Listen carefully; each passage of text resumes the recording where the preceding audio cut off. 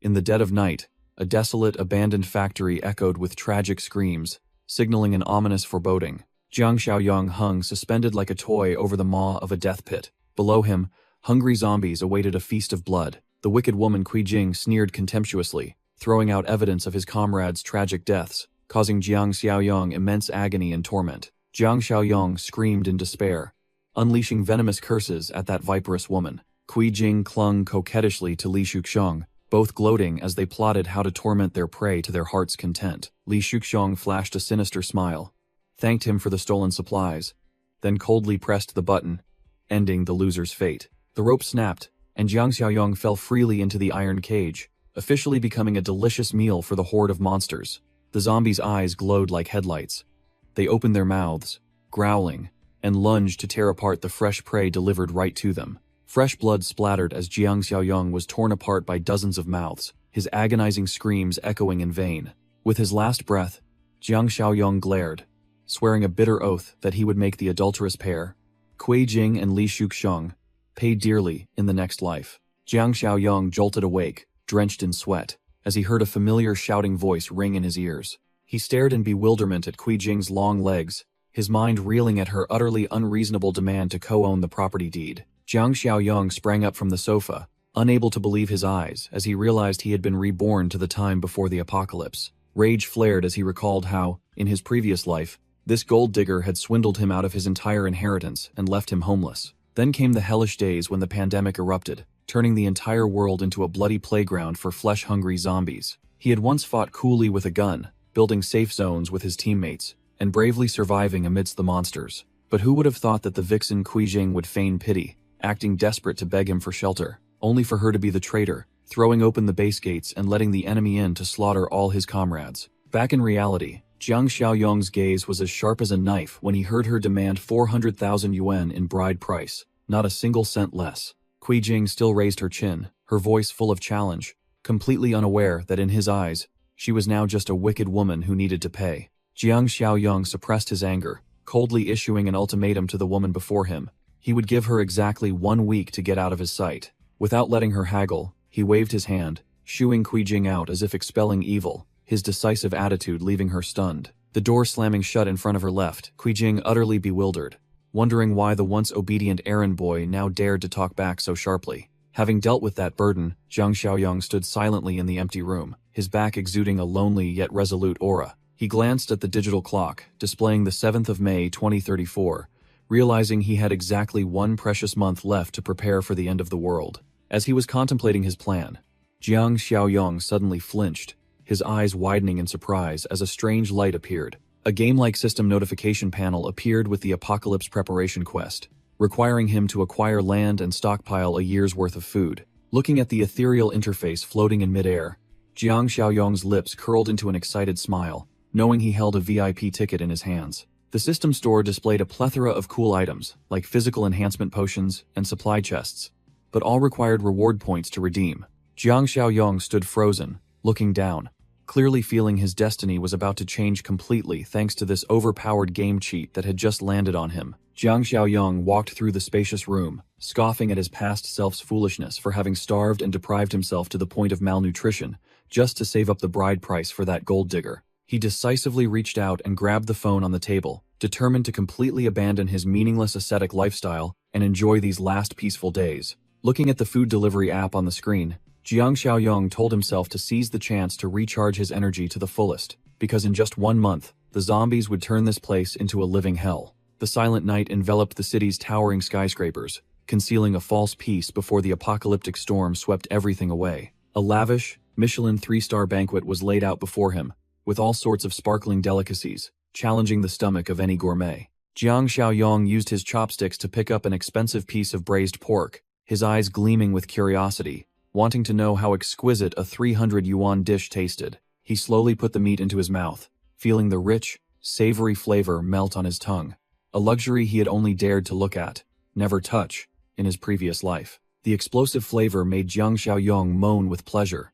The exhilarating sensation, like an electric current running down his spine, made him want to tear off his shirt in excitement. No longer holding back, he devoured the banquet like a hungry tiger, stuffing his mouth with all sorts of delicious food to compensate for his long empty stomach. As he was halfway through a crab claw, the phone suddenly rang loudly, startling Jiang Xiaoyong and making him stop eating, his face full of questions as he looked at the screen. The phone screen displayed Wen Shuya, his ex-girlfriend's best friend, likely about to deliver some trashy moral lecture. The woman's voice on the other end was acrid, demanding the house and 1 million yuan in cash as compensation. Truly birds of a feather, all delusional.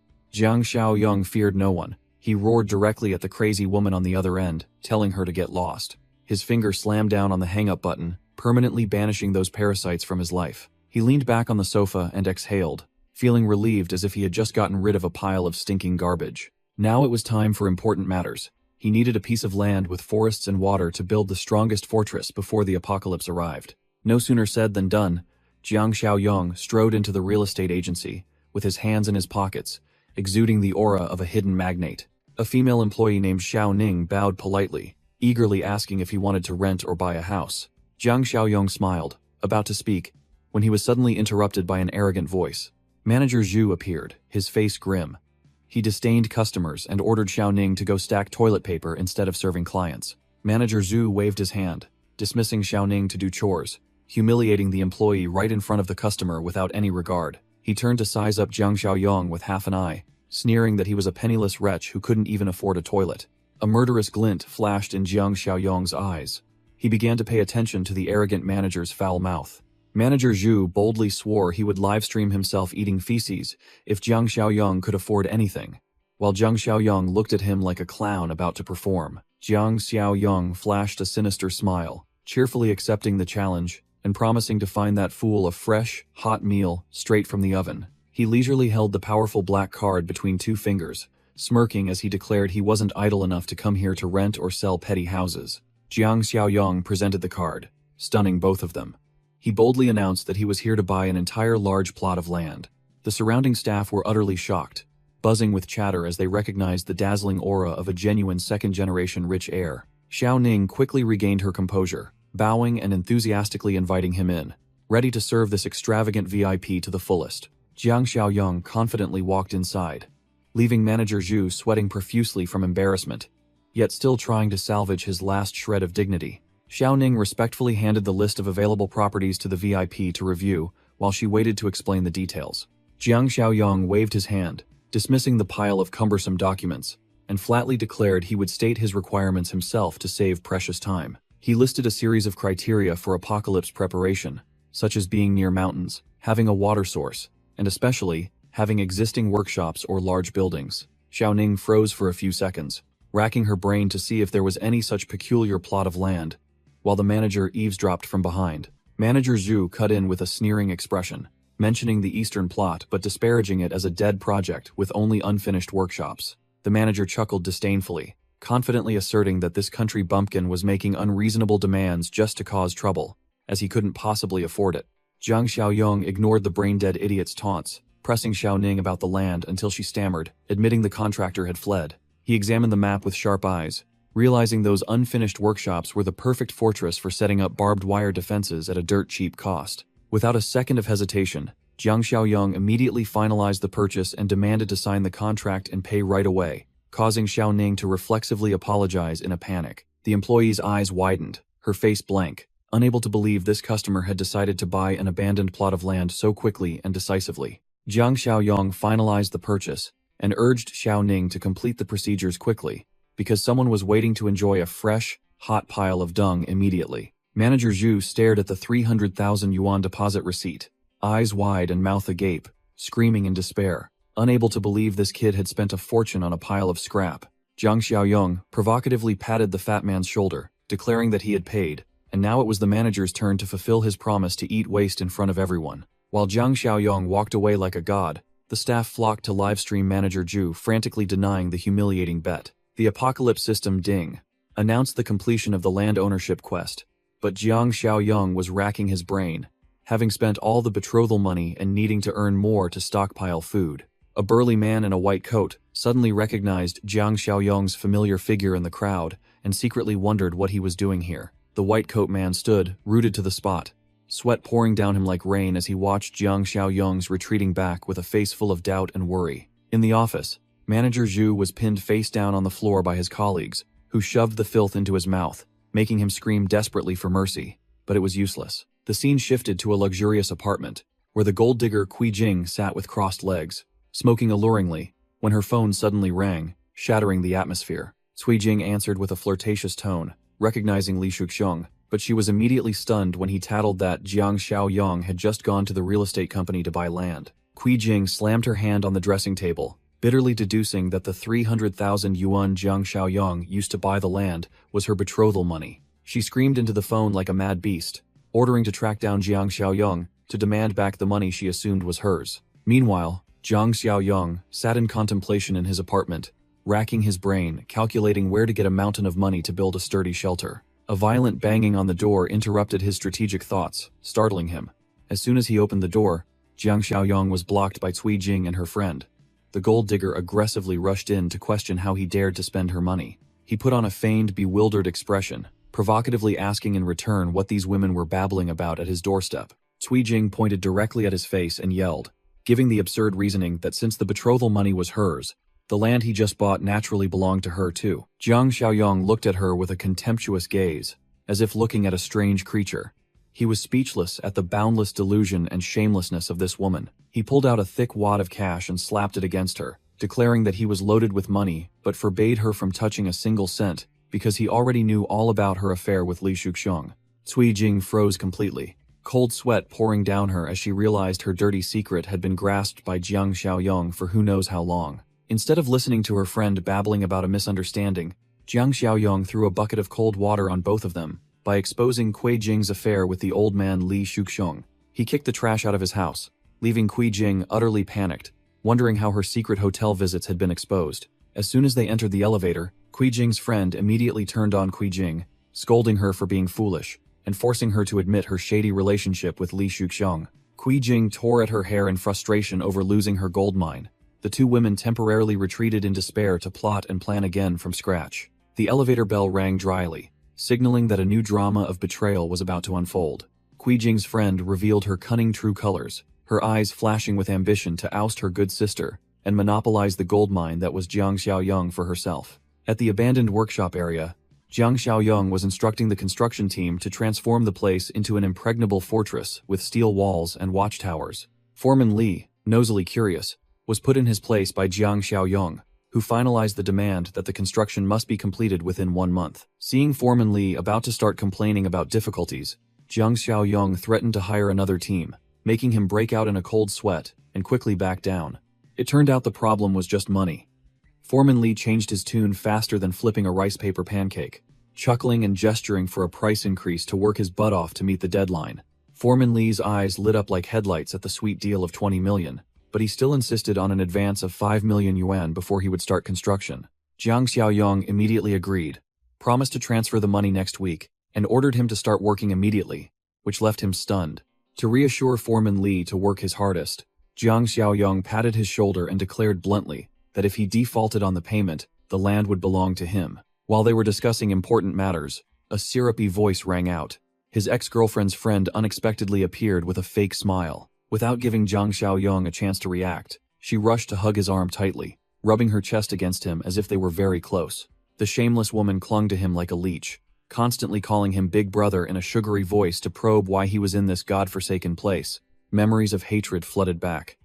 Jiang Xiaoyong gritted his teeth as he recalled how in his previous life, this green tea bitch, along with Kui Jing, had stripped him of all his assets. Ignoring his cold attitude, she still blithely praised the scenery and deluded herself that he bought land here to build a resort villa. Unable to endure this nauseating pretense any longer, Jiang Xiaoyong ruthlessly flung her hand away and growled, forbidding her from meddling in his affairs. She was utterly bewildered, secretly cursing because the loser who used to blush furiously at just a touch was now as cold as an iceberg. Jiang Xiaoyong coldly turned his back and instructed the workers to widen the construction gate, treating the green tea bitch standing dumbfounded there as if she were air. Instead of leaving in a huff, this greedy woman conceived the idea of ousting Kui Jing to monopolize the gold mine that was Jiang Xiaoyong. Returning to his luxurious apartment, Jiang Xiaoyong racked his brain, calculating, as the 3 million yuan from mortgaging his house was still a drop in the ocean compared to the fortress construction costs. He suddenly realized that when the apocalypse descended,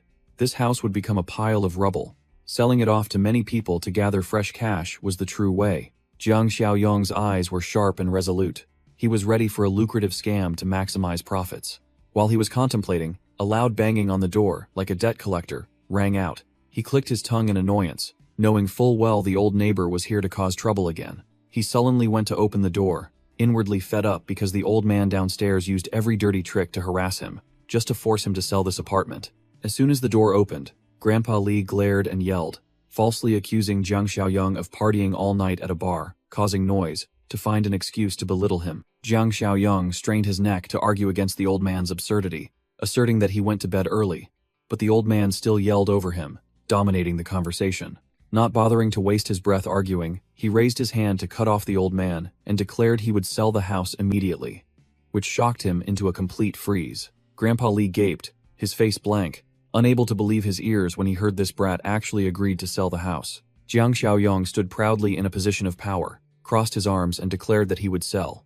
But he would only finalize the deal with accompanying conditions. He demanded 5 million yuan transferred immediately so he could pay off his debts, but the trap was that he would only hand over the keys 6 months later. Seeing the old man hesitate, calculating, Jiang Xiaoyong pulled a trick, pretending to leave and close the door, making the old man fear losing the juicy bait and frantically stop him. Grandpa Li fell completely into the trap due to his greed, hastily nodded, agreeing to all demands, as long as there was a written contract so the brat wouldn't back out of the deal. Jiang Xiaoyong smirked mockingly, secretly thinking the old man could just hug that concrete coffin and wait to die when the great disaster struck. As soon as he saw him off, he pulled out his phone and mentally added the 5 million yuan swindled from the old man to the 3 million yuan borrowed, immediately having 8 million yuan in cash.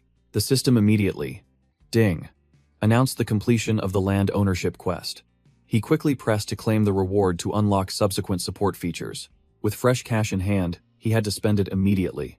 He rushed straight to the city's largest shopping mall to begin a large-scale resource hoarding campaign. Jiang Xiaoyong pushed his shopping cart like a track and field athlete, sweeping through the food aisles at lightning speed to fill his food reserves for 365 days. Passers-by looked at Jiang Xiaoyong as if he were a strange creature, whispering to each other to stay away from this madman hoarding goods. Jiang Xiaoyong ignored the stares of others, single-handedly managing a long line of shopping carts piled high with food in the supermarket, like a god. The fools began to laugh and mock him, calling him a delusional person who believed in doomsday rumors, unaware that death was about to knock on their own doors. The system chimed, announcing the completion of the mission and immediately awarded 10 points, just enough for the hot item, the protagonist's supply box, in the store. His daring spirit surged. Jiang Xiaoyong decided to bet everything on luck, resolutely exchanging all his points to open that mysterious box. The transaction was successful. His points returned to 0, but in return, a dazzling box glowed, promising a god-tier item, a massive jackpot hit. He received a level 1 space ring with an enormous capacity of 500 cubic units, and the dominant characteristic of time stasis within. Jiang Xiaoyong cherished the purple ring in his hand, grinning triumphantly because, as expected, the system's first gotcha pull always yielded a top-tier item. He groaned with delight as he realized the time stasis feature meant that fresh food thrown in would never spoil. Forever. The system then made a new pact, requiring him to stockpile food for 10 years. But before he could compose himself, a loud shout interrupted his thoughts. A dapper man in a suit led a group of security guards who rushed over, arrogantly yelling, demanding to know who dared to cause trouble in his territory. Upon seeing him, the man froze, a mix of surprise and annoyance on his face as he recognized his old acquaintance, Jiang Xiaoyong. Jiang Xiaoyong was not unfamiliar either. His sharp eyes immediately recognized Yang Tao, his former classmate. Memories flooded back. Yang Tao was the henchman who used his influence to bully the weak during school, the one Jiang Xiaoyong had cursed directly when he tried to extort protection money.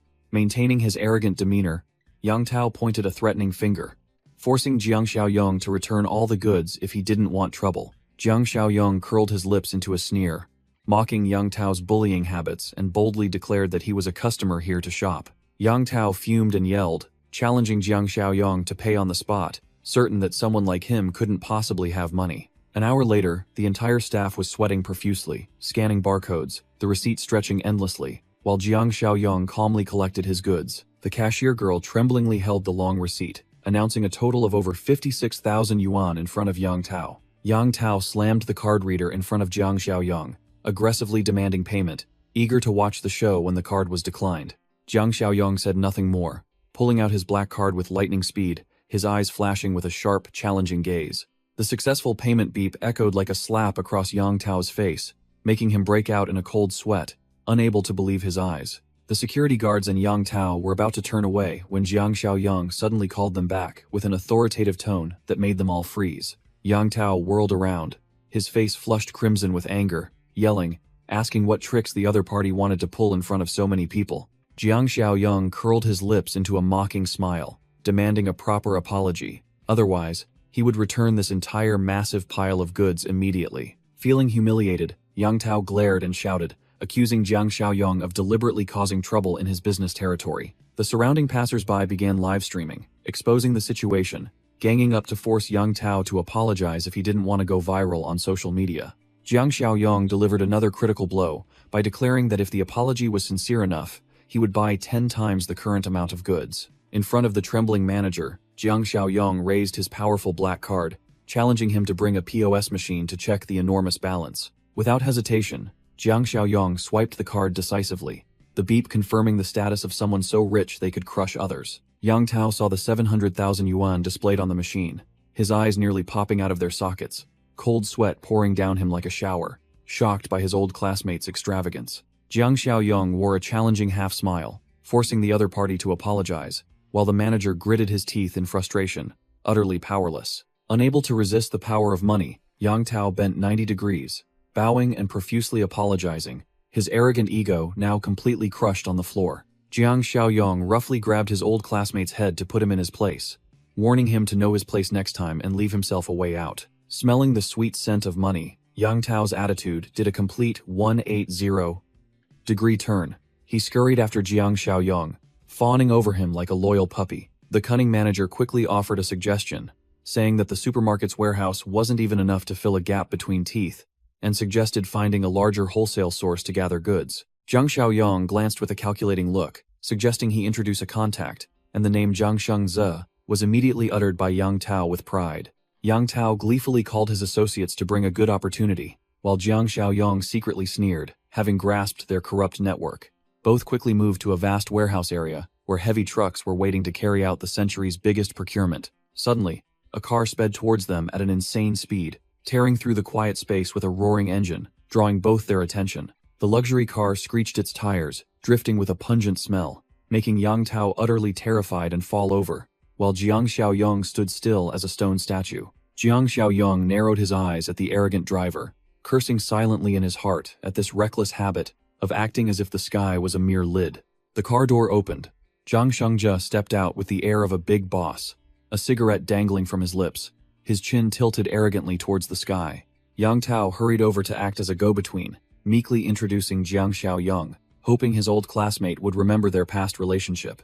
Zhang Shengze frowned, feigning unfamiliarity, forcing Yang Tao to emphasize Jiang Xiaoyong's identity as a high school classmate to jog his memory. After rummaging through his short-term memory, the smuggling boss took a long drag from his cigarette and let out an "oh" as he recognized the old acquaintance. He deliberately blew smoke directly into Jiang Xiaoyong's face to assert dominance, but the main character maintained a cold, emotionless expression. Zhang Shengze laughed scornfully, uttering sarcastic remarks about Jiang Xiaoyong's stubborn personality from back then. He tugged at Jiang Xiaoyong's hoodie string, scrutinizing it, criticizing the cheap fake clothes and insulting the main character as a penniless person who still liked to show off. Feeling insulted by having to deal with a poor wretch, Zhang Shengze grabbed Yang Tao by the collar and pushed him away forcefully, yelling loudly about his wasted time. Zhang Shengze kicked Yang Tao away for wasting his time, while spouting cheap theories about judging people to belittle Jiang Xiaoyong. Jiang Xiaoyong curled his lips into a sneer, realizing his regal aura was completely useless against an uneducated, boorish person. Hearing the sensitive word, Zhang Shengze immediately lunged forward, grabbing Jiang Xiaoyong's collar tightly, growling, demanding an explanation. Instead of being afraid, Jiang Xiaoyong even pushed his face closer to the other party and added another provocative remark that made the gangster furious. The main character put on an innocent expression, pretending not to understand why he was being criticized for speaking the truth. Yang Tao, standing in the middle, broke out in a cold sweat, hastily explaining that Boss Zhang was severely allergic to the words uneducated. Unable to control his rage, Zhang Shengze launched a powerful kick into the side of the nearby car, creating a loud bang to intimidate the other party. He gritted his teeth, threatening that if he didn't buy out the entire truckload of goods today, then no one would leave here intact. Jiang Xiaoyong paid no attention to the threat, coldly pulled out his phone, and asked for the account number to talk with money. Seeing the transfer message for a 1 million yuan deposit for a 5 million yuan order, Zhang Shengzhe's eyes lit up, shocked by the VIP customer's willingness to spend. Jiang Xiaoyong said little, ordering them to collect everything from rice, oil, salt to snacks. As long as it was edible, he'd take it all. Zhang Shengze sneered inwardly, gleefully thinking he had found a fat chicken to get rid of the long-stocked, soon-to-expire goods. He led the customer into the enormous warehouse, offering a 10% discount to entice the other party to take the entire mixed batch of goods. Jiang Xiaoyong was no novice to be easily led by the nose. He stood firm, declaring that he would only finalize the order after personally checking the quality. Holding a food package in his hand, the main character silently scrutinized it carefully, making the atmosphere in the warehouse as tense as a stretched bowstring. With just one glance, Jiang Xiaoyong exposed the trick of hanging a goat's head while selling dog meat, pointing out that apart from the outer packaging, everything inside was expired. Exposed, Zhang Shengze broke out in a cold sweat, then hastily tried to save face by dropping his pants and reducing the price by 50% to salvage the scam. Jiang Xiaoyong coldly refused, asserting that his 5 million yuan in cash was only for buying the highest quality goods. However, he suddenly changed his mind, declaring that he still had plans for this pile of industrial waste, leaving the smuggler bewildered. Jiang Xiaoyong sealed the deal to take all the expired goods at a dirt-cheap price, but set a trap to pay in another month. A genius move, as by then the apocalypse would have arrived, rendering money worthless. Zhang Shengze was anxious, fearing he'd be stiffed for the expired goods, but Jiang Xiaoyong immediately reassured him by offering his house as collateral and boldly declared that he was the most reliable buyer. Jiang Xiaoyong flashed a sinister smile, asserting that this pile of trash was about to turn into pure gold, leaving the smuggling boss frozen and sweating profusely, unable to comprehend what this madman was planning. Without waiting for the other party to question him, he coldly finalized the delivery order, then pulled out his phone and answered it the moment it rang. As soon as he answered, Jiang Xiaoyong immediately recognized the voice of the target, who wanted to buy back his old house, a crucial step in his capital accumulation plan. He pointed, ordering Zhang Shengze to handle the food supplies, then turned and walked away proudly, leaving the two thugs staring after him in confusion. Zhang Shengze and his henchmen stood, rooted to the spot, utterly bewildered, wondering if they had just stumbled upon a great deal or were being led by the nose by a young kid. At the house for sale, Grandpa Li hastily stacked 400,000 yuan in deposit money and readily agreed to Jiang Xiaoyong's condition of moving out after 3 months. Seeing the old man sign the contract lightning fast without even bothering to inspect the house, Jiang Xiaoyong narrowed his eyes suspiciously and directly questioned him about this unusually hasty motive. Grandpa Li immediately put on a pitiful face, fabricating a story about his granddaughter needing a household registration for school, begging him not to back out of the deal at the last minute. Jiang Xiaoyong sneered, exposing the old man's fake sincerity and threatening to raise the house price to see the old fox's reaction. Grandpa Li gaped, lamenting that this money was his entire life savings, putting on a show of hardship to ensure Jiang Xiaoyong wouldn't change his mind. Jiang Xiaoyong gave a faint smile to reassure him, then coldly watched the old man decisively sign his name on the death contract. Holding the black and white document, Grandpa Li groaned with delight, his greedy face stretching wide as he thought he had snagged a bargain from the neighborhood kid. Having achieved his goal, the old man humbly excused himself, leaving Jiang Xiaoyong standing there, seeing off his guest with an unfathomable, profound gaze. He watched the old man's retreating back, thinking to himself that with such a hypocritically kind personality, the old man's entire family would surely be wiped out within the first month of the apocalypse. Suddenly, an idea struck him. Jiang Xiaoyong called out, stopping the old man and asking for his current address, leaving him bewildered. Having settled the house sale, he immediately went to the construction site to check on the progress, where the workers were toiling away on his fortress under the supervision of Foreman Li. Foreman Li skillfully brought up the second payment while walking, but Jiang Xiaoyong maintained his authoritative boss demeanor, promising to transfer the funds immediately. Foreman Li proudly pointed skyward, boasting about the sturdiness of the construction and confirming that the most important warehouse was ready for use. Satisfied with the rapid progress, Jiang Xiaoyong smirked, then immediately called Zhang Shengze, ordering him to transport the hot goods to the assembly point. The workers, while carrying goods, praised their boss for being generous, paying exorbitant wages for them to turn this warehouse into a fortress, though inwardly, they chuckled at the rich man's delusion.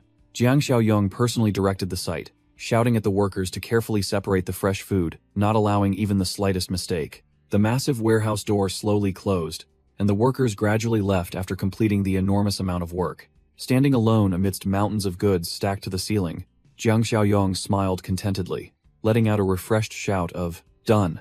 The familiar ding sound rang out. The Apocalypse system delivered good news. The mission to stockpile 10 years of food had been completed, granting bonus points and unlocking new items. Without a second's hesitation, he used his accumulated points to immediately scan the Awakening Ability gift box, feeling incredibly lucky to possess such power even before the great disaster struck. The screen displayed the Level 1 Mind's Eye skill, an incredibly powerful tool that allowed the user to instantly see through an opponent's hostility. Jiang Xiaoyong sneered, full of calculations. Well aware that in the coming era of man-eat-man, this ability to distinguish friend from foe would be more precious than pure gold. The system continued to hit just the right spot, releasing a new mission requiring him to be armed to the teeth, perfectly aligning with his next bloody plan. As night fell, Jiang Xiaoyong walked alone into the bustling black market, a place teeming with all sorts of unsavory characters and forbidden items. Jiang Xiaoyong stepped into the chaotic black market, where unscrupulous merchants were vying to hawk obviously fake antiques, claiming they'd just been dug from Qin Shi Huang's tomb yesterday. He sneered disdainfully as he heard the noisy haggling of a novice trying to push the price of a piece of junk down to 300 yuan. It turned out to be an old acquaintance, Li Shusheng, gleefully finalizing the purchase of a fake jade bracelet at a dirt-cheap price. Thinking he had scored a bargain from the stall owner, Jiang Xiaoyong chuckled inwardly, knowing Li Shusheng was buying fake goods to trick the gold digger Kui Jing. Truly a perfect match in the realm of losers. Ignoring the petty antics of the small fry, his gaze stopped at a stall displaying a dazzling array of sharp knives and swords, accompanied by the clanging sound of metal. His target was in sight. He smiled confidently, having found the exact cold weapon stall he needed amidst this chaotic market. He squatted down and picked up a dagger, his sharp eyes looking directly at the camo seller, then inquired about hard goods using a secret code. The camo seller casually waved his hand, feigning ignorance and saying that they only sold dull knives for self-sharpening or batons here, not the hot goods the customer was looking for. Unfazed by the dismissive attitude, Jiang Xiaoyong growled, asserting that what he needed had to be much harder than that, implying real heavy weaponry. The camo seller's expression immediately changed, his eyes flashing with suspicion and killing intent, believing the young man in front of him was deliberately trying to cause trouble. The camo seller's eyes widened in shock when his phone dinged, and his account balance jumped by a credible 200,000 yuan, leaving him frozen for a few seconds. Jiang Xiaoyong showed him the successful transfer screen, sneering that he shouldn't be so shocked, as he was serious about business and didn't have time for scams. Smelling the sweet scent of money, the camo seller hastily called his subordinate Xiaoxiang to mind the stall so he could personally attend to this VIP customer. The camo seller led Jiang Xiaoyong into a secluded corner, chattering that a discreet spot would be more convenient to show the hot goods to the big shot. They stopped in front of a dilapidated brick house deep in an alley, where the dangerous toys he dared not display publicly were hidden. Inside the storage room, he pulled out a crudely homemade gun that fired steel pellets and shouted a price of 2,000 yuan, but Jiang Xiaoyong coldly dismissed it as junk. Being directly criticized for his shoddy goods, the camo seller fell silent, his eyes beginning to show annoyance and scrutiny, having encountered such a discerning player. He had no choice but to bring out a slightly better item, a fake 9mm revolver, boasting a price of 5,000 yuan, plus exorbitant ammunition costs. Jiang Xiaoyong stood tall with his arms crossed like a fierce deity, growling that this pile of scrap metal was utterly unworthy of the 200,000 yuan deposit he had just transferred. The camo seller broke into a cold sweat, his voice trembling as he feigned ignorance, asking, "What deposit?" intending to play tricks and swallow the huge sum right in front of the god of death. Jiang Xiaoyong delivered the decisive blow by declaring a 10% upfront deposit for a 2 million yuan weapon order, leaving the other party stunned. The camo seller broke into a cold sweat, curiously asking about the big shot's identity, but Jiang Xiaoyong coldly cut him off, demanding confirmation of his supply capability. Stunned by the VIP customer's willingness to spend, the seller hastily excused himself for a moment to compose himself for the next move. The old wooden door creaked open, signaling that the merchant had returned after calming down. The seller poked his head out, cautiously checking the surroundings to ensure no third party was eavesdropping on this multi-million yuan deal. He returned with a serious expression and sharp eyes, confidently asserting that Jiang Xiaoyong had found the right place to burn money. He leaned close to Jiang Xiaoyong's ear, whispering the secret transaction plan for the night after tomorrow, not forgetting to remind him to bring cash to finalize the order. His attitude changed 180 degrees. He humbly saw off the god of wealth, repeatedly reminding him to be careful, as if he were a family member. As he was striding away from the black market, Jiang Xiaoyong suddenly stopped, a surprised expression on his face. Hearing his name called from behind, Li Shuxiang appeared with a sneering smile, sarcastically remarking that Jiang Xiaoyong's lavish spending and disregard for Kui Jing must be thanks to selling off his family heirlooms. Li Shuxiang aggressively approached, disdainfully asking if Jiang Xiaoyong had sold all his assets to go back to the countryside and farm. Jiang Xiaoyong didn't bother to argue.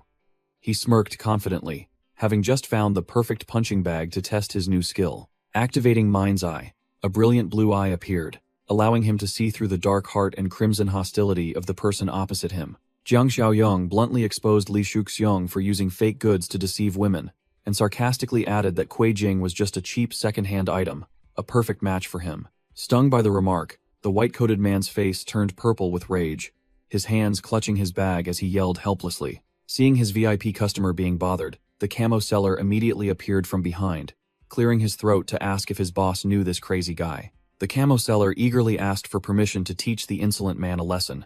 Jiang Xiaoyong coldly agreed but warned him not to kill him, as he had other plans. Receiving the order, the henchmen immediately surrounded the white-coated man from all sides, causing him to panic completely as he tried to use bluster to intimidate the thugs. Facing the cold iron rod in the camo seller's hand, the white-coated man was scared out of his wits, raising his hands in surrender and asking to talk things over. Before he could finish, he was tripped and fell flat on his face with a painful thud, officially tasting the fists of the black market thugs. The white-coated man lay flattened on the ground, his face swollen and marked with shoe prints, still stubbornly yelling Jiang Xiaoyong's name and swearing to repay this debt in full. 2 days later, a silent night enveloped the massive warehouse district where heavy trucks were secretly gathering illegal goods. Jiang Xiaoyong stood proudly before the wide-open container truck, satisfied as he inspected the enormous quantity of goods that had just arrived, exactly as planned. The system chimed crisply, confirming that the arm-to-the-teeth mission was complete, unlocking a piled-up military arsenal along with a hot reward, a physical enhancement potion. He delightedly examined the virtualized item that had just appeared in his hand, smirking triumphantly when he saw the system generously bestow an additional bottle of high-quality enhancement potion. This was no common item. It was a +2 enhancement potion, twice as effective as the junk being sold in the system store. Without a second's hesitation, Jiang Xiaoyong swung his arm and plunged the syringe directly into his neck, absorbing this overwhelming power into his body. The surging medicinal power made him grit his teeth in endurance, his eyes glowing with energy as his muscles began to violently transform beneath his skin. The pain subsided, leaving behind a feeling of extreme exhilaration. He clenched his fists, sensing the new surge of power coursing through his veins. With points in hand, he had to spend them immediately. He opened the system store interface to scrutinize whether to buy an enhancement potion or a survival kit for his next move. Jiang Xiaoyong gripped the empty syringe in his hand, his gaze sharp and resolute, determined to fully exploit the power advantage he had just gained. His entire body erupted with a golden aura. He was ecstatic as his physical stats reached 8 points and immediately scanned for a target to test this overwhelming power. His eyes flashed with delight as he locked onto the pile of scattered materials in the corner of the warehouse, a triumphant smirk on his face for finding a test dummy. Jiang Xiaoyong coldly gripped a thick, twisted steel bar, his eyes highly focused, channeling power into his surging arm. He let out a loud shout, then swung his arm, slamming the steel bar against the wall, creating a powerful, howling gust of wind that seemed to shake the space. The impact was so strong that the rock-hard steel bar bent and curved, shooting out dazzling sparks as it struck the hard surface. Seeing the steel bar bent like noodles, he laughed loudly and arrogantly, confidently declaring that with this power, early-stage zombies were nothing but trash, not worth bothering with.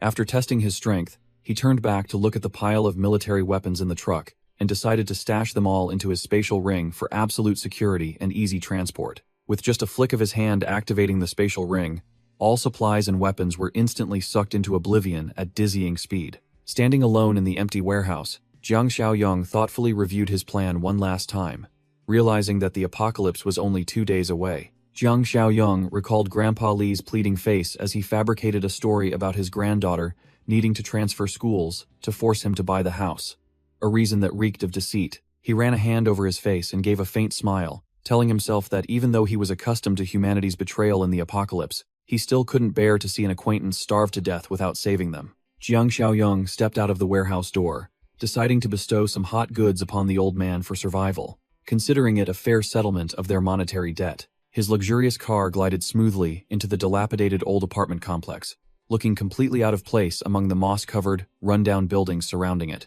Stepping out of the car, Jiang Xiaoyong grimaced, complaining about this god-forsaken area, muttering that without GPS, only a saint could find this rat's nest. He slowly climbed the dark staircase, secretly despising Grandpa Li's poverty for having to hide away in that cheap apartment, all the way on the top floor. Jiang Xiaoyong raised his hand and knocked on the door, the decisive rap breaking the gloomy silence of the deserted hallway. Suddenly, he paused, breaking into a cold sweat as he remembered he had to take the items out of the ring first. If the old man saw him conjure things from thin air, he'd have a troublesome explanation to make. Quick as a flash, he activated his spatial ring, releasing a pile of stacked boxes in front of the door, staging it as if he had laboriously carried them all the way up here. The shuffling sound of slippers and Grandpa Li's flustered voice came from behind the door, signaling that the homeowner was about to appear to receive his gift. Grandpa Li opened the door, looking shriveled and drenched in sweat, hastily deferring the rent payment until next week, without even clearly seeing the visitor's face. The old man froze,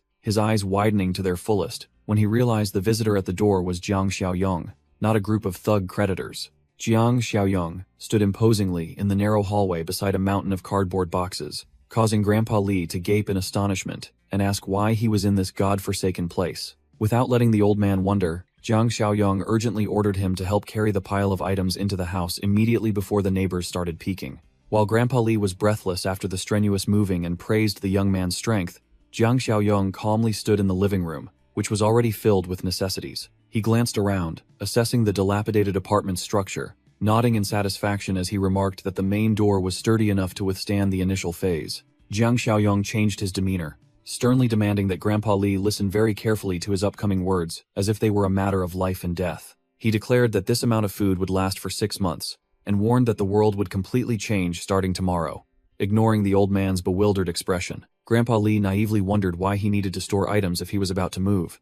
But Jiang Xiaoyong suddenly froze when his eyes landed on a photo frame on the table. He froze, his pupils contracting as he saw that the girl in the photo with Grandpa Li was Shanshan, a familiar figure from his memories. Jiang Xiaoyong stared intently at the photo, then directly asked if the granddaughter's name was Shanshan, causing Grandpa Li to break into a cold sweat as he had never revealed this information. He continued to inquire about the girl's current location, while Grandpa Li still naively replied that his granddaughter was at school, handling transfer paperwork like an outdated NPC. Memories of his previous life flooded back. Jiang Xiaoyong recalled Shanshan sitting and crying in despair amidst the ruined city, having indirectly caused her grandfather's death. His eyes turned sharp as he remembered the old scenario, where this old man had risked his life, rushing into a school swarming with zombies to save his granddaughter, only to tragically perish. Jiang Xiaoyong slammed the photo frame onto the table, vowing to himself that he would make up for that regret and rewrite the ending for the grandfather and granddaughter. He returned to reality and coldly declared that Grandpa Li would no longer need to move into this house, causing the old man to panic, thinking he was being abandoned at the last minute. Jiang Xiaoyong brushed aside that absurd worry, asserting that tomorrow the world would become hell, and ordering Grandpa Li to accompany him to school to pick up Shanshan immediately. Seeing Grandpa Li's bewildered expression, like a duck listening to thunder, Jiang Xiaoyong realized that explaining things verbally to the older generation at this moment was completely useless. He decided to use action to make his point, asking the old man about the concept of famine, while subtly twisting the spatial ring on his finger. Jiang Xiaoyong activated his ability, causing space to twist, sucking all the groceries into the ring in an instant, making Grandpa Li scream in terror, thinking he had encountered magic. Jiang Xiaoyong activated his ability, causing his entire body to radiate a brilliant blue aura. He coldly declared that he held the future in his hands and forced Grandpa Li to obey absolutely if he wanted to save his granddaughter's life. He pressed his face close to the old man's, his eyes burning with killing intent, and growled, demanding Shanshan's school address immediately. The car sped off like a tearing wind. Grandpa Li sat in the passenger seat, his face drained of all color, sweating profusely as he had to give directions to this madman. The screech of brakes was ear-splitting. The car performed a tire-burning drift, and then skidded to a halt right in front of the school gate under the sunset. Jiang Xiaoyong rushed out of the car like a whirlwind, barraging Grandpa Li with questions about the dorm room number, making him stammer for a long time before he could answer. Inside the deserted schoolyard, A group of female bullies was ganging up on a vulnerable girl, just like a trashy school drama. The ponytail bully swung her hand, delivering a resounding slap to Shanshan's face, yelling curses out of jealousy over some Zhang Xiaocheng. Shanshan clutched her swollen red cheek, tears welling up as she tried to explain that she didn't want anything to do with that guy. But her words carried no weight. Before she could catch her breath, the girl in the white shirt lunged forward, kicking Shanshan directly in the stomach, sending her flying and falling painfully to the ground.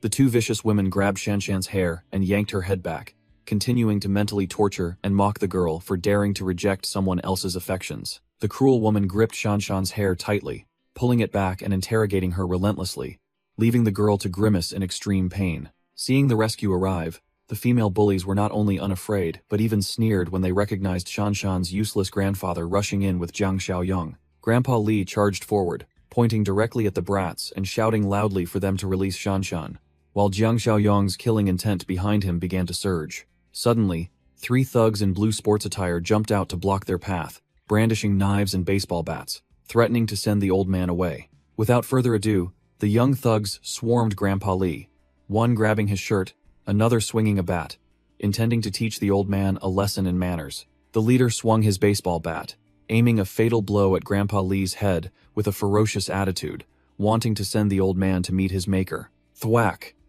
The iron bat, which had been whistling through the air, suddenly froze mid-swing, easily caught by a hand as hard as cold steel. Jiang Xiaoyong tightened his grip on the bat, his eyes as sharp as razors, looking directly into the thug's face and delivering a contemptuous lecture about their bad habits. Despite having their attack blocked, the small fry still showed no fear.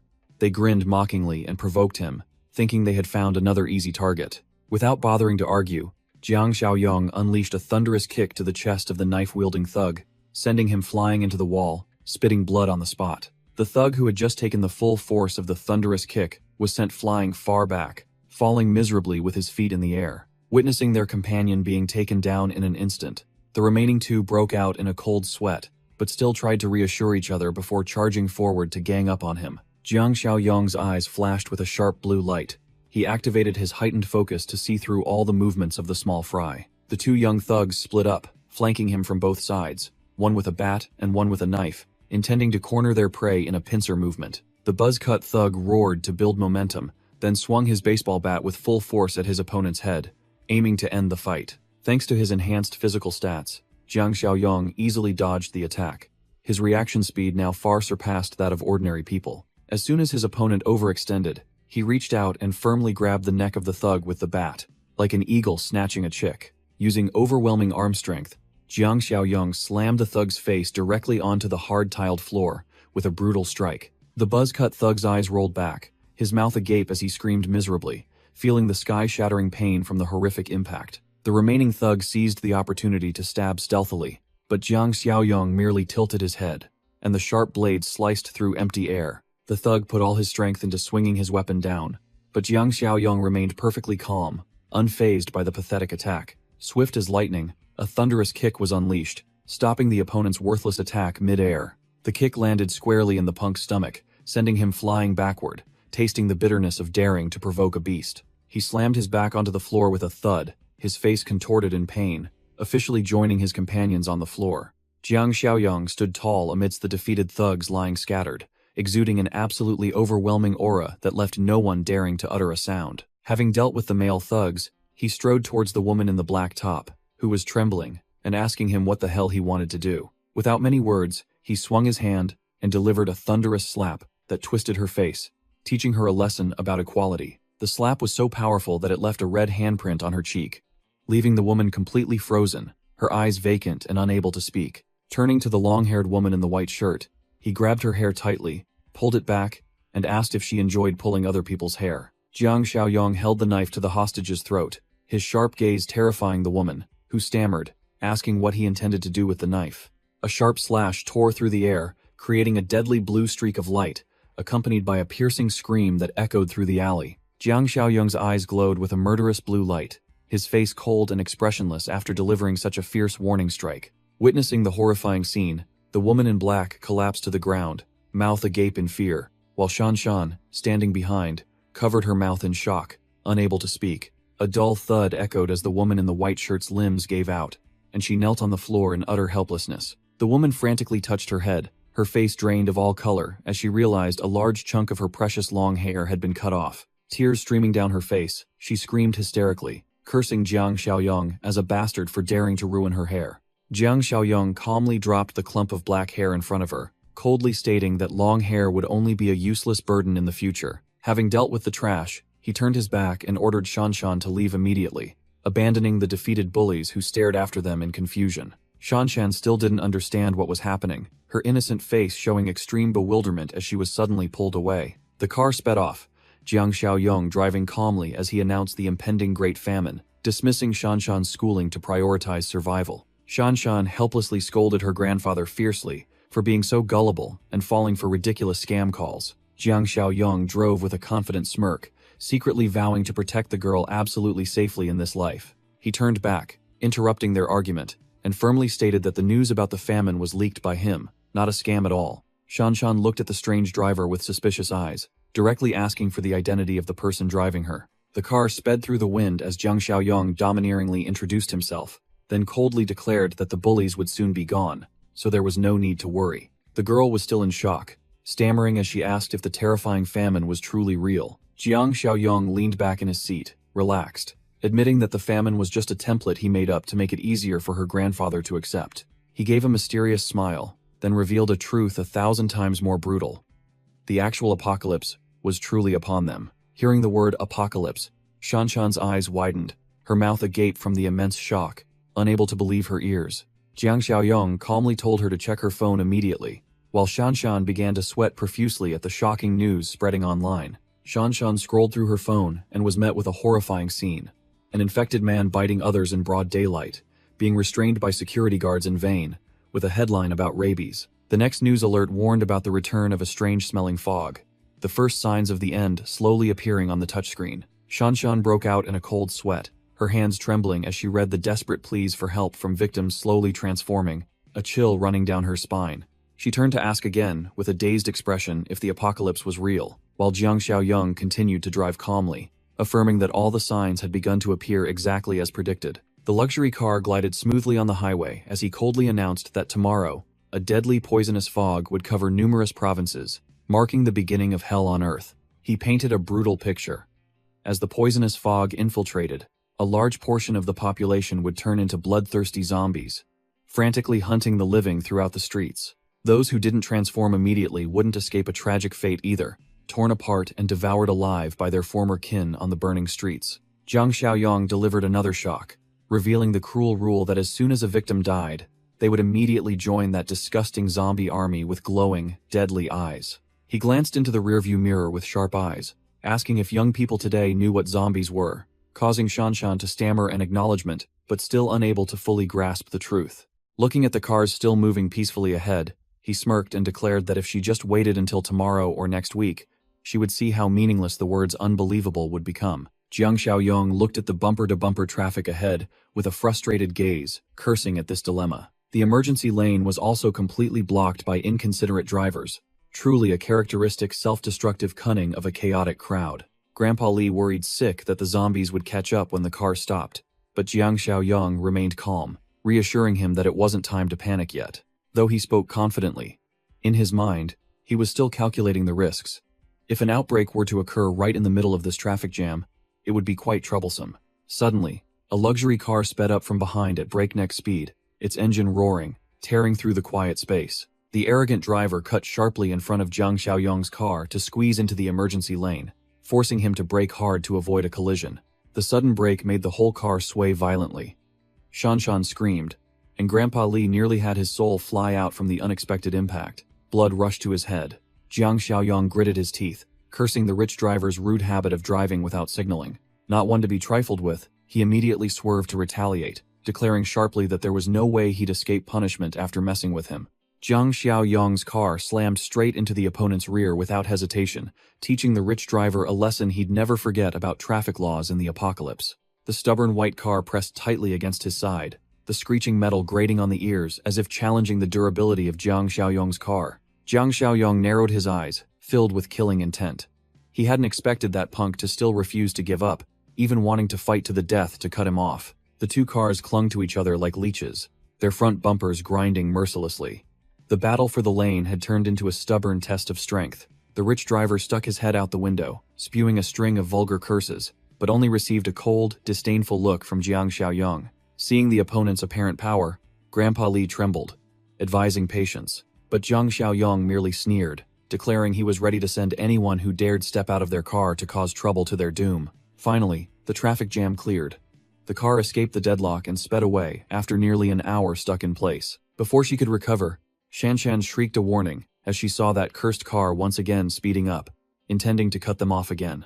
Jiang Xiaoyong gritted his teeth, blood rushing to his head as he saw this persistent leech still determined to cause trouble to the very end. He yanked the steering wheel sharply, making the car glide like a wild beast, performing a scorching drift to evade the opponent's attempt to force him off the road. While Grandpa Li frantically leaned forward, shouting please, Jiang Xiaoyong remained highly focused, determined not to let anyone get the better of him. Jiang Xiaoyong's eyes were sharp as razors.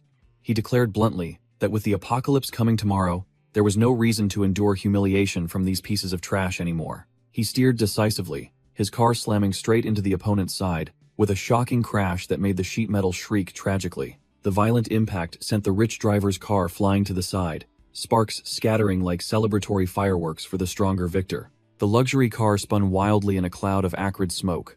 The driver stepped out, looking disheveled, still cursing incessantly out of bitterness. He yelled into his phone, demanding to call traffic police to check the cameras, his face contorted, veins bulging in his neck, utterly helpless after being outsmarted by a punk. He stood, rooted to the spot in the middle of the road, watching the taillights fade into the distance, swearing he would teach the one who just left a lesson in manners, but now it was just empty words carried away by the evening breeze. The rolling gate of the secret base slowly opened with a dry, creaking sound, welcoming the victorious car back safely into the silent night. The group got out of the car.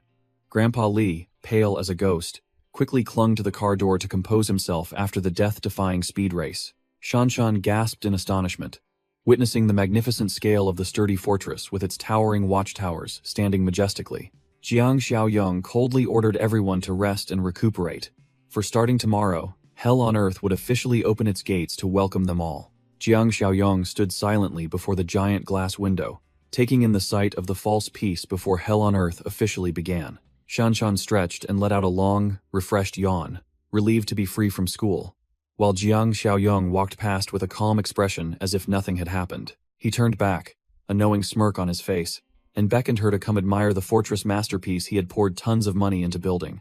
Jiang Xiaoyong led the group on a tour around the hall, boasting about the reinforced concrete walls and the 3-inch thick door, strong enough to stop both tanks and zombies. He suddenly became serious, laying down martial law that apart from the three of them, no one else was absolutely forbidden from setting foot inside the fortress. Shanshan paled, her voice trembling as she innocently asked if they should abandon other survivors to die. Jiang Xiaoyong didn't bother arguing with the naive newcomer, merely coldly ordering her to follow him and face reality. As he walked, he lectured on the depravity of human hearts in the apocalypse, asserting that pity at this time was no different from suicide. Grandpa Li and Shanshan stood frozen by the railing, their eyes wide and mouths agape as they saw the magnificent scale of the area below. Jiang Xiaoyong pointed towards the buffer zone filled with containers, concluding with an ironclad command that it was the only place outsiders were allowed to stay, and the main gate was absolutely not to be opened in his absence.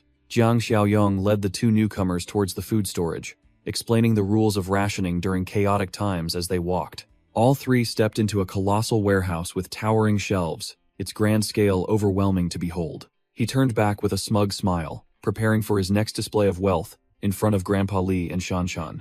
Jiang Xiaoyong activated his mind's eye skill, his left eye glowing with a green flame to scan the psychological stats of the people before him. For the first time, he saw green smiley face icons above Shanshan and Grandpa Li's heads, a sign that absolute loyalty had been established. He stood proudly on a crate, declaring weapons to be the ultimate truth for survival, then summoned firearms from virtual space into reality. Shanshan was equipped with a high-quality crossbow, while Grandpa Li held a double-barreled shotgun. Both received an ironclad command to guard their weapons as they would their own lives. Grandpa Li gripped the gun tightly in his hand, his eyes resolute, as he pledged to absolutely abide by these harsh survival rules. The system unexpectedly chimed, announcing a new mission: rescue former teammate Zhang Qi with a generous points reward. Jiang Xiaoyong looked at the giant arrow pointing in the sky, a satisfied smirk on his face, pleased that the game had pinpointed the exact location of the ally he needed to find. Jiang Xiaoyong turned back to give Shanshan and Grandpa Li one last warning, emphasizing that they absolutely must not violate the survival rules if they wanted to keep their lives. The supercar roared out of the base, following the system's giant guiding arrow to carry out the mission of recruiting new members. The target appeared before them, a bustling KTV parlor, where neon lights still danced provocatively before darkness swallowed everything. Inside the singing room, silver-haired Zhang Qi and his comrades were shouting into microphones, venting all their life's sorrows, completely unaware of the great calamity about to befall them. Zhang Qi slung an arm around his glasses friend's shoulder. Both stumbled, helping each other find the restroom with the naive smiles of drunkards. The sound of flushing water echoed in the restroom, accompanied by the boisterous laughter of several men enjoying their last moments of peace. Just as they stepped out, the two drunkards accidentally bumped straight into an arrogant couple approaching, creating a collision charged with tension. The arrogant woman in the red dress shrieked in pain, then turned to glare daggers at the one who had bumped into her, her eyes filled with extreme contempt. Zhang Qi broke out in a cold sweat, hastily raising his hands and apologizing profusely to defuse the situation. But it seemed the other party was not to be trifled with. The arrogant man in the suit didn't bother with reason, immediately unleashing a thunderous kick that sent Zhang Qi flying for daring to disturb the beautiful woman. The thunderous kick sent Zhang Qi flying backward, his back hitting the wall hard with a painful ugh. The glasses friend frantically rushed to help Zhang Qi up, his face drained of color when he saw his best friend on the floor. Hot blood rushed to his head. The glasses friend turned to yell at the arrogant man, questioning why he had acted so cruelly. The arrogant man frowned, filled with killing intent. He hadn't expected these small fries to be so bold as to talk back to his golden words in front of the beautiful woman. Without another word, the arrogant man grabbed the glasses friend by the collar and lifted him into the air, while Zhang Qi hastily intervened, taking all the blame upon himself. Just as things were heating up, a waiter, sniffling from a cold, approached, wearily observing the familiar chaotic scene before him. The waiter quickly rushed into the crowd, using all his strength to separate the two sides, continuously urging the esteemed guests to calm down. The arrogant man glared and roared, threatening to ask if anyone knew who his father was, daring to lay a hand on his precious woman. Knowing he had encountered a beast, the waiter broke out in a cold sweat, whispering to the two drunkards to quickly flee because they wouldn't be able to afford the compensation. While the arrogant man shifted his target to grab the poor waiter by the collar and threatened to shut down the establishment, Zhang Qi and his friend seized the opportunity to flee headlong. Zhang Qi and the glasses friend burst into room 3090 like madmen, interrupting the fun of their friends singing inside. Seeing his two best friends looking distraught, the gray jacket student holding the mic sarcastically asked if they were being chased by rabid dogs to be running for their lives like that.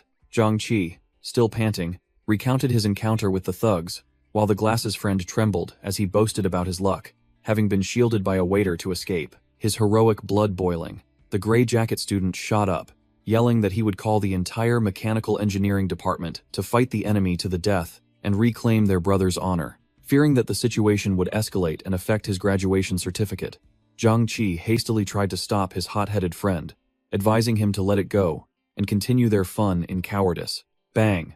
The room door was suddenly kicked open with immense force, startling everyone and signaling that disaster had arrived. The arrogant man led his vengeful group in, radiating killing intent, while his henchmen dragged the battered waiter in as a warning. Seeing the murderous god at their door, Zhang Qi and the gray jacket students' faces went pale, completely frozen by the overwhelming pressure. The arrogant man pointed, ordering them to seize the people, and his henchmen immediately formed a circle, one of them holding a baseball bat, ready to smash anyone who dared to resist. The outcome was miserable.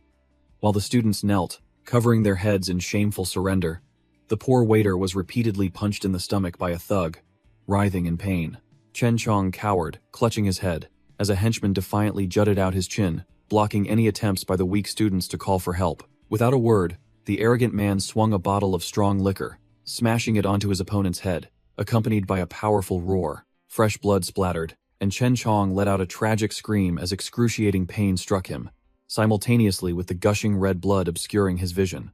Outside the entertainment venue, Jiang Xiaoyong's supercar glided in, performed a tire-burning drift, and came to a smooth stop. Jiang Xiaoyong stepped out of the car with a proud smirk, scoffing at the students' naivety in choosing such a place to hang out. He walked up the steps, hands in his pockets, entering the tiger's den, his confident and overpowering demeanor forcing the two doormen to bow in deference. The scene in the room was utterly tragic.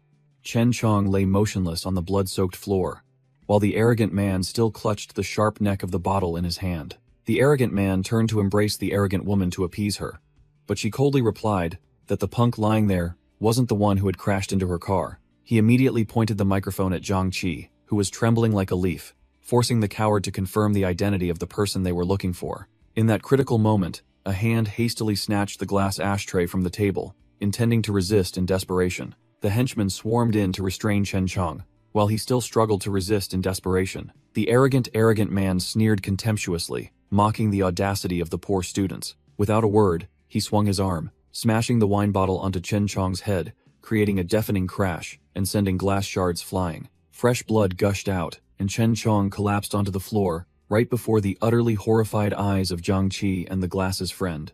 Unable to watch his friend being tortured, Zhang Qi let out a curse and charged straight into the enemy's encirclement, risking his life. While the glass's friend cowered in fear on the chair, the arrogant man ordered his subordinates to beat one person to death as a warning. Unexpectedly, the henchman Lao San suddenly clutched his chest, gasping for breath, sweating profusely, and showing abnormal convulsions. Zhang Qi threw a powerful uppercut to the face of the thug, blocking his way, showing a rare display of masculine spirit. Lao San had now completely transformed, his eyes glowing white. Ignoring his companions who were cursing him as a coward, the monster let out a wild roar, then leaped into the crowd, officially triggering a bloody catastrophe on the spot. Lao San lunged and bit deeply into the shoulder of the thug in the black shirt, making him groan in extreme pain. The arrogant woman screamed shrilly, while the thug desperately cursed as the monster bit him tightly like a mad dog. The glass's friend clutched his head, screaming in panic, utterly terrified by the horrific bloody scene. A henchman in a gray vest rushed in, trying to pull Lao San away, but was surprised by the monster's brute strength. The monster spun around and bit deeply into the hand of the intruder, its bloodshot eyes flashing with a crazed thirst for blood. With a powerful shove, Lao San pinned the henchman in the gray vest to the floor with a heavy thud, completely overpowering his weak prey. A steel hand suddenly appeared from behind, grabbing the zombie by the nape of its neck as if it were a chick. Jiang Xiaoyong lifted Lao San into the air with one hand, leaving the surrounding thugs stunned with terror. Slam! He swung his arm, forcefully smashing the monster onto the glass table, sending shards flying everywhere with terrifying power. Jiang Xiaoyong pinned the struggling corpse against the cracked wall, his authoritative voice ordering the small fry to stop immediately. The henchman in the white shirt broke out in a cold sweat, utterly terrified to see a kid single-handedly subdue a monster as strong as an ox. The arrogant man roared in anger, his eyes wide as he demanded to know the identity of the stranger who had just ruined his fun. Jiang Xiaoyong ignored the arrogant man, turning to Zhang Qi with a serious expression to ask if he had been bitten. Zhang Qi looked up blankly, hastily denying any injury with a confused and worried expression. Jiang Xiaoyong offered no further explanation, simply ordering Zhang Qi to follow him immediately. The arrogant man grabbed Zhang Qi's shoulder, holding him back, and aggressively declared that no one was allowed to leave until the matter was resolved. A henchman in dark clothing clutched his head, staggering and groaning from an unusual dizziness. While his companions thought he merely had a slight cold, Jiang Xiaoyong glanced over with a razor-sharp gaze, detecting signs of infection. The henchman was drenched in sweat, muttering about his condition worsening too quickly compared to a common cold that afternoon. Jiang Xiaoyong exposed the wound on his shoulder and questioned the origin of the bite, receiving a defiant and ignorant admission in return. Jiang Xiaoyong coldly declared that with the bite wound so close to his brain, that guy was about to turn into a zombie. Without a second's hesitation, he grabbed the infected henchman by the collar and dragged him towards the exit like a sack of garbage. With a powerful throw, Jiang Xiaoyong hurled the source of disaster straight out into the hallway, to the horror of the crowd. He slammed the door shut and bolted it, decisively cutting off any path back for the infected henchman. Ignoring the frantic banging on the door behind him, Jiang Xiaoyong calmly walked away, scoffing that the zombies weren't smart enough to open doors yet. He turned back to face the remaining people in the VIP room, exuding an overwhelming aura that made the air feel thick. His eyes burning with killing intent, Jiang Xiaoyong cracked his knuckles and directly asked Zhang Qi which of these unruly thugs needed to be dealt with. Zhang Qi stood dumbfounded, not understanding what was happening, while the arrogant man began to sweat profusely under the invisible pressure. Unable to tolerate the contempt, the arrogant man roared that this kid was too arrogant, then lunged forward with a punch. But before he could reach his target, his entire face was seized by Jiang Xiaoyong's large hand, stopping the lightning-fast attack. Slam! Jiang Xiaoyong said nothing more, grabbing the arrogant man's head and smashing it straight onto the glass table, shattering it to pieces, to the horror of his subordinates. Seeing their boss being beaten, The thug in the black shirt rushed forward, cursing Jiang Xiaoyong as a bastard, and yelling that he was digging his own grave. Wham! Before he could finish speaking, the thug was struck by Jiang Xiaoyong's devastating punch to the mouth, sending his head snapping back and blood splattering everywhere. Jiang Xiaoyong stood tall and proud, looking down at the arrogant man, sprawled on the ground with an expression of utter contempt. The thug in the black shirt, who had just been punched, now lay convulsing on the floor, eyes rolled back and foaming at the mouth like an epileptic, due to severe injury. His companions rushed over in a panic to check on him, their faces drained of color when they saw their comrade completely incapacitated after just one punch from Jiang Xiaoyong. Jiang Xiaoyong clenched his fist, radiating intense killing intent, and challenged anyone who was still unconvinced and wanted to taste his fist to step forward. He turned to Zhang Qi, ordering him to take his friends outside to wait, his authoritative demeanor making the other man obediently nod in compliance. Zhang Qi and Glass's friend hurriedly helped the injured gray jacket student quickly leave the room filled with tension.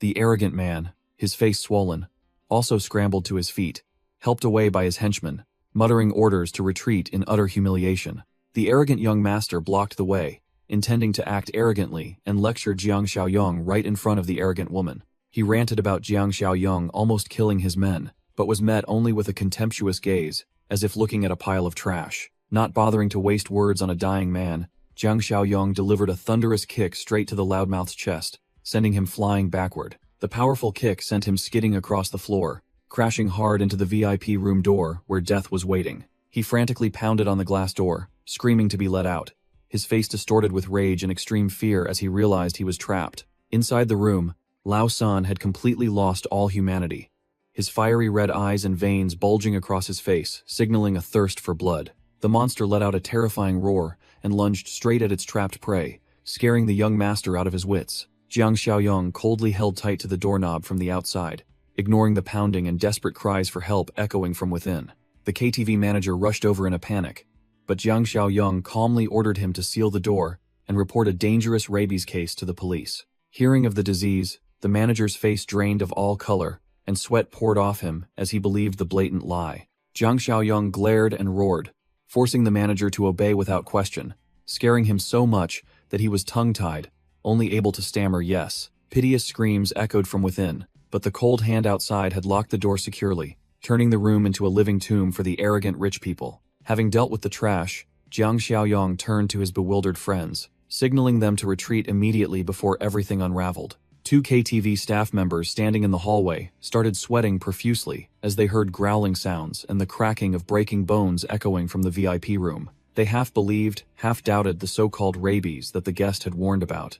But an invisible fear of the bizarre sounds had already begun creeping in. Unable to suppress their deadly curiosity, one of them urged his colleague to check the live surveillance camera to see what the hell was really happening inside. In the control room, all three KTV staff members' faces were distorted, their eyes wide with terror as they witnessed a scene of hell on earth on the screen. On the static-filled surveillance screen, Lao San was devouring and tearing apart the young master, while the arrogant woman lay in a pool of blood, waiting to die, stammering for the police in despair. Ignoring the chaos beginning to erupt, Jiang Xiaoyong started the car, urging his teammates to quickly leave this death trap, as the place was about to completely fall. The car sped into the night, leaving behind the karaoke parlor that was slowly transforming into a bloody slaughterhouse of the zombie apocalypse. Zhang Qi, still hadn't fully recovered, sat in the back seat. He hesitantly spoke up, thanking him and asking about the true identity of the leader who had just saved them all. Jiang Xiaoyong coldly fabricated a plausible reason, claiming to be a hired bodyguard protecting a target, keeping his reincarnation a secret. Despite narrowly escaping death, Zhang Qi naively wondered about the rabid dog flu, as the online keyboard warriors had rumored it to be just a hoax. The glasses friend sitting next to him also tremblingly interjected, his face full of hope, asking if there was any specific cure for this monstrous disease. Jiang Xiaoyong glanced into the rearview mirror with a sharp, cold gaze, pouring cold water on their hopes as he declared that the world had officially entered the era of destruction.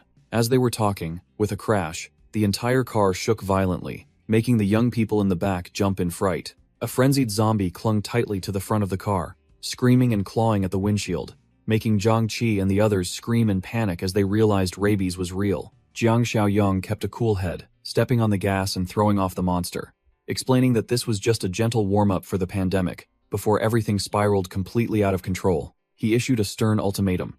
If they wanted to stay alive, they had to absolutely obey his orders, making Zhang Qi and the others nod frantically, timidly calling him Boss Young. The system notification panel appeared, confirming the completion of the mission to rescue old teammates. Jiang Xiaoyong smirked with satisfaction as he saw 20 reward points dinging into his pocket, ready to buy new toys. Jiang Xiaoyong scrolled through the system store with a calculating gaze, considering whether to buy the cultivator package, necessities, and deterrent weapons, or spend points to refresh the list. With the mindset of a man of immense wealth, Jiang Xiaoyong decided not to choose, but to snatch up all 3 good items, as he was about to arrive at his safe fortress anyway. He glanced into the rearview mirror with a suspicious gaze, trust issues beginning to arise in his mind regarding the classmates sitting silently in the back seat. Memories of his previous life flooded back. The image of Zhang Qi crying piteously appeared vividly, as his entire dorm room had been massacred by zombies due to a traitor's betrayal. Jiang Xiaoyong narrowed his eyes, scrutinizing each face in his memory to track down the backstabber, wondering which of those sitting here was that damned mole. The scene shifted to a high-end apartment complex. A girl's sweet voice echoed from a lit-up apartment, asking about the situation of the person on the other end of the line. Kui Jing was flirtatiously talking on the phone in a coquettish manner, complaining about the chaos outside and feigning weakness and fear, saying she didn't dare go to the supermarket, hoping to wheedle for supplies. Suddenly, a rapid, heavy knocking on the door startled Kui Jing, her face changing color in panic, not understanding what was happening. Cui Jing hurriedly found an excuse to hang up, her face filled with extreme anxiety. She announced that someone was pounding on the door, and she dared not continue this gold-digging conversation. Cui Jing tremblingly peered through the peephole, her heart pounding, her legs trembling, fearing it was zombies or creditors coming to call in these chaotic times. The door opened, revealing her damned best friend.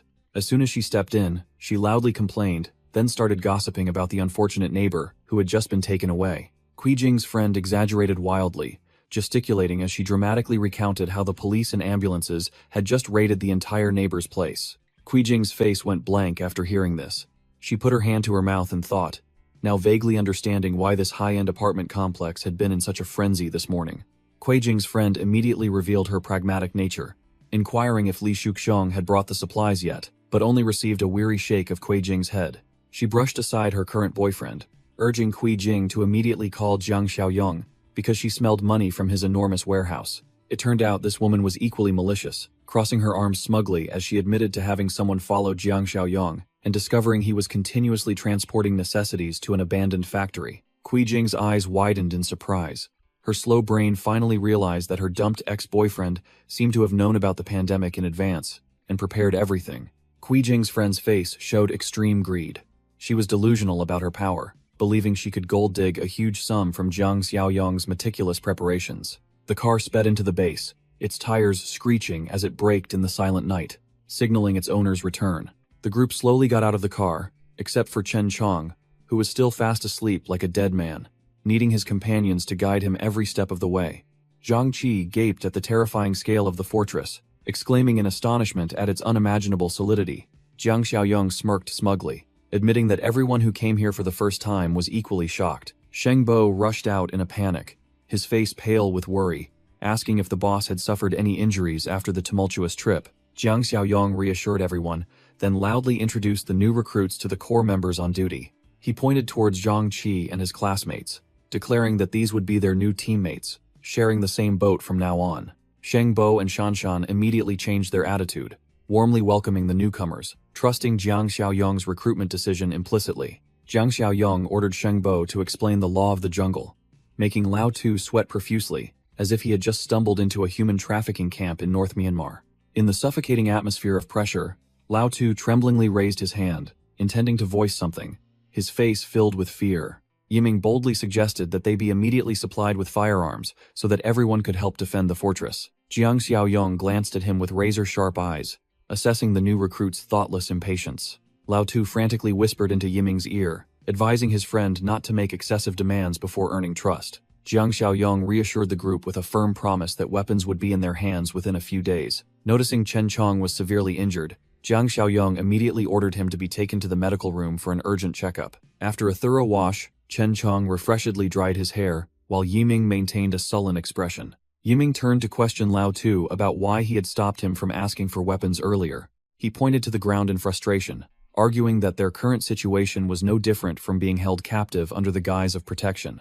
Lao Tu quickly reassured his friend, reminding him that Jiang Xiaoyong was, after all, their savior. Yiming remained unconvinced, repeatedly questioning Jiang Xiaoyong's mysterious employer, while Zhang Qi listened in silence. Yiming gritted his teeth, planting the idea in his companions' minds that the medical room was so sturdy and isolated it was no different from a prison. He spread a rumor that Jiang Xiaoyong intended to harvest Chen Chong's organs, inciting the group to ambush him before it was too late. Brushing aside his teammates' hesitation, Yiming quoted Cao Cao's philosophy of rather betraying others than being betrayed himself, to justify his plot to seize the fortress. His beastly nature was revealed when he planned to kidnap Sheng Bo and commit atrocities against young Shanshan while the owner was away. Both Zhang Qi and Lao Tu froze, speechless at the depraved and morbid cruelty of their roommate. Seeing their uneasy reaction, Yiming changed his tune faster than a pancake, laughing and waving his hand, saying he was just joking to test their loyalty. Zhang Qi wiped the sweat from his brow and sighed in relief,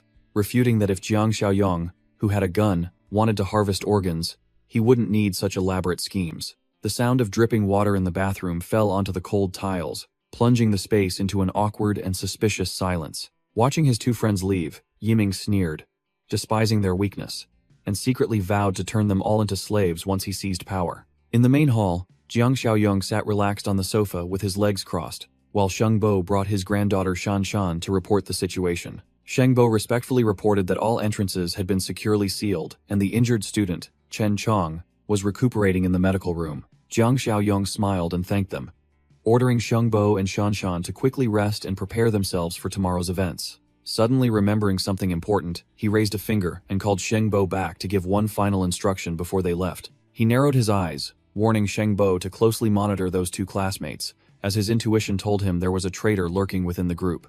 After his subordinates left, Jiang Xiaoyong walked alone into the vast warehouse, his solitary shadow stretching across the floor under the cold blue light. He activated the system interface, browsing the items in the store with the calculating expression of a gamer preparing to go all out.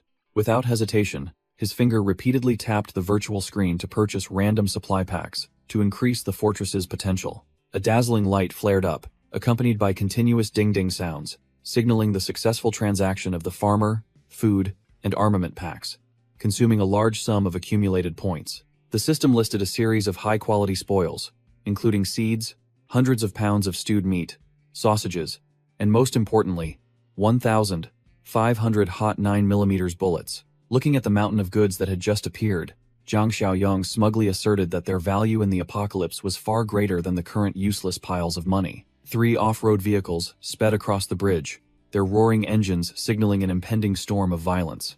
The convoy screeched to a halt in front of the fortress gate. The gang leader stepped out, casually checking the address on his phone as if taking a stroll. The henchmen, armed with machetes and clubs, swarmed out like disturbed bees, while the gang leader calmly finalized dinner plans on his phone, as if killing people was a trivial matter. The gang leader hung up, pointing and ordering them to break down the door with an aggressive aura, wanting to flatten the place immediately. The thugs charged in like moths to a flame, kicking and swinging their clubs relentlessly at the giant steel door, creating hopeless thuds against its super-hard armor.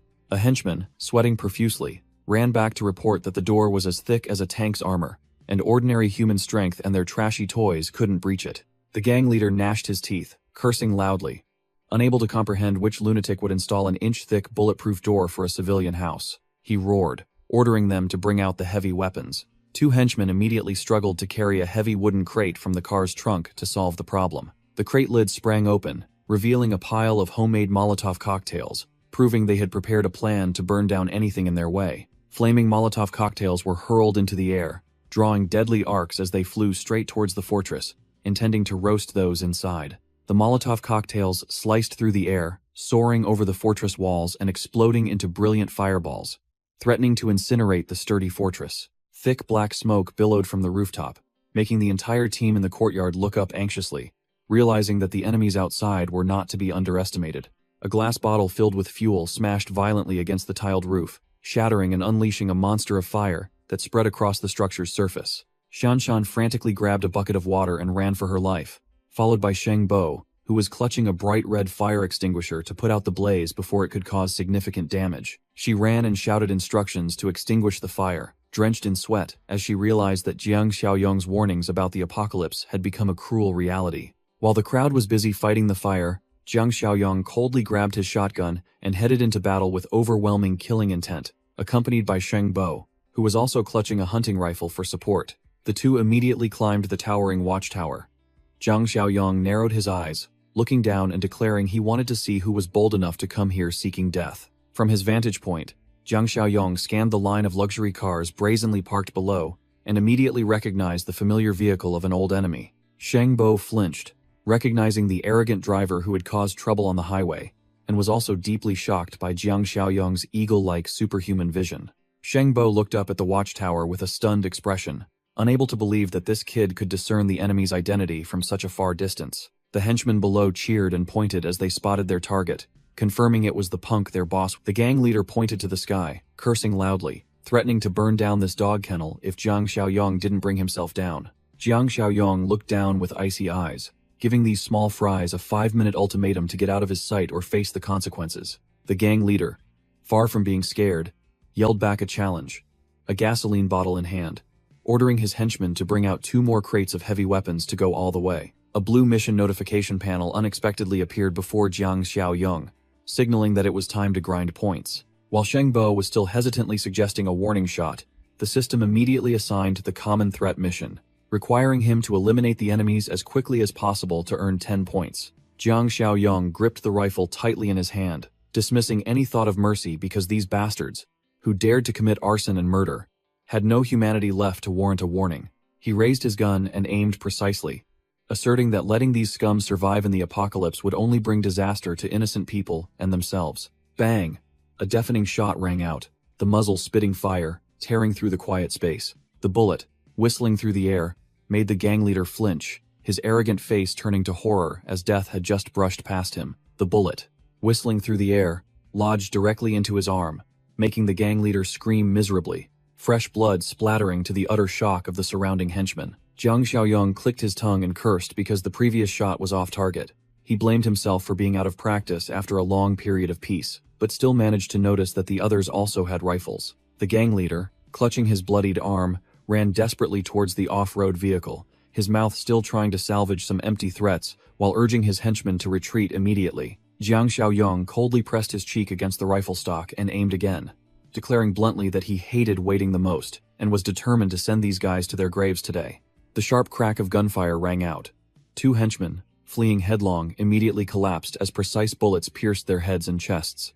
Inside the car, the gang leader's face was drained of all color, frantically screaming at the driver to hit the gas and escape immediately before being riddled with holes. Seeing the enemy intended to use the car to make a clean getaway, Jiang Xiaoyong reassured old man Sheng Bo, who was worried, then continued to unleash a barrage of bullets, asserting that this automatic rifle was made to handle tough situations like this. The expensive off-road vehicle was shredded by the hail of bullets. Glass shattered and sparks flew everywhere as its steel shell buckled under the overwhelming firepower. Out of ammo, Jiang Xiaoyong performed a quick and decisive magazine change without a single wasted movement. Spent casings ejected while his eyes remained fixed on the target. Old man Sheng Bo stood frozen, cold sweat pouring down as he witnessed the young man's superior hip-firing and reloading skills, a level of proficiency that even a veteran like him had to salute, and he wondered who on earth he truly was. The deafening gunfire echoed under the blue sky, sending to their deaths the small fries who dared to approach the territory. The thugs' off-road vehicle fled desperately, leaving their henchmen's cold corpses sprawled on the asphalt in front of the fortress gate. Jiang Xiaoyong walked past, rifle slung over his shoulder, with an icy expression, ordering Sheng Bo to call Zhang Qi and his group to clean up the bloody battlefield. He suddenly stopped, his sharp eyes flashing with a cruel calculation, as a much more pragmatic idea came to mind.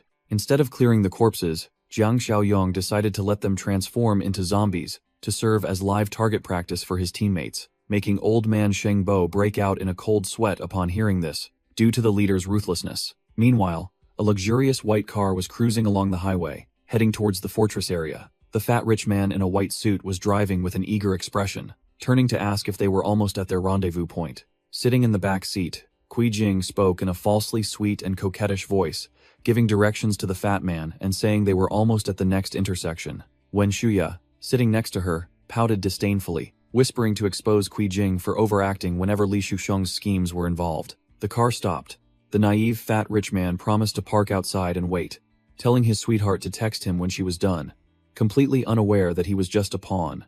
Cui Jing stepped out of the car with a sophisticated air, decisively motioning for Wen Shuya to follow, to the latter's bewilderment. Ignoring Wen Shuya's complaints about her aching feet from high heels, Cui Jing insisted she needed someone to point out the exact location of the factory. Cui Jing unceremoniously dragged Wen Shuya along, ignoring her frantic cries about her handbag and phone still left in the car. From the driver's seat, the fat rich man watched the two women hurrying away, while Cui Jing reassured Wen Shuya that she already had her phone. As soon as the two prey were out of sight, the fat rich man revealed his true, less simple nature as he made a phone call with a serious expression, ordering his henchmen to prepare for action. Elsewhere, Jiang Xiaoyong's command vehicle sped off, signaling the convoy behind to follow closely to carry out the cleanup mission. Inside the truck, Foreman Li held the walkie-talkie, confirming the order, while Zhang Qi and the workers gripped their machetes with tense expressions, ready to mince zombies.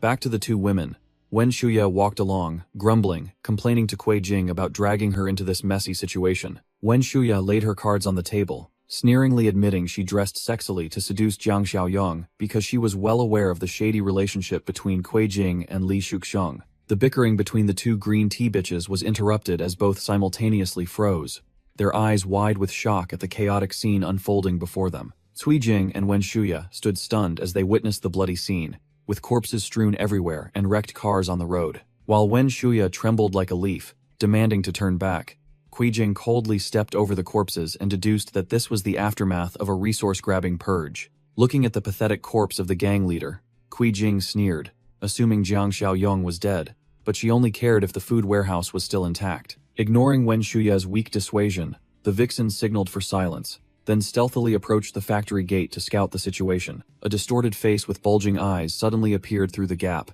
making both of them jump, nearly having heart attacks. The two women stood isolated before the massive, sturdy iron gate, realizing this place was built as impregnable as a fortress. Cui Jing irritably knocked on the tightly shut gate, annoyed that she couldn't discern any movement inside.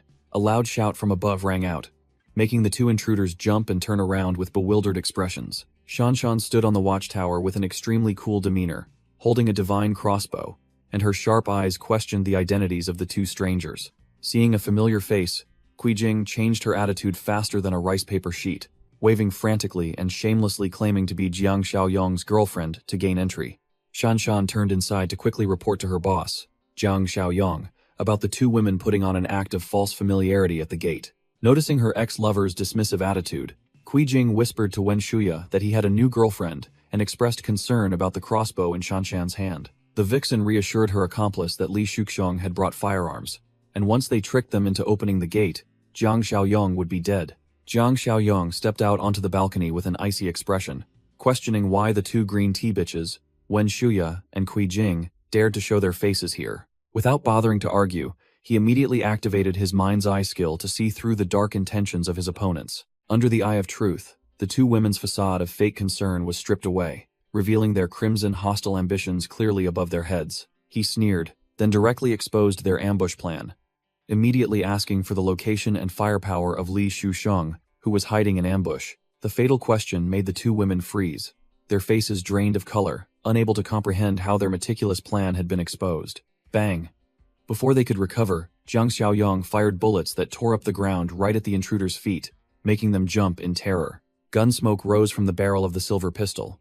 He looked down with murderous intent, even as Cui Jing screamed, accusing him of being crazy.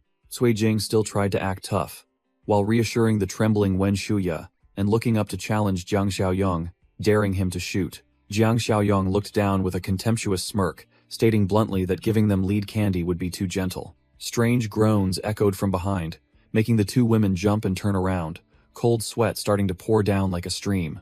Both froze upon seeing the infected individuals with distorted faces staggering towards them, their eyes craving fresh flesh. Jiang Xiaoyong's eyes glowed with an eerie blue light. He coldly pronounced a death sentence by letting the zombies tear apart the two traitors. The monster in the vest roared terrifyingly, baring its jagged teeth, and lunged at the trembling prey. Cui Jing and Wen Shuya screamed hysterically, running for their lives from the claws of death lunging at their backs. Sitting in the car, Li Shuxiang heard the chaotic screams and poked his head out with a bewildered expression, not yet understanding what was happening. The two women, crying and running for their lives towards the car, desperately screamed Li Shuxiang's name for help as the zombies were hot on their heels.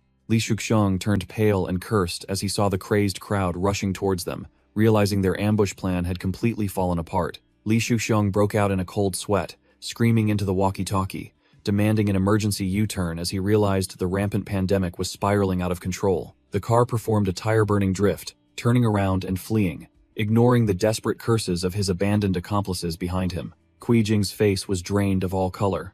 She ran, screaming desperately as she felt the breath of death from the zombies right behind her neck. In that life-or-death moment, human nature was revealed as a cruel hand suddenly reached out, blocking a teammate's path to find a way to survive. The handbag strap became an indirect weapon, wrapping tightly around the victim's ankle, causing them to lose balance in the nick of time. When Shuya fell face-first onto the asphalt with a painful impact, completely losing her chance to escape the scythe of death, the hungry zombies immediately lunged forward like wild beasts, mouths agape, roaring as they surrounded the unfortunate, helpless prey. When Shuya screamed Kui Jing's name with extreme hatred as the monsters tore her apart, fresh blood splattering across the screen, Kui Jing ran headlong with a wild smile, muttering curses that her friend deserved it, leaving the bloody feast behind. Jiang Xiaoyong coldly observed the system's point notification after the threat was eliminated, immediately receiving a new, challenging sweep mission. Kui Jing's face was drained of all color, her voice trembling as she couldn't believe her eyes, seeing a living person turn into a zombie in an instant. Jiang Xiaoyong coldly poured a bucket of cold water on their reality, stating that the virus had spread through the air, and the weak or injured would be death's first delicious meal. Wasting no second on fear, he stood up abruptly with the demeanor of a ruler, and ordered an emergency meeting to be convened immediately. The group quickly gathered around the round table under Kui Jing's watchful eye, the atmosphere in the room heavy as lead as they awaited their leader's judgment. Jiang Xiaoyong issued the ultimate survival directive. They must fortify themselves indoors for the next 2 days to allow their bodies to adapt to the virus concentration engulfing the world. Zhang Qi couldn't hide the worry clearly visible on his face, hesitantly asking about the fate of his brother, Chen Chong, who was unconscious.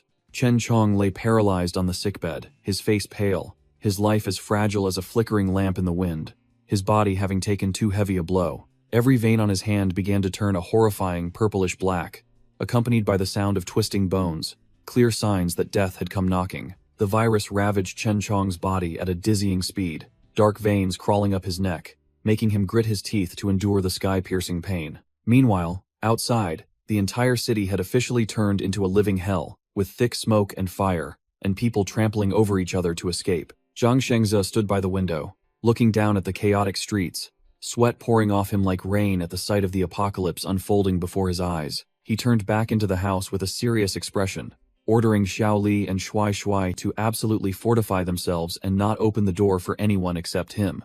Urgent knocking echoed loudly, like a summoning, shattering the silence and making the entire family jump in extreme fear. Zhang Shengze gritted his teeth, full of doubt, tension clearly visible on his face as the knocking grew more aggressive and insistent. He put a finger to his lips, signaling absolute silence, making his wife and child hold their breath and tightly cover their mouths to avoid making any sound. Clutching a golf club as a self-defense weapon, he cautiously approached the door when he heard the familiar, intimate call of Brother Zhe from outside.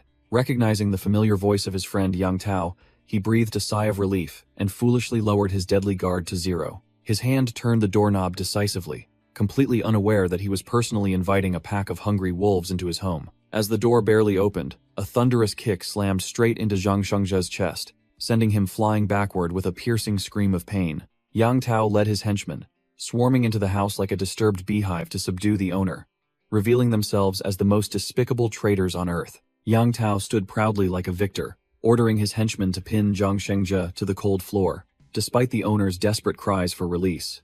Zhang Shengzhe stared wide-eyed at the man he once considered a brother, roaring with extreme indignation, unable to believe his kindness had nurtured a viper in his bosom. Yang Tao sneered contemptuously, revealing his long-held jealousy and envy, as he believed he was merely an errand dog in the boss's eyes. He spread his arms, roaring greedily, demanding Zhang Shengzhe immediately hand over the warehouse key and secret address to compensate for years of being overshadowed. Despite being restrained, Zhang Shengzhe still gritted his teeth, maintaining absolute silence and using fiery eyes to retort his old friend's depravity. Seeing that the interrogation method was ineffective, Yang Tao flashed an evil smile and shifted his target to Xiao Li and her child, who were trembling in the corner of the room. He brutally grabbed Xiao Li's hair and yanked her backward, making her scream in pain, forcing Zhang Shengzhe to witness his wife being savagely tortured.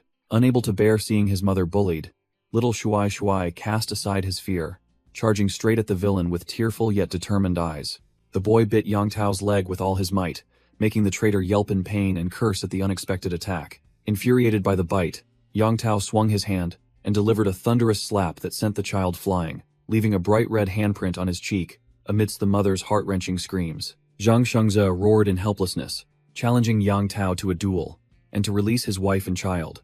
While little Shuai was pinned to the floor by the henchman, Yang Tao crossed his arms and sneered arrogantly, promising to spare Zhang Shengzhe's wife and child if he obediently led them to the secret warehouse immediately. The warehouse's rolling door slowly lifted, revealing the dark space inside to the anticipation of the vultures craving provisions. Yang Tao led his henchman inside with an eager expression, believing he was about to stumble upon a massive goldmine of necessities to become king. The smile on his lips vanished when he saw the empty warehouse, with only a few sparse boxes remaining because Zhang Shengzhe had sold everything to major buyers beforehand. He stroked his chin in thought, piecing together the events, and immediately remembered the name Jiang Xiaoyong, the one who had been frantically stockpiling goods recently. Greed surged again, and Yang Tao declared that if they could seize the massive reserves in Jiang Xiaoyong's fortress, they would all live comfortably for the rest of their lives without a worry. Zhang Shengzhe hastily intervened, warning that Jiang Xiaoyong was not to be trifled with, as he had seen him carrying a gun, and seemed to have known about this disaster beforehand.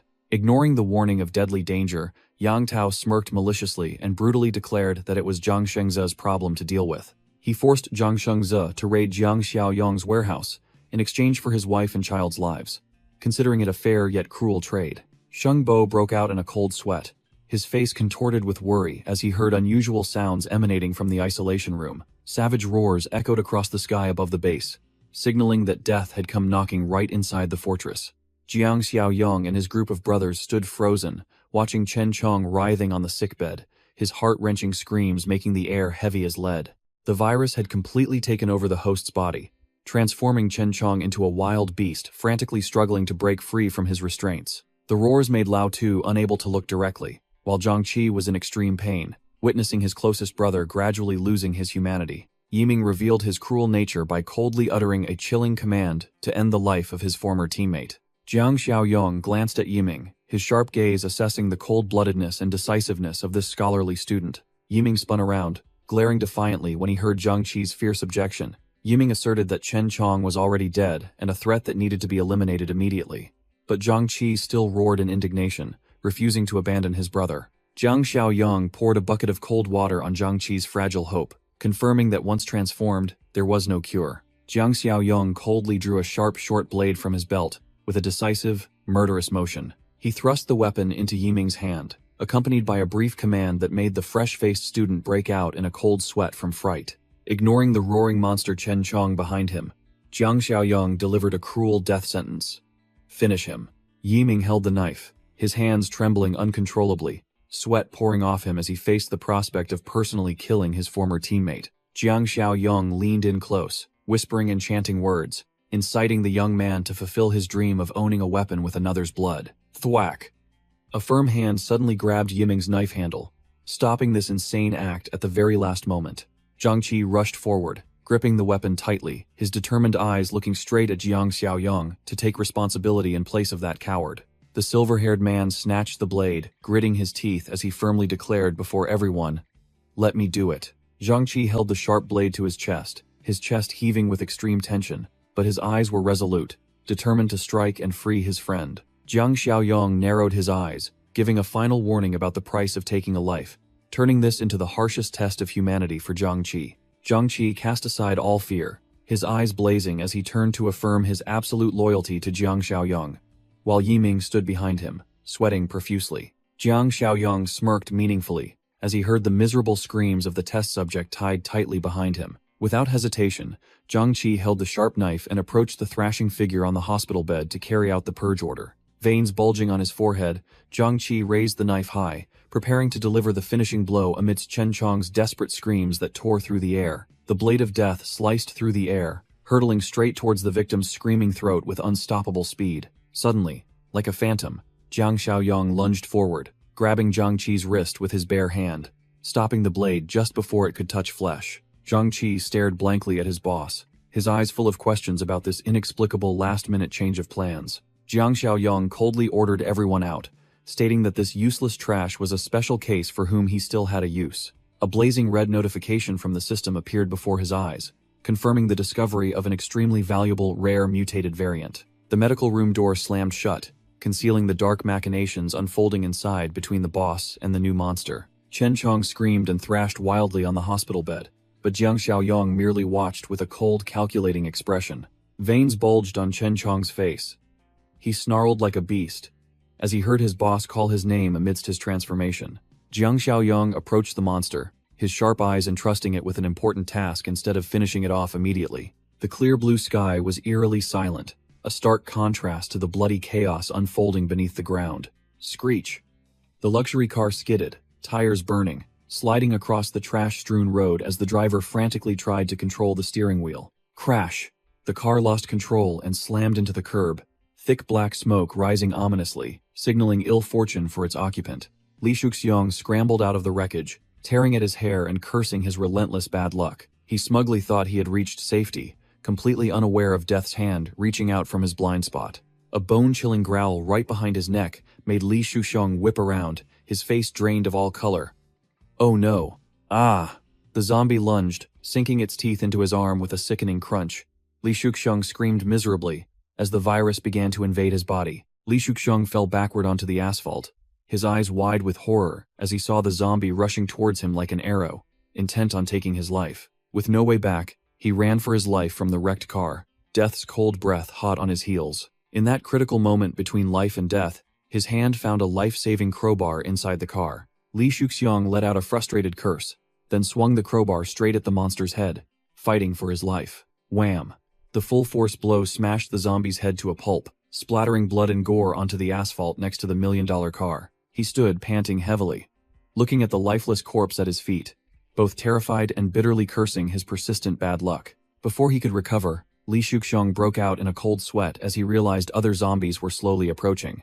He couldn't stay here long. He gritted his teeth and fled towards the sturdy factory complex ahead, hoping to find a way to survive in this death trap. Li Shuxiong dashed straight through the large gate of the base, leaving the crawling monsters behind him. The door burst open, and Jiang Xiaoyong stepped out with an imposing aura, leading the heavily armed zombie extermination squad, ready for battle. Kui Jing walked along, whining that the protective gear was too cumbersome and uncomfortable. Truly a case of not seeing the coffin until it's too late. Jiang Xiaoyong immediately corrected her mindset, warning that while zombies were brainless, they were incredibly tough. A novice without armor would only die quickly. The team moved cautiously around the corner of the factory building, when they immediately encountered a lone zombie wandering ahead. Jiang Xiaoyong signaled to fight, as they were now in the enemy's sights. The whole group was tense, but still shouted their determination to fight to the death. Hearing the sound, the monster abruptly turned its rotting head, its white eyes burning with insane hunger. It lunged like an arrow, but Jiang Xiaoyong dodged lightly, still chattering instructions to his teammates to maintain distance and cover each other's backs. With just a light, skillful sweep of his leg, Jiang Xiaoyong caused the zombie to lose its balance and fall face first onto the concrete floor in a pathetic heap. Taking advantage of the enemy's vulnerability while it was down, he shouted, pointing out the vital spots, the temple or the nape, for his teammates to deliver the finishing blow immediately. Lao Tu gathered all his courage, let out a shout to steady himself, then swung his weapon down with all his might. Thwack! The precise strike cleaved straight into the monster's head, ending its miserable existence and marking the bookworm's first kill. Lao Tu groaned, his arm tingling after the strike, and was immediately lectured by Jiang Xiaoyong about the rock-hard nature of a zombie's skull. The not-quite-dead monster suddenly sprang up and lunged to bite, but Lao Tu managed to spectacularly block the attack with his arm wrapped in magazines. The rotting teeth gnashed against the paper armor, terrifying Lao Tu to his core. He screamed for help miserably, like a pig being slaughtered. Jiang Xiaoyong smirked, satisfied with the textbook defense, and immediately ordered Zhang Qi to seize the opportunity. Receiving his boss' command, Zhang Qi swung his baseball bat from behind, aiming straight for the nape of the monster's neck, which was busy biting its prey. Thwack! A powerful, accurate blow landed, nearly snapping the zombie's neck and saving his teammate in the nick of time. Seeing the prey fall face first, the whole group enthusiastically ganged up on it, while Jiang Xiaoyong directed them to keep smashing until it was utterly destroyed. After clearing the trash, Zhang Qi turned back, grinning expectantly, and asked his boss if their coordinated attack was up to standard. Jiang Xiaoyong was about to offer praise when another bloodthirsty shadow unexpectedly lunged from his blind spot with terrifying speed. Jiang Qi's eyes widened in horror, and he let out a piercing scream to warn his boss of the deadly danger right behind his neck. The zombie opened its rotting mouth and let out a terrifying roar, intending to ambush him from behind. But, unfortunately, it had picked the wrong target. Jiang Xiaoyong's hand shot out like lightning, grabbing the monster's head, stopping the sneak bite with incredible force, rendering it immobile. While squeezing the zombie's head, he turned back to lecture Jiang Qi, giving him a lifelong lesson about never letting his guard down regarding his surroundings. Jiang Qi and Lao Tu froze completely, cold sweat pouring down as they witnessed their boss's divine reflexes and terrifying composure. In a hidden corner nearby, the long-haired thug was secretly hiding behind a concrete wall, his eyes darting around, scouting the situation outside. He was utterly bewildered to see monsters wandering everywhere, and wondered if the thorn in his side, Jiang Xiaoyong, had finally met his end. The familiar roar of an engine echoed, and the armored G-Wagon appeared, standing tall like a mobile fortress amidst the desolate ruins. Jiang Xiaoyong strode confidently through the cleared field of zombie corpses, his imposing demeanor terrifying the lurking observer into realizing that the harbinger of death was still alive. The long-haired thug hid behind the truck, his face drained of color as he realized Jiang Xiaoyong's group was not only alive, but hunting zombies as if taking a stroll. A dark figure with glowing eyes was hiding under the car, holding its breath, watching the feet of death approach, feeling as if death itself was lurking right above. A female zombie crawled on the floor, its face disfigured, and its mouth full of black blood, hungrily searching for prey. Its rotting hand suddenly clamped onto Zhang Shengze's ankle, catching him off guard. Zhang Shengze lost his balance and fell backward, his face filled with extreme horror as he realized death was calling his name. He screamed in vain, cold sweat pouring off him like a shower as death loomed right before his eyes. The monster lunged at him without hesitation, its foul mouth wide open, preparing for a fatal bite. Zhang Shengze cursed in despair as the creature's teeth, stained with black blood, were about to sink into his throat. A deafening bang echoed, splattering black blood all over Zhang Shengze's face, making him scream in sheer terror. Jiang Xiaoyong stood tall, a smoking rifle in his hand, having just delivered a perfectly precise, life-saving headshot. Zhang Shengze panted heavily, frantically pushing the headless zombie corpse off him in extreme panic. Jiang Xiaoyong squinted, recognizing an old acquaintance, and coldly questioned, "Zhang Shengze? What the hell are you doing here?" Zhang Shengze scrambled to his feet, his face bruised, but a faint glimmer of hope appeared in his eyes as he recognized his old acquaintance was still alive. Jiang Xiaoyong showed no emotion, his sharp eyes sweeping over the man opposite him, then stopping at a deadly detail. A fresh, bleeding scratch was visible on his disheveled sleeve, a deathly sign that the virus had begun to invade the thug's body. Without a moment's hesitation, Jiang Xiaoyong coldly aimed his AK directly at his old friend's forehead and delivered a death sentence. "You've been bitten." Zhang Shengze, terrified, raised his hands in surrender, while Jiang Xiaoyong maintained an absolute safe distance, gesturing for him to speak his last words. The tall man burst into sobs, bitterly admitting he was infected and only had half a day left before turning into a bloodthirsty monster. He roared in utter resentment, accusing the scoundrel Yang Tao of kidnapping his wife and child as hostages to force him to steal Jiang Xiaoyong's resources. Jiang Xiaoyong activated his mind's eye, his blue eyes glowing as he scrutinized every expression on the desperate man's face to discern truth from lies. Zhang Shengze clung desperately to the gun barrel, pleading pitifully, using his past efforts in gathering supplies to bargain for his wife and child's lives. Jiang Xiaoyong pondered deeply. Although this man acted for personal gain, it was undeniable that he had helped gather a massive store of resources. Jiang Xiaoyong narrowed his eyes, calculating, his cunning mind beginning to analyze the maximum benefit from the bloody tragedy unfolding before him. Kui Jing gripped her baseball bat, her face tense, while Sheng Bo stood behind, highly vigilant of the fortress's personnel changes. A ding sound rang out like heavenly music, and Jiang Xiaoyong smirked triumphantly, seeing a lucrative opportunity present itself right at his doorstep. The system panel displayed the Entrust Wife and Child mission with a juicy 25 bonus points, immediately activating his drive for wealth in this apocalypse. Grasping his opponent's psychology, Jiang Xiaoyong promised to take good care of his wife and child, striking at the dying man's fatal weakness. Zhang Shengze was deeply moved, kowtowing to the hard ground with a resounding thud, vowing to repay his great benefactor in the next life, even as an ox or a horse. Immediately after his thanks, he looked up and begged Jiang Xiaoyong to end his life at once, to stop this suffering before it was too late. The burly man cried like a child, pleading to die so he wouldn't turn into a soulless corpse and endanger his own family. Jiang Xiaoyong ignored the plea, turning sharply to order Kui Jing to retrieve a motorcycle from the warehouse for his own plans.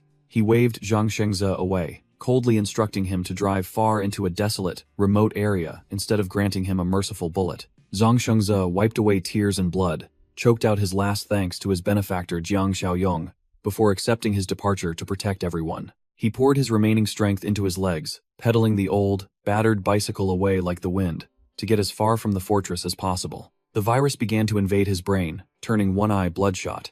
But in his delirium, he still mumbled only his wife's and son's names. Veins bulged on his face. Zhang Shengzhe screamed in extreme pain, trying to use his last shred of humanity to restrain the rising monster within.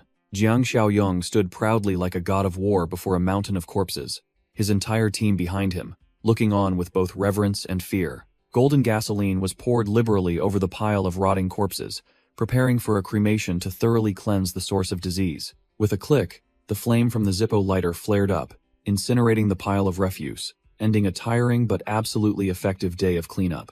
Jiang Xiaoyong checked the reward notification panel, coldly analyzing that his current subordinates were only skilled enough to solo scattered zombies without getting injured. He poured cold water on the entire group, asserting that if they encountered a large horde of zombies, they would still just be mobile meat shields. Without wasting another second, Jiang Xiaoyong slung his rifle over his shoulder and ordered, "Follow me," forcing the entire group to steel their resolve and follow their leader. Jiang Xiaoyong stood tall before the large gate, his solitary yet steadfast back making his teammates behind him silently watch, awaiting his final command.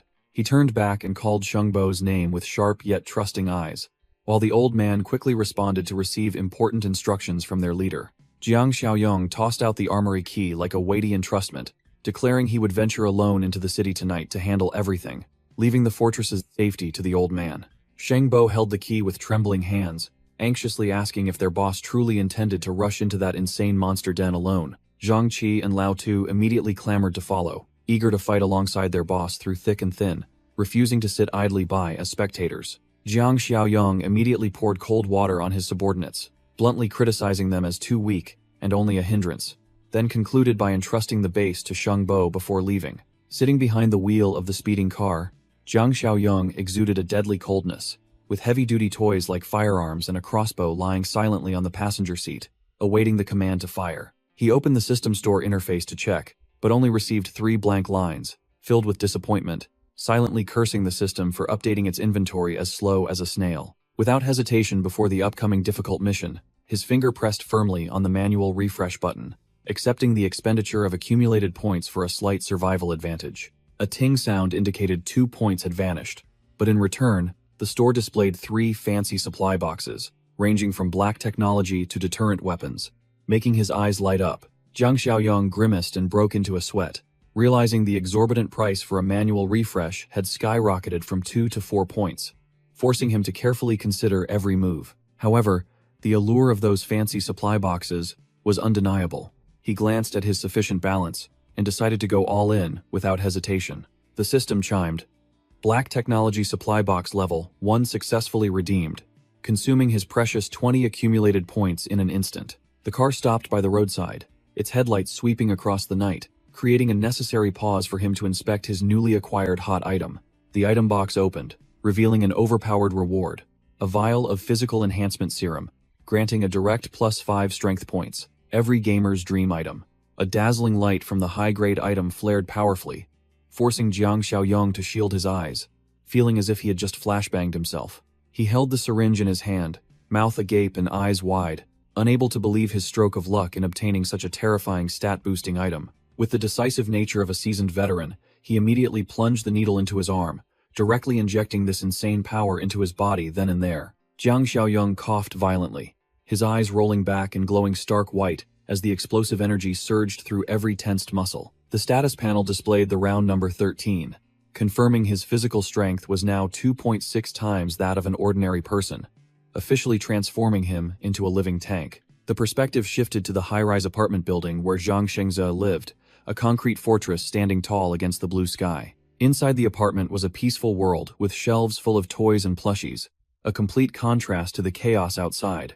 Xiao Li hugged her trembling son, Shuai Shuai, tightly, trying to reassure the boy that his father would handle everything smoothly. The door burst open violently, and Yang Tao, leading a burly henchman, stormed into the house with the arrogant demeanor of predators. Xiao Li's face went pale, and she stammered, asking what these strangers intended to do in her home. Yang Tao chuckled obscenely, grabbed the weak woman's arm, and bluntly declared that they were here to find some carnal pleasure. He ruthlessly tore Xiao Li's shirt, ignoring her desperate screams and pleas in her utter despair. Two burly men pinned her down to the floor, while Shuai cried helplessly, watching his mother being humiliated right before his eyes. A powerful footstep stomped heavily on the floor, interrupting the violent scene unfolding in the living room. Zhang Shengze appeared with a scowl, adjusting his collar while grumbling about the noisy group disturbing him. Brother Li quickly ran over to intervene, fearing that Yang Tao's excessive actions would ruin their big plan. Brother Li broke out in a cold sweat, trying to use his calm mind to analyze the situation and make his boss understand that they shouldn't act rashly right now. He sternly warned that if they pushed the wife to suicide, the husband would have nothing left to lose and would fight them all to the death. Yang Tao clicked his tongue, losing interest but still listening. He ordered them to deal with the husband first, then return to torment the wife later, to satisfy their hatred. Before leaving, Yang Tao even turned back, sticking out his tongue and pulling down his eyelids in a taunting gesture, his insolent and disrespectful attitude making one want to punch him. Xiao Li tightly hugged little Shuai in the dark room, the mother and son only able to tremble and cry after their narrow escape. As night fell, the growl of a zombie echoed through the desolate, cold street, signaling danger. Zhang Xiaoyong drove incredibly smoothly, reveling in the sensation of his 13 physique points, causing his reflexes and body control to skyrocket. The car cut through the wind, swerving and drifting like an action movie, skillfully weaving through obstacles on the desolate streets. Under the cold moonlight, the entire city had become a playground for death, with hordes of zombies and abandoned cars strewn everywhere. The car screeched to a halt in the middle of the road, and Jiang Xiaoyong opened the door, stepping out with the decisive demeanor of a hunter. He determined that the city center was directly ahead.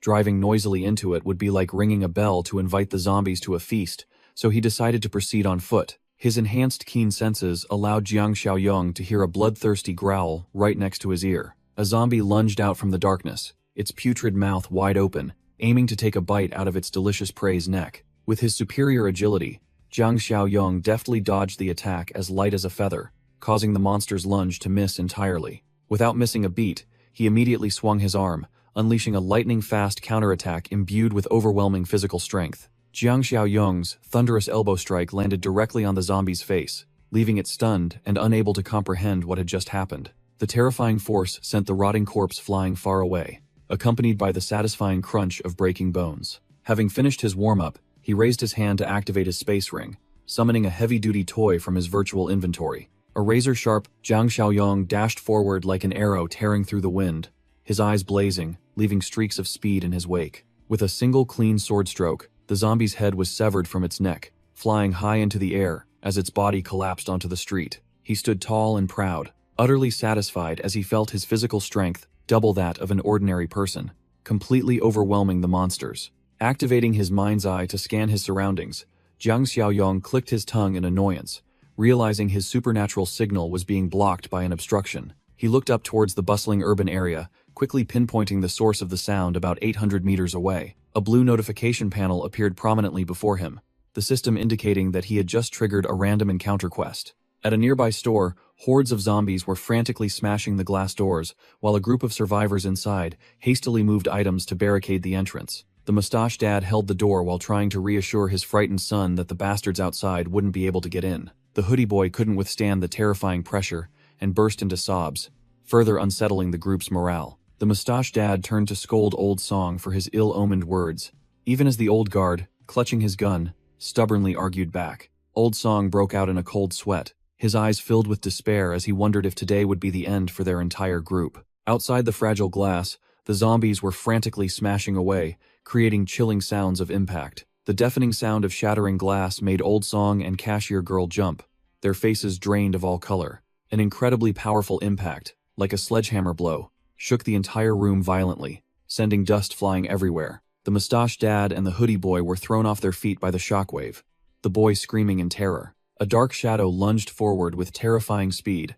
accompanied by a sharp whooshing sound, signaling the arrival of death. Fresh blood splattered onto the glass, a bloody end unfolding in an instant, right before the survivor's eyes. The mustache dad yelled, ordering Old Song and cashier girl to quickly move heavy items to reinforce their crumbling defenses. Old Song, clutching his gun, yelled for everyone to be quiet, while the father and son gritted their teeth and pushed a large table to block the door.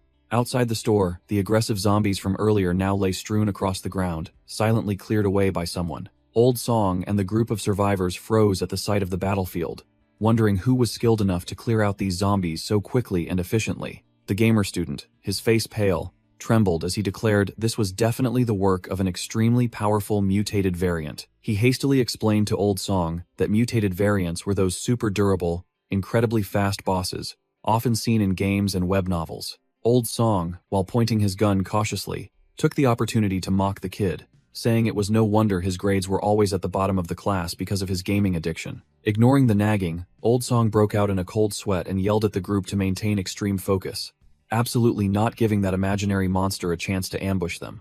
The entire team moved strategically towards their base, carefully observing all directions amidst the deadly landscape filled with car wrecks and corpses. Old Song suddenly raised his hand, signaling them to stop. His sharp eyes spotted a figure standing directly in their path at the upcoming turn. Jiang Xiaoyong stood proudly under the moonlight with an overwhelming aura, the system panel having just displayed a notification of completing the rescue mission and earning 5 sweet points. The gamer student, upon seeing that figure's back, became utterly panicked, yelling that it was precisely the mutated variant he had been fearing. Old Song squinted, observing carefully.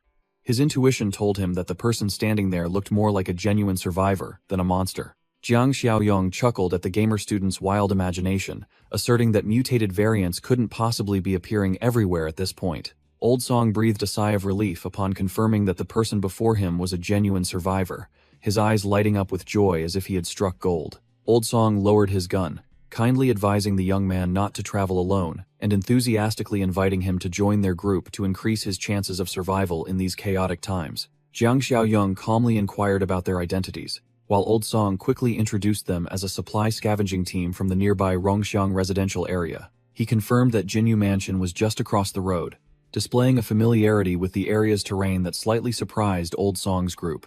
Old Song puffed out his chest, proudly boasting about Captain Li's firepower and their extensive experience in eliminating zombies, promising absolute safety for their new comrade. Jiang Xiaoyong offered a polite, meaningful smile. He courteously thanked them for their goodwill but maintained his distance and private calculations in his mind. The entire group moved together along the quiet road under the moonlight. Jiang Xiaoyong temporarily joined the patrol team to gather more information about the area. A man from the patrol team squinted suspiciously, pressing him for the reason he was interested in Jinyu Mansion, and if he was going to meet someone important. The curious man continued to pry into his personal life when he saw him nod, guessing whether he was risking his life to find a relative or to rescue a girlfriend. Old Song placed a hand on Jiang Xiaoyong's shoulder, pouring cold water on him by saying the world had ended, and the person he was looking for was likely already dead. The guard gritted his teeth, his face etched with indignation as he mentioned those who were even more terrifying than zombies. Jiang Xiaoyong raised an eyebrow, his sharp eyes revealing curiosity when he heard the other party mention the phrase, "those beasts." Old Song exposed the crimes of the thugs occupying Bu Villa, those scumbags who were willing to kill their own kind to survive. He waved his hand, dismissing the old topic, then turned to remind the gamer student behind him to always be highly vigilant when encountering strangers. Suddenly, the gamer student's eyes widened as he screamed, warning Old Song to watch out behind him. A zombie shot out from the darkness like an arrow. Old Song reacted incredibly fast, raising his gun to block the attack just as it closed in. Bang!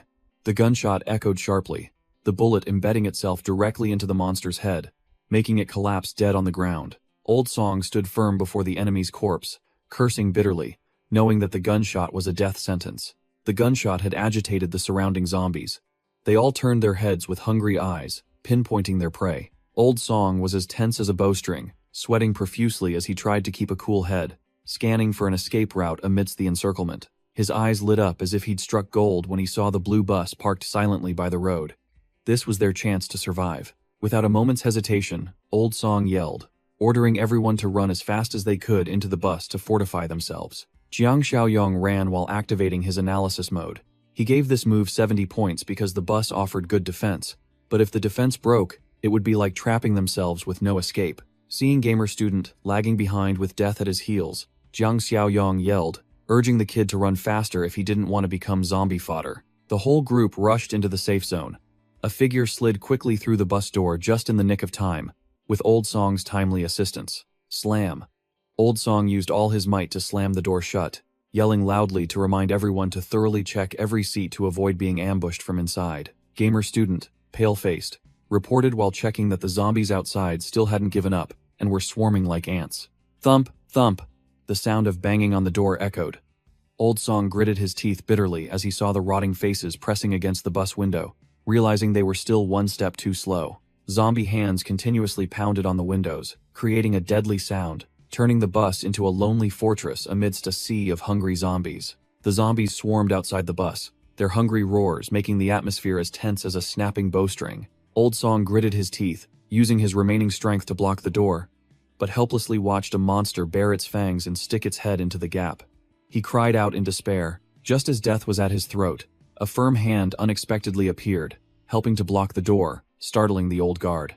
Jiang Xiaoyong rushed forward like a god, using his overwhelming strength to slam the door shut, sending the zombie flying outside in an instant. Old Song broke out in a cold sweat, his eyes wide in disbelief that this kid possessed such ridiculously immense strength. With sharp eyes, Jiang Xiaoyong ordered Old Song to rally everyone to smash the windows and fight the horde outside, while he would handle blocking the door. Old Song nodded hastily and ran off like a machine, leaving Jiang Xiaoyong standing tall, one hand firmly holding the door, radiating an overwhelming aura. Crash! The sound of shattering glass rang out crisply. Numerous bus windows were smashed from the inside, shards flying everywhere like falling rain. The bloodthirsty zombies suddenly froze, realizing that the prey inside the bus were no longer lambs waiting to die, but were ready to go all in. A devastating blow through the window frame utterly crushed the unlucky zombie's face, officially kicking off the bloody counterattack. The manager poured all his fear into his spear, frantically stabbing the skull of the rising zombie, accompanied by a fierce, life-claiming shout. Inside the chaotic bus, Gamer Student and his companions joined forces, using all their might to push the monster out of the window. While Old Song aimed his gun for support, Old Song broke out in a cold sweat, realizing that the pistol in his hand was nothing more than a toy against the overwhelming number of zombies, and ammunition was running low. At that critical moment, Jiang Xiaoyong unexpectedly thrust a high-quality military crossbow into the old guard's face, along with an order to use it immediately. Old Song stared blankly, holding the heavy weapon in his hand, while Jiang Xiaoyong casually bluffed that he had just picked it up conveniently earlier to cover its origin. Without wasting another second, Jiang Xiaoyong let out a powerful roar, unleashing his full strength to sweep away the swarming zombies. The entire group poured onto the street, forming a battle formation. Jiang Xiaoyong led the charge, kicking a zombie away like a soccer ball, clearing the area around the bus in an instant. From above, the survival team coordinated seamlessly, forming a death circle. Zombie corpses lay scattered at the feet of those who had just escaped death's door. After escaping death, Gamer Student started heavily fantasizing about games. He swung his stick, excitedly shouting that they were all Destiny's darlings, which was why they were as tenacious as leeches. Jiang Xiaoyong immediately poured cold water on that excessive excitement. He coldly reminded everyone to keep a cool head and forbade repeating such foolish mistakes. Night fell over the fortified stronghold. Someone was silently praying for Jiang Xiaoyong's journey to be smooth sailing. Yiming unexpectedly volunteered for the night shift, urging the group to go to bed early so he could handle the duty alone. A glasses-wearing teammate found it strange and questioned this unusual enthusiasm, only to be glared at fiercely by Yiming. Struck where it hurt, Yiming strained his neck and yelled loudly to cover his guilt and subtly dismiss the nosy person. He hastily left, drenched in sweat, leaving the other guy standing bewildered, not understanding why his teammate reacted so excessively. Shengbo naively trusted appearances, agreeing to let Yiming stand guard for the night so everyone could rest. The old man even carefully warned him to be highly vigilant, unaware that he was entrusting the henhouse to the fox. On the cold watchtower, Yiming sat alone, observing the situation, waiting for the opportune moment when everyone was fast asleep. He stood up, revealing his treacherous face, determined to carry out his sinister plan before the formidable Jiang Xiaoyong returned. While Shengbo was fast asleep, the armory key lying carelessly on the table became a tempting bait for the traitor. Old man Shengbo was sleeping soundly on the bed, completely unaware of the danger lurking right in the room. Yiming stood silently at the door with a cold expression, his sharp eyes scrutinizing his prey and calculating his next moves. He stealthily reached out towards the important armory key, lying carelessly right next to the snoring old man. Yiming's greedy hand snatched the key decisively, while Shengbo remained oblivious. Unexpectedly, Shengbo jolted awake, his eyes wide, and staring as his survival instincts alerted him to an intruder. The old man yelled, questioning the suspicious act, and Yiming gritted his teeth, cursing for being caught red-handed. Without a word, the scoundrel Yiming immediately delivered a crushing punch to the old man's face to silence him and escape. He immediately bolted, running frantically into the hallway, ignoring Shengbo's shouts demanding the key back from behind him. The loud noise startled Kui Jing, Zhang Qi, and Lao Tu, leaving them bewildered and unsure what the hell was happening. Shengbo clutched his swollen face, frantically screaming that Yiming had stolen the armory key, and urged everyone to stop him immediately. Yiming ran headlong as if chased by dogs, ignoring the old man Shengbo's furious shouts and Kui Jing's group hot on his heels. The scoundrel dashed down the stairs, kicking a trash can flying, creating an obstacle to block his pursuers in a truly despicable manner. Jiang Xiaoyong stood on the railing,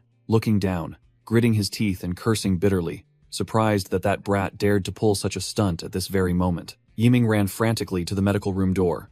He braked sharply, then peered inside with a calculating expression. A sinister smile spread across his lips, Yiming's eyes flashing with malevolence as he decided to go all in against the entire group. He pushed the door open and stepped inside.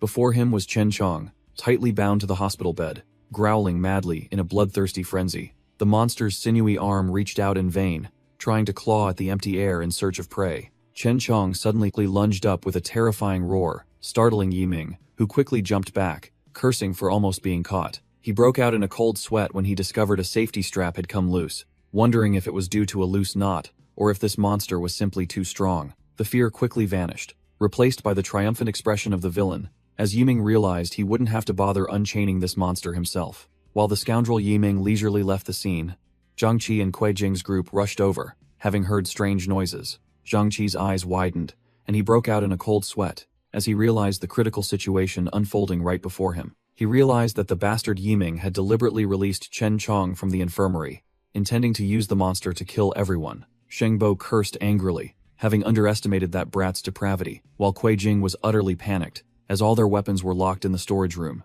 Not letting fear overwhelm him, Shengbo shouted, ordering everyone to spread out and immediately apply the tactics Jiang Xiaoyong had trained them in to avoid infection. The group immediately took up their fighting positions, tightly surrounding Chen Chong, who stood bewildered in the middle of the room with a deathly pallor. Noticing the monster's opening, Zhang Qi darted from behind it with lightning speed, shouting loudly to signal an attack. He delivered a powerful chokehold, tightening his grip on Chen Chong, the sound of bones grinding together chilling to the bone. Lao Tu and Cui Jing also didn't hesitate, rushing in to firmly hold the monster's arms, the entire group working together to completely subdue the wildly growling target. Shengbo pointed and shouted loudly, urging everyone to carefully tie this guy up and immediately send him back to the infirmary. The group mustered all their strength, counted down, and then simultaneously pushed Chen Chong into the isolation room to prevent the risk of infection. The sliding door slammed shut with a deafening crash, and Shengbo quickly held the doorknob tightly to ensure the monster couldn't escape.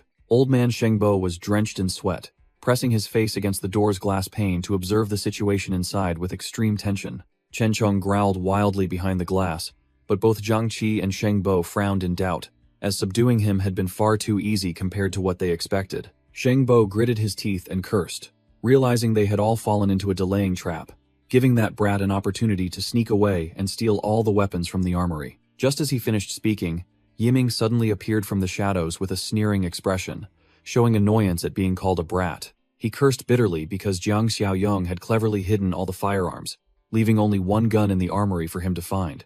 However, with just one gun in hand, it was more than enough for Yiming to reveal his true colors. He pointed the dark muzzle, forcing everyone to move into the inner room. Zhang Qi couldn't believe his eyes, shouting and questioning why he dared to betray their savior, the one considered the group's messiah.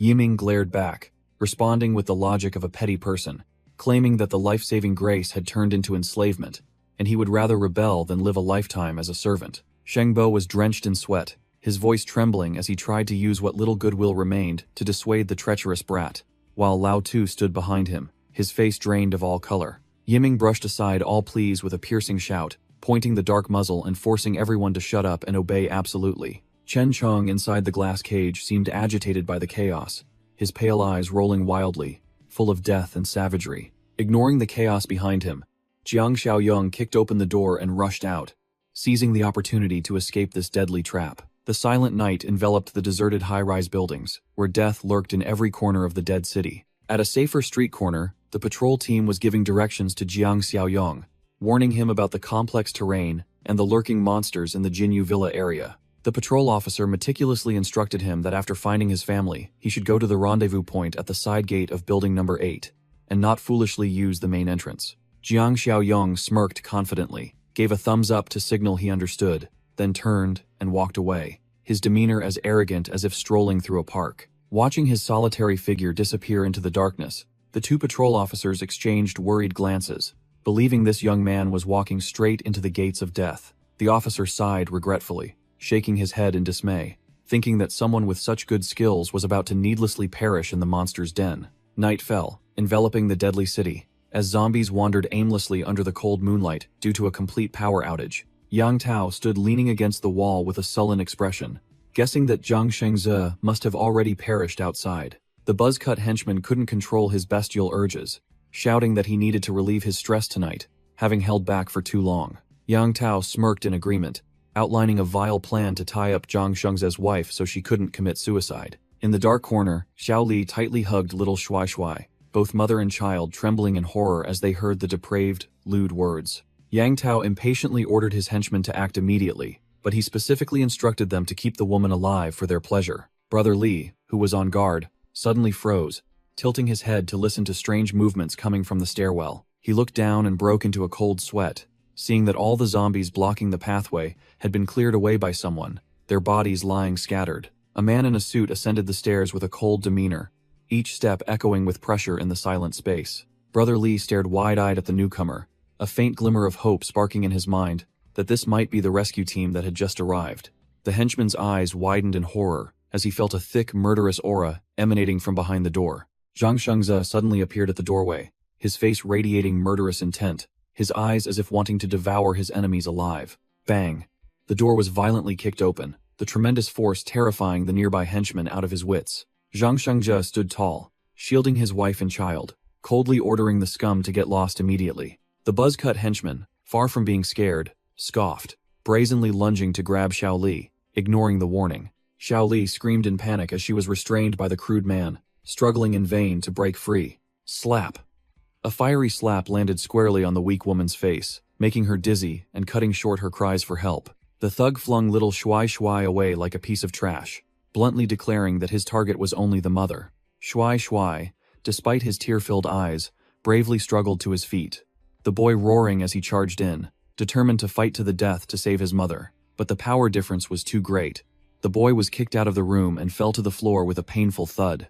Shuai Shuai, despite the painful fall, still yelled threats at the beasts, using his father as a shield with a faint hope of saving his mother. But life was not a dream.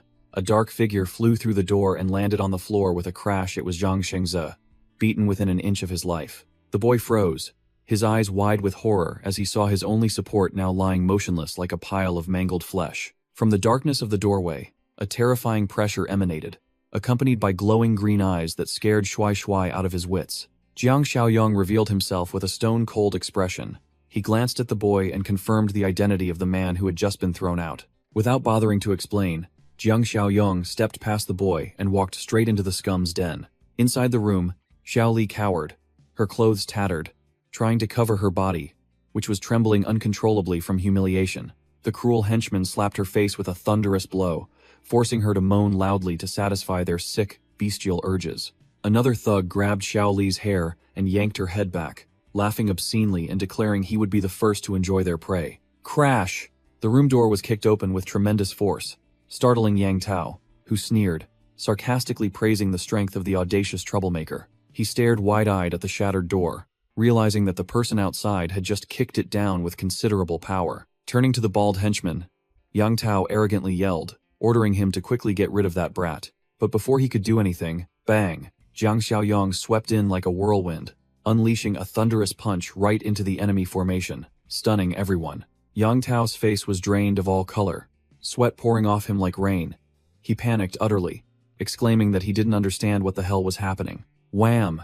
A steel hand slammed directly into the fake boss's face, cutting off all his foolish questions with a painfully jarring impact. With cold, murderous eyes, Jiang Xiaoyong unleashed a devastating punch, sending Yang Tao flying like a torn sandbag, to everyone's astonishment. The despicable friend flew backward, spitting fresh blood, his eyes wide and blank, unable to withstand the protagonist's absolute overwhelming power. The henchman, who was about to commit his depraved act, now trembled uncontrollably, his face pale as he stammered, asking for the identity of the terrifying figure who had just appeared before Xiao Li. A brutal kick landed directly on the victim's face.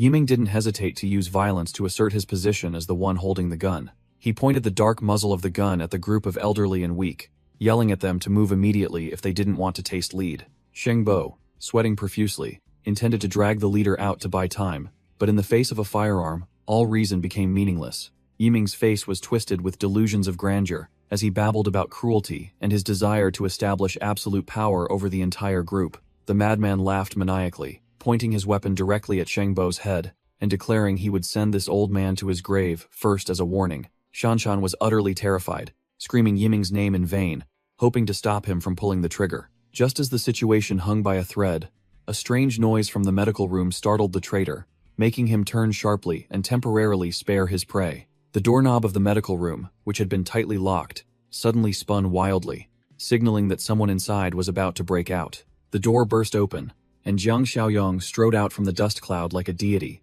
radiating an overwhelming aura that completely froze the gun wielder. Everyone stared wide-eyed at the key automatically turning in the lock, unable to believe that a deranged monster like Chen Chong knew how to open a door so civilly. Yiming's face drained of all color, sweat pouring off him as he saw Chen Chong's looming, grayish figure appear right before his eyes. Chen Chong's face was clearly visible, with bloodshot eyes and bulging blue veins, truly a bloodthirsty demon.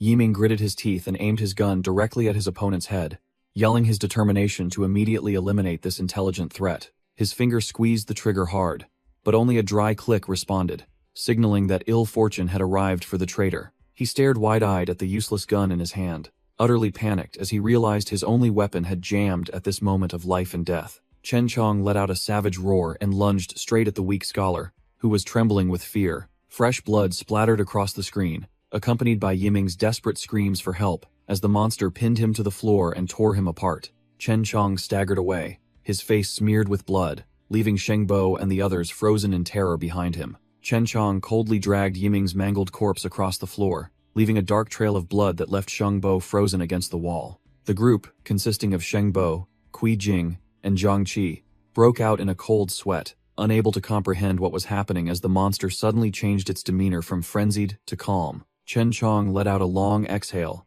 his veined face still bearing a faint echo of his recent bloodlust. Shengbo and the others stared at the monster's blood-soaked legs, so terrified their hearts felt like they would leap from their chests. Surprisingly, Chen Chong's grayish hand reached up to unlock the medical room door instead of lunging to attack the survivors. He swung his arm and threw the key behind him with extreme decisiveness, as if he had completed his assigned task. Click! The key fell to the floor right in front of Shengbo and Lao Tu, creating a dry sound in the chilling silence. Bang! The medical room door was forcefully slid open to both sides, revealing a mysterious passageway. Zhang Qi, Kui Jing, and Shengbo were all struck silent, their eyes wide open, waiting for whatever was about to emerge from the newly unlocked room. Jiang Xiaoyong stood tall like a god of death in the room. At his feet lay Zhang Shengze motionless, along with Yang Tao and Brother Li tied up like pigs, while Xiao Li and Shuai Shuai huddled in fear in the corner. He coldly called Shuai Shuai closer, making the boy flinch at his undeniable, overwhelming presence. Xiao Li quickly hugged her son tightly, her eyes filled with pleading and fear, unsure what the dangerous man intended to do to the child. Jiang Xiaoyong paid no mind to her weakness, his sharp eyes piercing his opponent as he gave a concise command, forcing the boy to step forward. Shuai Shuai pushed his mother's hand away, reassuring her that he was fine, then trembled as he walked towards Jiang Xiaoyong, leaving her useless protection behind. Jiang Xiaoyong drew a razor-sharp dagger and extended it directly towards the boy, his action decisive, as if bestowing upon him the power of life and death. He pointed at Yang Tao's group, who were kneeling, and uttered a chilling command, "Kill them," making Shuai Shuai's hand tremble violently as he held the knife, and the prisoners' souls scatter in terror. Yang Tao and Brother Li screamed desperately, their faces contorted in horror, continuously begging for their lives like the most cowardly wretches on earth. Xiao Li shrieked in despair, trying to protect her son's remaining innocence, yelling that he was just an innocent child. Jiang Xiaoyong bent down, looking directly into Shui Shui's eyes, and cruelly declared that the label of child had expired, and from today on, the boy would have to change to survive in this insane world. Jiang Xiaoyong coldly indoctrinated the boy with survival ideology, forcing him to pick up the knife and personally eliminate the scum to protect his mother. Shui Shui's eyes widened in horror, tears welling up as his survival instinct fiercely battled his fear. The boy let out a heart-wrenching scream to gather all his courage, then charged forward with the dagger in his hand. The sound of the blade piercing flesh echoed, and Shui Shui stood panting, looking at Yang Tao's lifeless body lying in a spreading pool of blood. Xiao Li was utterly stunned by the bloody scene. She trembled as she called her son's name in disbelief. The knife clattered to the floor with a dry clang, and the mother and son rushed to embrace each other, sobbing uncontrollably after the emotional shock. Shui Shui wiped away his tears, then turned to ask Jiang Xiaoyong directly about his father's death, with heartbreaking perceptiveness. Jiang Xiaoyong neither evaded nor offered empty comfort. He confirmed the cruel truth that the boy's father had been killed. Xiao Li desperately begged him to take her son away, but Shui Shui firmly refused, wanting to stay and bear the responsibility of protecting his mother. Jiang Xiaoyong ordered both of them to follow him, declaring that he would fulfill his promise to protect his deceased friend Zhang Shengji's wife and son. Jiang Xiaoyong led the formation with an AK in hand, followed by Xiao Li and Shui Shui, who were now fully armed, stepping over the enemy's corpses with pride. A nearby gamer student froze upon seeing the battlefield, wondering what kind of monster could have wiped out such formidable zombies. The young man's jaw dropped in astonishment, his eyes gleaming as he heard Jiang Xiaoyong coldly admit that he was the author of that massacre. Seeing the powerful figure about to leave, the gamer student hastily raised his hand and called out, trying to seize a chance at survival. Jiang Xiaoyong turned his head, his sharp sapphire eyes like daggers, sending shivers down the spine of the person facing him. He unexpectedly asked for directions to building 8 inches banyan garden, causing Xiao Li to point blankly straight ahead, as that was exactly the direction they were heading. At another location, thugs were besieging a building, demanding a share of supplies and all women under 40. Inside the third-floor hallway, it was eerily silent, a stark contrast to the noisy threats of the vultures outside. The group barricaded inside was in extreme panic. The yellow-shirted delivery man trembled as he asked the security leader if they should surrender. The security leader was drenched in sweat, but still firmly refused, asserting that those outside were beasts who would kill everyone except Yu Yueran and Hao Fang. Yu Yueran was utterly desperate. She tremblingly suggested going out to beg those brutes for their lives. Hao Fang shrieked, preferring death rather than becoming a sex toy for those beasts. The security leader immediately calmed the panicking crowd, ordering them to hold their ground in the hallway, because those outside couldn't breach it immediately. The thugs outside began to hesitate, realizing that their prey inside also had firearms, and wouldn't be as easy to deal with as they thought. The toothpick thug, their leader, sneered maliciously, ordering them to cut off the water supply to the first floor to slowly kill the rats in their hole, seeing how long they could last. Jiang Xiaoyong stood tall with his AK at the foot of the building, listening to young Shui Shui innocently ask if those people were bad guys. He coldly confirmed with a terse yes, his sharp eyes, unwavering at the impending brutality. Jiang Xiaoyong raised his gun to aim, concluding with a chilling remark that these guys were just scum, exactly like those who had tormented the mother and son. The security leader instructed his men to guard the stairs carefully, while he personally went downstairs to scout the enemy's situation. He pressed himself against the window, a pistol clutched in his hand, straining his ears to catch the slightest movement outside in extreme tension. The toothpick thug was drenched in sweat. Realizing the enemy's firepower was too strong, he cursed, seeing that the opponents had 3 firearms. Before he could compose himself, he clutched his head in panic as he heard a terrifying whoosh of air pass right by his ear. The henchman behind him also jumped, still confused about what was happening when death called their names. A cold flash swept through, and the henchman standing in front of the toothpick thug was instantly shot in the head, leaving the entire group stunned. The thugs' formation completely broke. They were shot down from above like ripe fruit, screams echoing as they asked who was doing this. The leader trembled, looking into the distance, sweat pouring down his face as he recognized the familiar figure of the Grim Reaper. Jiang Xiaoyong advanced with imposing presence, AK in hand, his sharp eyes making the thugs exclaim in terror. "It's that kid!" He moved and squeezed the trigger, unleashing bursts of bullets that tore up the ground and riddled the thugs, scattering like ducks. One thug tried to return fire, but was immediately given a bullet through the head by Jiang Xiaoyong. He screamed and fell backward. His accomplice, hiding behind a tree, turned pale, only able to stare blankly as his comrade's body hit the ground with a dull thud. The toothpick thug fired wildly forward, screaming desperately like an animal cornered. Jiang Xiaoyong moved gracefully through the hail of bullets, his movements as swift as a ghost, rendering all enemy attempts to return fire meaningless. He smirked arrogantly, his eyes contemptuously looking at the small fry, and scoffed at their amateur skills. The toothpick thug, hiding behind an obstacle, gasped for breath, sweat pouring down his face as he faced the terrifying pressure from that monster. The sharp clang of bullets echoed, each round embedding itself into his cover, terrifying the thug, who cursed in helplessness. He yelled, ordering his subordinates to attack, wanting to use others as human shields to relieve himself from being pinned down. A hoodie boy, hearing his boss's command, rushed out from a hidden corner, cursed, and raised his gun, intending to ambush. Jiang Xiaoyong reacted with lightning speed, his sharp eyes darting over, and the muzzle of his gun immediately swung to aim directly at the disruptor. 2 precise shots pierced right through the forehead, killing the ambusher instantly, blood splattering backward. Hearing the gunfire cease, the toothpick thug gleefully peeked out, smiling smugly, mistakenly thinking his opponent had run out of ammunition. The toothpick thug charged out like a mad dog, a pistol clutched in his hand, a triumphant smile on his face, thinking it would be an easy kill. He pressed the gun to his opponent's head from behind, but Jiang Xiaoyong merely glanced back with an unnervingly calm expression.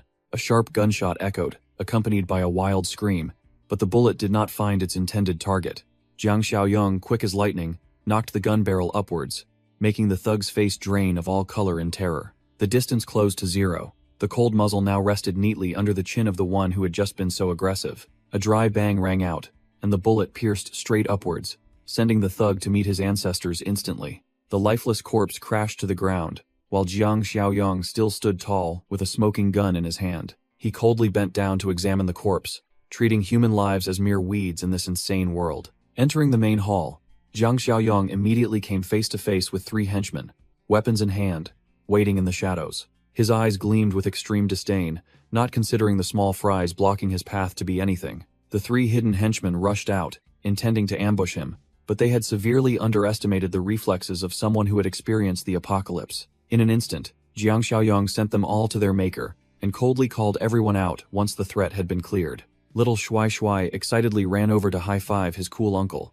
while the adults were still recovering from the bloody scene. The apocalypse system immediately displayed a new mission notification, requiring him to recruit 5 survivors from Rongxiang Gardens to receive a reward. Jiang Xiaoyong pointed at the sprawled corpses, wondering where these pieces of trash had crawled out from. The security leader gritted his teeth and revealed that they were animals from the Bichui Mountain Villa in the south of the city. He then called over 2 delivery men who had fled from the south to report the detailed situation to Jiang Xiaoyong. The 2 young delivery men tremblingly recounted that the bandits were heavily armed and were gathering all survivors to be enslaved.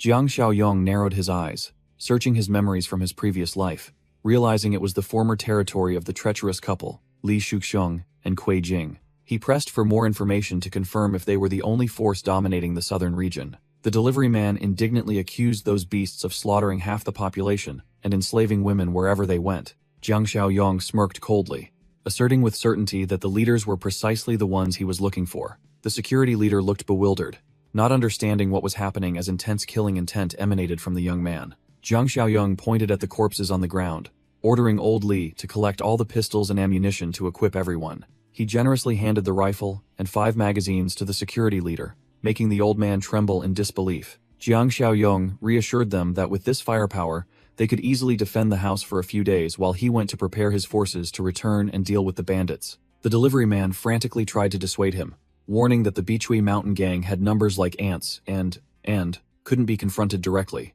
The security leader also flinched, intending to suggest retreating and fleeing elsewhere, rather than fighting to the death with those madmen. Jiang Xiaoyong brushed aside all worries, declaring this a personal vendetta and promising to return soon to bring everyone to the east side of the city. He revealed his plan to build a fortress near the old Chiayi city, which enlightened the security leader, who was completely convinced by his boss's vision. Jiang Xiaoyong led Xiao Li and Shuai Shuai out of the safe zone, leaving instructions for the security guards to stay and protect themselves. Gloomy night enveloped the hidden corners of the city, signaling an impending storm from the enemy's side. At the Bichui Mountain stronghold, guards casually sat on duty beneath 3 savagely hanged corpses. Inside the luxurious meeting room, 4 ringleaders huddled together, plotting, led by the red-haired, bespectacled Wenge, who exuded an air of arrogance. Wenge took a drag from his cigarette, his sharp eyes questioning the whereabouts of the supplies from the Jinyu Entertainment Center. Xiaoli Villain broke out in a cold sweat, hastily explaining to his boss that he had dispatched his men, and they were about to bring the goods back. Kai Ge, sitting next to him, scoffed, subtly hinting at the juicy targets living in the nearby Jinyu high-end villa area. Xiaoli Villain forced a laugh to curry favor, boasting that he had ordered his subordinates to capture all the residents alive and bring them back. Wenga narrowed his eyes dangerously, growling a reminder to his henchmen that he hadn't properly completed any mission. Xiaoli Villain frantically swore that this time he would handle it smoothly, while Kai Ge smirked meaningfully from behind. Xiaoli Villain and his subordinate ran back to the headquarters, panting like oxen while frantically asking about the situation. Xiaoli Villain glared, questioning about the 7-man squad, but the henchmen could only break out in a cold sweat, reporting the grim news that all of them had been wiped out. Xiaoli Villain roared furiously in the night, unable to swallow his anger that 3 firearms had been miserably defeated by the common folk at Rongxiang Gardens. He gritted his teeth and ordered his subordinate to call Taozi to gather all the armed brothers to prepare for revenge, determined not to fail again. The car sped into the base, tires screeching as it braked, headlights tearing through the night, signaling its owner's cool return. Kui Jing flinched at the sound of the engine.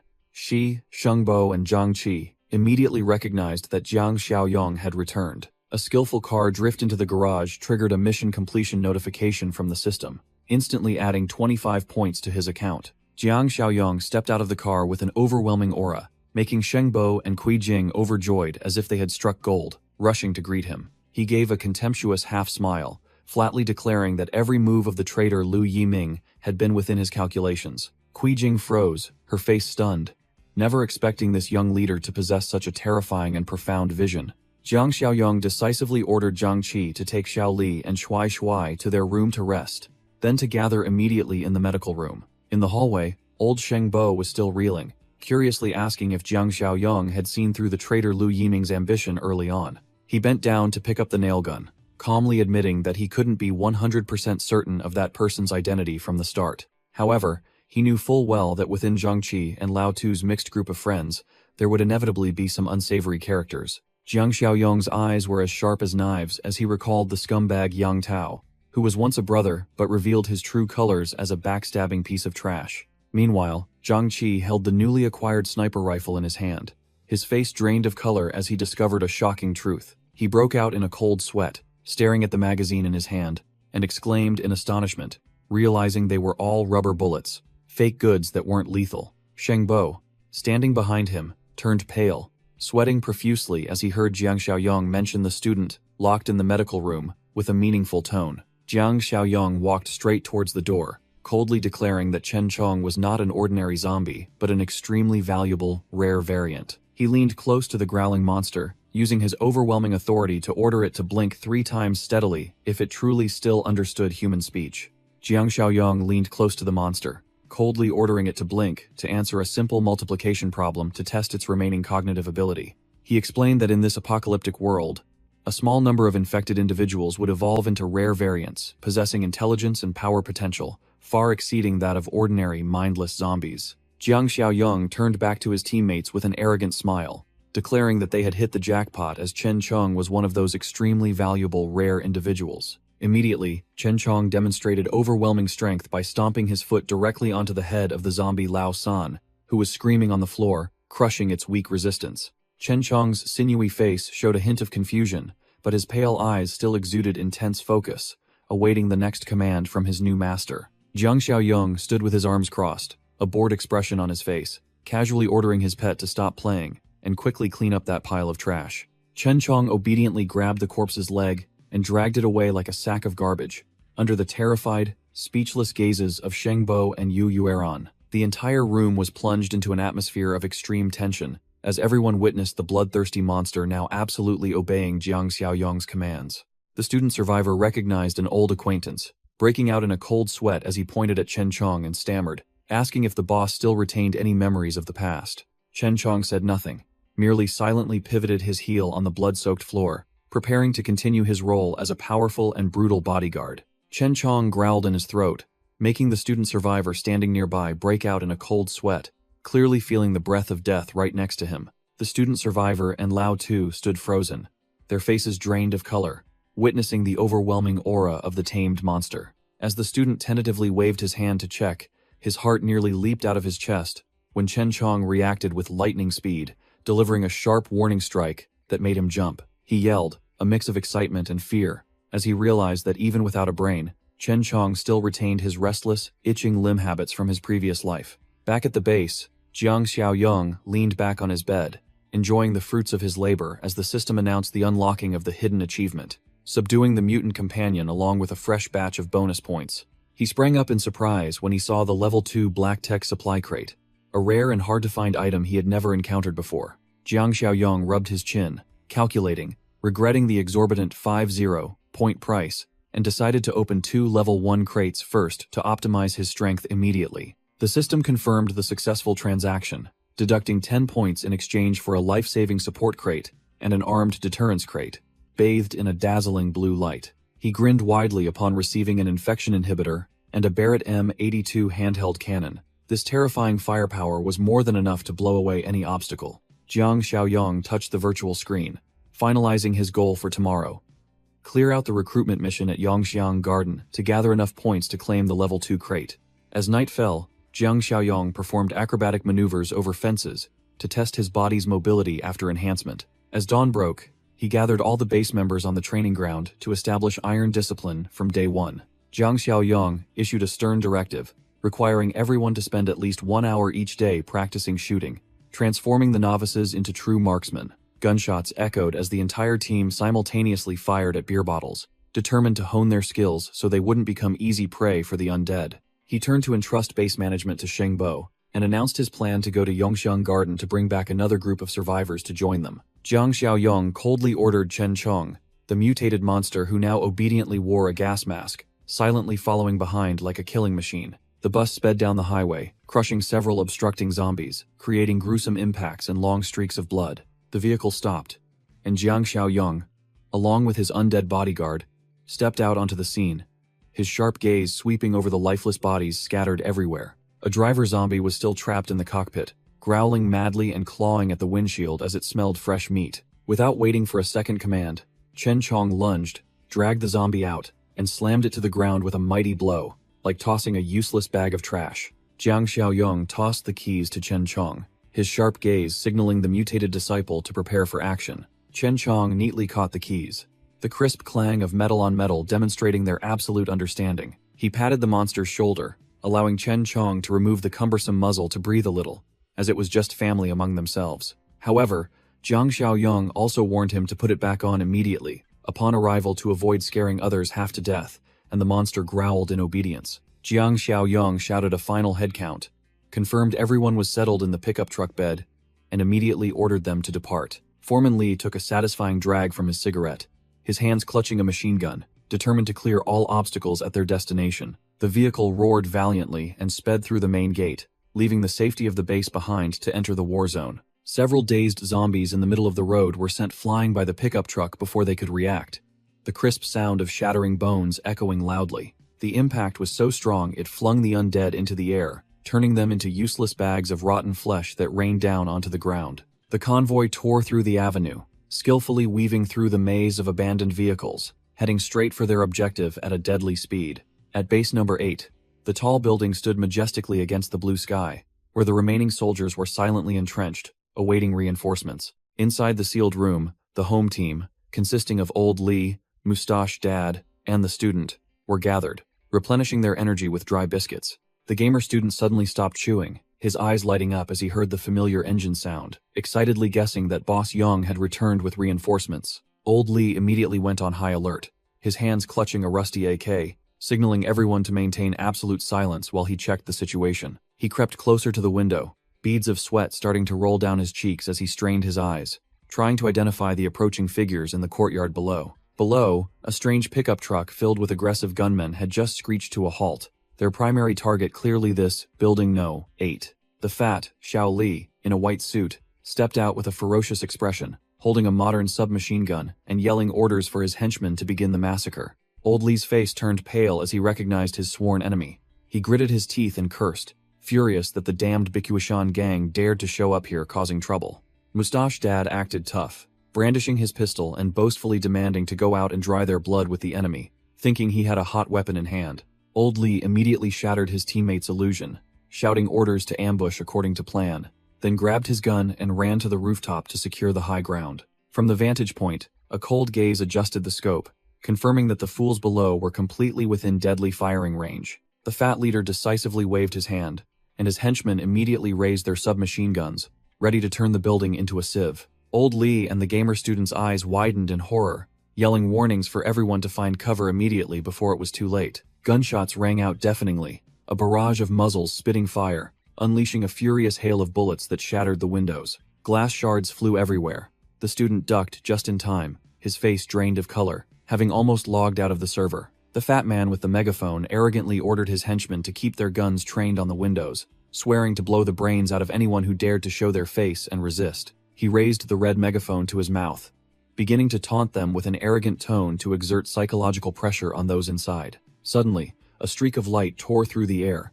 grazing the fat man's face and embedding itself directly into the head of the long-haired henchman standing right behind him. The henchman collapsed, dead on the ground, and the fat man's face turned ashen as he shrieked, realizing the opponent had a sniper. Before he could recover, a second shot arrived, piercing his thigh, making the fat man shriek miserably, clutching his leg and collapsing in pain. The AK barrel smoked profusely after the warning shots, and a desperate shout urged teammates to find cover immediately. Old Li held the high ground, his AK-47 mercilessly spraying bullets down at the thugs, warning them about the enemy's automatic firepower. Xiao Li's face was drained of all color. He cursed and screamed about the garbage intelligence, never expecting the opponent to possess heavy-duty firearms. The headband thug frantically asked his boss for instructions. Xiao Li, hiding tightly behind the corner like a rat, yelled an order to retreat. The headband thug tried to appear calm, signaling his comrades to wait for orders to flee the death zone together. A dry bang echoed, and the headband thug was shot clean through, collapsing to the ground amidst the utter horror of his comrades. Xiao Li broke out in a cold sweat, counting down, his eyes flashing with cruelty, as he decided to use his henchmen as sacrificial lambs to save his own life. He waved his hand, yelling orders to run, pushing his henchmen out to act as bullet shields to cover his escape. Watching his subordinates desperately rush forward, Xiao Li sneered, revealing the cunning and ruthless nature of the leader. As soon as the thugs appeared on the main road, they were wiped out by the firepower. Some had their brains blown out, others fell like straw onto the pavement.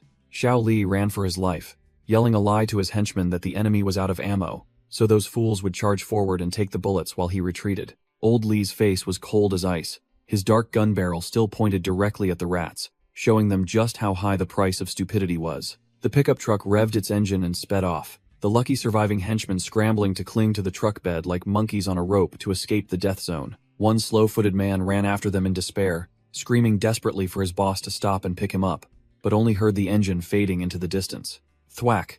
An arrow tore through the air and embedded itself directly into the head of the unfortunate thug, instantly ending his life as a bullet shield. The pickup truck sped into the night, leaving behind the whistling sounds of arrows sticking into the asphalt, the remaining thugs relieved to have kept their miserable lives. In another development, the bus driven by Jiang Xiaoyong was skillfully weaving through the scattered car wrecks on the highway. Jiang Xiaoyong was focused on driving, when his keen ears suddenly caught the sound of an unfamiliar engine. He frowned slightly and uttered a sound of doubt. From above, his bus sped past Shaoli villains group's fleeing pickup truck at the intersection, the two factions passing each other like strangers in chaotic times. Jiang Xiaoyong glanced in the rearview mirror, tisked, and ignored them, deciding to focus on grinding for more important mission points, rather than getting entangled with roadside trash. The bus slowly entered the apartment complex, its engine rumbling and echoing among the silent high-rise buildings, as if announcing its owner's return. Jiang Xiaoyong and Chen Chong stood before a thug's corpse. He smirked, realizing the weapon's head left behind had helped the other faction clean up quite a bit of trash. His monster instincts surged. Chen Chong ground his teeth, drooling profusely with an expression of uncontrollable, ravenous hunger. Seeing his mutated subordinate, whimpering and staring at the corpse on the ground, Jiang Xiaoyong turned and asked nonchalantly, as if making small talk, "What? Hungry already?" With a pragmatic, cruel smile, Jiang Xiaoyong waved his hand, allowing Chen Chong to eat the corpse to increase his strength, instead of letting it become prey for others. Given the green light, Chen Chong's eyes flashed a terrifying red light, and his mouth curled into a savage grin, revealing sharp teeth ready to tear flesh. The variant pounced on the corpse and devoured it ravenously, while Jiang Xiaoyong coldly turned his back and ordered it to assemble at Building 8 once it was done eating.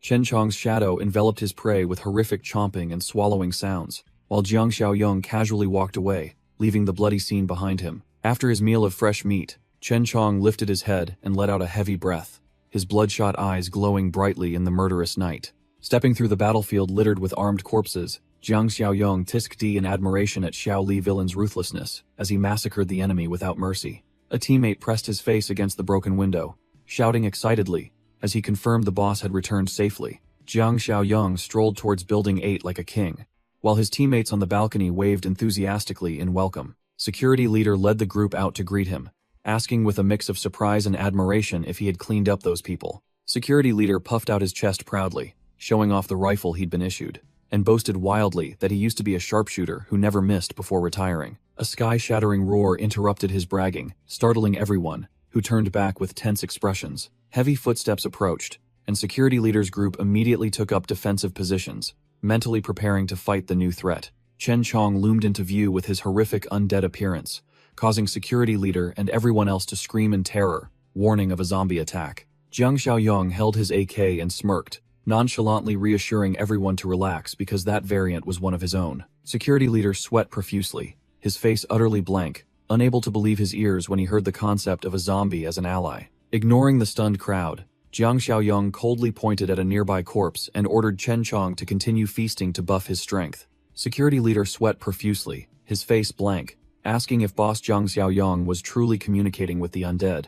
Jiang Xiaoyong smirked mysteriously, herded everyone onto the bus, and said it was a long story, telling them to get on and he would enlighten them later. He turned to Chen Chong and ordered him to eat quickly, and then returned to the team, with the relaxed demeanor of someone training a heavy-duty pet. Chen Chong obediently put on the specialized muzzle himself, his cold, glowing white eyes looking incredibly imposing.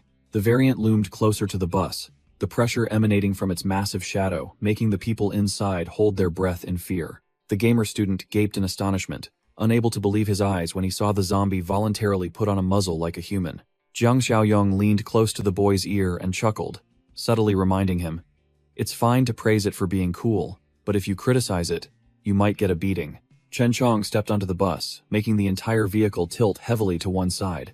His body weight, after being buffed, was truly monstrous. Security leader panicked intensely as he felt the bus shaking violently, terrified by the overwhelming power of the uninvited guest. Chen Chong held out a bunch of keys to his master, muttering incoherently like an obedient child presenting spoils of war. Jiang Xiaoyong's eyes widened in surprise when he saw Chen Chong starting to babble like a 3-year-old learning to speak.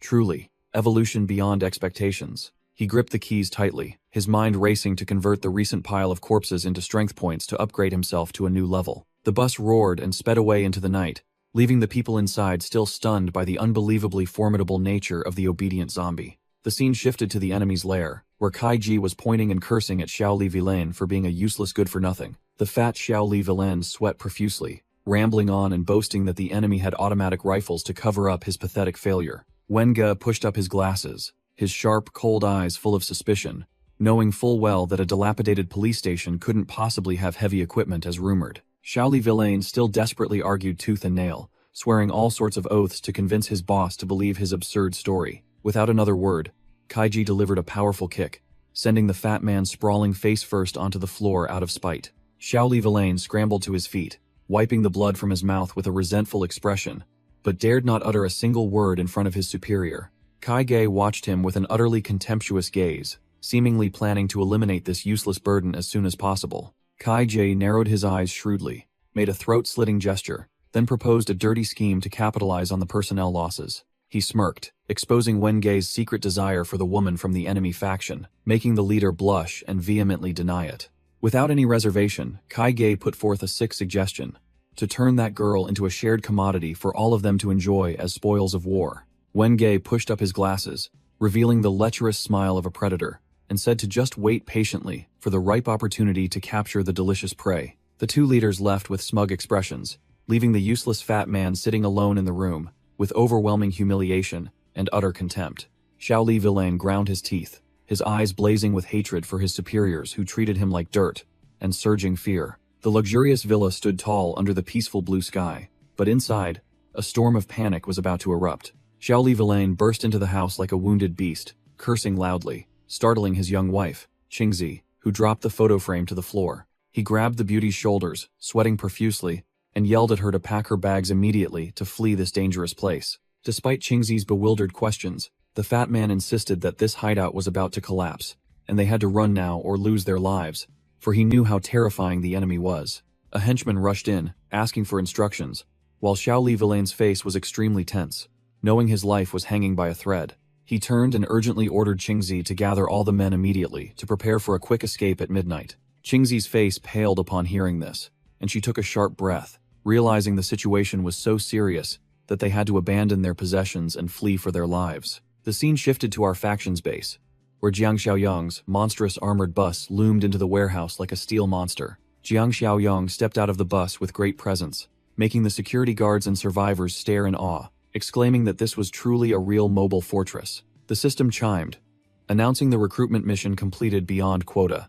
Jiang Xiaoyang smirked in satisfaction as his point fund soared to 66. He turned and ordered his pet zombie, Chen Chong, to prepare himself to clear the southern district map with him tomorrow night. Security leader's face drained of all color upon hearing the location, and he sweat profusely, asking why they would stick their heads into that death trap. Jiang Xiaoyang flashed a murderous smile, declaring that he had to go to Bichui Via to settle a time-transcending blood debt with his old enemies. Back in his private room, he calmly opened the system interface and immediately purchased a level 2 high-tech supply box for 50 points to upgrade his gear. Jiang Xiaoyang decisively pressed his hand onto the virtual screen to unlock the level 2 mysterious chest with an all-or-nothing mindset. He held his breath in anticipation as 50 survival points vanished in an instant, secretly praying the system wouldn't return junk, wasting his money. Golden light erupted, and the system announced exhilarating good news. He had received a physical enhancement potion, directly adding 20 points to his base stats. Jiang Xiaoyang held the syringe in his hand, his eyes gleaming, and nodded, acknowledging that level 2 items were indeed a different league compared to the crappy items from before. He cried out in a mix of pain and exhilaration as the potent medicine began to tear apart and reconstruct every muscle fiber within the building. Feeling a new surge of power, he clenched his fist and confidently declared his current physique had reached 33 points, 6 times that of an ordinary person. His upgraded superhuman hearing suddenly picked up the annoying buzzing of a mosquito creeping close to his ear. With a simple hand clamp, so fast that the naked eye couldn't follow, he caught the target mid-air. The poor mosquito was locked in his sharp gaze. Its slightest movements became sluggish before the superhuman's reflexes. Jiang Xiaoyang smiled in satisfaction, flicking his hand to throw the mutated mosquito's corpse to the floor after a light warm-up to test his new stats. The brilliant sunset enveloped the base, signaling the time for the strong to depart. Jiang Xiaoyang led his zombie pet Chen Chong out to the courtyard, his confident demeanor causing the security leader to hastily follow. The security leader confirmed his southward route, with eyes full of respect and anticipation. He chuckled, asking Jiang Xiaoyang to spare some time to train his men in shooting skills, as his level was far beyond the rest. Jiang Xiaoyang gave a thumbs up, sealing the deal instantly, asserting that training these rookies was his specialty. He turned and ordered Chen Chong to get on the bus, preparing to leave the fortress to execute a new plan. The armored bus roared away, leaving a trail of white smoke on the deserted road. The scene shifted to the enemy side. The boss, Xiao Villain, strode menacingly among his henchmen who were reporting on troop deployment. He stormed out to the car with overwhelming killing intent. The car then screeched to a halt, tires burning, in front of a luxurious villa. As soon as he stepped out, Xiao Villain unleashed his fury with devastating punches to a henchman's face, leaving the man to only cover his head and endure. Xiao Villain stood defiantly, blocking the car in the middle of the road, headlights illuminating his figure and the surrounding henchmen, all radiating killing intent. Inside the car, Kaige held the steering wheel with a sinister smile. Behind him were the silent figures of Qingzi and the boss. Xiao Villain clutched his face, grimacing, as if he had a headache or had just realized some unexpected turn of events. He brandished a pistol, loudly yelling and questioning his subordinates about where they were going at this hour. Beads of sweat began to roll down Xiao Villain's forehead. He stammered in terror upon hearing the name Dongshu. The henchman quickly explained that they intended to use the cover of night to ambush Rongxiang Garden for some profit. Hearing the name Rongxiang Garden, Xiao Villain's eyes widened in surprise, while his disciples behind him dragged a defeated man forward. The unlucky henchman was thrown heavily to the ground with a thud, lying sprawled and helpless like a torn sandbag before the boss. Xiao Villain frantically yelled, "Qing!" Upon seeing the tragic scene before him, his anger beginning to erupt. He delivered a thunderous slap to his subordinate's face, roaring for the man to open his dog eyes wide and see the consequences clearly. A towering dark figure approached, leaving Xiaoli Villain's subordinates bewildered, wondering who dared to be so audacious. The squad of assassins in black immediately drew their guns, their sharp eyes signaling the start of a bloody purge. Gunshots echoed incessantly, sending the fat man's useless henchmen to meet their ancestors in an instant. Xiaoli Villain clutched his head in extreme panic, sweating profusely as he realized he had fallen into an ambush. He collapsed to the ground, trembling as he looked at his henchmen sprawled at his feet, his mouth stammering, unable to form words from sheer shock. A man with a mustache approached with a triumphant look, gesturing for the fat man to open his dog eyes wide and see who was sitting in the car. The window of the luxurious car slowly lowered, making the atmosphere more tense and suffocating than ever. Xiaoli Villain's face shifted from terror to extreme rage, his eyes bulging as he recognized an acquaintance. He roared Qijing's name when he saw her sitting meekly beside the boss, Wen Ge, who wore glasses and had a cold expression. Kai Ge sneered, exposing the woman's betrayal, while Xiaoli Villain cursed wildly, surrounded by enemies. Kai Ji turned to ask the boss how they should neatly deal with Xiaoli Villain. Wen Ge's face was as cold as ice. He raised a finger to his neck, making a cruel throat-slitting gesture. The rough rope immediately tightened around Xiaoli Villain's throat, suffocating him instantly. A muscular henchman strained to pull the rope, hoisting the fat man upside down into the air, leaving him to struggle in vain. Xiaoli Villain's eyes rolled back, foam bubbling from his mouth as his life was painfully and humiliatingly taken. The fat man's corpse hung dangling right at the main gate of the villa area, a bloody warning. The armored bus silently advanced into the area, its headlights sweeping across the corpse swaying in the night wind. Jiang Xiaoyong and Chen Chong darted like ghosts along the side of the fence to scout the situation. Jiang Xiaoyong suddenly stopped, looking up with an extremely focused and vigilant expression. Jiang Xiaoyong's glowing blue eyes radiated cold killing intent as he witnessed the enemy's brutal purge. Jiang Xiaoyong stood at the feet of the twitching corpse, sarcastically remarking that the fat man died too easily, and regretting not being able to finish him off himself. With a single sharp flick of his hand, the rope snapped, sending Xiaoli Villain's heavy fat corpse thudding to the ground. Jiang Xiaoyong leaned close to the corpse, his eyes glowing eerily, whispering a promise to help the fat man avenge himself against those traitors. From the brightly lit window of the luxurious villa, the sick moans of pleasure from a couple echoed out. Qingzi, in hot black lace lingerie, was handcuffed to the bed frame, her mouth incessantly complaining and demanding to be untied immediately. Wen Ge pinned the flirtatious woman to the bed, sneering lustfully and continuing to enjoy his reward, ignoring her cries. Kai Ge, standing shirtless in the same room, suddenly froze, clearing his throat as his keen ears caught the heavy thud of something falling outside. He quickly walked to the window to check the situation, while Wen Ge was still passionately intimate with Qingzi right behind him. Kai Ge's eyes narrowed in shock and panic as he looked through the glass, discovering an unusual presence in the courtyard below. In the hallway below, a guard was suddenly shot through the head, fresh blood splattering onto the wall before he could pull the trigger of the gun in his hand. Bang! The bedroom door was shattered by an extremely powerful impact, signaling that death had officially visited the scum's lair. Jiang Xiaoyong, like a ghost, lunged straight through the shattered doorway, knife in hand, pouncing into the middle of the room, giving Wen Ge and Kai Ge no time to react. Jiang Xiaoyong's glowing blue eyes radiated cold killing intent, activating his ability to lock down every movement of his prey within his sight. The chillingly sharp blade was immediately pressed against the enemy's throat, a death warning that left him only able to stammer in his throat. Kai Ge broke out in a cold sweat, his face drained of color, swallowing hard as he felt the scythe of death touching his skin from behind.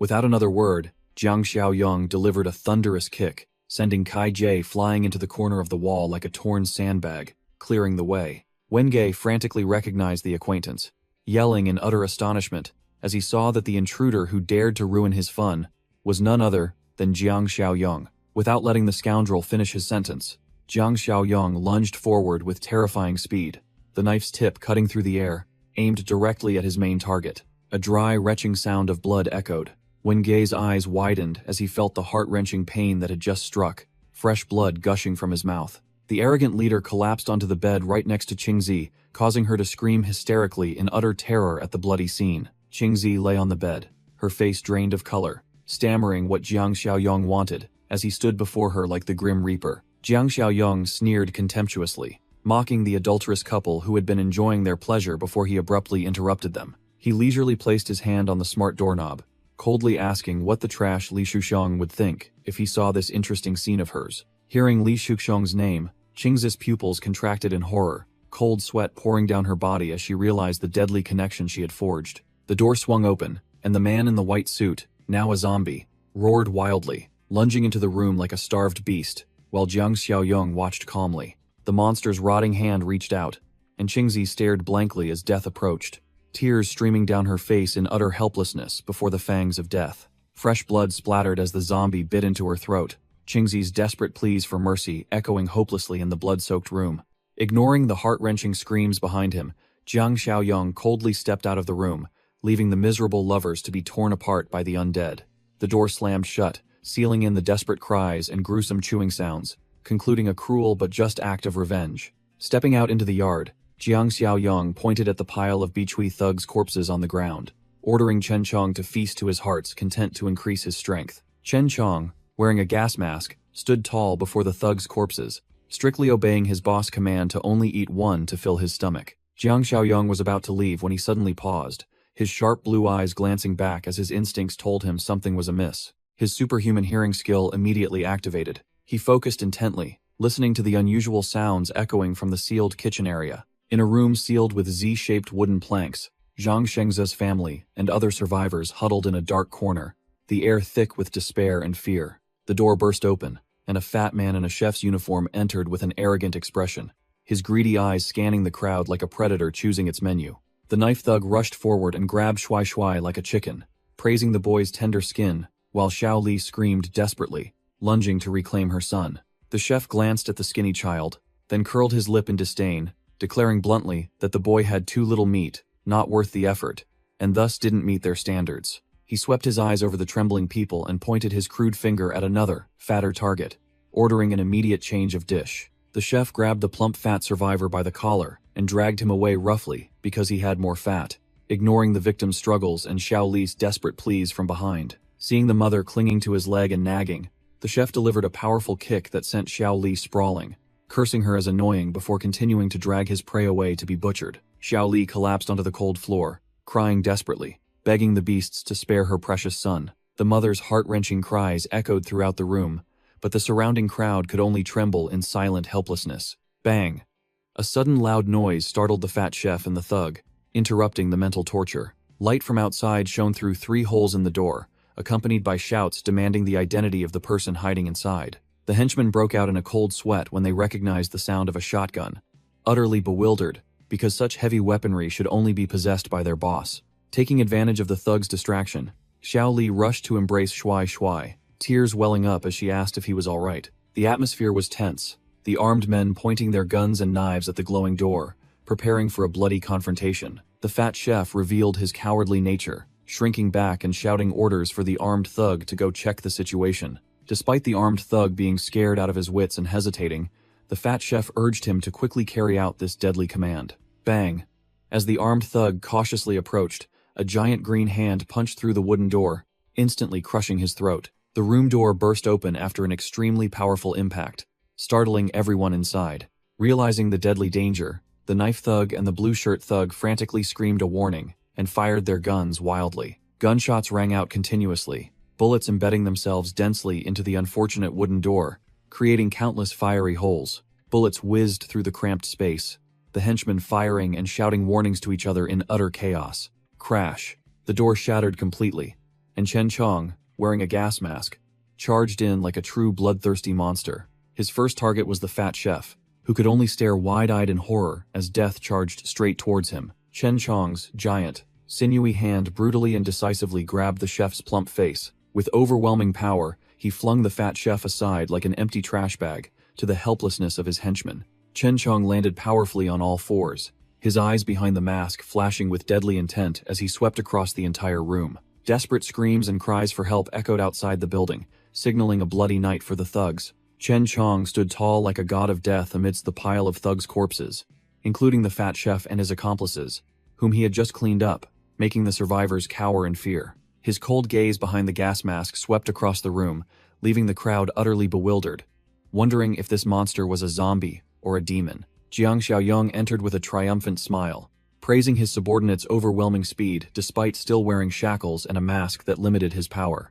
Chen Chong admired his glowing, sinewy hand, and then spoke in a deep, self-satisfied voice that he looked even cooler like this. All the survivors were thunderstruck, their faces drained of color, as they discovered that the zombie before them could speak human language fluently. Jiang Xiaoyong casually walked past the crowd pressed against the wall, his relaxed demeanor a stark contrast to Chen Chong's terrifying, towering presence behind him. Xiao Li clutched her young son tightly, her entire body trembling uncontrollably from the terrifying pressure she had just experienced. Jiang Xiaoyong gently reassured the mother and son not to be afraid, as the giant would not attack his own people, while Chen Chong also gave an awkward wave.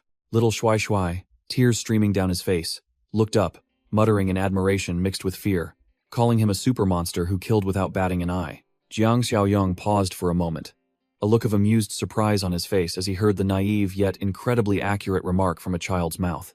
Jiang Xiaoyong sat down opposite the mother and son, his sharp eyes probing, asking Xiao Li if she had ever encountered a monster with a similar aura to his subordinate. Xiao Li, her face pale, trembled as she confirmed seeing one at the East Decorative Materials Market, immediately drawing Jiang Xiaoyong's intense attention. He frowned in thought, surprised that the monster's evolution timeline had been accelerated by a whole month, and it was even near the familiar Old Tea City area. Chen Chong hesitated, asking about himself, but Jiang Xiaoyong merely smirked meaningfully, calling him a rare variant among tens of thousands of undead. He began to lecture about this species, asserting that they possessed superior intelligence and memories, making them more effective hunters than ordinary zombies, but the price was uncontrollable madness. Hearing about the prospect of losing control, Chen Chong broke out in a cold sweat behind his gas mask, his voice trembling with fear for his own fate. Jiang Xiaoyong patted his subordinate's shoulder, confidently stating that he was the lucky one chosen and promising to keep his mind clear to serve him.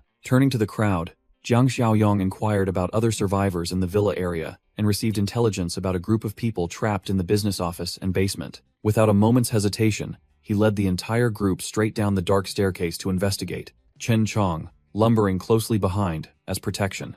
A piercing creak echoed from the slightly ajar door, revealing a gloomy, silent scene and a dark pool of blood on the floor, signaling ill omens. Jiang Xiaoyong and the survivors were stunned as they witnessed a living hell with piles of corpses right before their eyes. He gritted his teeth, realizing that these beasts didn't capture people to rule them, but to slaughter and process them like livestock in a slaughterhouse. The entire room, reeking of death, was the cruel answer to why no other refugee camps existed in this southern region. Jiang Xiaoyong turned to question the man beside him with sharp eyes, wondering how they could consume such a massive amount of meat. Looking at the mountain of bodies, he shivered, deducing that these creatures were using human flesh to fatten and nourish the zombies outside. Wasting no time, he immediately questioned the survivor about the specific location of the central business office he had just mentioned. The man tremblingly reported that it was a transfer station holding victims 1 kilometer away, where the weak were humiliated and killed. The familiar announcement rang out.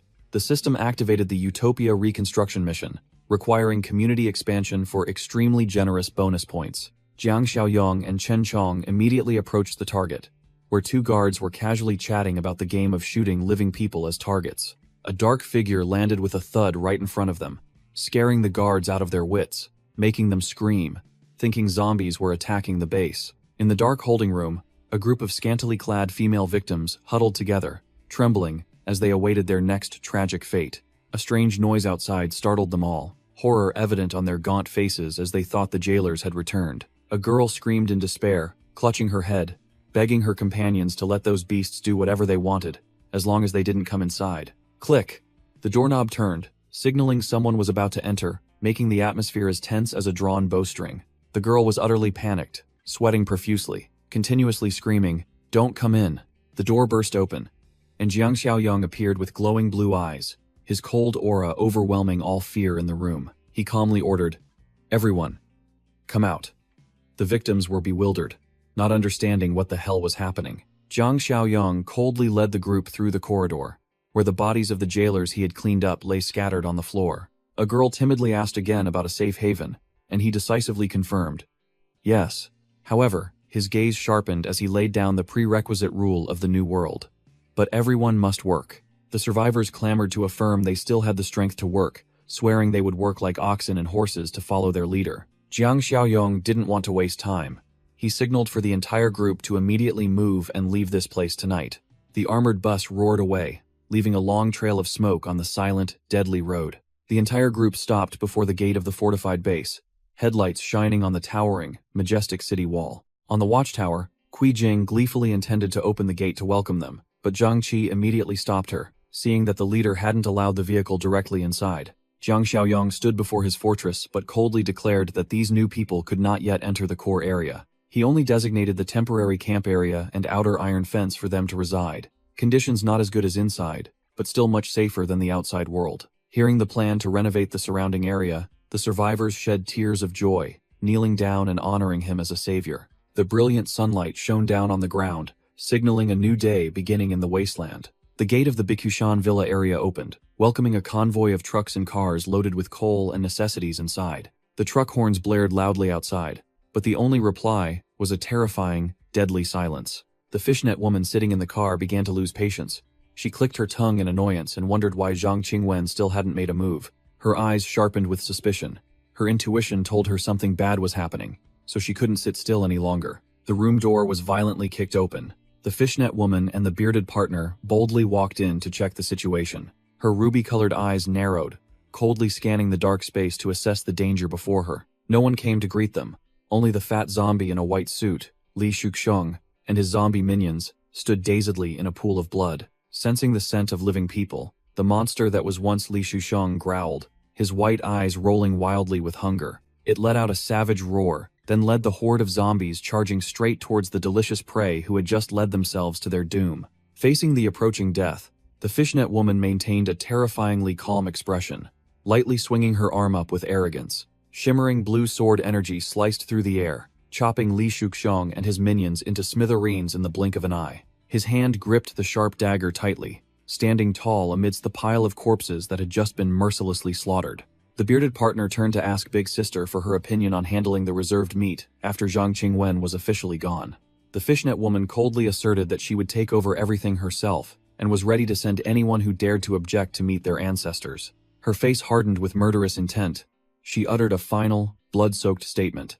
"I will kill them all." Both stepped out to the villa hall, standing boldly amidst the battlefield littered with the corpses of the unfortunate henchmen. The minion reported to Sister Shin that every last living person had been wiped out, and asked for further instructions regarding the goods. Sister Shin glared and ordered the bearded partner to bring the truck immediately to load up all that valuable meat. The roaring engine sound echoed as the heavy truck backed into the yard, preparing for the rapid resource scavenging operation. While the minions strenuously carried heavy black sacks onto the truck, Sister Jin stood supervising with her arms crossed, a calculating expression on her face. Suddenly, her sixth sense vibrated intensely, and her razor-sharp gaze darted towards the direction of strange movement. Sister Shin bent down to scrutinize the tire tracks imprinted on the asphalt, while the bearded partner stood behind her, curiously asking if Big Sister had found any interesting clues. She squatted down provocatively, smirking with excitement, wanting to know who possessed the superior driving skills to catch her eye. Scene shifts back to the base.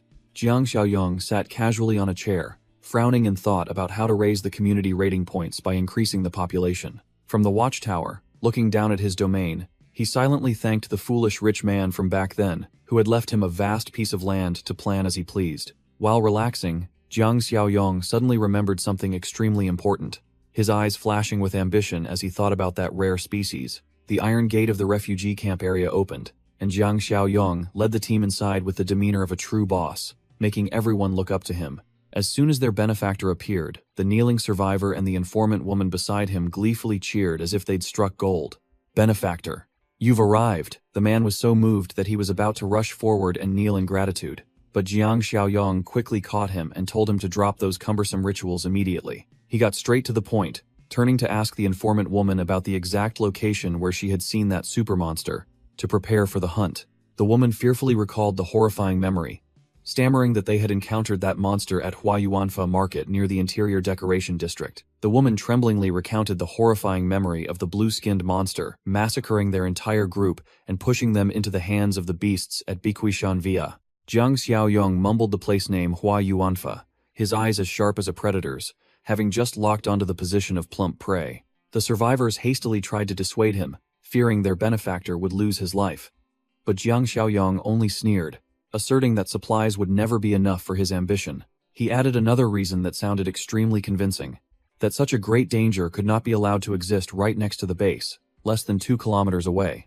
The metal basin fell to the ground, creating a deafening clatter, reflecting the extreme fear of the faint-hearted ones upon hearing he intended to hunt. Even as the woman cried out, begging him not to go to his death, Jiang Xiaoyong maintained a calm demeanor and told her to rest assured and wait for good news. Jiang Xiaoyong turned and ordered Zhang Qi to immediately call their ace in the hole, Chen Chong, to prepare for a sortie and make mincemeat of that monster. The entire team stepped out of the building's main door with surging momentum, their shadows stretching long across the yard, signaling an impending massacre. In another development, a group of unfamiliar survivors had just arrived at the supermarket area, led by the Pan woman, who looked quite fierce and alluring. The crowbar man seemed pessimistic, fearing all the good stuff was gone, but the Pan woman still kept a cool head, hoping to salvage some remaining necessities. The group entered with an overly confident demeanor.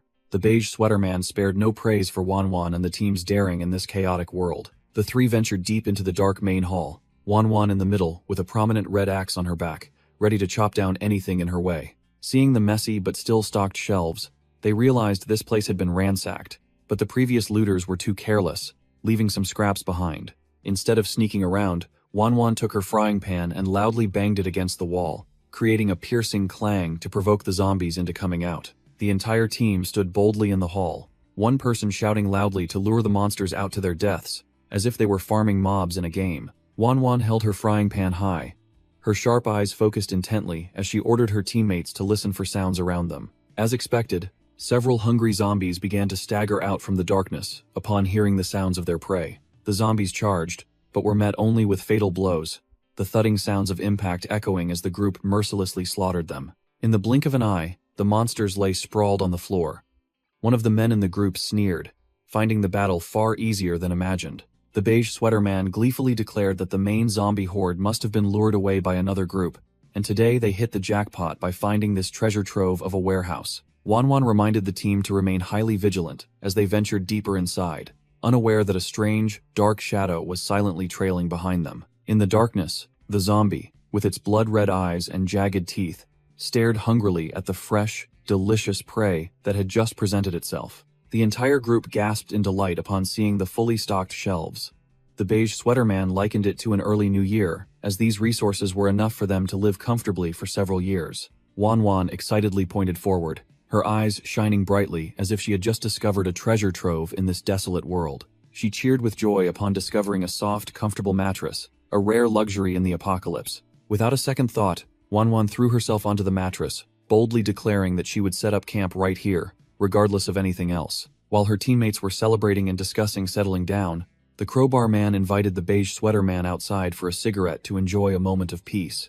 The lighter clicked crisply, and a small flame flared, illuminating the man's pensive face in the silent night. Standing by the railing, looking down at the hall, the beige sweater man hesitantly asked his senior if they were truly going to establish this location as their base. The crowbar man took a drag from his cigarette, then poured cold water on the idea, analyzing that this place had too many entrances, making it hard to defend, and its abundant resources would surely attract others to loot it. The crowbar man was halfway through his cigarette, his eyes thoughtful as he mentioned the suspicious two-story building ahead, when he suddenly froze. The beige sweater man, standing opposite him, turned pale, sweat pouring down his face, his mouth agape in horror as he saw something behind his senior. A blue variant slowly emerged from the darkness, baring its jagged teeth and cackling, praising how fresh the meat was today, freezing both men in their tracks. The beige sweater man ran for his life, screaming desperately for help, while the crowbar man was already caught by the monster from behind. Inside the base, Wanwan and her subordinates were packing up when they flinched, spinning around as they heard desperate screams echoing in. The beige sweater man hadn't run far when he suddenly stopped, his chest pierced from behind by a series of dark, sharp spikes, blood gushing out. The monster let out a savage roar, using its terrifying strength to tear the beige sweater man's body in half, as if it were a piece of scrap paper. Wanwan turned pale, witnessing the bloody scene. She yelled, ordering the entire group to retreat immediately to save their lives. The entire group ran for their lives, but the monster shot after them like an arrow, its grotesque laughter echoing through the corridor, declaring that no one would escape. Its speed was too great. Before Wanwan could escape, the monster's long arm pierced through her from behind, making her scream in pain. Wanwan and her teammate ran for their lives, their screams of, "No, I don't want to die," echoing through the dark corridor. The shadow of death pursued closely, making the man's eyes widen in horror, sweat pouring down him like rain from fear. Leaving her teammate behind, Wanwan shot like an arrow towards the light, where the escape door stood wide open. Her face relaxed in delight, and she loudly shouted that they were almost at a safe exit. Thud. Life was not a dream. She tripped and fell face first onto the floor just as she thought she had escaped danger. Wanwan looked up, her face drenched in tears, despair washing over her again as she realized she had reached a dead end. She gasped, letting out a piercing scream as she saw the formidable obstacle standing before her. Chen Chong slowly appeared, wearing a gas mask, and eerily mimicked, "Wah, I don't want to die." Wanwan was stunned, not understanding what was happening as the large monster stood still as a statue. A calm voice suddenly said, "Don't be afraid," making her jump in surprise, looking up blankly. Jiang Xiaoyong stepped out, full of presence, along with Zhang Qi, leaving Wanwan dumbfounded as she recognized the familiar face. He smirked meaningfully, asking her about the wealthy client who had bought the house years ago. Jiang Xiaoyong proactively extended his hand to greet her, recognizing her as the real estate agent he had once met. His superhuman memory allowed him to correctly call her Ning Wanwan, recalling her image in her office attire when closing the deal. Wanwan clutched her head and shrieked in fear of the monster, but Jiang Xiaoyong calmly reassured her that everything was under control. She broke out in a cold sweat, her face blank, unable to process this bizarre situation. Wanwan's pupils dilated to their maximum as she witnessed an unbelievable sight right before her eyes. The blue variant blocked the attack, then arrogantly taunted its opponent for daring to claim all the glory alone. Jiang Xiaoyong contacted Chen Chong via his earpiece, asking if his subordinate could handle it, and Chen Chong confidently accepted the challenge immediately. Chen Chong plunged down like a cannonball, determined to fight the blue variant, which was free-falling in midair, to the death. The blue variant landed in a predatory stance, its long tongue flicking out to lick its lips, showing delight at encountering one of its own kind for the first time. Without further ado, it launched itself into the air like an arrow, its sharp claws extended, charging straight at Chen Chong, who stood on the ground, radiating immense killing intent. The missed pounce created a powerful shockwave that cracked the ground, but Chen Chong had swiftly retreated, narrowly dodging the attack with incredibly sharp reflexes. The monster laughed savagely, its greedy eyes clearly revealing its ambition to devour its own kind to accelerate its evolution manifold. In response to the provocation, an armored fist tore through the air, striking the blue variant, whose eyes widened in astonishment, unable to react in time. Chen Chong gave his opponent no chance to breathe. He unleashed a thunderous blow that sent the monster flying, completely disrupting its balance. The blue variant slowly crawled out of the rubble, still stubbornly praising its opponent for having some fighting skill, despite just taking a painful hit. Before it could finish speaking, a hammer-like kick from Chen Chong descended directly onto the enemy's head, silencing all its bluster. The 1,000-pound kick created a shocking explosion, thick smoke and dust engulfing Chen Chong's imposing figure after his destructive strike. Chen Chong stood silently after the attack, his eyes behind the gas mask gleaming with deadly coldness, utterly despising his noisy enemy. From the dark ceiling, the blue variant suddenly swooped down like a ghost, its sharp claws aimed at ambushing its prey below. It roared excitedly, boasting that the power accumulated from its bloody hunts all this time finally had a chance to be put to use. Chen Chong's eyes behind his mask widened, his pupils contracting with intense focus to catch the enemy's super-fast movements. The monster closed in face-to-face with a savage grin, intending to use terrifying pressure to crush its opponent's spirit in an instant. The wind-tearing claw trails formed a relentless barrage of attacks, shredding the surrounding space to force Chen Chong into a death trap. Zhang Qi broke out in a cold sweat, worried for his disadvantaged teammate, but Jiang Xiaoyong coldly assessed that this monster was indeed a menace that needed to be eliminated quickly. Without further ado, Jiang Xiaoyong summoned an AK rifle from thin air with a digital effect, leaving Wanwan, who stood behind him, utterly dumbfounded. He raised the gun, aiming precisely, and smirked as he gave Chen Chong a condition. Just hold it for 1 second, and he wouldn't be laughed at anymore. Hearing his master's command, Chen Chong immediately used his brute strength to lock the blue variant's arms, making it scream in helplessness and rage. Bang! The gun barrel spat fire. A bullet carrying a death sentence flew straight into the fixed target, ending the arrogant one's performance. The bullet, imbued with destructive power, pierced the blue variant's skull, creating a horrifying hole right in the middle of its forehead. The blue variant's hulking body crashed onto the cold floor like a sandbag with a broken string after the fatal blow. A dull thud echoed as its giant foot hit the ground, signaling that the monster had been knocked out. But this monster refused to die. Blood oozed from the hole in its head while its mouth still spewed insane threats and maniacal laughter. Zhang Qi's face turned pale, sweat pouring off him as he witnessed this absurd sight. and he cried out in extreme panic. Jiang Xiaoyong didn't bother with nonsense, coldly pulling the trigger and emptying an entire magazine into the enemy to teach it a lesson in eternal silence. The blue variant's body twitched with every bullet that tore into it, blood and flesh splattering everywhere. But its grotesque smile hadn't quite faded.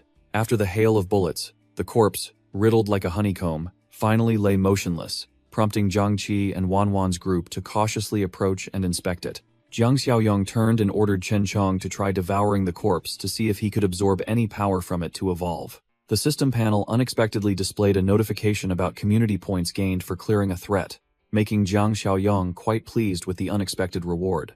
Seizing this once-in-a-lifetime opportunity, Jiang Xiaoyong declared he would loot the entire supermarket clean, leaving the group dumbfounded and unsure what was happening.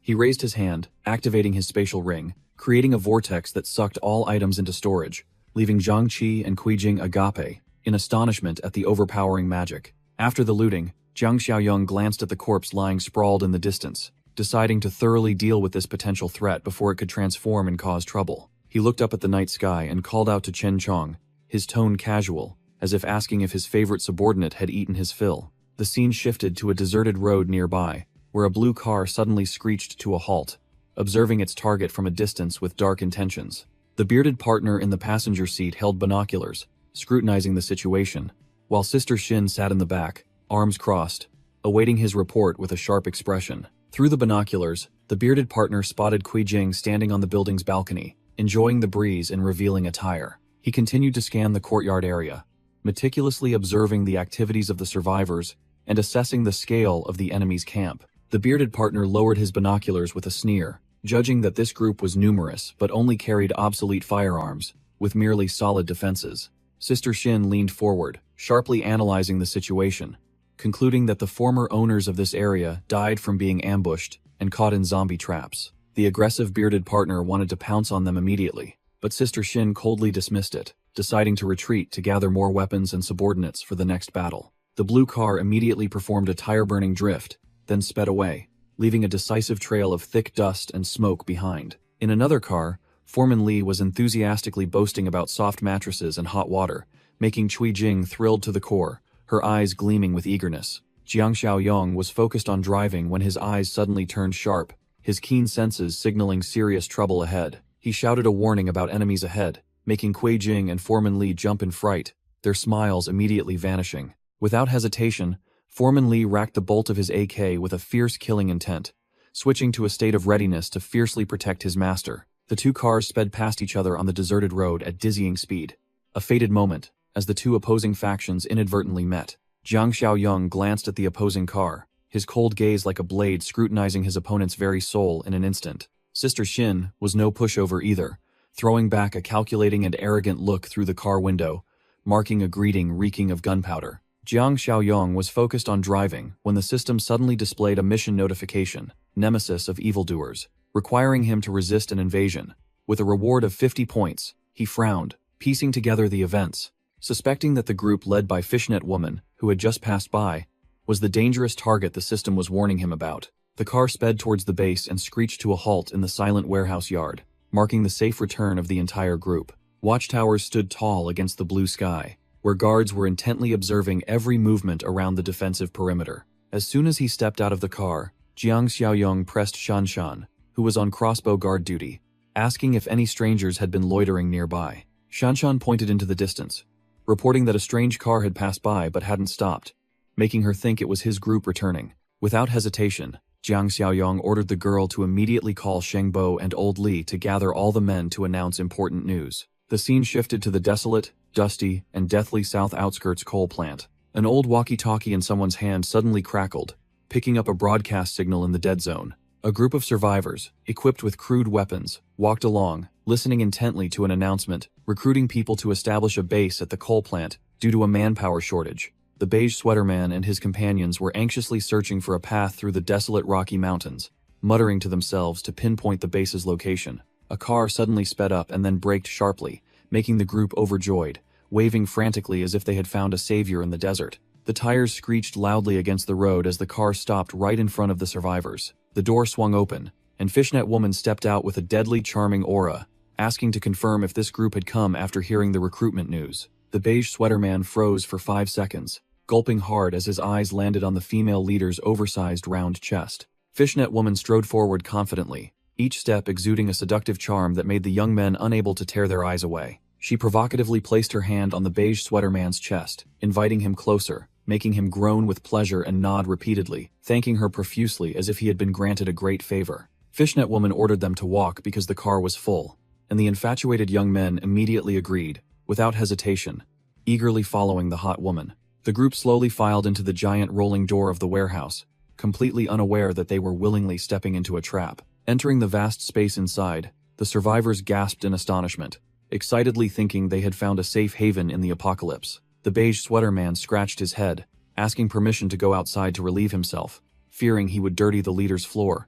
But in reality, he was just embarrassed. Fishnet woman flashed a deadly smile, immediately cutting him off and inviting him to use the restroom inside, making the young man eagerly nod in agreement. The sound of trickling water echoed in the cramped space as he began to relieve himself into the urinal. The young man's face revealed a lewd expression with a smirk, his dark mind beginning to imagine all sorts of intimate scenarios with the hot woman. Fishnet woman stood with her arms crossed, leaning against the wall, her sharp eyes scrutinizing every movement of her prey, with the demeanor of a queen holding power over life and death. He pulled up his pants and turned around, overly confident, boasting about his masculinity and inviting the woman not to be shy and to come join him for some fun. A dry crack echoed, cutting off his flirtation, and the young man's eyes widened, his throat constricting as he realized he had made a fatal mistake. Fishnet woman struck like lightning, her eyes cold and emotionless as she sent the deluded man to his grave. Thud. His entire body collapsed onto the cold tiled floor right beneath the female killer's heel, ending his spring dream with a one-way ticket to hell. Fishnet woman clicked her tongue in disappointment, looking at the corpse at her feet, uttering words of disdain because she thought she had found a good catch, but it was just weak trash. A minion ran over, excitedly reporting the mission complete, and Fishnet woman coldly ordered him to drag the corpse out of the restroom and dispose of it neatly. Stepping over the scattered bodies on the floor, she calmly ordered number 2 and number 3 to be called in to prepare for the next exciting act. At the base, all core members and survivors gathered around a large table to discuss tactics to deal with the new situation. Old Li, sweating, asked about the mysterious enemy, and Jiang Xiaoyong sternly warned everyone to be prepared, as an attack could erupt at any moment. He assigned Zhang Qi and Chen Chong to go with him to clear the southeast building to relocate the evacuees, preventing them from becoming useless cannon fodder. Wanwan and Lao Tu refused to sit still. Both eagerly volunteered to follow and assist the boss in clearing out the monsters. The 2 delivery men in their bright yellow uniforms were no less eager, straining themselves and shouting loudly to contribute to the vanguard. Kui Jing raised her hand to join, while the little boy Shuai Shuai also playfully demanded to come along, but was scolded by his mother for being too meddlesome. The vixen Kui Jing broke out in a sweat, feeling that this fervent atmosphere was so stimulating that she genuinely wanted to rush into danger for once. Jiang Xiaoyong finalized the plan, assigning Shengbo and Old Li to stay and guard the base, while all the battle-hardened men would follow him to sortie. Jiang Xiaoyong, holding an AK, led the skilled fighters, including Wanwan, Chen Chong, and Zhang Qi, with an aura ready to flatten any obstacle. The entire team assembled in front of the tall building, completely covered by blue tarps, preparing to enter and clear out the remnants inside. The battle erupted. Jiang Xiaoyong coldly fired bullets into the zombie's mouth at close range, while Wanwan provided fierce cover from behind. A zombie wearing a hard hat charged to attack, causing the young man to panic completely, screaming in terror as death approached. After clearing out the trash, Jiang Xiaoyong stood amidst the corpses, sighing in relief as he confirmed the head count, satisfied that no one was injured. Observing the terrain from the window, he determined that the upcoming attack would be intense, so he decided to set up camp here for defense. Wanwan refused to be considered a mere decoration. She and Lao Tu adamantly declared that they could also wield guns and kill enemies fairly. Faced with his teammates' burning determination to contribute, Jiang Xiaoyong smirked and nodded, allowing them to join the main formation. He ordered them to clear the scene first, promised to equip them with pistols, and demanded that everyone strictly obey orders via walkie-talkie. At another location, Fishnet Woman stood directing her minions to quickly load all the cargo and fuel onto the truck for a quiet retreat. Fishnet Woman looked back at her minions with sharp eyes, inquiring about the situation in the voice of a true boss. Just as the blonde minion opened his mouth, the cannibal giant next to him roared, demanding human flesh with a crazed, hungry expression. Fishnet Woman cursed bitterly, announcing that the Bikuishan gang had been wiped out and that from now on, they would have to fend for themselves to find food. Hearing the news of the lost human meat supply, the cannibal giant's eyes bulged as he roared and thrashed like an overgrown child throwing a tantrum from starvation. Fishnet Woman's eyes flashed with murderous intent. She decided that tomorrow morning, she would lead number 2 and the horde to flatten the people in the eastern suburbs in retaliation. At the base, Jiang Xiaoyong looked up at the tranquil night sky, calculated his accumulated points, and decided to check the hot items in the system. He swiped his finger across the virtual screen, his eyes gleaming as he saw the refreshed inventory with fancy level 2 supply chests. Jiang Xiaoyong smirked, quickly calculating, and decided to go all out, spending 40 points to acquire 2 of the highest level item chests. A burst of energy enveloped his body as he unlocked the Overload skill, which temporarily boosted his physical strength stats. He chuckled smugly, realizing that with an additional 25% strength, his muscle stats would exceed 40 points, meaning he would be 8 times stronger than an ordinary person, a truly formidable number. Jiang Xiaoyong clenched his fists excitedly, feeling the surge of power within his body and eager to test out his new skill immediately. The roaring sound of engines filled the sky, accompanied by swirling dust, signaling the start of a large-scale military operation. The enemy's motorized convoy aggressively set off, with 2 armored trucks leading the way and thugs on motorcycles escorting them on both flanks. The bearded partner drove while asking for instructions, and Fishnet Woman coldly ordered him to ram straight into the refugees outside, to clear a bloody path for the massacre. The vicious woman clearly outlined the strategy. Once number 2 breached the gate, they would all hide behind the armored trucks to unleash suppressing fire. The cannibal giant in the back was utterly ecstatic, continuously roaring for slaughter and meat to fill his rumbling stomach. The convoy sped away, leaving long trails of dust on the road heading straight for Jiang Xiaoyong's base. At the base, the fortified building still stood tall under the peaceful blue sky, unaware of the death storm approaching. On the balcony, Old Li worriedly pointed out the deadly blind spots of their position, but Jiang Xiaoyong calmly said there was no need to worry about visibility. Seeing Old Li's extremely bewildered expression when asking about the true purpose, Jiang Xiaoyong merely smirked meaningfully and confidently. Jiang Xiaoyong smirked, probing about the security guard's past few years as a sniper to test his combat capabilities. Old Li scratched his head, clarifying that he was only a substitute soldier for a few months, but Jiang Xiaoyong pressed on about accuracy at 100 or 200 meters. The old guard confidently thumped his chest, asserting that if the wind wasn't too strong, targets within 500 meters could still be hit with perfect accuracy. Jiang Xiaoyong contentedly cut short the bragging when he heard his subordinate announce that the hot goods had arrived just in time. Zhang Qi panted as he carried the heavy wooden crate in front of the 2, muttering curses about its unusual weight. All 3 huddled around the mysterious wooden crate, the atmosphere tense as if preparing to open a mythical-grade treasure chest in the apocalypse. Their eyes wide and mouths agape, everyone was stunned to see the monstrous Barrett M82 nestled in the straw lining, exuding a chilling aura. Old Li broke out in a cold sweat, asking about the origin of the contraband, but Jiang Xiaoyong merely handed over the rifle coldly, meticulously instructing him about the meager 10 rounds of ammunition. Holding the heavy sniper rifle in his hands, Old Li was both trembling and excited, racking around with a clack to get used to the weight of death. Jiang Xiaoyong turned to confirm the combat status with Zhang Qi, ordering all troops to take their positions, ready to face the approaching enemy. Shan Shan stood on the watchtower, squinting as she spotted an unusual target, immediately pressing her earpiece to report the situation to the command center. Old Li peered into the scope of the monstrous Barrett, confirming the enemy was charging, and yelled to alert all troops to prepare for battle. Inside the lead vehicle, the minion in the passenger seat broke out in a cold sweat, seeing the unusual absence of refugees, and suggested stopping to scout. Sister Shin lunged from the back seat, grabbing the chair, and loudly ordered them to ram straight through, saying that since they had already committed, stopping now would only make them targets. The roar of engines tore through the air as the entire convoy furiously revved their engines, charging towards the main gate, disregarding all risks to breach the base. Shanshan's eyes blazed with killing intent as she yelled into the comms, ordering all defensive posts to open fire simultaneously the moment the enemy entered their sights. In the defensive corridor, Foreman Li, along with the security team and Mustache Dad, simultaneously pulled their triggers, unleashing a relentless hail of bullets upon the enemy. Blinding sparks flew as bullets tore up the asphalt and slammed thud-thud into the armored vehicles of Sister Shin's faction. The minion in the passenger seat hadn't even recovered when a bullet pierced through the car door, embedding itself directly in his chest, splattering fresh blood all over the cockpit. The lead vehicle skidded, tires burning, performing a spectacular drift to evade the dense barrage of bullets pouring down like a waterfall, desperately trying to find a path to survival.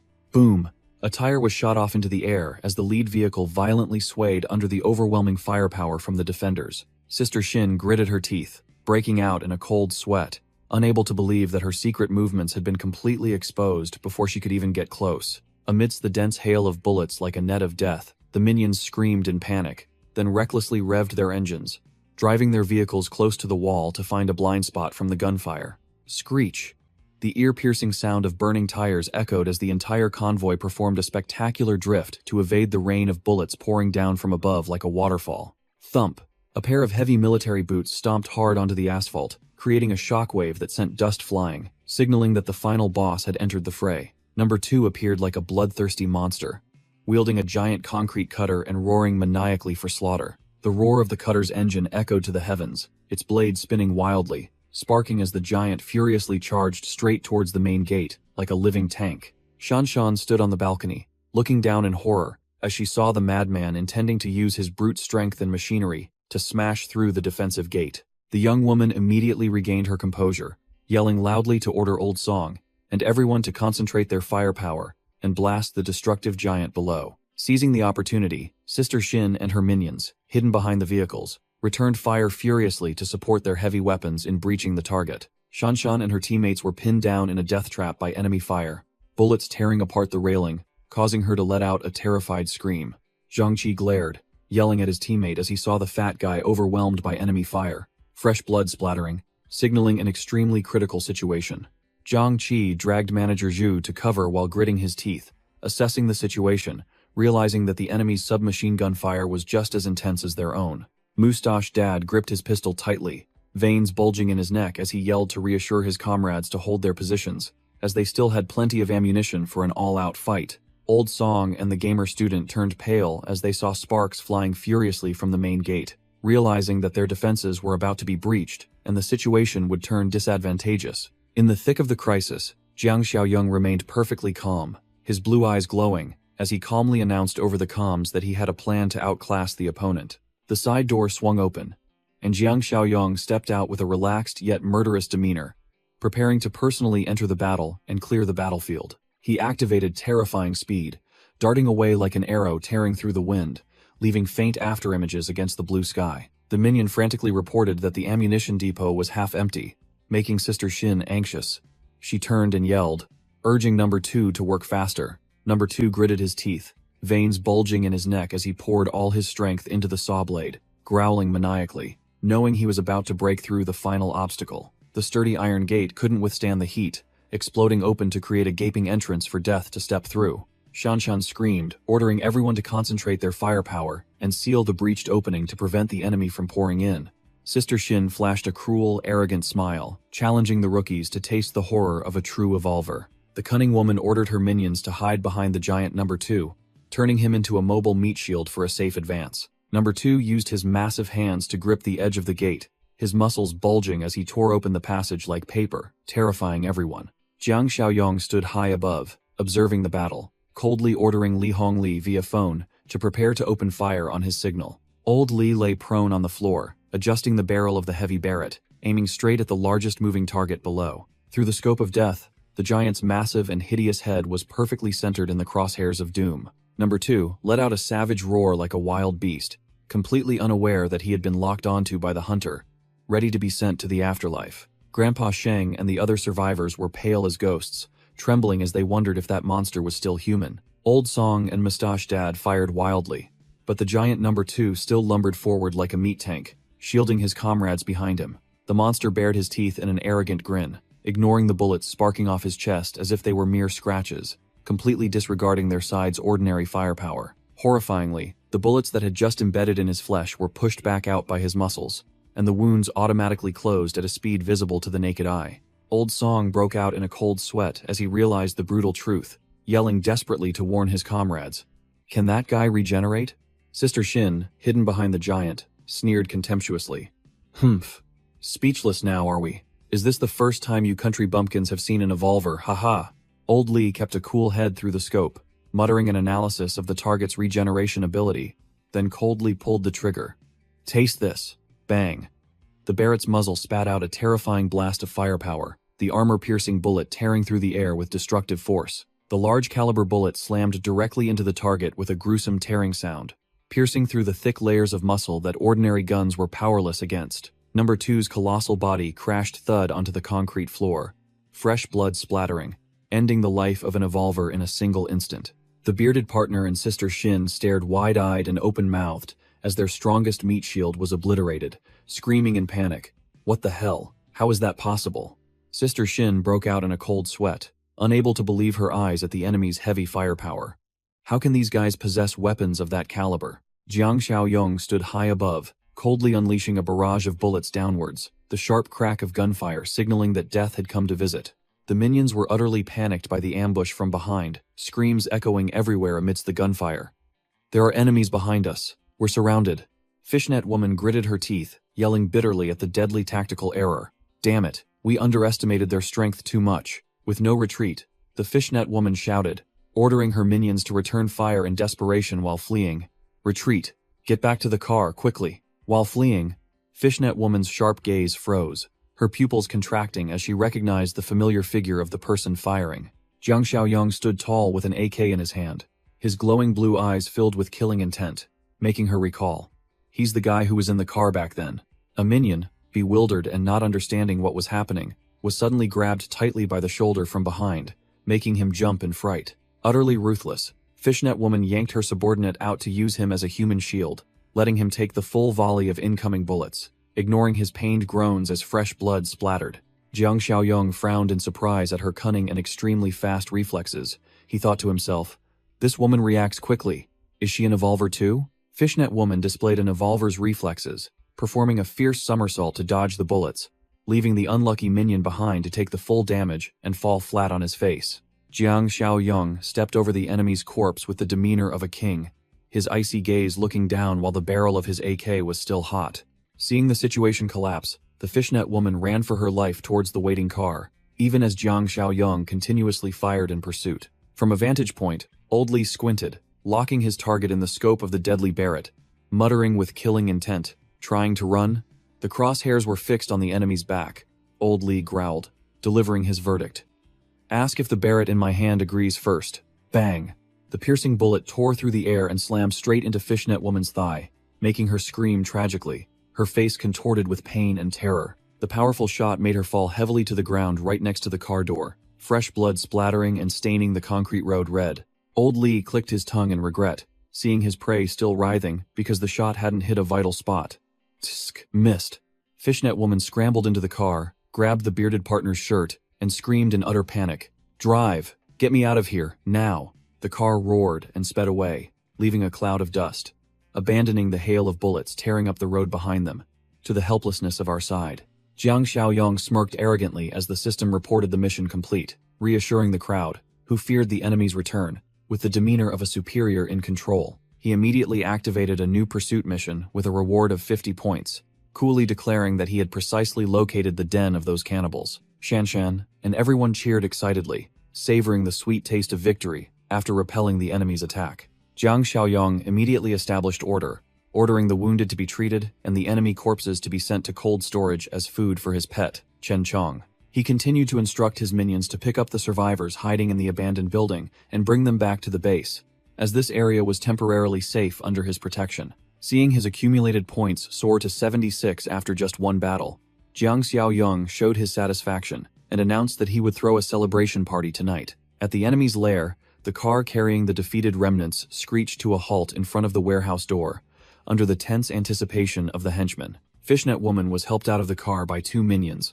looking miserable, one leg shattered by a bullet and bandaged short, making her unable to walk on her own. The blonde minion's jaw dropped in horror, unable to believe his eyes as he saw their powerful female boss return in such a crippled state. Fishnet Woman gritted her teeth, drenched in sweat from pain and humiliation, admitting that she had underestimated the enemy too much, as they possessed heavy firepower. Fishnet Woman furiously screamed at her minions, urging them to quickly drag out the prisoners so she could vent her anger on someone else. In response to her rage was a terrifying silence. The bearded partner stood still, looking at her with a contemptuous and calculating gaze. Despite her bleeding, stumped leg, the woman still tried to assert her authority, pointing and cursing her subordinate as useless trash not worth a dime. He smirked maliciously, openly defying her and mocking her for still daring to lecture him despite being so miserably crippled. Fishnet Woman was stunned, cold sweat pouring down as she realized the insolent attitude and rebellious ambition clearly visible on the face of her former trusted minion. In a panic, she turned and ordered the other minions to immediately subdue this traitor, but no one moved.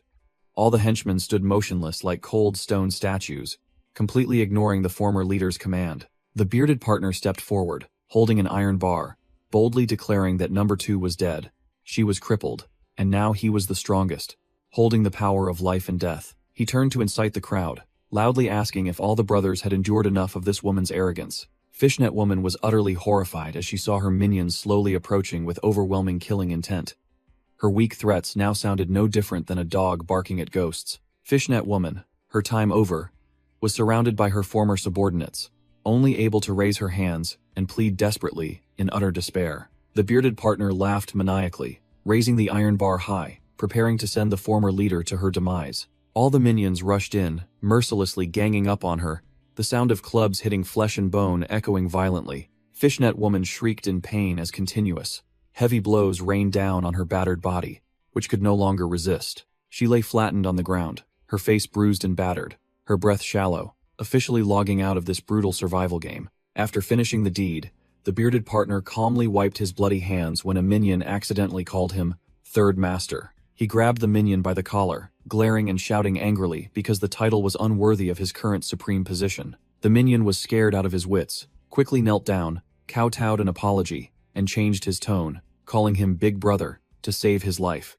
Although he had seized power, he started sweating profusely as he realized his faction had lost all its main forces. Fearing an encounter with that monster, haunted by the tentacled man, he decided to abandon his possessions and flee, leading his minions to join the Western Ridge faction instead of staying to die. Jiang Xiaoyong's group's car drove deep into the desolate industrial zone, the engine noise breaking the suspicious silence of the enemy's lair. Jiang Xiaoyong led the team's infiltration. Zhang Qi observed the surroundings and had to admit that the terrain here was indeed a solid fortress. All three moved stealthily close to the building's wall, Jiang Xiaoyong signaling for absolute silence to avoid alerting anyone remaining. Seeing the unusually quiet space, Zhang Qi guessed that the remnants of the army had been scared witless and fled before they could even arrive to pursue them. Surprisingly, they found Fishnet Woman's corpse lying sprawled on the ground, brutally eliminated by her own minions, making Zhang Qi shiver at their cold-bloodedness. Jiang Xiaoyong looked at the corpse with cold eyes. He wasn't surprised at all by the fate of betrayal for the losers in this world. Zhang Qi suddenly remembered the cannibal giant from earlier. He wondered why that guy had completely different strength compared to their Chen Chong. Recalling when the thugs shouted "Evolver," old Li pressed with curiosity, asking what it was exactly, and how one could achieve such monstrous power. Jiang Xiaoyong casually crossed his arms, giving a chilling answer that made his two old friends sweat profusely in disgust.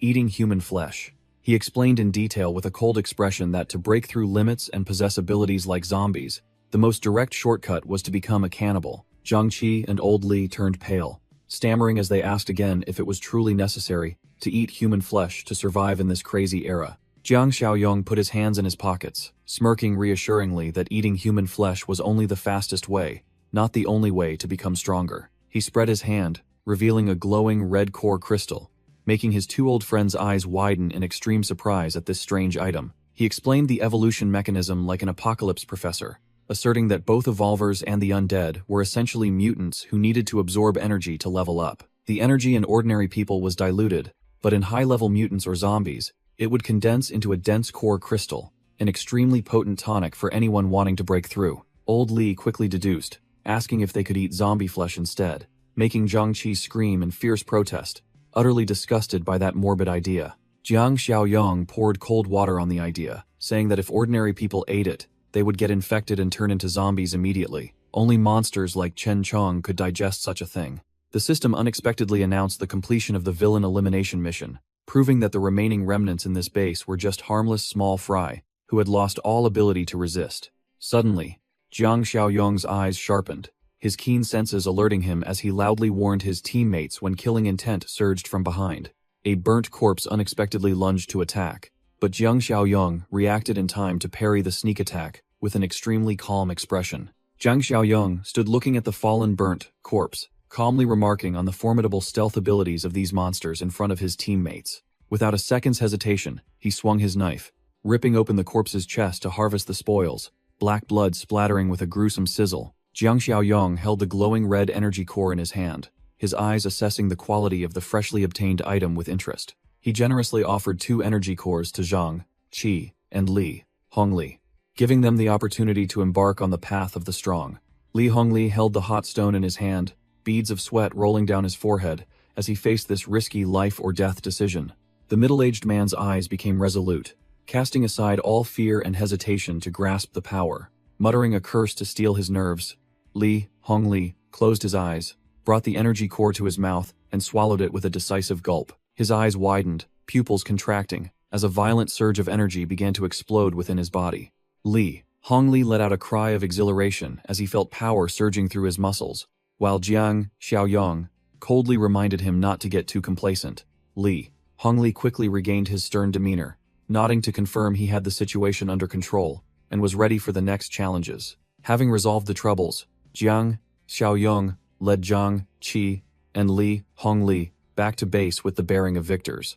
At the Shifeng steel factory, the defeated remnants were trudging towards the main gate, seeking a way to survive. The gatekeeper startled and shouted, demanding that the strangers stop and immediately state their identities. The bearded partner stepped forward with a cheerful expression, introducing himself as the third master of the coal mine to impress everyone. Hearing the name third master of the coal mine, the gatekeeper was half convinced but told him to wait a moment while he reported to the boss. The factory's large gate swung open, light spilling into the interior where 2 leaders stood waiting for the remnants. Big Peng laughed heartily, welcoming the third master, but his sharp eyes immediately scrutinized the absence of Jingrui and Yimu. The bearded partner broke out in a cold sweat, feigning sorrow and fabricating a story that big sister and second brother had sacrificed themselves to protect their underlings during an ambush. Big Peng narrowed his eyes, full of calculation, uttering a meaningful sound upon hearing that the 2 formidable figures were dead. Without further inquiry, Big Peng ordered his underlings to take the third master's group to the safe zone, while the bearded partner secretly smirked triumphantly. Huang Ling and Big Peng exchanged meaningful glances and sneered. It seemed these old foxes had already caught the scent of betrayal from the newcomers. The vast but ominous steel factory appeared, a faint call of third brother echoing in the suffocating space, signaling ill omens. The blonde minion spun around, shouting angrily when he heard his henchman dare to call him in such a fearful, unspirited tone. The henchman in gray broke out in a cold sweat, quickly apologizing to the boss, but unable to hide the rising fear in his heart about a terrible premonition. He pointed towards the windows and doors reinforced with sturdy iron bars, realizing this place resembled a loosely guarded prison more than a safe haven for them. Bang!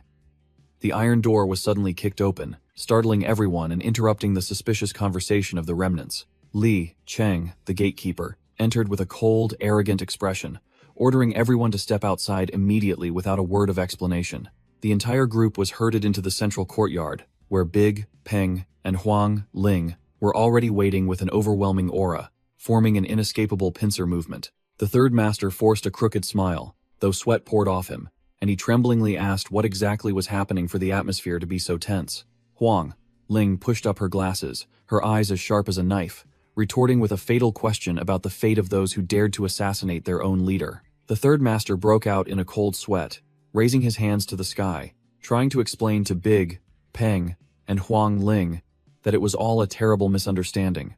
Huang Ling smiled sinisterly, ordering Li Cheng, the guard, to explain the reason so these remnants could die with their eyes closed.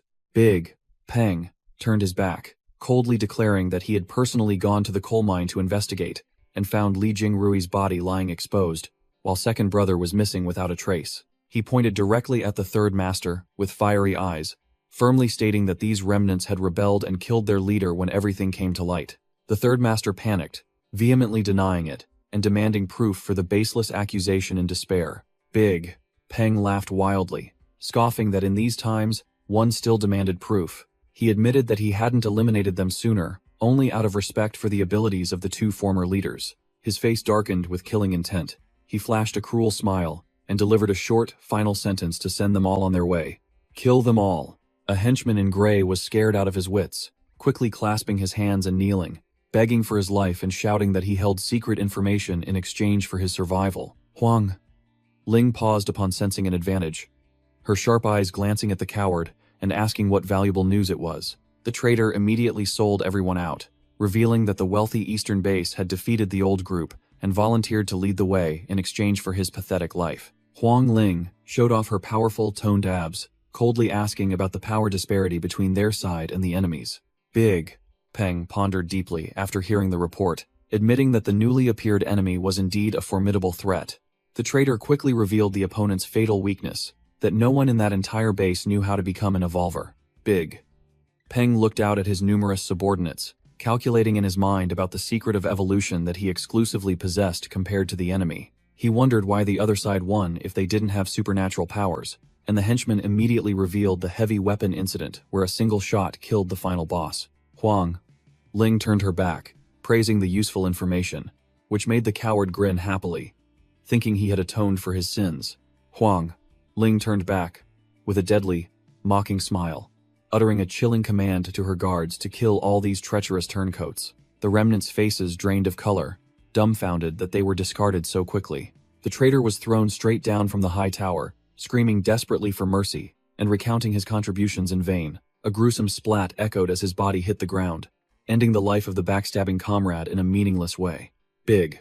Peng stood with his hands on his hips next to Huang Ling, deciding to postpone the attack, fearing the enemy's heavy firepower, preferring to level up their evolution rather than rush to their deaths. The cunning duo turned and walked away amidst the corpses, ordering scouts to confirm whether the other side was truly ignorant about evolution. Jiang Xiaoyong sat casually on a sofa at the base, leisurely checking his thick wallet with 126 accumulated points, preparing for a shopping spree. He groaned with delight when the system store released a level 2 black tech supply crate. His luck was truly off the charts, faster than thought. He finalized the purchase of food and the tech crate, immediately opening it to find a physical enhancement serum that directly added 20 stats.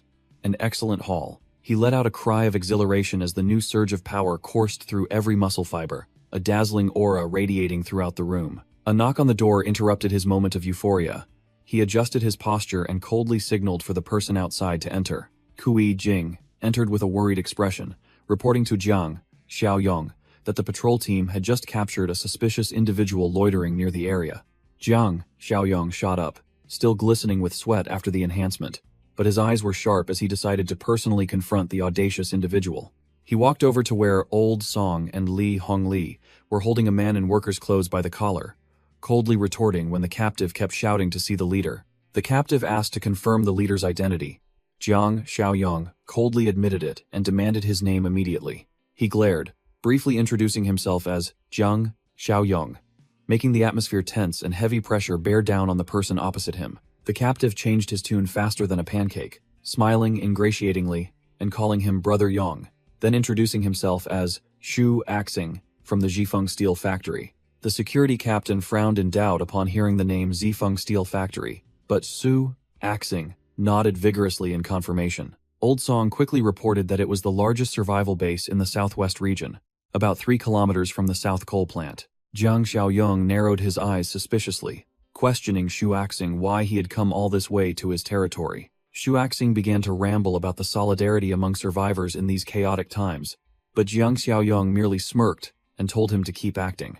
He continued to fabricate a story that their leader had sent a team to search for other settlements to recruit people to their side, to strengthen their forces. Lao Tu rushed out, interrupting the act, and presented a hand-drawn map, accusing him of having been lurking and scouting the area for a long time. Jiang Xiaoyong took the map and glanced at it, his gaze as sharp as a dagger, making the fake smile on the spy's face freeze. Jiang Xiaoyong activated his mind's eye, his left eye glowing with an eerie blue light, seeing through the opponent's true intentions. He smirked when he saw a yellow warning symbol appear above Shu Axing's head, confirming that this man had ulterior motives but wasn't lethally dangerous. Without a word, Jiang Xiaoyong pulled out his pistol and aimed it directly at the spy's face, making him jump in fright. His gaze was as sharp as a dagger, warning him not to take him for a fool, and threatening to blow his brains out immediately if he dared to utter another lie. Shu Axing was scared out of his wits. His Adam's apple bobbed as he swallowed hard, full of tension. He clasped his hands and pleaded profusely, sweating profusely,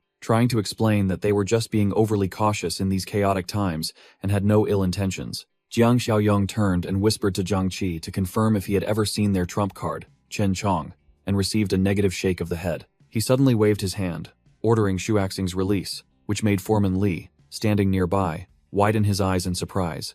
shouting in confusion why he was allowed to leave so easily. Xu Axing's eyes lit up when he heard the order of pardon, his voice trembling as he asked again, his face showing disbelief at his luck. Jiang Xiaoyong tossed the map back to him, coldly waved him away as if bestowing life upon an ant, but he certainly had his own calculations. Xu Axing bowed his head repeatedly to the ground, thanking profusely, as happy as if he'd found gold for saving his wretched life from the muzzle of death. He ran for his life towards the factory gate, not daring to look back for even a second, fearing a change of mind.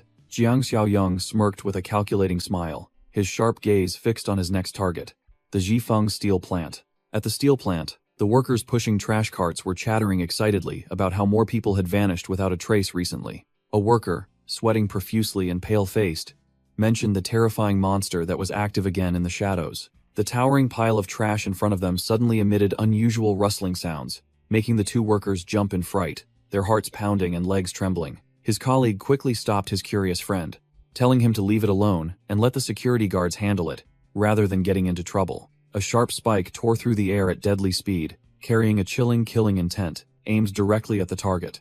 The spike pierced straight through the talkative worker's mouth, fresh blood splattered, silencing him instantly before he could even utter a sound. Li Cheng stood leaning against the wall, arrogantly puffed on his cigarette, coldly observing the result of his brutal act to silence the small fry. Li Cheng was enjoying his cigarette when he jumped in fright upon hearing desperate cries for help echoing from afar. A pale-faced worker rushed over, panting, shouting that the monster had just made a salad out of Xiao Chen. Li Cheng grabbed the soldier by the collar, demanding an explanation, and heard that the tentacle monster was wreaking havoc at the large dump. He gritted his teeth, annoyed that that damn monster dared to ambush without warning. Li Cheng immediately ordered the small fries to hide, gathering only those who had evolved with escape skills to follow him to investigate. The group cautiously advanced towards the messy scrapyard, where a yellow excavator lay silent amidst the giant pile of trash. Li Cheng signaled for silence, warning his subordinates that, if they encountered the tentacle monster, they should save their lives and run first, not to foolishly fight to the death. He strained his eyes, observing the towering mountain of trash ahead, trying to find any trace of the dangerous enemy. Li Cheng frowned in doubt, scanning everywhere, but seeing no sign of the rumored monster. He sat down to examine the footprints on the ground, concluding that the monster had caught its prey and fled. Li Cheng bent down to examine the footprints in the sand, realizing that since those two factions were wiped out, the hunting grounds now completely belonged to them. He sighed in relief when he confirmed that these traces were not from that terrifying tentacle monster. Jiang Xiaoyong's base appeared majestic, with high walls and deep moats, grand in scale, like a fortress in the apocalypse. Jiang Xiaoyong stood proudly on the balcony, looking down at his domain, satisfied as he checked the Utopia Beggar Gang system panel, which was rapidly gaining points. He was wondering why the West Steel Plant mission hadn't triggered yet when he heard shouts from the courtyard below. Shan Shan enthusiastically waved beside the rugged G-Wagon, signaling that the entire hunting team had returned completely safe. Jiang Xiaoyong leapt directly from the high floor to the ground, landing softly like a true super warrior. Zhang Qi confidently told their leader that the team's skill level was now top-notch. No one could tail them without being detected. Jiang Xiaoyong turned to ask little Shuai Shuai how he performed in actual combat today. Xiao Li proudly patted her son's head, immediately boasting about the boy's achievement of personally soloing a zombie to its demise. Jiang Xiaoyong smirked with satisfaction as the system pinged, immediately triggering a brand new mission with a sweet 80-point reward. He quickly put two and two together, guessing that the potential allies mentioned in the mission were precisely the group stationed at the West Steel Plant. Hearing their leader declare he would solo a tiger's den, Li Hongli panicked and slammed the table, trying to dissuade him, fearing he would fidei in a foreign land. Li Hongli grimaced as he analyzed the pros and cons, fearing the scouts on the other side would play dirty while their side was too weak to provide remote support. Jiang Xiaoyong calmly brushed aside all worries, asserting that with his current stats, even Chen Chong was just a punching bag. He was just going to scout them out to see if they were friend or foe. He stood up and entrusted the entire base to Sheng Bo and Li Hongli, with the demeanor of a leader who completely trusted his subordinates before going on a mission. Sheng Bo nodded in acceptance, but his eyes were full of worry, reminding Jiang Xiaoyong to protect his precious life, because he was the pillar supporting this entire server. The scene shifted to the West Steel Plant with its billowing black smoke plumes, as urgent shouts demanding entry echoed from a stranger. Li Cheng stood blocking the door with a fierce expression, shouting to drive the person away, as if expelling evil, stating that without orders from the two big bosses, not even an ant would be allowed through. The guard's eyes flashed with extreme anger and impatience as the person opposite stubbornly refused to leave. Li Cheng suddenly went berserk, forcing his comrades to grab him by the neck to restrain him, shouting at him if he had lost his mind. He startled as if waking from a trance, his eyes wide and bewildered, not understanding what had just happened to him. Li Cheng quickly let go and apologized profusely, while the other guard coughed violently because he was almost choked to death by him. He clutched his neck, sweating profusely, confessing that his mental state had been unstable lately, while his subordinates threatened to deal with him severely if he dared to cause trouble, no matter how much the boss favored him. The loudspeaker suddenly blared a powerful voice from inside, confirming Li Cheng's identity and ordering him to open the gate for the guest. Hearing the big boss's order, Li Cheng immediately changed his attitude, standing at attention and obeying the order like an obedient dog, even though he was still sweating profusely. The heavy iron gate opened with a cold invitation, and Li Cheng stepped aside, his eyes full of vigilance, watching the person enter. The scene shifted inside, where Huang Ling appeared with the aura of a powerful woman, showing off her toned abs and tiny waist, uttering a curt, challenging remark. She turned to report to Big Peng about a brand new hypothesis regarding the tentacle monster incident, confirming that female shoe prints were found at the scene where the male victim died. Huang Ling's eyes behind her glasses flashed with a cold, calculating glint. It seemed she had grasped the truth of the matter, and was waiting for the prey to fall into the trap. Huang Ling stood with her hands on her hips, an air of superiority about her, questioning Li Cheng about the rumor of a second assassin and receiving a firm nod of confirmation from him. This formidable woman's golden eyes flashed with a sharp gaze, warning the guard to keep absolutely silent about this sensitive information. She stepped forward, cornering Li Cheng, strictly forbidding him from spreading fear about the tentacle monster to the weak commoners in the base. The guard broke out in a cold sweat, silenced and not daring to utter a single word before the secretary's suffocatingly overwhelming aura. Huang Ling leaned close to her subordinate, who was flushed crimson, her tone full of provocation and sarcasm, as if wanting to see through his dark heart.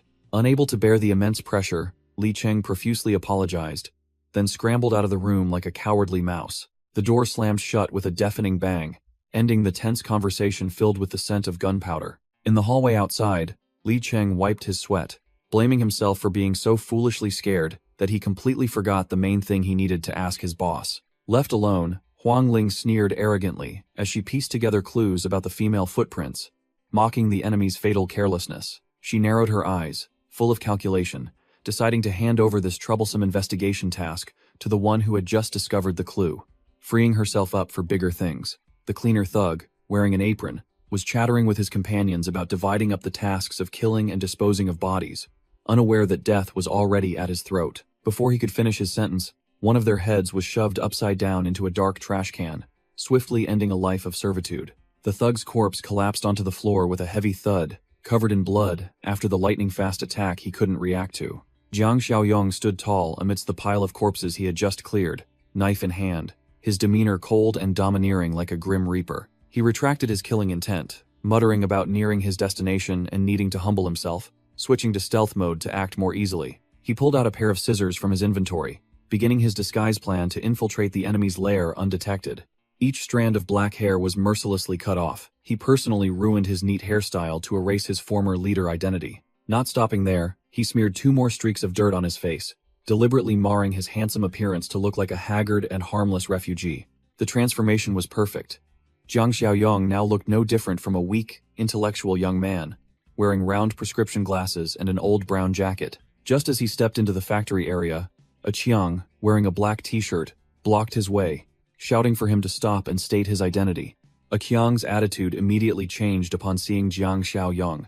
He feigned joy at discovering signs of a survivor lurking around. He narrowed his eyes suspiciously, then pressed his face close and interrogated him, curious as to why someone as scholarly-looking as Jiang Xiaoyong could be alone in these chaotic times. A Qiang pointed directly at Jiang Xiaoyong's face, his tone condescending as he questioned how such a weak-looking kid could have survived until now. Jiang Xiaoyong played his role perfectly.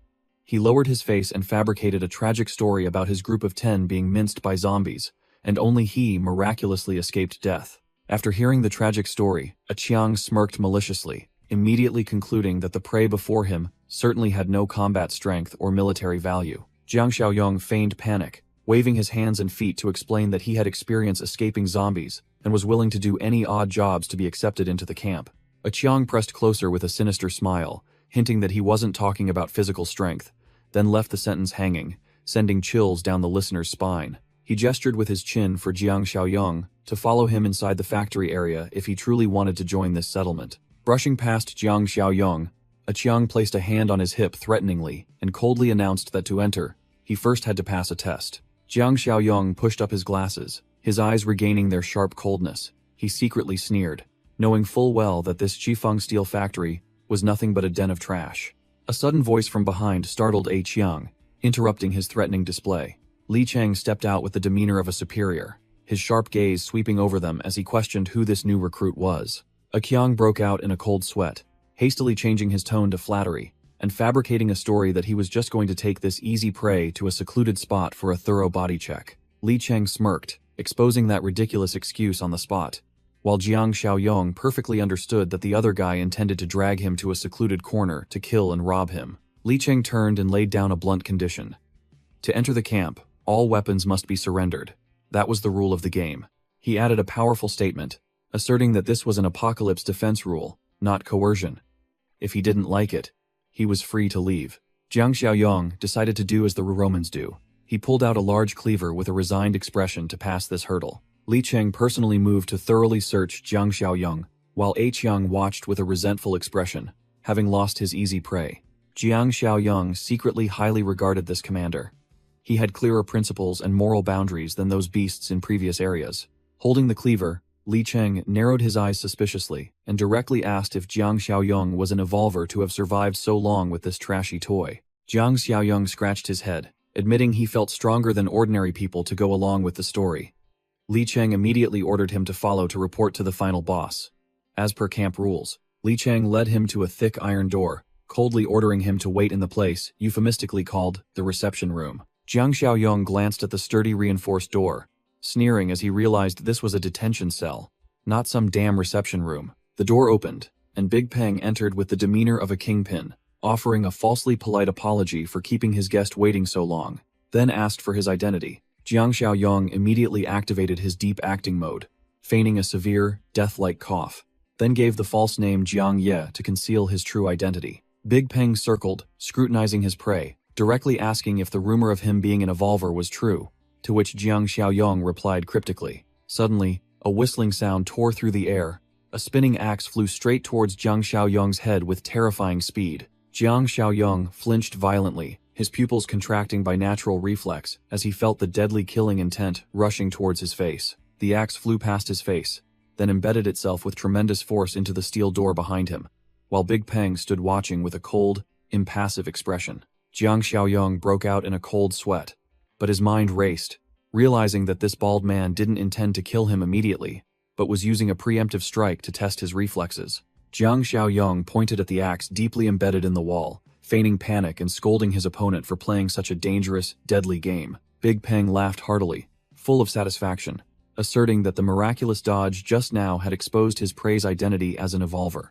Jiang Xiaoyong retorted, asking what if he hadn't dodged, but the bald man merely spread his hands coldly, replying that the death of the weak was nothing to regret. The bald man leaned closer, probing about the secret of evolution, and Jiang Xiaoyong calmly admitted that he understood the rule of devouring essence cores. Big Peng growled, a warning that only a few trusted confidants knew this secret, his killing intent surging, threatening to kill anyone who dared to reveal the information. With that, the leader lunged forward like a tank, moving so fast that he left a blurry afterimage behind him. Big Peng's powerful hand seized Jiang Xiaoyong's collar, and he leaned close, threatening to kill him. In the hidden corner, Jiang Xiaoyong had already readied his dagger, secretly thinking that if this old man had used a real weapon, he would have counterattacked and finished him off immediately. He suppressed his anger, weighing the pros and cons, because if he killed the target now, the juicy 80 system points from the mission would vanish with it. Big Peng released him, laughing with delight upon seeing the knife in Jiang Xiaoyong's hand and praising his sharp combat reflexes. The bald Big Peng released him, glaring a warning that his power was beyond imagination, so he shouldn't foolishly challenge him, while Jiang Xiaoyong merely bowed his head and curtly replied, "Understood," to save his life. The leader gestured with his chin, ordering Jiang Xiaoyong to go wash up, change into clean clothes, and then immediately get himself to the meeting room for instructions. In the meeting room, Big Peng grandly introduced the new member, Jiang Ye, before his trusted subordinates who were gathered, awaiting orders. He introduced the alluring woman beside him as Huang Ling, one of the leaders, along with 2 settlement managers, Li Cheng and Huang Bin. Big Peng entrusted the management of the new recruit to Huang Bin, and this manager immediately accepted orders from Huang Ling without daring to utter a single word. Huang Ling approached, her tone condescending as she reminded Jiang Xiaoyong that he was lucky to have found this place, but if he wanted to survive, he had to prove his worth. Jiang Xiaoyong adjusted his glasses, his eyes flashing with a cold, calculating glint, but his mouth still uttered, "I will obey," with feigned submission. Huang Bin patted his shoulder, announced that the time had come, and ordered the new recruit to follow him to join the patrol team immediately. The group stepped out into the open air, and as calls to go on patrol echoed, a surprised voice suddenly spoke up, recognizing a familiar face in the lineup.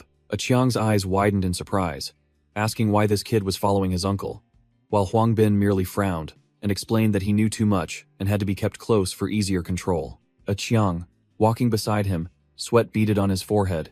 His gaze, full of suspicion, was fixed on Jiang Xiaoyong, because the face felt strangely familiar. Huang Bin began to probe about what the boss had said, but Jiang Xiaoyong maintained an innocent expression, replying that he was only told to keep quiet about the evolvers. The manager lowered his voice, revealing the disgusting truth that in this camp, only the leadership and their families knew the true origin of the human flesh. It turned out this whole bunch was a family affair. From Shuaxing to Chiang, all were close relatives, and Huang Bin warned that if the secret got out, it would definitely be because of an outsider like Jiang Xiaoyong. Jiang Xiaoyong's eyes flashed with a cold glint as he realized that the worker Shuaxing walking beside him was the same person Zhang Chi's group had caught in the past. He continued to extract information about Li Cheng, and Huang Bin confirmed that although Li Cheng was an outsider, he possessed formidable strength and talent. Huang Bin glared, threatening that Li Cheng must absolutely not know about the secret of cannibalism, or else none of them would survive the day. Jiang Xiaoyong adjusted his glasses, analyzing the situation, realizing they were deliberately suppressing Li Cheng's resources, fearing he would surpass the 2 bosses. The group stopped in the middle of the woods. Huang Bin gestured with his chin, announcing they had reached the rendezvous point, making Jiang Xiaoyong feign surprise and ask again. Before them was a small settlement with 7 survivors, a place Huang Bin claimed to have thoroughly monitored and believed had no evolvers among them. Jiang Xiaoyong wondered about hunting, and Huang Bin sneered, saying they were much more civilized. This was raising livestock, not savage hunting. Huang Bin put an arm around Jiang Xiaoyong's shoulder, acting like a senior, advising him that as an evolver, he must change his mindset immediately, not be rigid like that fool Li Cheng. He leaned close to Jiang Xiaoyong's ear with wild eyes, asserting that they had separated themselves from ordinary people and were comfortably sitting at the top of the food chain. Jiang Xiaoyong coldly adjusted his glasses, asking if the intention was to capture people, keep them in the camp, and then butcher them later. Huang Bin waved his hand, signaling to only capture 5 or 6 lives for raising, and deal with the rest on the spot, prompting Jiang Xiaoyong to ask about the method. The manager confidently gestured with his chin, telling Jiang Xiaoyong to open his eyes wide and learn from his seniors. At the small settlement, a hand was diligently using a trowel to plaster a crude brick wall with a rustling sound. The plaster worker wiped sweat from his brow, sighing that this construction work was truly exhausting and strenuous, unaware that death was approaching. A guard suddenly pointed into the distance with a panicked expression, stammering a warning to the group about an unusual danger rushing towards them. A horde of ferocious zombies unexpectedly burst out from the forest at terrifying speed, making the survivors scream in terror. The guards were in extreme panic, screaming hysterically as a dense horde of zombies suddenly flooded the settlement like a broken dam. An unlucky construction worker was caught alive by the monster. The sound of bones shattering mingled with agonizing screams that tore through the air. The guard's face drained of color. His hands trembled as he continuously fired at the approaching zombie, to no avail against its ferocity. The defense line quickly collapsed before the overwhelming numbers of the zombie horde.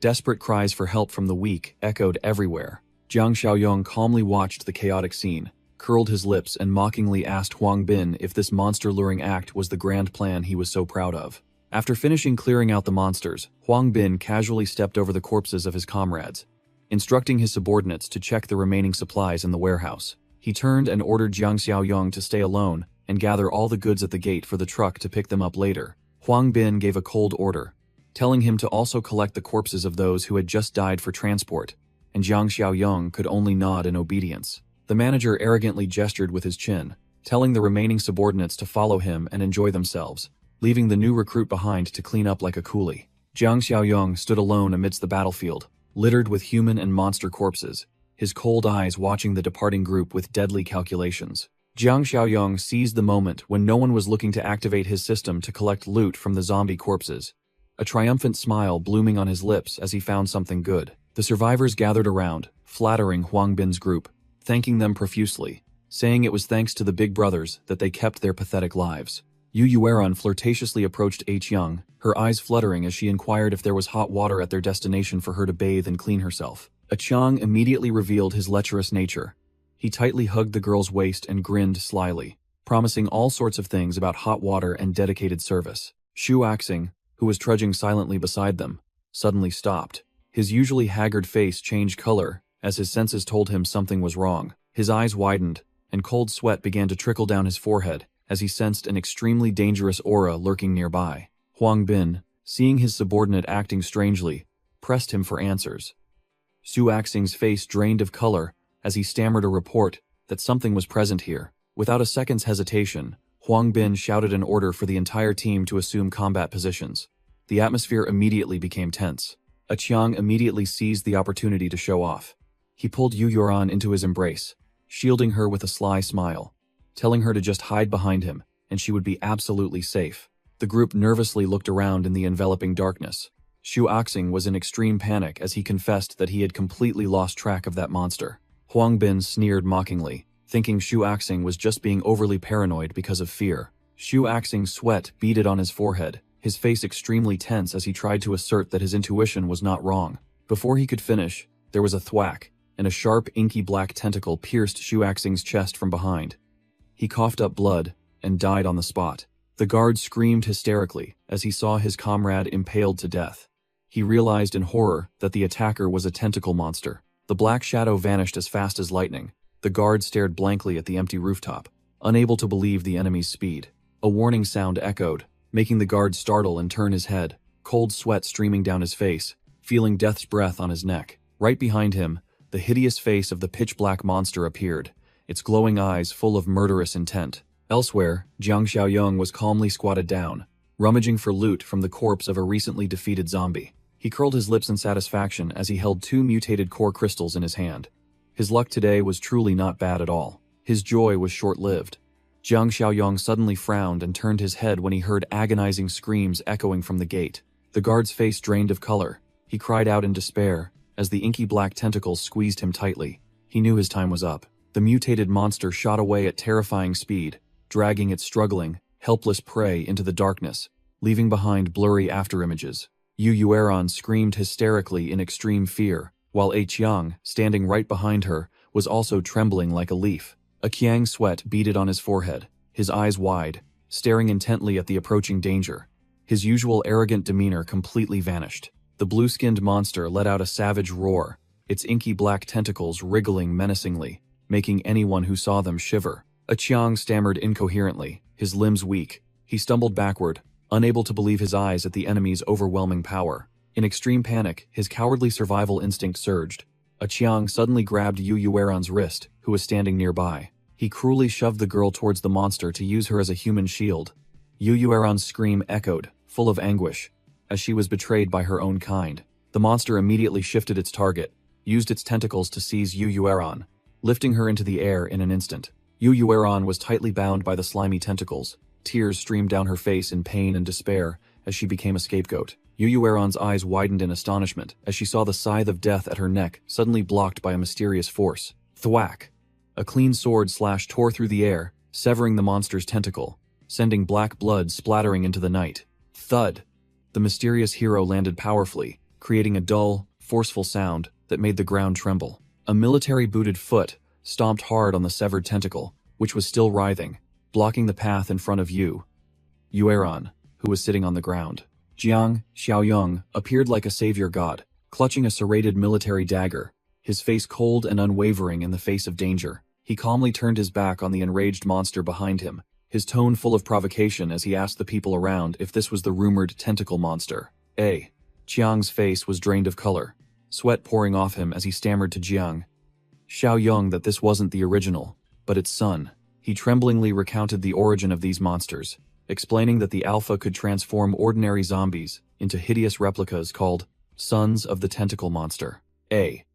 Chiang's mind raced, sweat beading on his forehead, as he thought that if even Big Peng struggled with this thing, Jiang Xiaoyong would surely be wiped out, so the best course of action was to flee quickly. The cowardly.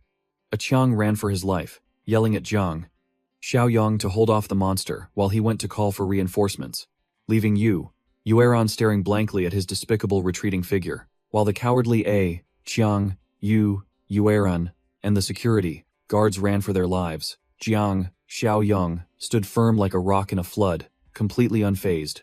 Jiang Xiaoyong sneered disdainfully, well aware that the gatekeeper's talk of calling for reinforcements was just a cheap excuse to betray him and use him as bait to buy time for his escape. The inky black tentacles tore through the air, swirling around Jiang Xiaoyong at dizzying speed, signaling the start of a brutal hunt. In an instant, Jiang Xiaoyong's body was tightly wrapped by the slimy tentacles from his waist to his chest, binding him like prey in a cocoon.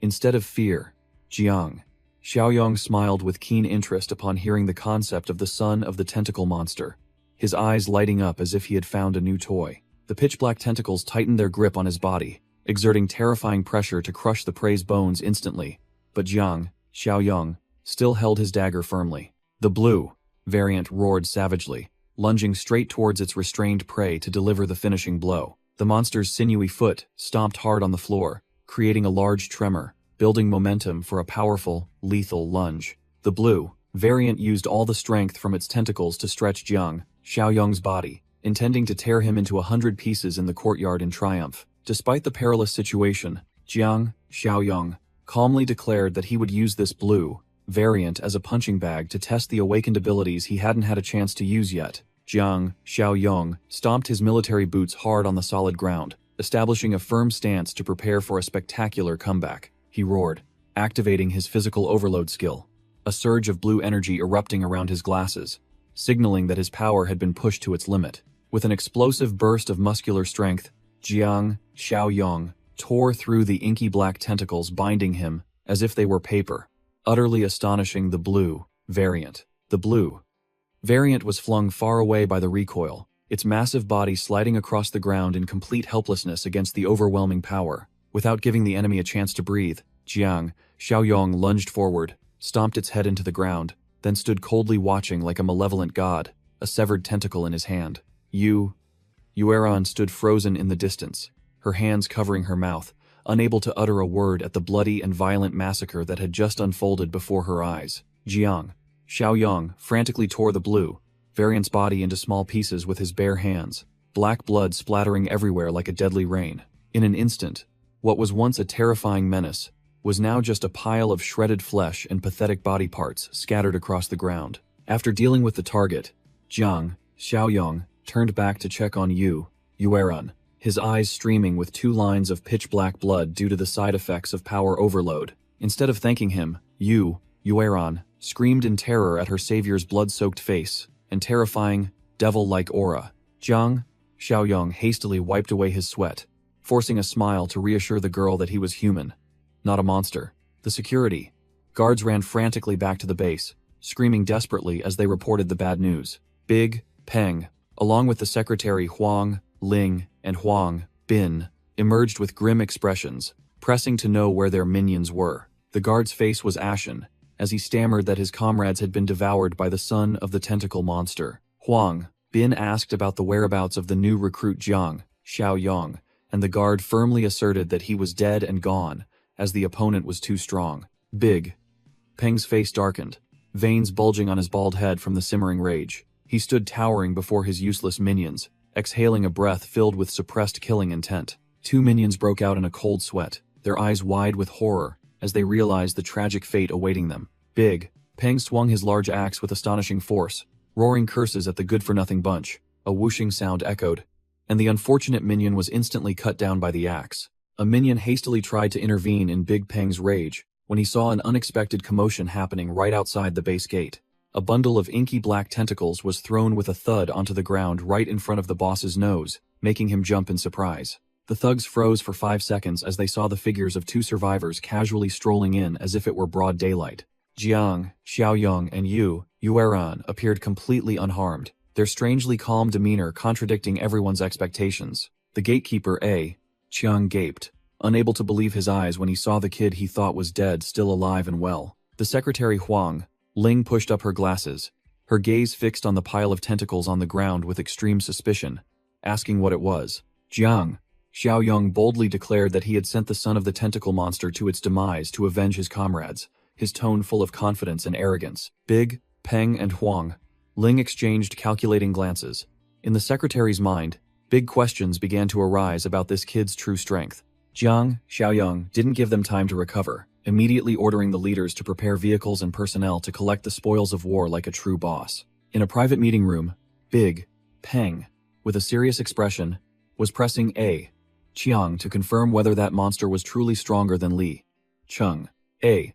Chiang broke out in a cold sweat as he admitted that the monster had instantly dispatched his family members, a feat even Li Cheng might not be able to accomplish. His eyes widened in horror as he realized the vast difference in power between ordinary people and the monster that had just been eliminated. Huang, Ling pushed up her glasses, analyzing for Big, Peng, that Jiang Xiaoyong had only just drawn his weapon earlier and hadn't even activated his serious combat mode. The secretary continued her conspiracy theory, suggesting that Jiang Xiaoyong might have just gotten lucky with a sneak attack, but ultimately, they absolutely couldn't let him join forces with Li Cheng. Big, Peng was about to curse when Huang, Ling immediately signaled him to be silent, having heard footsteps outside. The door swung open, and Li Cheng walked in with a cold demeanor, exchanging polite greetings with the two leaders who were plotting their dirty schemes. Li Cheng got straight to the point, asserting that Jiang Xiaoyong's strength was on par with his own, and immediately proposed promoting this new recruit to commander. Big, Peng flatly rejected it with a grim expression. He would never accept putting someone of unknown origin in charge of his territory. Huang, Ling decisively raised her hand to stop Big, Peng, her sharp eyes signaling him to let her handle this delicate situation. The secretary smirked, declaring that Jiang Xiaoyong was qualified for a position of authority, but he needed to perform a small test to prove his worth to the organization. Li Cheng pointed straight ahead, grumbling, asking if killing the son of the tentacle monster wasn't enough proof. Huang, Ling flashed a sinister smile, suggesting a bold move. If he also killed the mother tentacle monster, it would smoothly resolve both issues. Big, Peng shot up menacingly, questioning whether it was fair to make a new recruit do something that even the two leaders couldn't handle. Huang, Ling sat back provocatively, reassuring him that they would mobilize the entire settlement's forces to support him, not let him die alone. Jiang Xiaoyong feigned innocent concern, asking if it was really all right for a newcomer like him to take on such a huge responsibility. Huang, Ling sneered meaningfully, flattering him that perhaps his current skill level was even stronger than hers and Big Peng's. She leaned close to Big Peng's ear, but her eyes were on her prey, sealing the sweet deal. If the mission succeeded, the third leadership position would be his. Big Peng turned to taunt Li Cheng with a sly smile, asking if he was bitter about being surpassed by a new recruit. Li Cheng coldly replied without objection, while Big Peng raised two fingers, finalizing the plan to clear out the monsters in 2 days. Jiang Xiaoyong activated his mind's eye with sharp eyes behind his broken glasses, chuckling inwardly at the clumsy charade of these old foxes. The crackling sound of the radio signal suddenly rang out, tearing through the silent night at the base. Lao Tu rushed out of the room like a whirlwind, holding the walkie-talkie and excitedly shouting that leader Jiang Xiaoyong was calling. Li Hongli immediately snatched the walkie-talkie with a tense expression, signaling the group to be silent to clearly hear every instruction from the other end. Standing proudly atop an excavator crane in the night sky, Jiang Xiaoyong coldly ordered Chen Chong and the most skilled comrades to gather at the suburban park. His eyes were sharp behind his glasses, as he sternly declared that it was time to sweep away all threats in the southern district once and for all. At the base, Li Hongli quickly divided the forces, asking Sheng Bo to stay and guard the house as his advanced age and weak health were not suited for this perilous trip. He turned to instruct Old Song to be extremely careful, emphasizing that this life-or-death mission was completely different from previous minor ventures. Li Hongli loudly called out the names of the 7 most elite members of the Suicide Squad, including the green-skinned monster Chen Chong. To prepare for deployment, little Shuai Shuai suddenly jumped out, raising his fists with great spirit, demanding to join the big operation with the adults. Xiao Li quickly grabbed her son and scolded him for meddling, but the boy still stubbornly argued that he was already a real man. A mustached dad in the team spoke up to reassure Xiao Li that little Shuai Shuai was now skilled enough to stand among the main force, and was no ordinary kid. Li Hongli also stepped forward to conclude with a senior's demeanor, promising to personally keep an eye on the boy so he could quickly accumulate real combat experience. The convoy tore through the night, speeding along the deserted road to approach the rendezvous point. Big Peng stepped out of the vehicle with a riot shield in hand, briefly reporting that they had reached the enemy's lair. Jiang Xiaoyong stood between his two capable lieutenants, Big Peng and Huang Ling, calmly discussing the plan to lure the prey out of its lair. Jiang Xiaoyong's cold face exuded absolute confidence, unwavering in the face of the major battle. He looked up at the towering building, from which a dangerous aura was intensely emanating. Jiang Xiaoyong's blue eyes flashed, activating his mind's eye to scan every corner and energy flow of the building. In a hidden corner, Zhang Qi and Li Hongli were intently scanning through binoculars to scout the situation and pinpoint enemy positions. The entire formation dispersed into combat positions, strictly adhering to the order not to approach the park too closely before the signal to open fire. Li Hongli coldly observed through his binoculars, directing the team to prepare ropes for the pincer attack. Huang Ling confidently puffed out her chest, waving over a student survivor with a feigned expression. The naive young man stepped forward to ask what the female leader needed.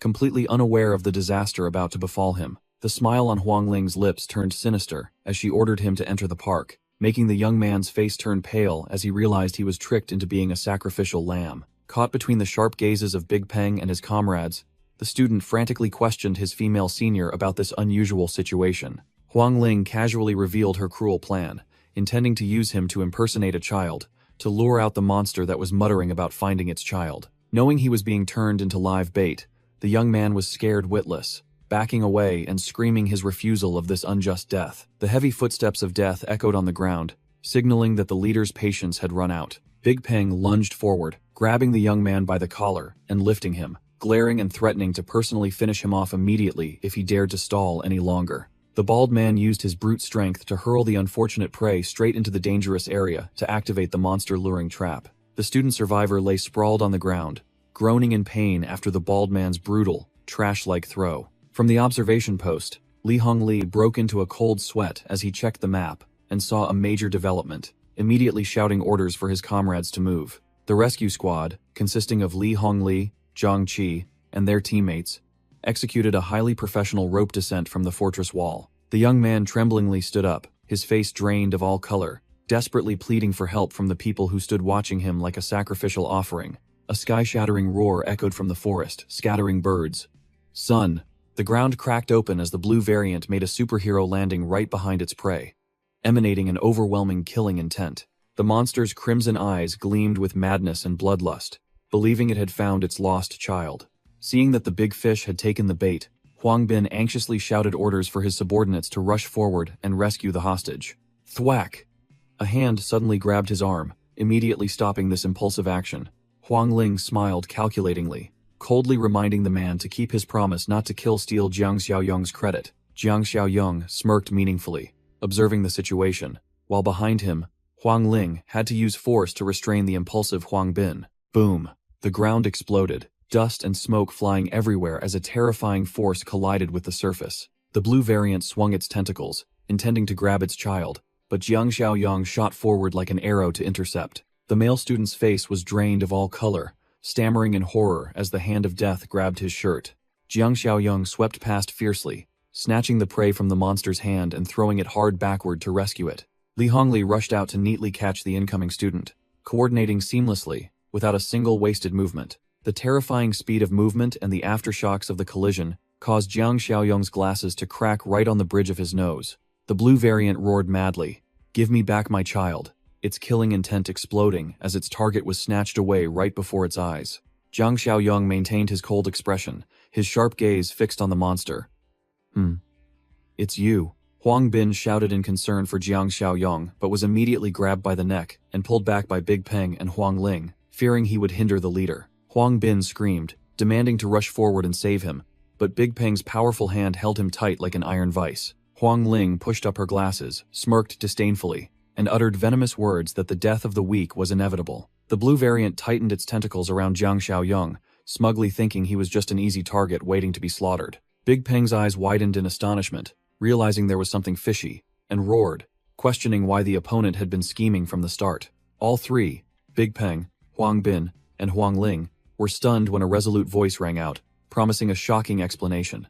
Even while tightly bound, Jiang Xiaoyong maintained a superior attitude, coldly exposing the monster's disgusting cannibalistic secret. Huang Bin broke into a cold sweat, his face drained of all color, upon hearing about fellow creatures preying on each other to satisfy their hunger. Gunshots rang out sharply, bullets tearing up the ground, forcing Big Peng's group to quickly hit the deck to avoid being riddled with bullets. Li Hongli led the formation with the delivery team and the student survivor, mercilessly unleashing a barrage of bullets to cover their leader. Chen Chong, holding a Molotov cocktail, charged forward like a tank, followed by Zhang Qi and Shan Shan, who were brimming with determination to fight the blue variant. The student survivor shouted, calling out Uncle Xiaoyong, then directly threw a Molotov cocktail at the enemy to break the encirclement with surging momentum. The bottle filled with gasoline cut through the wind, carrying the team's hope for rescue. Shatter.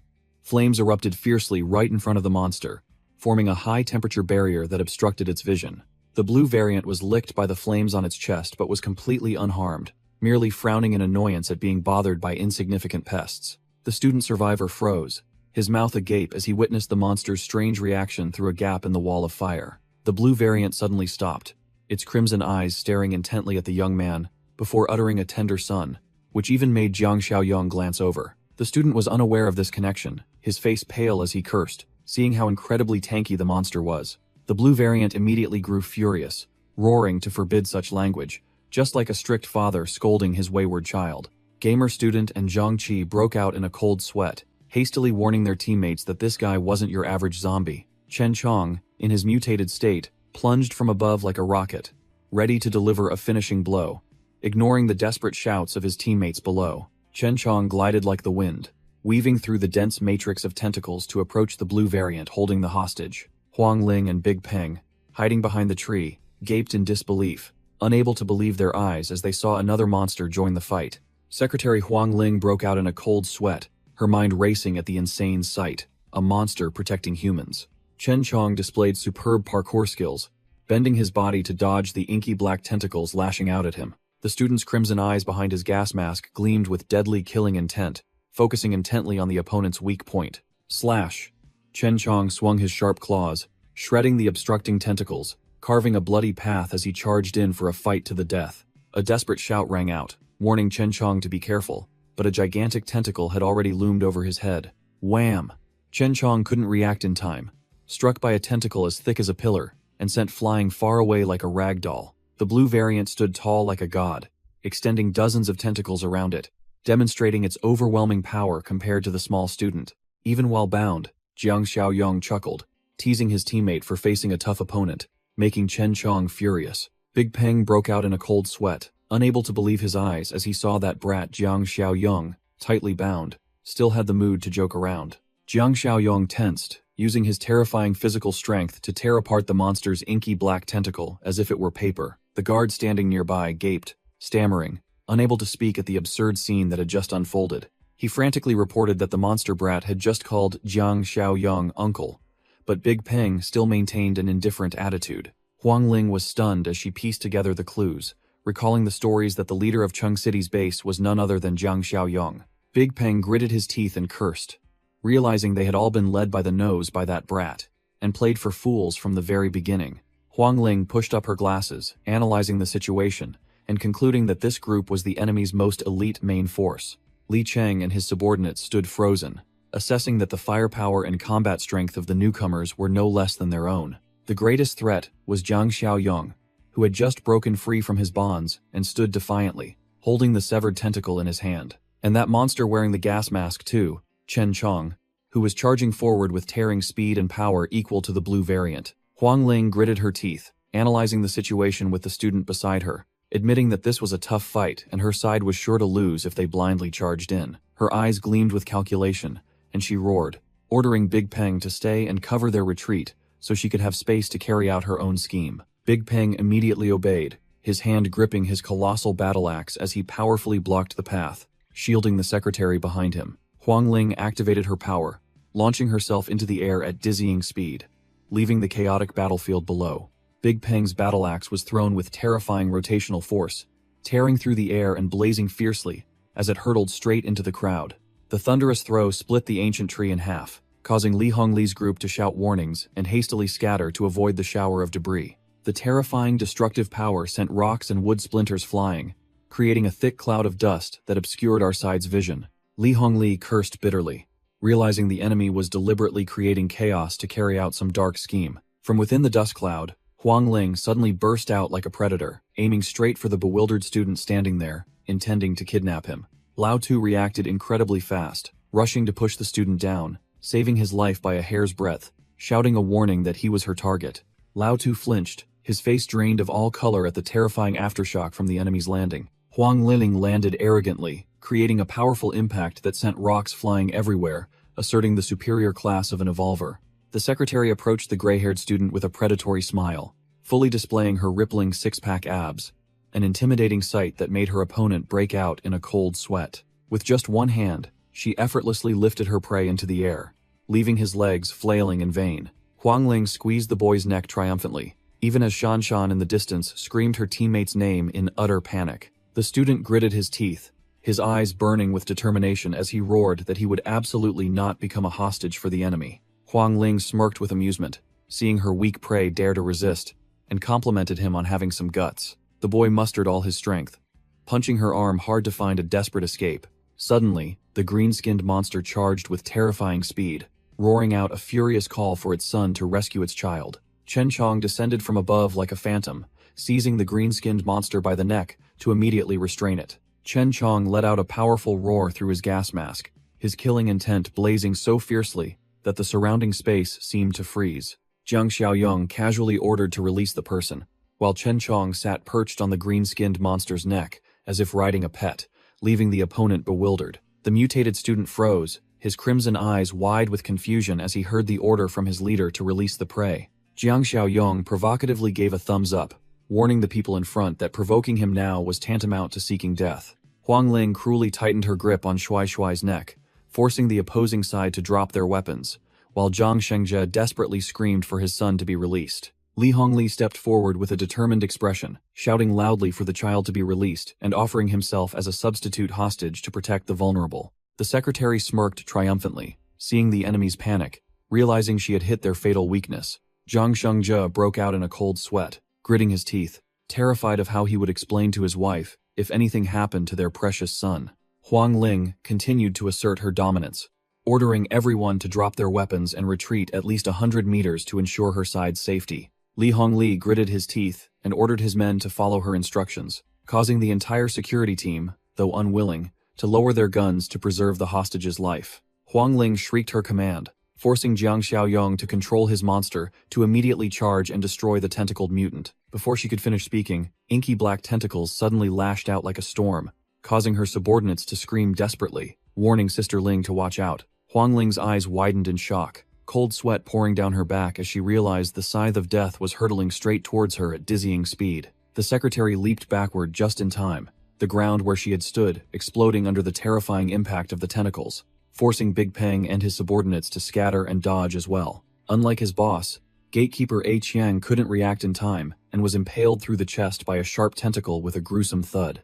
Witnessing his trusted subordinate A Qiang being tragically impaled to death right before his eyes, Big Peng roared, A Qiang's name in utter shock and fury. Huang Ling landed in a defensive stance, gritting her teeth and wondering why the tentacled monster was able to attack freely when it should have been restrained, according to their plan. While the enemy side was in disarray, Zhang Xiaoyong stood with his hands in his pockets, an oddly calm expression on his face, as if watching a comedy play rather than a battlefield. Even the mutated student Chen Chong merely stood still beside his master, casually playing with the light, making Big Peng's side realize that these two truly intended to stand by and watch. The monster shifted its target to Shuai Shuai, who was sitting on the ground, causing Li Hongli to shout loudly and rush forward to save the child from the deadly tentacles poised to strike. Jiang Xiaoyong calmly reassured him that the child was not in danger, a stark contrast to Li Hongli's face, which was drenched in anxious sweat. Li Hongli froze mid-stride, his face blank with utter bewilderment, as he heard the firm assurance from his leader.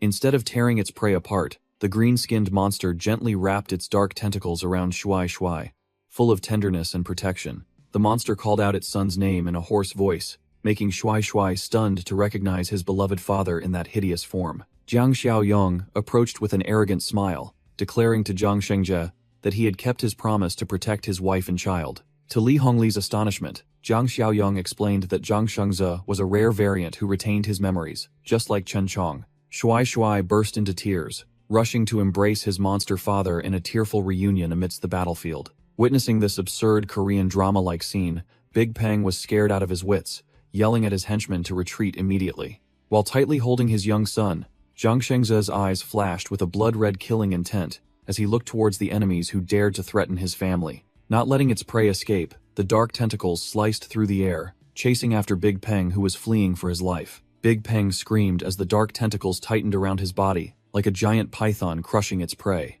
Tied up in mid-air, the bald boss frantically yelled at his henchmen to quickly cut off the tentacles and free him. Sweating profusely from fear, Big Peng gritted his teeth and roared at his close secretary standing nearby. "Huang Ling, what are you waiting for?" Seeing Huang Ling's back as she fled far into the distance, Big Peng's eyes widened in fury as he realized he had been betrayed. "You bitch! You dared to betray me!" Huang Ling ran for her life, planning to use her former boss as a human shield to escape, knowing full well she couldn't stand a chance against that tentacle monster. Just as she was smug about her plan to abandon everything and flee, her pupils suddenly contracted as she felt a killing intent surge from right behind her. A dark tentacle shot out and snatched Huang Ling's ankle right in midair, making her curse bitterly. The brutal yank backwards made the secretary lose her balance, sending her crashing straight to the ground with a painful, resounding thud. Landing face first shattered her glasses, and Huang Ling lay flattened on the floor, spitting out fresh blood mixed with dirt. She scrambled to her feet, looking disheveled, her muscles bulging with rage, her eyes bloodshot as she cursed the one who had blocked her path. Huang Ling screamed as a dark tentacle tightly grabbed her leg and dragged her back into the air, ending her escape fantasy. Big Peng gloated as he watched the treacherous secretary get her comeuppance, gritting his teeth and cursing her as a despicable wretch who dared to betray him. Tied up like a rice cake, Big Peng desperately screamed Li Cheng's name, seeking one last bit of help, but the guard was trembling like a leaf. A hand, hard as cold steel, suddenly rested on Li Cheng's shoulder from behind, making him jump in fright. Li Cheng spun around, his face drained of all color, to see Jiang Xiaoyong standing silently behind him, his gaze sharp and cold. Jiang Xiaoyong calmly ordered Li Cheng to stay still if he wanted to live, ignoring Big Peng's frantic screams and curses in the distance. The green-skinned monster used its tentacles to tightly grip Big Peng, then lifted the bald man high into the air like a harmless toy, much to his helplessness. A horrifying slam came down, sending dirt and rocks flying, crushing all of the bald man's feeble resistance. Big Peng coughed up fresh blood, his face bruised and mangled, his eyes dull from enduring too much damage. Dark tentacles surrounded the dying prey, and Big Peng lay flattened on the ground, awaiting death's final judgment. A loud explosion rang out, and Big Peng's massive body was crushed into a pulp by the dark tentacles, sending blood, flesh, and a severed arm flying into the air. Before she could even recover, the secretary Huang Ling was caught by a tentacle and lifted into the air, making her scream desperately for release. The tentacles tightened around Huang Ling's body, like a giant python crushing its prey, and the sound of her bones snapping began to echo. The horrifying pressure made Huang Ling cough up fresh blood. Her eyes rolled back and bled from extreme pain, her teeth clenched in despair. She could only let out one last pathetic groan as the blood vessels in her eyes burst, her life completely drained in an instant. Splat.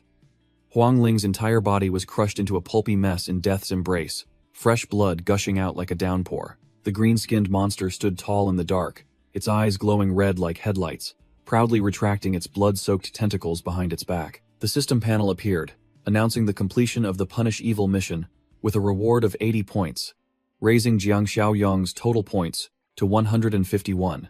Jiang Xiaoyong smirked meaningfully as he looked at the potential ally text on the virtual screen, vaguely guessing it was Zhang Shengze. He turned to look at the guard, Li Cheng, who was sweating profusely beside him, and coldly asked if he had any more questions. Li Cheng tremblingly inquired about the other party's origins. Jiang Xiaoyong coldly confirmed it and then turned the conversation back to the story of cannibalism that the guard had just mentioned. Jiang Xiaoyong looked directly into the guard's eyes, posing a fatal question about the true price of becoming an evolver. Li Cheng broke out in a cold sweat, his face changing color as he vaguely realized the horrifying truth. To become stronger, one had to consume something unclean. Memories flooded Li Cheng's mind.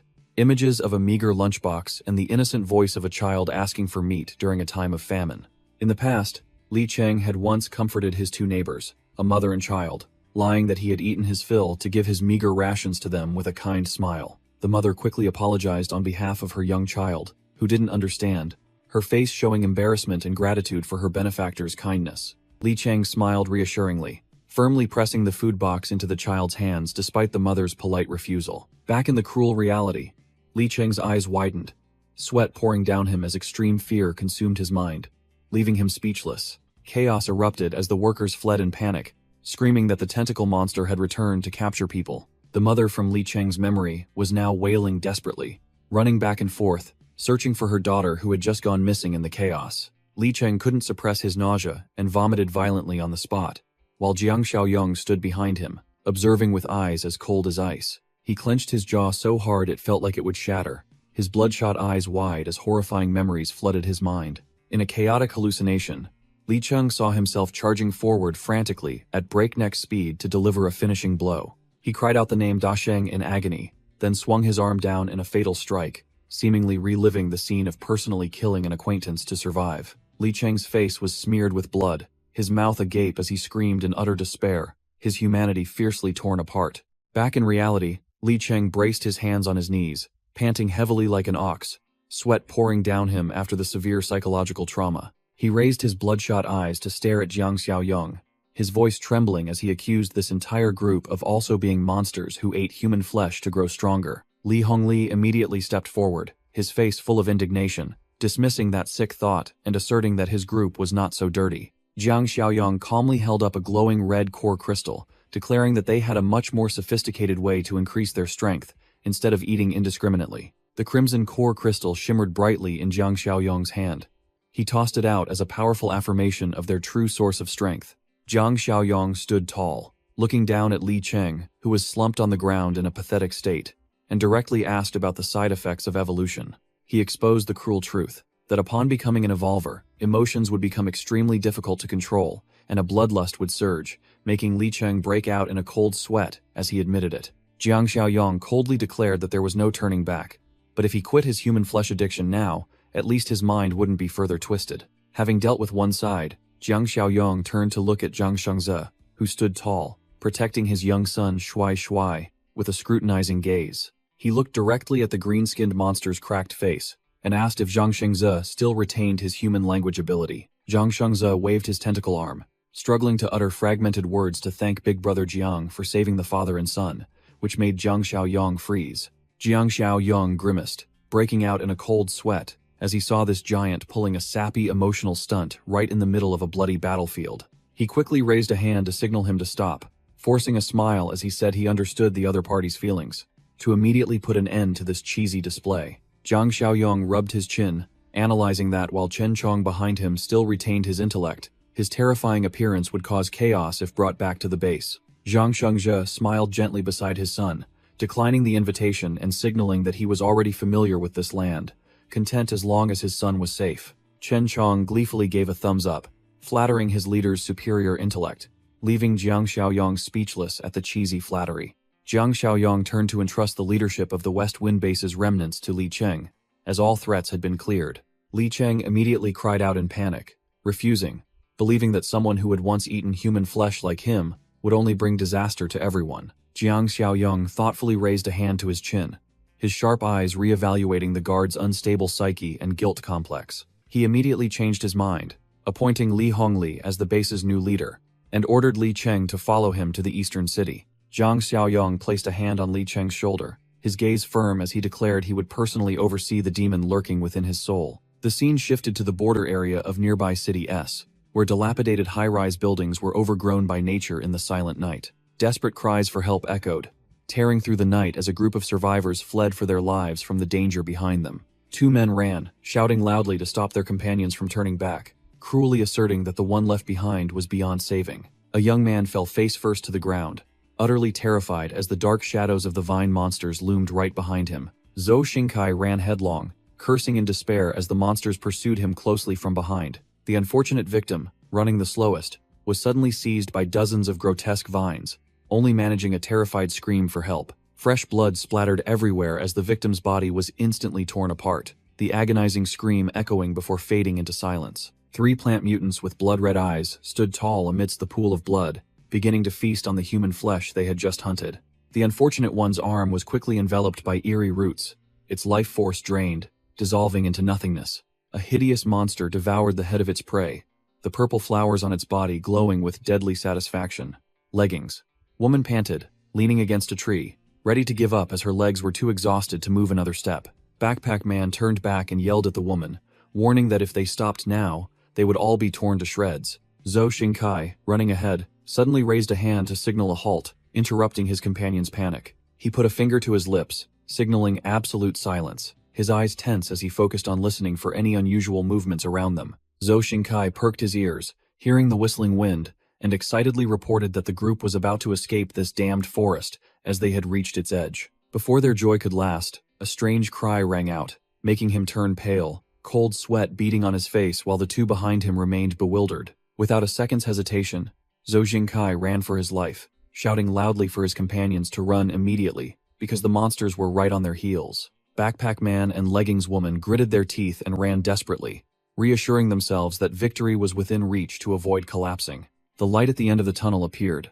The group felt as if they had struck gold when they saw the brightly lit exit ahead, believing they were safe. Leggings Woman smiled brightly, pointing forward and cheering for their escape, completely unaware that death was tightening its noose right behind her. A green vine suddenly lashed down at lightning speed, accompanied by a desperate warning cry from her companion. Her smile vanished as the noose-like vine wrapped tightly around the woman's neck, tightening with a painful jerk, giving her no time to resist. The woman was lifted into the air, screaming in despair as she faced the monster's huge, dark, gaping maw waiting for her. Fresh blood splattered like fireworks as the monster clamped its mouth shut, crushing the unfortunate prey in an instant with a horrifying sound. Backpack Man ran, glancing back at the scene of death, while Zhou Xingkai ran headlong to escape the Reaper's scythe. Backpack Man cried out in anguish, mourning his innocent girlfriend Xiao Tong who had just died, making Zhou Xingkai irritated enough to yell at him to snap out of it. A strange cry from behind made Zhou Xingkai turn pale, cursing as he realized the plant mutants were clinging on like leeches again.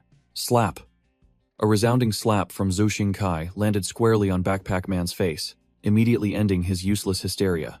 Zhou Xingkai grabbed his companion by the collar, roaring that Xiao Tong was dead, and forcing him to focus on running if he didn't want to be buried with her, making the other man apologize profusely. The group of three ran desperately on the asphalt road, leaving the deadly forest behind them. Green, mutated legs covered in roots and sharp thorns began to stomp, emitting hungry, threatening growls. The plant mutants fully revealed themselves with rough bodies and clusters of poisonous purple mushrooms growing on their heads, their red eyes gleaming with predatory intent. Crash!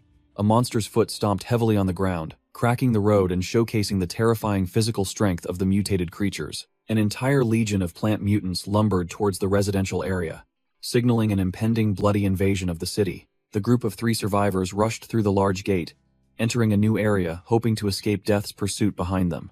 Zhou Xingkai suddenly froze, sweating profusely as he recognized the familiar scene before him. He turned back and shouted to his companions that this was City M Wildlife Park, asserting that the group had reached a safe haven. But before his smile could fully form, Backpack Man questioned the eerie silence, as the surroundings were completely devoid of people, like a dead city. Zhou Xingkai tried to use logic to calm his fear, reasoning that the tragedy in City S had caused the authorities to evacuate all residents here beforehand. Backpack Man suddenly pointed forward with a dazed expression, his voice trembling as he asked his companion what that dark figure over there was. Under the flickering streetlights, a green-skinned, muscular figure stood leaning against a pillar, with an arrogant posture, exuding the overwhelming aura of a predator. Thinking he had found help, Backpack Man naively waved, calling the stranger a friend, and eagerly asking for directions to the evacuation point. Zhang Shengze turned his head, narrowing his blood-red, murderous eyes at the newcomers, the dark tentacles on his back beginning to writhe menacingly. The two survivors' faces drained of color. They screamed in despair as they realized the one standing before them was a mutated monster. Zhang Shengze stood tall like a green-skinned fiend, coldly watching the screaming survivors flee desperately beyond the reach of his deadly tentacles. The monster narrowed its blood-red, murderous eyes, exuding the terrifying pressure of a supreme predator, making the surrounding space seem to freeze. The remaining group stopped, panting after running a distance. Zhou Xingkai cautiously looked around while reassuring his companion that the monsters didn't seem to be following. Zhou Xingkai broke out in a cold sweat, utterly panicked as he realized the harsh truth.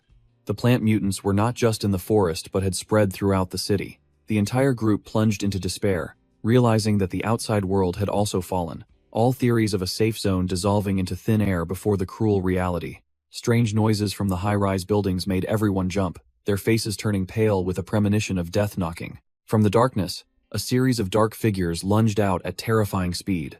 The plant mutants officially revealed themselves to ambush their prey. The survivors froze, realizing they had fallen into a deadly trap. Monsters surrounded them from all directions, tightening their encirclement.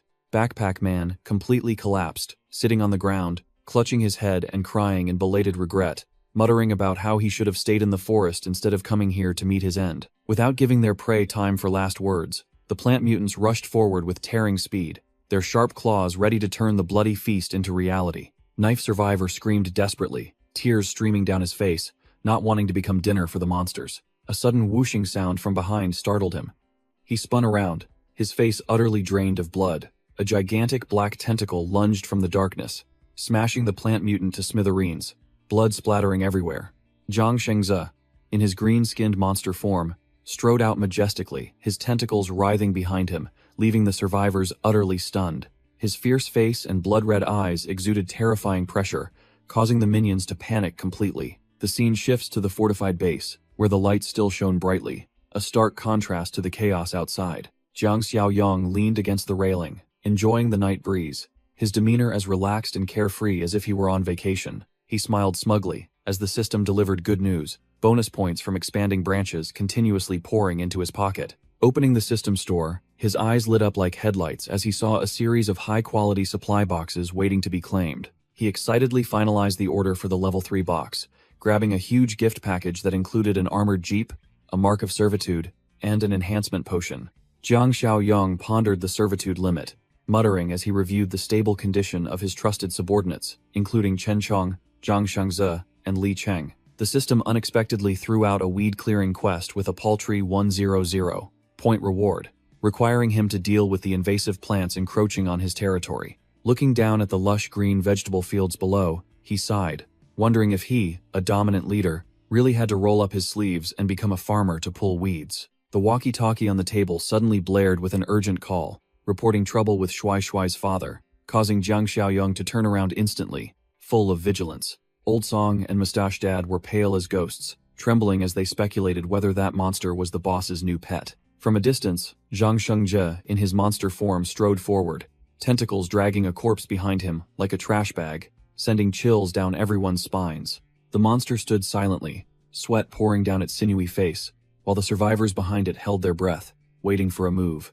Despite the terrifying appearance, little Shuai Shuai and Xiao Li still rushed forward, crying out their husband's and father's name in overwhelming happiness. Shuai Shuai beamed, rushing into his dad's arms, while Zhang Shengze struggled to utter a few garbled, incomprehensible words, mentioning his son and a wedding. Seeing Old Song bewildered, Jiang Xiaoyong calmly explained that the big guy's brain had suffered language damage, so he now spoke incoherently like someone who had lost their mind. Zhang Shengze cast aside his monstrous instincts, embracing his wife and child tightly in a tearful reunion amidst chaotic times. Meanwhile, Jiang Xiaoyong coldly picked up a piece of the plant mutant's corpse to examine, holding the broken limb as if it were a toy. He squatted beside the gooey corpse, muttering a menu as if sarcastically ordering a hot pot of mixed vegetables and human flesh. Zhou Xingkai hurriedly explained that they came from City S, which had now turned into a primeval jungle, and humans there had evolved into those grotesque plant people. Jiang Xiaoyong squinted at the branch in his hand,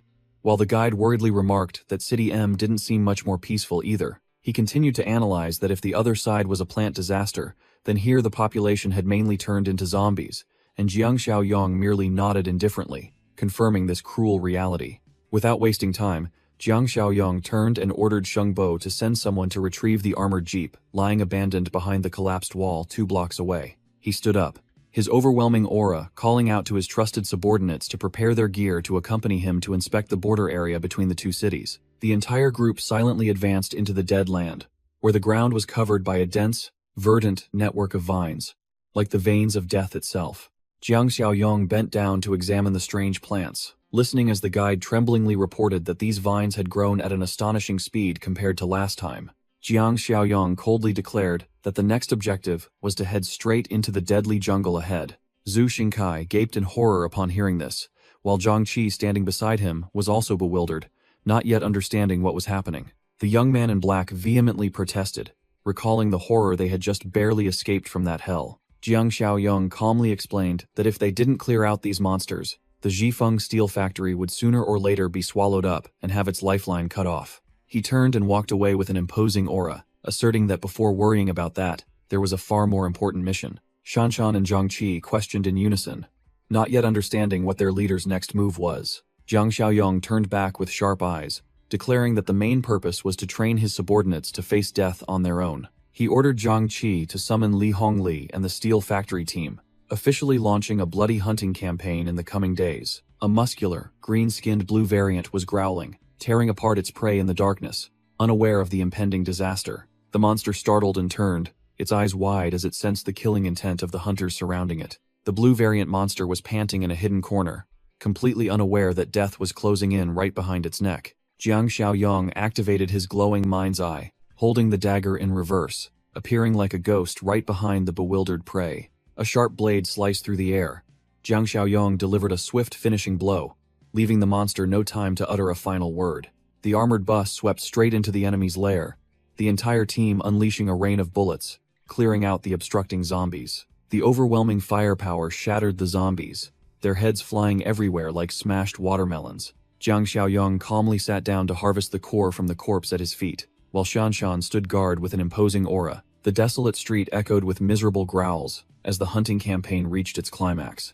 Li Hongli, with his imposing figure, stomped a zombie to pieces underfoot, gruffly shouting to see if anyone else was still alive. A trashy zombie lunged out, growling, attempting a sneak bite, but only met with the giant's contemptuous gaze.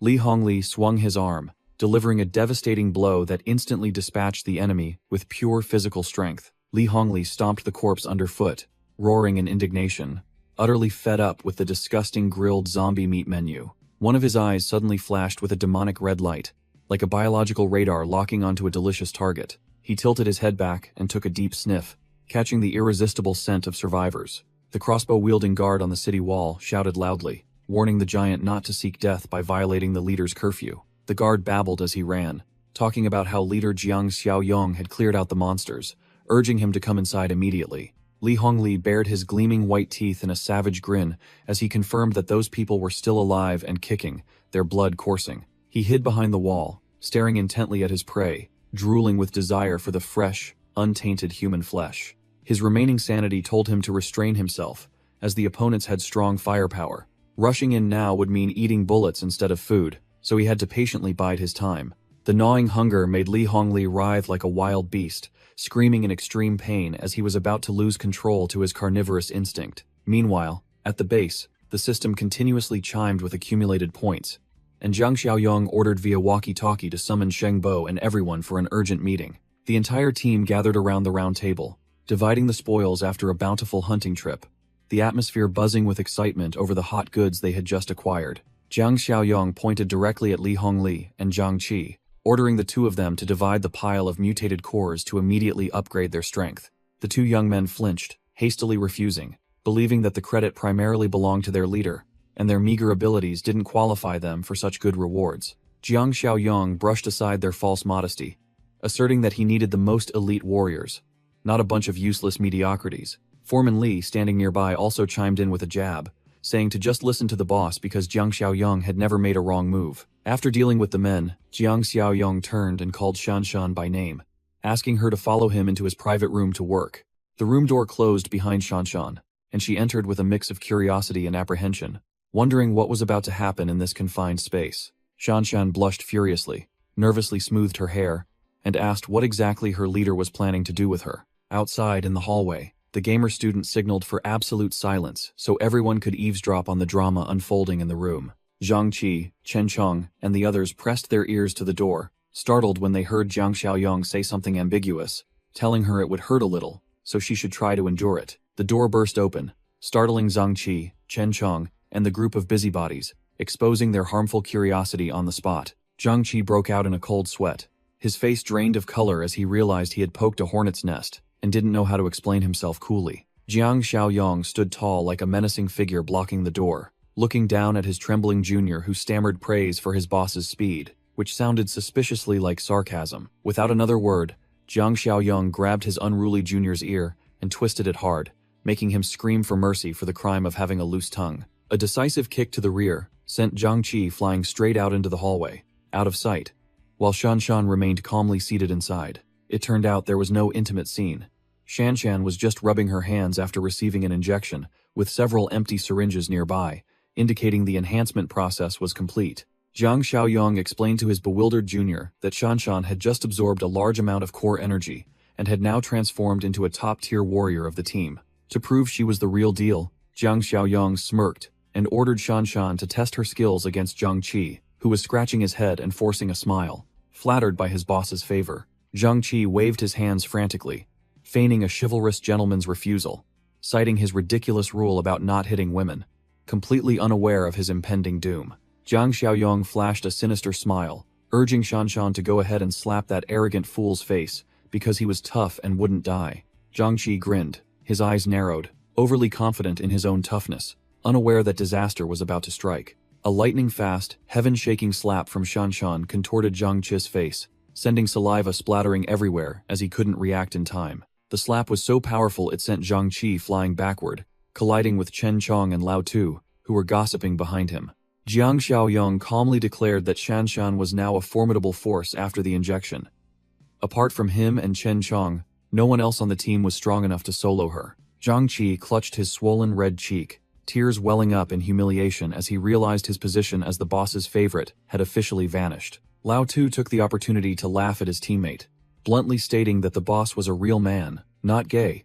So why would he want to be intimate with other men? Not letting them joke around for long, Jiang Xiaoyong immediately called out the elite squad consisting of Chen Chong, Zhang Shengze, and Li Cheng to prepare for departure. The leader's finger pointed directly at Zhou Xingkai, ordering him to follow the squad into the perilous city S. Zhou Xingkai's eyes were wide with shock, pointing at himself as if he couldn't believe such bad luck had fallen upon him among the crowd. He waved his hands frantically, his face drained of color, shouting his refusal to return to the living hell he had barely escaped from. Zhou Xingkai clasped his hands in supplication, his face drained of color, saying he'd rather stay and work as a porter than absolutely refuse to go back to that hell to find his teammates. Before Jiang Xiaoyong could finalize his decision, he suddenly turned around with a questioning expression, hearing a strange noise from behind him. A backpack man unexpectedly volunteered to go instead, his resolute gaze a stark contrast to the terrified, ghost-seeing expression of Zhou Xingkai behind him. The scene shifted to the western suburbs of City M.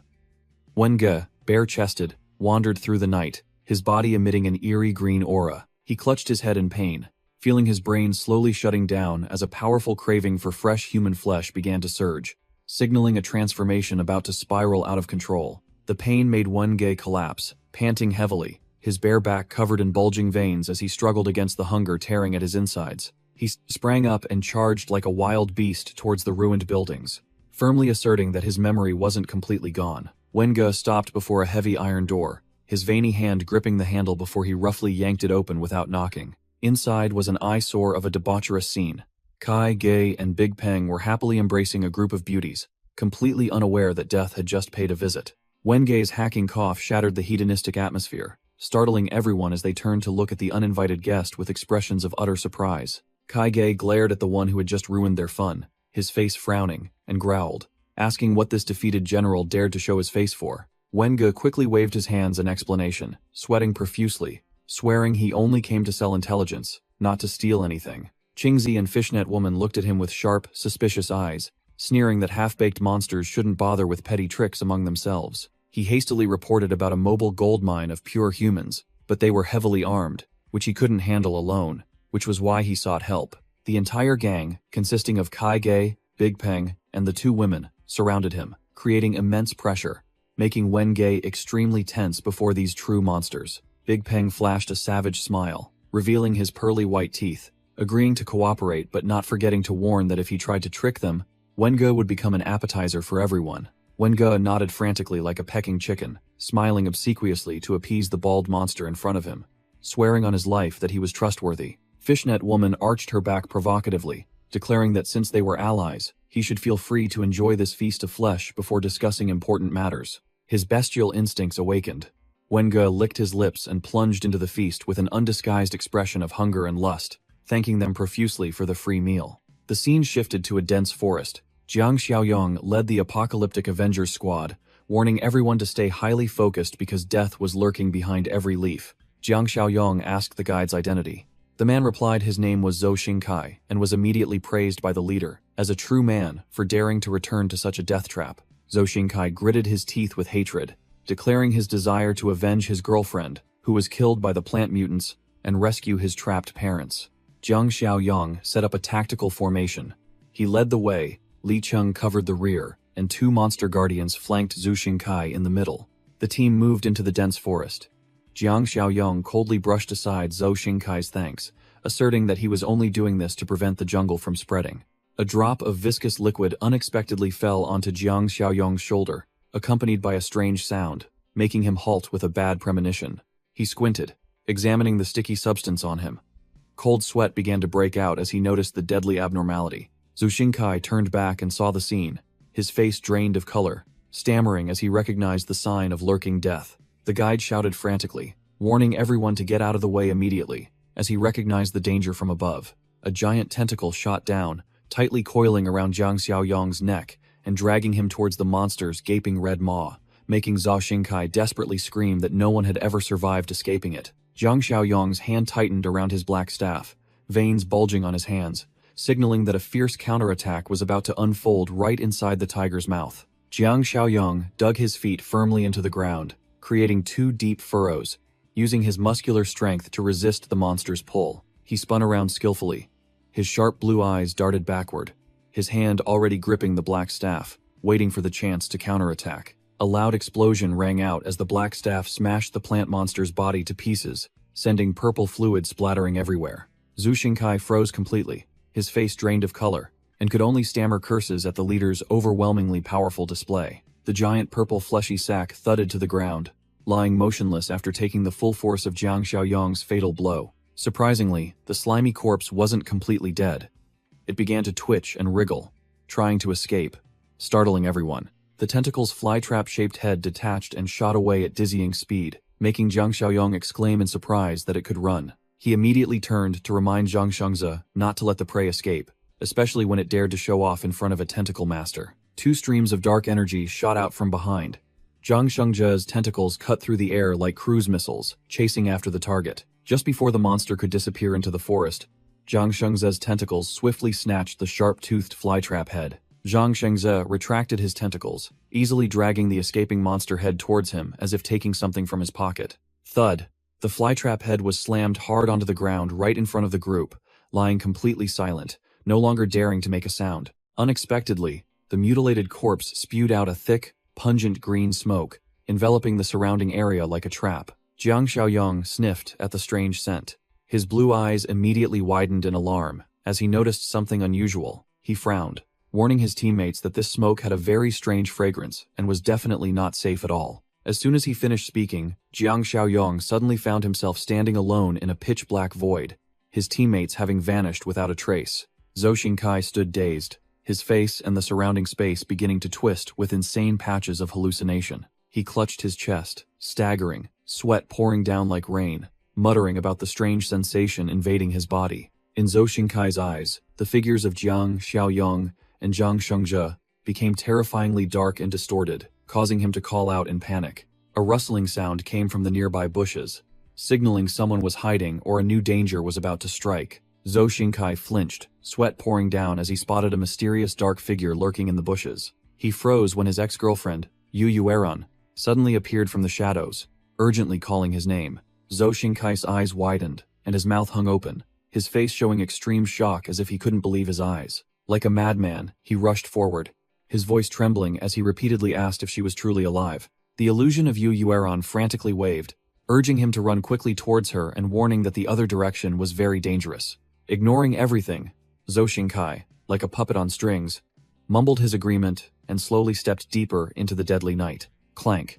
Heavy footsteps echoed on the concrete, signaling the arrival of true predators at the factory. Wen Ge, bare-chested, pointed towards the target with an expression of extreme excitement, with Kai Ge and Big Peng waiting behind him. Kai Jie and Wen Jie couldn't suppress their craving, saliva dripping as they thought of the fresh, clean, human flesh. Through their lust-filled, bloodshot eyes, the pitiful gatekeepers appeared as delicious prey waiting to be slaughtered. Zhou Xingkai crawled on the ground, cursing in despair, while the trio of Wenga, Kaiga, Big Peng, and their companions stood above, looking down like hunters toying with their prey. Wenga couldn't suppress his animalistic instincts. He shot forward with tearing speed, his twisted face howling that he wanted to devour them alive immediately. Li Cheng, patrolling with his gun, suddenly froze, bewildered, not understanding what the hell was rushing towards him at such incredible speed. He stared wide-eyed at the crazed, bare-chested man in front of him, his mouth trembling as he asked the stranger's identity, but received only a deadly smile in return. His teammate behind him shouted a warning, but Wenga had already lunged like a wild beast, his powerful hand slapping Li Cheng's face with terrifying force. The powerful impact sent Li Cheng sprawling. He only managed a single cry of pain as the enemy closed in and pinned him to the ground. In the guard room, another guard, who was reading, flinched, sweat pouring down as he heard the savage roar outside. The guard gritted his teeth, his face paling as he realized the situation was extremely dire, fear beginning to consume his mind as death came knocking. Li Cheng lay motionless in a pool of blood, while his teammate stood frozen in horror, muttering curses as he witnessed Wenga's overwhelming power. Wenga stood tall with a blood-stained face, a savage toothy grin, and a pounding heart, signaling that he had completely transformed into a bloodthirsty monster. Wenga let out a terrifying roar right in Li Cheng's face, scaring the guards senseless, sweat pouring down in the face of the thick killing intent. Without giving his opponent a chance to recover, Wenga delivered a thunderous kick to the stomach, causing Li Cheng to immediately spit out a mouthful of blood. The powerful kick sent Li Cheng flying high into the air, spinning like a tattered doll. Wenga landed in an incredibly cool pose, his claws scraping the pavement, creating sparks, his sharp eyes searching for the next prey. The remaining guard gritted his teeth and emptied an entire magazine towards the monster to cover his teammate, the gun barrel spitting fire continuously. Wenga moved like a ghost, dodging bullets with extreme agility and rushing towards the enemy, cursing, "Damn it." The guard hastily helped the blood-soaked Li Cheng retreat, shouting for someone to take him to the infirmary for urgent first aid. As the enemy retreated, Wenga also stopped, clutching his chest and panting heavily, a fierce heart pain overwhelming his body. Unable to stand any longer, Wenga collapsed onto the cold concrete floor with a loud thud, losing consciousness. Sister Shin looked down with disdain, sneering at the impulsive man, while Big Peng and his minions stood towering behind them like guardian statues. Wenga, drenched in sweat, gritted his teeth and roared, demanding his companions find meat immediately to recover his overloaded body. Big Peng stood tall, looking down with a sneer, asking in return who he thought he was ordering around. Wenga lost his patience, his bloodshot eyes wide as he yelled, urging his companions to act quickly. A brutal, unexpected stomp came down, accompanied by the dry sound of bones colliding. Sister Shin stomped her heel on Wenji's head, coldly sneering that a piece of trash like him should just die and stop being a burden. Wenga lay flattened on the ground like a mangy dog, spitting blood but still trying to lift his head to ask about the next plan. Sister Shin turned to explain to Big Peng that they had to approach the target as humans, instead of rushing in like zombies. She confidently displayed her alluring bare back, concluding that they would boldly enter through the main gate to deceive their prey. Meanwhile, Zhou Xingkai, poisoned by mushrooms, dazedly saw the illusion of Yu Yueran waving to him in the bushes. The illusion of Yu Yueran, with a distorted face and a demonic smile, continuously urged her prey to surrender himself. A machete sliced through the air with terrifying speed, carrying a chilling, killing intent. The sharp blade cleanly severed the girl's head in an instant, sending fresh blood splattering into the night. The headless corpse fell to the ground with a heavy thud right in front of the stunned Zhou Xingkai. Zhou Xingkai wailed desperately, calling out Yu Yueran's name, his face contorted in pain, tears streaming down like rain. Jiang Xiaoyong stepped out of the shadows, rubbing his forehead and admitting that this illusion was so powerful it almost enchanted even him. The lovesick Zhou Xingkai spun around, his eyes bloodshot, roaring in indignation, and questioning why Jiang Xiaoyong had heartlessly killed his beloved. Jiang Xiaoyong activated his mind's eye, his blue eyes glowing brightly, and coldly snapped at Zhou Xingkai to open his pathetic eyes and look closely at what he called his beloved. Zhou Xingkai was stunned by the sharp rebuke, while Jiang Xiaoyong was still trying to shake off the lingering effects of the mental attack in his head. Under the scrutinizing gaze of truth, the girl's corpse began to distort and shed its fake outer shell. Before Zhou Xingkai's eyes now was only a disgusting mass of coiling plant vines, with no trace of his girlfriend at all. Jiang Xiaoyong tapped Chen Chong's head to wake him from his daytime delusion. Li Hongli and Zhang Qi stirred awake, their minds reeling with chaotic memories of children and movies created by the hallucination. Jiang Xiaoyong calmly explained that the demonic flower had sprayed anesthetic gas to hypnotize everyone, while Chen Chong stood towering behind, guarding them. Ignoring Li Hongli's questions, Jiang Xiaoyong squatted down and used a knife to dissect the black vines, checking their internal structure for a core. He clicked his tongue in disappointment, realizing he had worried for nothing. This was just an empty puppet, not the monster's main body. Jiang Xiaoyong concluded that these roots were deeply embedded in the ground, so the mastermind monster must be hiding far away. Suddenly, his eyes widened in surprise as he sensed an unusual movement and a rustling sound from beneath the soil. The strange root tried to escape underground, but Jiang Xiaoyong quickly snatched it before it could vanish. With a decisive tug, he pulled a bizarre tuber-like mass from the ground and stared at his newly acquired trophy. Jiang Xiaoyong scrutinized the object in his hand. It looked no different from a potato or taro, but it was actually the plant monster's nutrient storage organ. Jiang Xiaoyong nonchalantly retrieved the strange tuber into his system inventory, remarking casually that this thing might even be edible. He turned to interrogate Zhou Xingkai about this bizarre plant, but the guide could only sweat profusely, warning that they were extremely dangerous and devoured everything. Zhou Xingkai revealed a clue about Professor He, an agricultural expert who once hid in a tall building nearby, though it was unclear if he was still alive. Having obtained this valuable information, Jiang Xiaoyong immediately ordered Zhou Xingkai to lead the way to the old expert without delay. The cold moonlight hung in the night sky, illuminating a desolate world fraught with danger. In another area, a red-haired woman with a ponytail and a fiery figure was panting, dragging her exhausted feet in a tattered state. Her treacherous high heels caused her to slip, dropping both her phone and wallet onto the cold concrete ground. The woman screamed in despair and fell sprawling to the ground, lying flat, full of pain and helplessness. A guard on the watchtower was startled when he spotted a figure, immediately shouting in alarm that a survivor had appeared.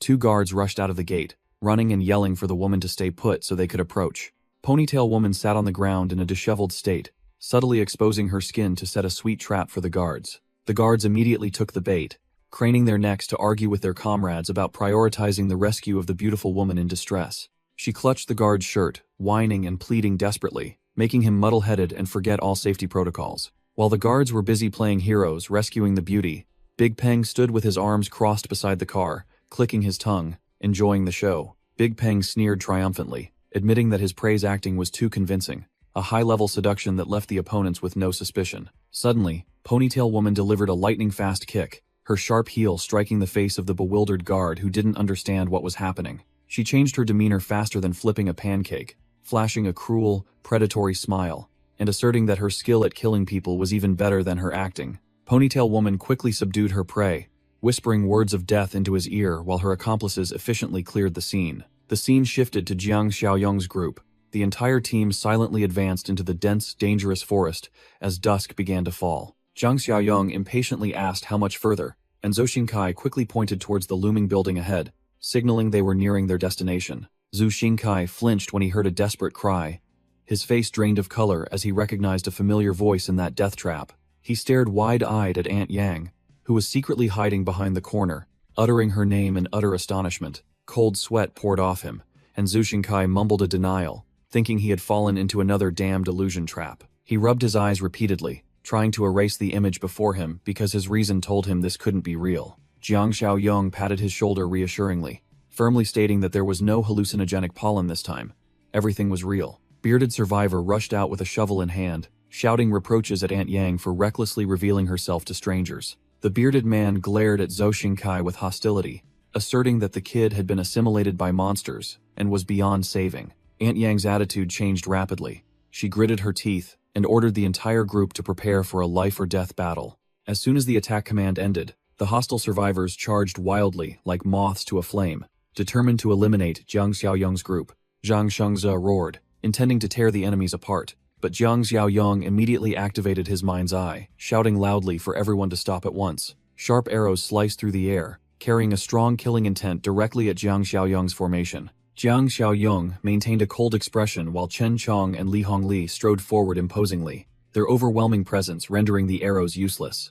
Jiang Xiaoyong let out a powerful roar, ordering everyone to stop and keep a cool head immediately before he lost his temper. The shout, filled with power, stunned Aunt Yang and the bearded man beside her, their faces drained of color and shock. Zhou Xingkai quickly rushed between the two factions, spreading his arms and shouting for Aunt Yang to calm down because these were absolutely not enemies. Recognizing a familiar face, Aunt Yang broke out in a sweat and turned to yell at her subordinates, who were holding crossbows and axes, to cease fire immediately. Zhu Xingkai panted, straining his voice to explain that this group came from outside the forest and were their saviors, not monsters. Aunt Yang was still suspicious, her sharp eyes pressing for the whereabouts of the other explorers, especially the name Xiaotong. Zhou Xingkai painfully admitted that Xiaotong and half the team had perished, but he had fortunately escaped and suggested everyone return to base for further discussion. Aunt Yang and the bearded man fell silent, staring at the mutated bodyguards behind Zhu Xingkai with extreme apprehension and fear. Chen Chong, wearing a muzzle, stood towering beside Zhang Shangzhe, exuding a menacing aura that terrified the opponents. Zhou Xingkai quickly stepped forward to vouch for them, reassuring Aunt Yang that these mutated individuals were on their side and completely harmless. Seeing the tension still thick in the air, Jiang Xiaoyong turned and ordered his two subordinates to do something silly to defuse the situation. Chen Chong immediately struck an innocent White Lotus pose, showing off his harmlessness, while Zhang Shengze flexed his muscles, leaving everyone speechless. Jiang Xiaoyong coughed awkwardly to cover up the bland comedic act, while Zhou Xingkai strained his voice to assert that these were their saviors. After everything was settled, the entire group streamed into the base, led by Zhang Shengze, who was gliding coolly on his tentacles. Shan Shan rode a heavy-duty motorcycle, performing a fierce tire-burning drift right in front of the steel factory gate. She coldly used her walkie-talkie to call Li Hongli, announcing her arrival and demanding the gate be opened immediately. Before the gate could open, Shan Shan's eyes suddenly widened, as if she had just witnessed an unbelievable, horrifying sight. As Shan Shan parked her bike, in a hidden corner, the trio of Big Peng, bearded partner, and ponytail woman were lurking, observing like predatory beasts. Li Hongli stood inside the gate, waving a warm welcome upon seeing Shan Shan return safely. The atmosphere seemed to have eased. Big Peng's group breathed a sigh of relief, having almost been exposed, and whispered their schemes behind the young woman's back. Realizing Shan Shan was a pure evolver, the three villains salivated, dreaming of the formidable power they would gain if they devoured her. Brushing aside pleasantries, Shan Shan immediately inquired about the casualties, and Li Hongli reported that the injured were in the medical room. Shan Shan quickly entered the infirmary, where a victim was tightly bound to a bed like a rice cake to prevent mutation. She held up 2 vials of inhibitors, reiterating Jiang Xiaoyong's order that anyone bitten by a zombie must be injected immediately to stop the virus. Li Hongli sweated as he explained that the victim had been bitten hours ago without showing any signs of mutation, proving the attacker was not a zombie. Ponytail woman unexpectedly stepped forward from the crowd, spreading news of a type of mutated human in the western suburbs, aggressively biting people but not causing infection. Li Hongli narrowed his eyes suspiciously, beginning to interrogate the strange red-haired woman who claimed to be a new member escaped from the Western District. The woman began to act dramatically, with a horrified expression, weaving a tale of intelligent, flesh-eating monsters with terrifying pursuit speed. Li Hongli turned to Shan Shan with a serious face, questioning whether she had inadvertently led this danger back to the base. The red-haired woman immediately interrupted, feigning panic and apologizing profusely, as if she were a pitiful victim who only wanted to survive. To divert attention, Li Hongli waved his hand to reassure her, explaining that he wasn't blaming her but merely wanted to extract enemy information to prepare for battle. After grasping the situation, Li Hongli waved her away, and the woman obediently assented, then turned and walked away with a graceful, triumphant air. Shan Shan bowed her head in apology for causing trouble, while Li Hongli coughed and ordered food for the injured and continued monitoring. Shan Shan's eyes sharpened. She squinted, pondering as her intuition told her there was a scent of danger emanating from the newcomer. Without hesitation, Shan Shan directly warned Li Hongli that the woman felt utterly wrong and suspicious. Li Hongli tried to reassure Shan Shan that she was just overthinking due to the heavy pressure Jiang Xiaoyong had placed on a young woman. Jiang Xiaoyong and Aunt Yang stood before a towering skyscraper amidst the night, marking the group's destination. Aunt Yang wondered why this place was chosen as a base instead of more fortified factories, but Jiang Xiaoyong asserted that the disaster here was entirely different. Jiang Xiaoyong explained the death mechanism. The lower the fog, the denser it was. Inhaling it would turn one into a plant, and only above the 10th floor was it thin enough to survive. Aunt Yang gestured, leading the way upstairs for a more detailed discussion, away from the dangerous lower areas. At the office, Aunt Yang respectfully introduced Jiang Xiaoyong to Professor He, who was already waiting at his desk. Professor He clutched his forehead, looking weary and helpless, announcing the grim news that the situation outside the forest was not much better. Jiang Xiaoyong turned to the door, calling his two main forces into the room after briefly explaining the situation to them. The frightened survivors parted to both sides, making way for Zhang Shengze and Chen Cheng to enter with the overwhelming aura of true monsters. Jiang Xiaoyong inquired about the situation in major cities, but Professor He poured cold water on his hopes, stating there would be no rescue. It was every man for himself. Without beating around the bush, Jiang Xiaoyong pulled out a strange plant tuber and directly asked the old professor if he knew what this item was. Professor He immediately recognized it as the tuber from the plant mutants, something Aunt Yang's group often risked their lives to retrieve from outside. Jiang Xiaoyong smirked, confirming the information. He already knew this tasted like taro and was a life-saving source of calories during these times of scarcity. The conversation was interrupted when Zhou Xingkai rushed into the room, his face pale as he delivered an urgent warning. He pointed out the window, shouting in despair that the plant mutants were swarming to surround the building. Professor He's eyes widened in horror, sweat pouring down him as he heard the news of the increasing number of monsters gathering. Zhou Xingkai and the bearded survivor stared out the window, both trembling and shouting, as they saw the appearance of the flower vehicle. Jiang Xiaoyong frowned, not understanding. He turned and pressed for information on just how dangerous that monstrous flower vehicle truly was. Professor He's face was drained of color as he warned Jiang Xiaoyong that the situation was more dangerous than imagined, and today could be the end for everyone. The old professor broke out in a cold sweat, his pupils contracting in extreme terror at the impending disaster. Without hesitation, he yelled, ordering the women and children to run to the rooftop to find a hidden spot, while the elderly had to stay and defend with him. Jiang Xiaoyong and Aunt Yang stood stunned, seeing the old professor suddenly transform into a decisive commander. Professor He strained his neck, shouting loudly to urge the crowd to move, accepting the sacrifice of a few to preserve the species, rather than everyone dying together. The thundering sound of footsteps echoed as the panicked survivors fled, leaving only Jiang Xiaoyong standing firm like a rock amidst the chaotic crowd. Seeing Jiang Xiaoyong still standing there, Professor He hastily advised him to run, as he was young and shouldn't sacrifice his life here in vain. Jiang Xiaoyong smirked arrogantly, activating his space ring which glowed blue, and told the old professor to calm down because he was very curious. He watched the swirling energy in his hand, coldly wondering what kind of abomination could make everyone so terrified. Jiang Xiaoyong ambled over to the window where Mr. He was tensely observing, while Aunt Yang stood silently behind, awaiting the next move. The old professor was sweating profusely, his voice trembling as he warned that if the main body wasn't destroyed, these plant monsters would make mincemeat of everyone. Jiang Xiaoyong looked outside with curiosity, quite surprised to learn that these monsters operated in a swarm under the control of a higher entity. Below, an entire legion of monsters was silently advancing towards the building, like a pre-programmed army, their main goal to hunt them down using pheromone signals. Without a word, Jiang Xiaoyong calmly pulled open the window, startling Mr. He, who flinched at this reckless act of inviting death. Before the old professor's wide eyes, he immediately pulled a heavy rifle from his inventory and coolly declared he wanted to test the monster's toughness. Bang!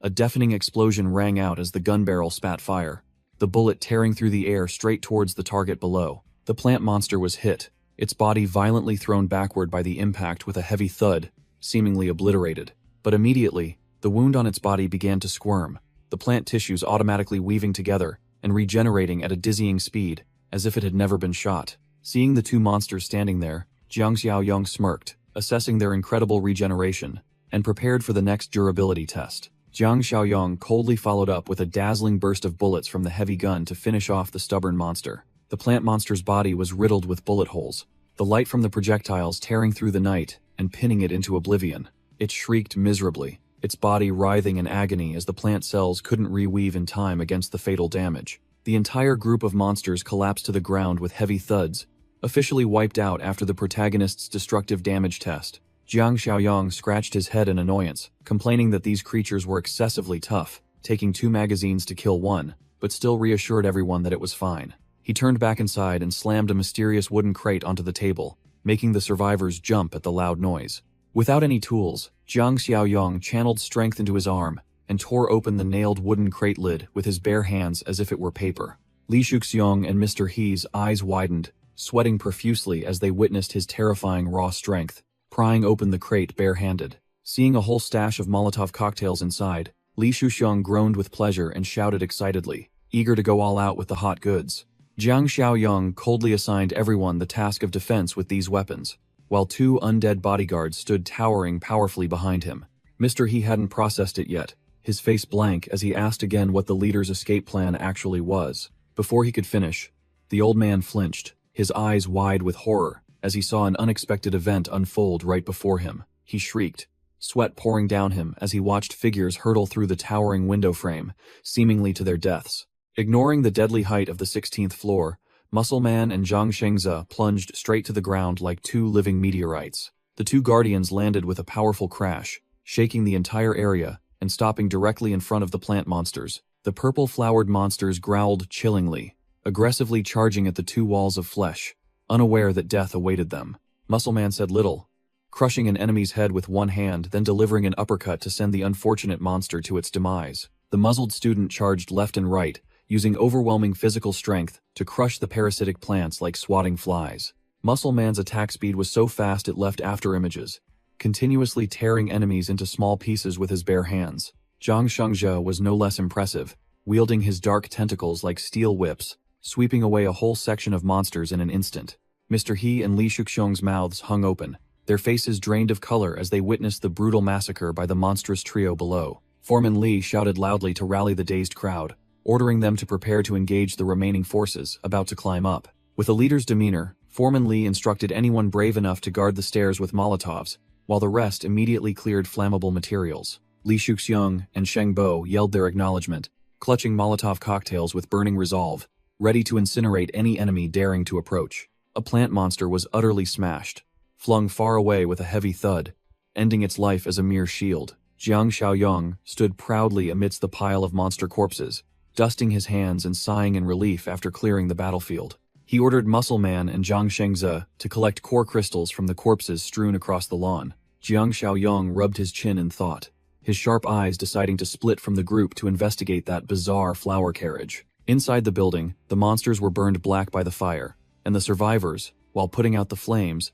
praised Foreman Li's tactics and Jiang Xiaoyong's strength. Foreman Li announced the danger was over and called everyone to gather, but the smile on Shengbo's face vanished when he realized Jiang Xiaoyong was gone. The monster's hideous root-like legs scuttled across the ground, creating a chilling rustling sound. Jiang Xiaoyong narrowed his eyes in assessment, muttering about the distorted and grotesque nature of the creature before him. From high in the tree, he identified the main target as the so-called flower carriage, a massive, purplish mass of flesh, with legs slowly advancing. His gaze locked onto the giant, spiky, glowing flower at its peak, suspecting it was the main entity controlling this mobile tumor. Jiang Xiaoyong's blue eyes narrowed as his keen senses alerted him to a sudden, ambush-like surge of killing intent. Slam! A giant tentacle smashed the spot where he had just stood, but Jiang Xiaoyong had already leaped into the air, dodging the attack with extreme reflexes. He landed coolly and secretly compared the terrifying force he just evaded to Zhang Shengze's immense strength. The monster gave him no respite, continuing its relentless assault, but Jiang Xiaoyong remained unfazed by the immense pressure. He sneered arrogantly, his hands firmly grasping the lashing tentacles, declaring that he had become quite accustomed to dealing with such things lately. His arm tensed, hard as cold steel, easily blocking the monster's physical attack and causing its bark-like skin to crack. The plant monster unexpectedly spewed a thick cloud of pungent green toxic gas, attempting to turn the tide against its overwhelmingly powerful foe. Jiang Xiaoyong stood defiantly amidst the toxic smoke, sneering contemptuously, and declaring that he had seen these petty tricks countless times in his previous life, so they were useless. He let out a powerful roar, shattering the last vestiges of confidence from the dying monster. With overwhelming physical strength, Jiang Xiaoyong swung his arm and yanked hard, sending the monster's tentacles flying like stale noodles. The massive flesh mass trembled violently, emitting fearful clicking sounds as it realized the vast skill gap between hunter and prey. Unable to withstand the overwhelming pressure any longer, the huge monster collapsed to its knees with a heavy thud, completely losing its ability to resist. Seizing the golden opportunity, Jiang Xiaoyong shot forward like an arrow, deciding to end this prelude with a trump card. His hand glowed with an eerie energy, activating the slave mark skill to turn this formidable creature into a powerful minion. He leaped into the air, his hand, bearing the dark seal, plunging straight into the center of the trembling plant mass. Thwack! Jiang Xiaoyong pressed the slave mark firmly onto the monster, and a surge of dark energy immediately enveloped it, establishing absolute ownership. A dazzling burst of purple energy erupted, marking the moment Jiang Xiaoyong officially transformed the area boss into an obedient pet. Mr. He and Zhu Xinkai's faces were drained of color, despairingly thinking that the monster was advancing to make mincemeat of them all after devouring their leader. The tense atmosphere suddenly became awkward as the two monsters, Jiang Xingzhe and Muscleman, appeared, greeting each other as if on a stroll in the park. Jiang Xiaoyong entered with the demeanor of a king, not bothering with the crowd's fear, only focused on asking his subordinates about the core crystal spoils. Jiang Xingzhe, in a deep, booming voice, reported the drop rate from the centipede and spider monsters that had just been slaughtered. Muscleman, despite wearing a muzzle, cheerfully gave a thumbs up, confirming today's haul was quite good. Jiang Xiaoyong rubbed his forehead helplessly, feeling exhausted from listening to reports from his two subordinates. One stammered, the other could only grunt. To Professor He's bewilderment, he calmly declared that the terrifying creature below was now on their side.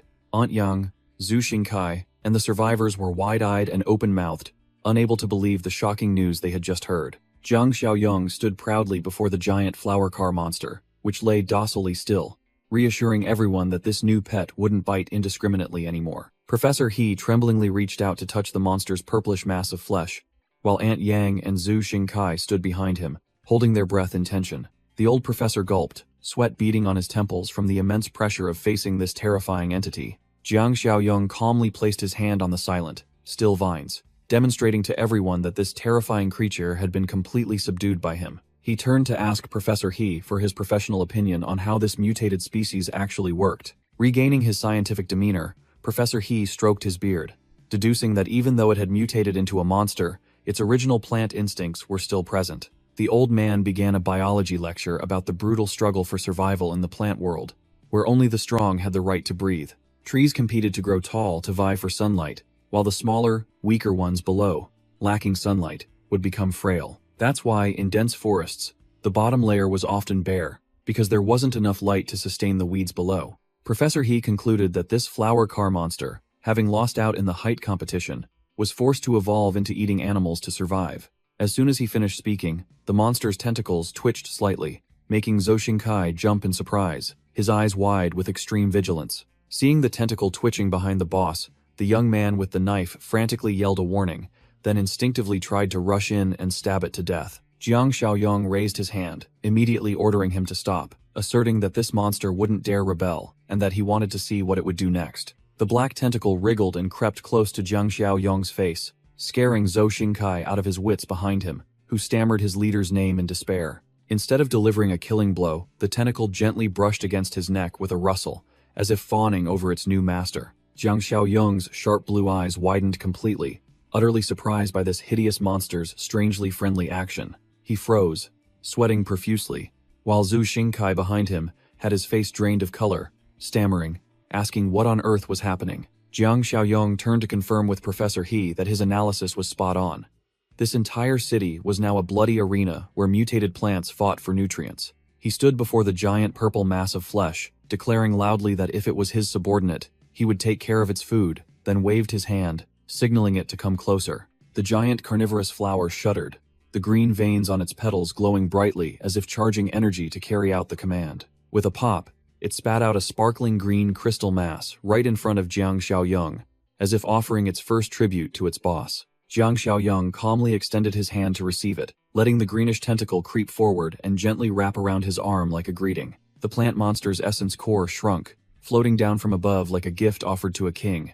The green orb settled neatly in his palm, glowed brightly, and immediately began the process of absorption and fusion. Zhu Xingkai scratched his head, not understanding where that huge mass had disappeared to, while Jiang Xiaoyong smirked, showing off the tiny trophy in his hand. He clenched his hand, felt a new surge of power coursing through his veins, and briefly declared that it had symbiotically merged with his body. Without hesitation, Jiang Xiaoyong swung his arm powerfully through the air to test the dominance and range of his new toy. With a whoosh, a series of green vines shot out from his hand, darting away at speeds the naked eye couldn't follow. The vines wrapped tightly around a large tree trunk, squeezing with a loud crack, causing the rock-hard wood to split open. The terrifying power of the whip shattered a section of reinforced concrete wall, leaving a clean, destructive cut. Jiang Xingzhe froze completely, sweating profusely as he realized that long, noodle-like strand was even stronger and harder than his own renowned tentacles. Jiang Xiaoyong smirked triumphantly as the system chimed, announcing the unlocking of the gardener achievement along with a sweet 150 bonus points. In the courtyard outside, the henchmen were lingering, inspecting the corpse of the slimy mutated tree that had just been defeated. The silent night enveloped the chemical plant with its giant storage towers, where death lurked in every corner. In the dark room, the red-haired assassin heard a knock at the door and turned with a sinister smile, knowing full well that another foolish fish had taken the bait. A henchman cheerfully carried a plate of cake, standing outside the door and uttering cheesy, flirtatious words about bringing a late-night snack to nourish the beauty. She narrowed her eyes coldly, her voice sharp as she questioned who dared to order him to do such a superfluous thing. The henchman grinned, infatuated, scratching his head as he admitted he himself wanted to take care of the pretty girl, unaware he was about to be doomed. The red-haired assassin's eyes flashed with a crimson murderous glint. A soft hiss echoed, signaling that her innocent facade had officially dropped. She gracefully approached and pressed close to the man, whispering a deadly thank you that made him sweat profusely, both thrilled and trembling. Before he could fully enjoy the pleasure, the infatuated man's eyes rolled back, spitting blood as he was struck by a fatal blow from the venomous woman. The henchman rushed in and grabbed the red-haired assassin's shoulder with a grim expression, yelling, questioning what she was secretly doing here. Realizing he had misjudged the situation, he quickly let go and stammered an apology, his face flushed with embarrassment at the beauty's revealing attire. The red-haired assassin wasn't angry at all. Instead, she gracefully moved closer, uttering sweet temptations, inviting him outside the factory for a more thrilling and adventurous game. The silent night outside echoed with ambiguous sounds, accompanied by the triumphant question of the man intoxicated by lust. "Who's your daddy?" The henchman stood bare-chested, panting with satisfaction, while she calmly sat behind, adjusting her underwear with a mysterious smile. He turned back to look at the beauty with infatuated eyes, showering her with compliments, then suddenly remembered he didn't even know her name. Just as their passion peaked, the red-haired assassin suddenly feigned surprise, looking towards the pile of barrels, making the man also turn, bewildered, to wonder. He approached and was startled when he saw a familiar sleeve sticking out from the barrel lid, suspecting it was the jacket of his comrade, Zhao Chen. The henchman curiously opened the barrel lid to look, and immediately his eyes widened, cold sweat pouring down him like a shower at the horrifying sight inside. Lying neatly in the cramped barrel was Zhao Chen's distorted corpse, leaving him stunned as he realized the fate of those who had been loved before. Before the henchman could recover, a cold hand with sharp claws reached out from behind. Death was calling his name. The red-haired assassin revealed her true form as a bloodthirsty monster, her eyes glowing brightly as she lunged to tear at the throat of her prey, who trembled in despair. The desolate and silent factory exterior under the moonlight concealed the bloody crimes that had just occurred inside.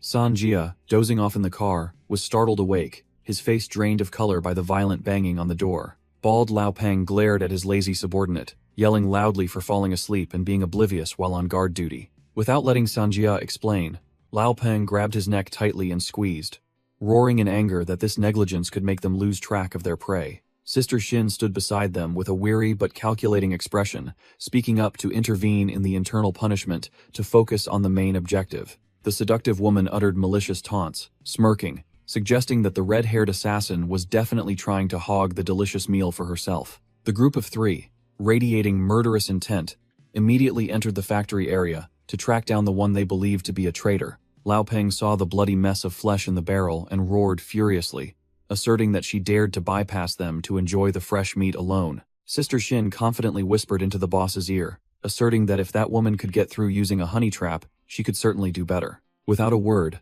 Lao Peng's powerful hand swung up like lightning, grabbing the target. He tightened his grip around the fishnet woman's throat, roaring furiously, as he suspected she was also trying to sneak in and hog it all for herself, just like that wretched woman before her. The third master rushed out in a panic to intervene, shouting that if they strangled her now, they would all lose their chance to infiltrate inside. Hearing this, Lao Peng released his grip and threw the fishnet woman hard onto the ground with a thud, making her fall sprawling in pain. He leaned close, threatening to drag them all to hell if she dared to pull any tricks, making the fishnet woman choke and cough as she trembled and nodded repeatedly. The plan began. Her delicate hands pounded loudly on the iron gate, accompanied by desperate, fake cries for help. The fishnet woman stood alone before the large gate, her silhouette exuding a weak and lonely aura to lure the guards inside. 3 guards immediately appeared, with guns ready in their hands, their eyes full of vigilance as they demanded to know the stranger's identity. The fishnet woman immediately switched to Oscar mode, trembling as she fabricated a story about being chased by zombies and nearly dying, to appeal to the men's pity. 2 settlement guards' eyes shone like headlights, and they laughed lewdly upon seeing such a delicious item delivering herself, even comparing her looks as better than the previous girl. Suddenly, one of them froze, his face changing color as he shouted, sensing that something was wrong. A girl from the female survivors group rushed out, pointed directly at her face and shouted a warning that the woman was a disguised monster, absolutely not to be trusted. The settlement guards heard this and immediately changed their tune faster than a rice paper, cursed, and simultaneously drew their guns, firing mercilessly at the beauty. Sharp gunshots echoed continuously. Muzzle flashes tore through the night, forming a deadly net of fire aimed at the target. The fishnet woman revealed her true abilities, gliding like the wind and twisting her body with extreme flexibility to dodge bullets, making all the soldiers miss their shots. No matter how fast she was, the hail of bullets was too dense. She groaned in pain as several bullets lodged directly into her body. Fresh blood splattered everywhere. The corpse fell face down on the road, lying motionless. The soldiers dared not approach, but shouted for someone to get gasoline to burn it immediately. When they returned with the gasoline can, the scene was only an empty space. The corpse had vanished without a trace, making everyone terrified. The whole group was in extreme panic for letting the tough target escape, and hastily ordered an urgent report to Li Hongli and Shan Shan to inform them of the situation. The fishnet woman stumbled and fled in her high heels, her steps faltering due to extreme fear after escaping the hail of bullets. A thud echoed, and she fell face down onto the ground right before the towering feet of the butcher Lao Peng. The fishnet woman looked up with a tear-streaked face, pleaded desperately, and swore to be his slave if he spared her pathetic life. Lao Peng looked down with cold eyes, smirked, and uttered a chilling remark that they were both the same kind of trash. His powerful hand gripped a concrete slab tightly, veins bulging, full of menacing killing intent. He lifted the giant slab of rock as if it were a toy, coldly declaring his intention to find a new food source to replace this useless woman. The fishnet woman's pupils constricted. Despair enveloped her as she realized she had become a discarded pawn. A horrifying thud echoed. The rock slammed down, crushing the target into a bloody, messy pulp. Suddenly, a streak of blue light sliced through the air, cutting across Lao Peng so fast he couldn't react. The bald head of the boss slammed onto the floor, ending the hunter's life in an instant. Lao Peng's headless corpse crashed to the ground with a thud, blood gushing out, making the fishnet woman look up in extreme shock. The third master licked the blood-stained knife, gave a morbid smile, and made a condition. He would only leave one arm and one leg for her to recover. The rest he would eat. The fishnet woman broke out in a cold sweat, gritted her teeth and uttered, "All right," to accept the compromise, knowing her place as her only support was gone. The scene shifts to the factory area. The henchmen began to stir in fear upon discovering that numerous comrades had vanished without a trace during the night. Lao Li's face was tense, and he shouted loudly upon hearing the report that Yang Hai and another person were still nowhere to be found. Shanshan was secretly scouting the situation when she was caught from behind by the security captain, who questioned her whereabouts. The quick-witted girl maintained a poker face, fabricating a reason about patrolling to find clues to divert the men's suspicion. While looking around warily, Shanshan's gaze suddenly froze. Her pupils constricted as she discovered something unusual under the moonlight. A green trash can stained with dried blood stood prominently in the night, emitting a strong stench of death that sent chills down her spine. Lao Li and the soldiers were horrified to realize that Zhao Chen's jacket and a comrade's shoes were mixed in with the pile of shredded flesh, confirming a gruesome death. The red-haired assassin broke out in a cold sweat, biting her nails in fear upon realizing that Lao Peng and Gao Wen must have dug up the bones she had disposed of in the trash can. Shanshan coldly exposed the truth, asserting that there had been no sounds or signs of struggle around the settlement when the murder occurred. The girl narrowed her eyes, full of killing intent, cornering her opponent with a decisive question about the meaning of that deadly silence. The red-haired assassin flinched, deliberately feigning innocence and asking back why everyone was staring at her like that, while the men behind her were still bewildered. Without bothering to argue further, Shanshan decisively swung her hand, creating a blue energy blade that slashed down fiercely. She screamed in horror as the sharp blade plunged into the ground right between her legs, missing her by mere inches. Her assassin's reflexes kicked in. She twisted her body to narrowly dodge the attack as the scorching energy stream zipped past right in front of her. Bang! Shanshan's powerful attack exploded the ground, creating a cloud of dust, warning the enemy not to try any tricks. Knowing she could no longer play the victim, the woman shed her mask of fear, revealing her brutal nature with eyes as sharp and cold as razors. Shanshan still maintained a poker face, devoid of emotion, cracking her knuckles, preparing to teach this brazen woman a lesson she'd never forget. The red-haired assassin broke out in a cold sweat, realizing her innocent facade had been completely stripped away in front of everyone. Her eyes flashed with a quick calculation as she decided to play a desperate card to find a way to escape. Quick as a flash, she lunged and grabbed the nearest henchman, using him as a human shield, leaving him no time to react. Holding a knife to the hostage's throat, she roared a threat that she would send him to meet his ancestors if anyone dared to make a move. Shanshan did not flinch, glaring and warning that if the hostage died, she wouldn't leave this place alive. The assassin sneered contemptuously, mocking the snot-nosed girl for daring to threaten an old hand like her. While dragging the hostage backward, she shouted loudly, demanding that the opponents surrender their weapons immediately. Seeing the crowd still hesitant, she furiously threatened to slit the hostage's carotid artery to prove she wasn't bluffing. Suddenly, she kicked the hostage away, then coldly fired another shot into his leg, making him fall face down in pain. Taking advantage of the chaos, she leaped over the railing, escaping into the night, leaving the bewildered crowd behind.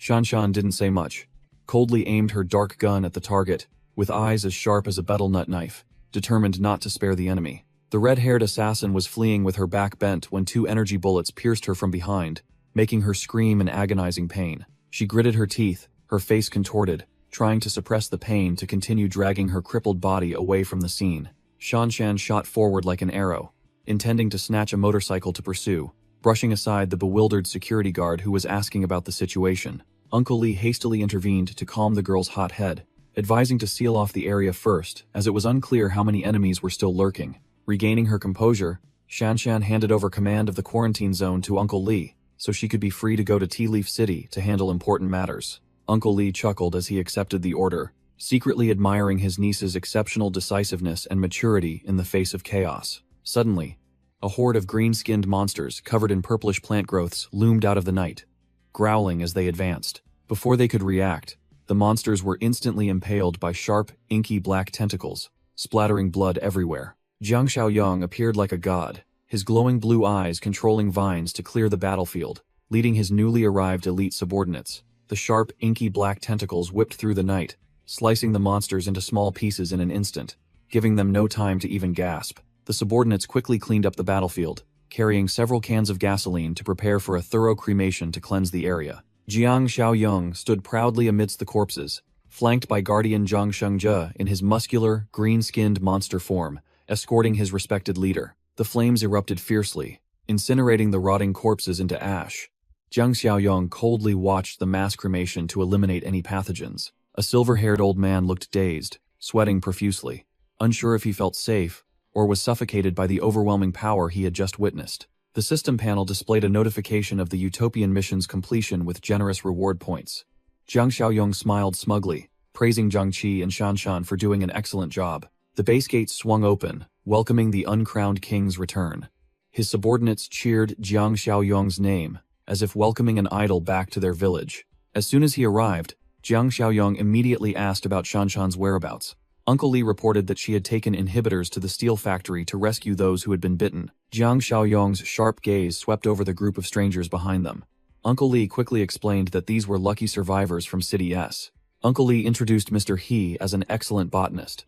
Jiang Xiaoyong immediately changed his demeanor, warmly shaking hands to recruit this rare SSR tier asset into his team. Jiang Xiaoyong outlined a crazy plan. He would escort Mr. He to the edge of City S's forest to establish a third base, making the old man's head spin upon hearing it. The roar of an engine tore through the night, startling everyone, who turned to see who dared to make noise at such a critical moment. It turned out to be Kui Jing, riding a formidable Ducati.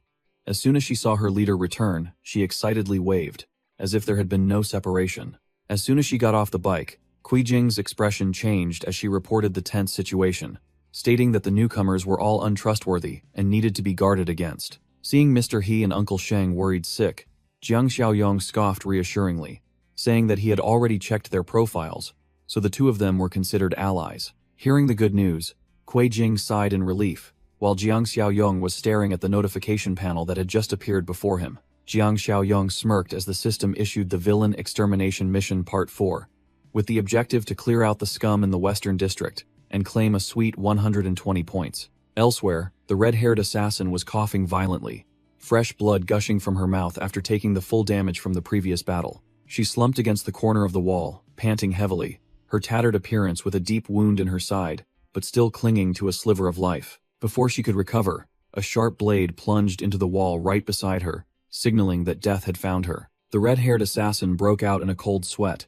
her face drained of color as she realized death had truly come knocking at her hiding place. She was blocked by those who were once her comrades, a flirtatious red-dress woman and a burly man, who were looking at her like a toy. The assassin desperately tried to explain that everything was just a misunderstanding and that she actually had a plan to salvage the situation. The red-dress woman shouted furiously at her, exposing how her trash plan almost got them all killed for nothing. She ordered her to be finished off immediately, gloating that they had already dealt with the bald man, and now it was the traitor's turn to pay. Before she could finish speaking, a sharp, inky black spike pierced her throat from behind, making the red-dress woman cough up blood, her eyes wide with terror. The blade was cruelly withdrawn, causing her to collapse into the darkness, ending the life of the one who had just been loudly threatening others. The goatee man stepped out with a sinister smile, a blood-stained knife in his hand, casually viewing the killing of his comrade as a necessary tactical move. The assassin frantically shouted a warning to the newcomer not to trust him,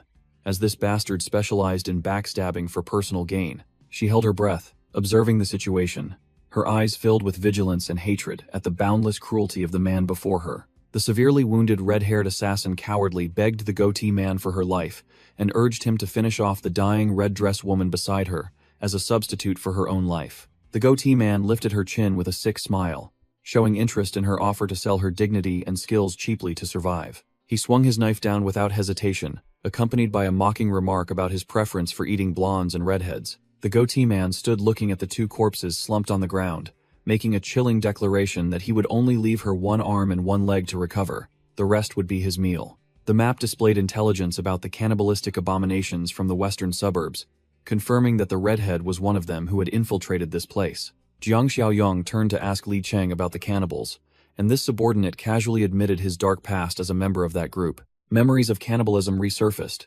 describing the degenerative process that stripped humans of their humanity, turning them into greedy, bloodthirsty monsters. Jiang Xiaoyong, upon hearing this, concluded that they were dangerous scum that needed to be cleaned up, but for now, he had more important matters to deal with first.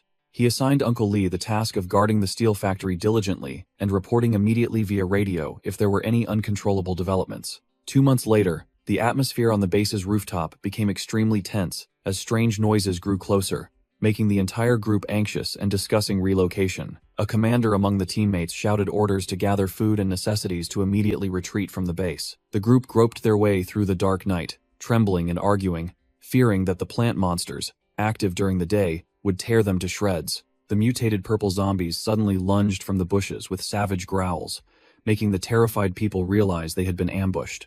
An unlucky member was pounced on from behind by a monster and pinned down onto the grass amidst desperate screams. Their formation completely broke as they discovered the monsters had surrounded them from all sides, blocking all escape routes for the entire group. The leader pointed towards the direction of a loud noise and ordered the group to run towards it as a final, desperate gamble. He frantically yelled that they were going to die anyway, so they might as well risk it and run there, clinging to the faint hope that the army was engaged in battle. The group ran for their lives until they were exhausted, their faces pale and gasping for breath, as their stamina was completely depleted. The bushes ahead shook violently, accompanied by a loud rustling sound, startling the two leading men, who yelled to warn their comrades. A terrifying surge of crimson energy suddenly swept through the forest, creating a powerful shockwave that tore through the air. The group held their breath, hiding behind large tree trunks, their faces drained of color as they wondered what monster possessed enough power to knock down such a massive tree. A glimmer of hope suddenly appeared in their desperate eyes when they spotted a team of workers wearing hard hats, casually using chainsaws to cut down trees in the middle of the night forest. A young man in the group burst into emotion as he recognized an acquaintance. He loudly shouted Zhou Xingkai's name in this precarious situation. Zhu Xingkai was also surprised to recognize his brother A Liang still alive. He excitedly boasted that their entire team had been rescued and were living well in City M. Savage growls rang out, interrupting the reunion. A Liang frantically urged everyone to run immediately because the plant monsters were hot on their heels. In contrast to his friend's fear, Zhu Xingkai just snorted disdainfully, waving his hand dismissively, calling the walking trees trash not worth bothering with. He calmly pulled out his radio, reporting his position to his comrades with a mocking tone, confirming to his commander that they had just encountered some petty plant monsters. Zhou Xingkai shouted loudly, ordering the civilians to fall back, while his team lined up, chainsaws in hand, ready to act as a living shield. A heavily armed squad in yellow hazmat suits suddenly appeared from the darkness, wielding heavy flamethrowers, looking incredibly formidable. The two fleeing young men froze completely, mouths agape, unable to believe their eyes at the incredibly terrifying and professional firepower of the rescue party. The hazmat-suited squad unanimously opened fire with their flamethrowers, incinerating everything below with savage columns of fire. The plant monsters screamed desperately in the sea of flames, their grrr cries fading as their bodies were roasted black. Li Cheng stood proudly before the giant green-skinned monster, his voice full of arrogance,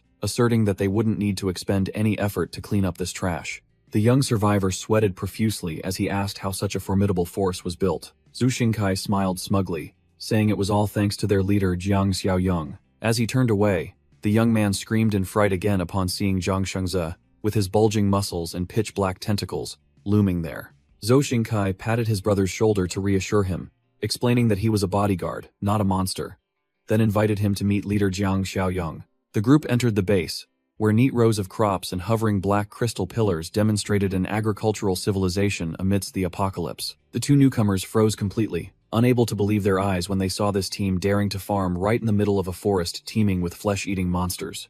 Zhou Xingkai excitedly showed off a bizarre, freshly harvested agricultural product, holding it out proudly to his old friend. What he held was no ordinary potato, but a pitch-black plant mass writhing and contracting like a living heart. The newly joined young man, startled, quickly threw the mutated plant away in fear, while Zhu Xingkai struggled to calm him down. Zhu Xingkai chuckled, explaining that these plant monsters had been completely domesticated to serve as high-grade, easily harvested food. Jiang Xiaoyong appeared, exuding charisma, prompting Zhou Xingkai to immediately declare that all these miracles were thanks to their leader. Mr. He trembled with excitement as he held the contracting plant mass, his mouth full of endless praise for the insane technology he had never dared to dream of. Jiang Xiaoyong readily agreed to all research requests, while the old professor cradled the specimen in his hands like a priceless treasure. Standing alone under the moonlight, Jiang Xiaoyong finalized his plan to head west and deal with the filthy cannibals who dared to stand in his way. Jiang Xiaoyong and the muscle man swaggered through the desolate suburbs of M City to begin their hunt. The muscle man warned that they were being tailed, and Jiang Xiaoyong immediately recognized that the enemy's strength was on par with their own main force. When the muscle man asked what to do, Jiang Xiaoyong flashed an evil smile and joked that he would throw him out as bait for them to devour. On the rooftop, the red-haired assassin and the goatee man gleefully looked down, foolishly thinking they had found a golden opportunity for an ambush. The red-haired assassin frantically grabbed her accomplice's shoulder, shouting to stop him from acting foolishly, as she noticed something unusual. The goatee man was still bewildered, not understanding what was happening, when she bitterly realized that someone else had been quicker and snatched this juicy prey from them. Below, a group of scantily clad young men and women, armed with sharp knives, had tightly surrounded Jiang Xiaoyong and the muscle man, blocking all escape routes. A crazed woman among them licked her knife with ravenous desire, looking at Jiang Xiaoyong as if he were a once-in-a-millennium delicacy she had never tasted. These human-disguised monsters swarmed like a disturbed beehive, fighting over who would get to devour the pure-blooded evolver to crazily increase their strength. Their greedy eyes shifted to the muscle man, deluding themselves that by eating him, they would gain the dominant power to control zombies and become supreme rulers. On the rooftop, the red-haired assassin clicked her tongue in regret, giving up as she thought the golden opportunity had been snatched right from under her nose by those opportunistic fishermen. The goatee man, however, smirked maliciously, planning to sit back and watch the show to see if being outmaneuvered was a blessing or a curse. As the prey didn't seem simple, suddenly, both stalkers on the rooftop widened their eyes, sweat pouring down in extreme terror at the horrifying incident that had just occurred below. In an instant, agonizing screams tore through the night, accompanied by fresh blood splattering everywhere, as the muscle man began his bloody massacre in the darkness. Jiang Xiaoyong didn't bother with words, swinging his sharp long saber to slice cleanly through the small fry, rushing to their deaths, blood gushing profusely. The cannibals' dreams shattered, their faces drained of color as they realized they had poked a hornet's nest, only able to scream at each other to flee from this monster. While Jiang Xiaoyong stood tall like the Grim Reaper amidst the corpses, the goatee man on the rooftop was scared out of his wits, hastily climbing the wall, intending to sneak away. He gritted his teeth, desperately scrambling over the wall, sweating profusely as if he'd taken a bath, terrified of being caught alive. Seeing her accomplice running towards her, the red-haired assassin frantically shooed him away, fearing being caught in the crossfire, hissing at him to get out of her sight. Below, Jiang Xiaoyong coldly placed his hand on a massive steel beam lying amidst the rubble, preparing to unleash a punitive strike. With the superior strength of level 2 enhancement, He effortlessly lifted the multi-ton metal block over his head as if it were a feather before taking aim. Jiang Xiaoyong powerfully launched the steel beam, sending it soaring high like a giant arrow, aimed directly at the two fleeing individuals on the rooftop. The steel beam tore through the air at terrifying speed, smashing the unlucky goatee man who was directly in its path, causing him to cough up blood on the spot. The red-haired assassin froze, her entire body trembling uncontrollably as she witnessed the destructive power plunge down right beside her. Jiang Xiaoyong calmly used his pixel dagger to harvest core crystals from the pile of corpses, noting that these were all elite specimens possessing mutated power. On the rooftop, the tenacious goatee man poked out his bloodied head to observe, his face drained of color, as he gasped in horror at the power he had just witnessed. Confirming that death had departed, the red-haired assassin and the goatee man, their bodies covered in injuries, finally dared to breathe a sigh of relief and made their way down. Passing by the battlefield, the goatee man realized that Jiang Xiaoyong had only dealt with 3 corpses, leaving behind a huge food supply. Their cannibalistic instincts surged, and the 2 sick individuals exchanged savage smiles, viewing the pile of their comrades' corpses as a free feast reserved just for them. In another alley, Li Cheng walked along, burping after his full meal, complaining to Jiang Xiaoyong that his stomach was too small to fit all that delicious stuff.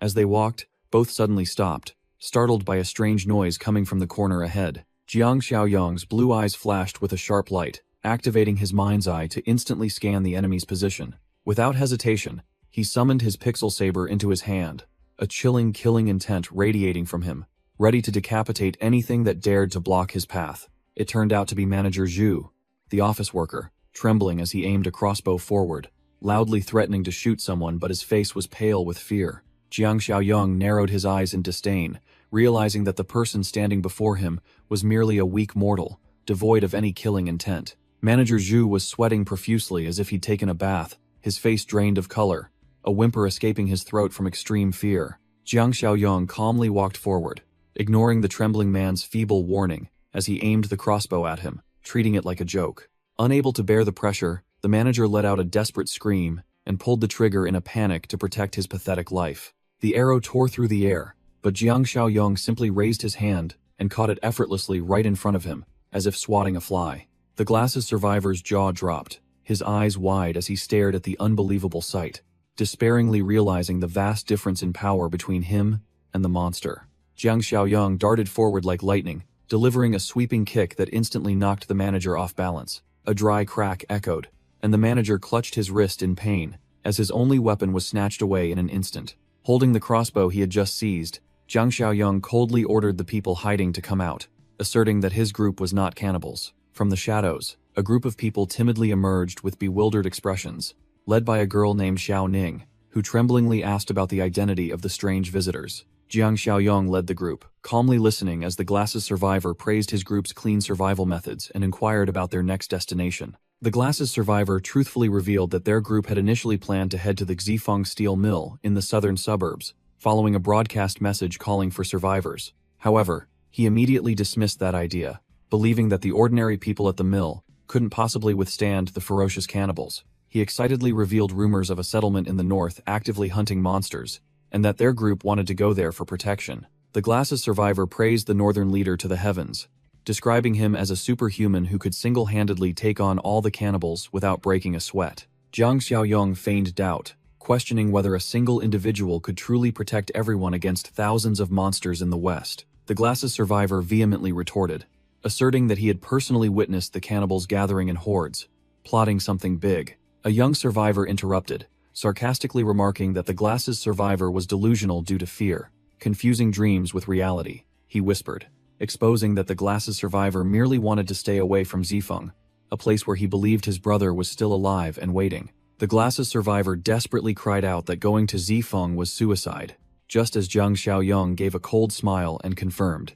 Xifeng's former leader was indeed the cannibals. The young man was stunned, his eyes wide open as he heard information about an acquaintance, and he quickly pressed for the identity of the brother the other party had just mentioned. He cried out, tears streaming down his face, that his brother's name was Li Cheng, a former deputy officer in the southern suburbs, then desperately asked if he was still alive.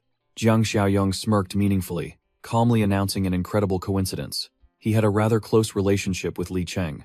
He spread his arms wide, boasting like a god to the bewildered crowd, asserting that Li Cheng was alive and well at the Shifeng steel mill, busy managing the cultivated land. Hearing the words cultivated land, the young man groaned with delight, then turned to scold the Glasses survivor for blocking their path to the Shifeng paradise. The Glasses survivor furiously brushed everything aside, pointing directly at Jiang Xiaoyong and shouting his suspicion that this was a trap to lure them to their deaths at the hands of the cannibal mob. Jiang Xiaoyong arrogantly ran a hand through his hair, coldly retorting that with his overwhelming power, why would he need to lie to kill these mere chickens? Whoosh!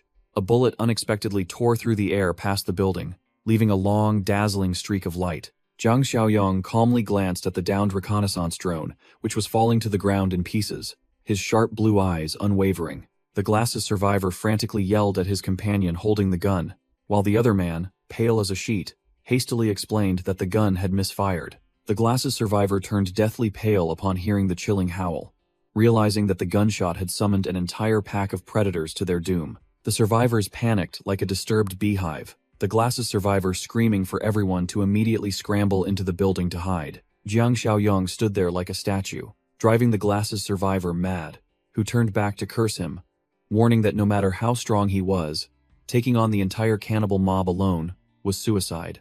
Jiang Xiaoyong merely gave a provocative sneer, while the Glasses survivor tremblingly explained that those monsters would only tear each other apart after they had finished carving up their delicious prey.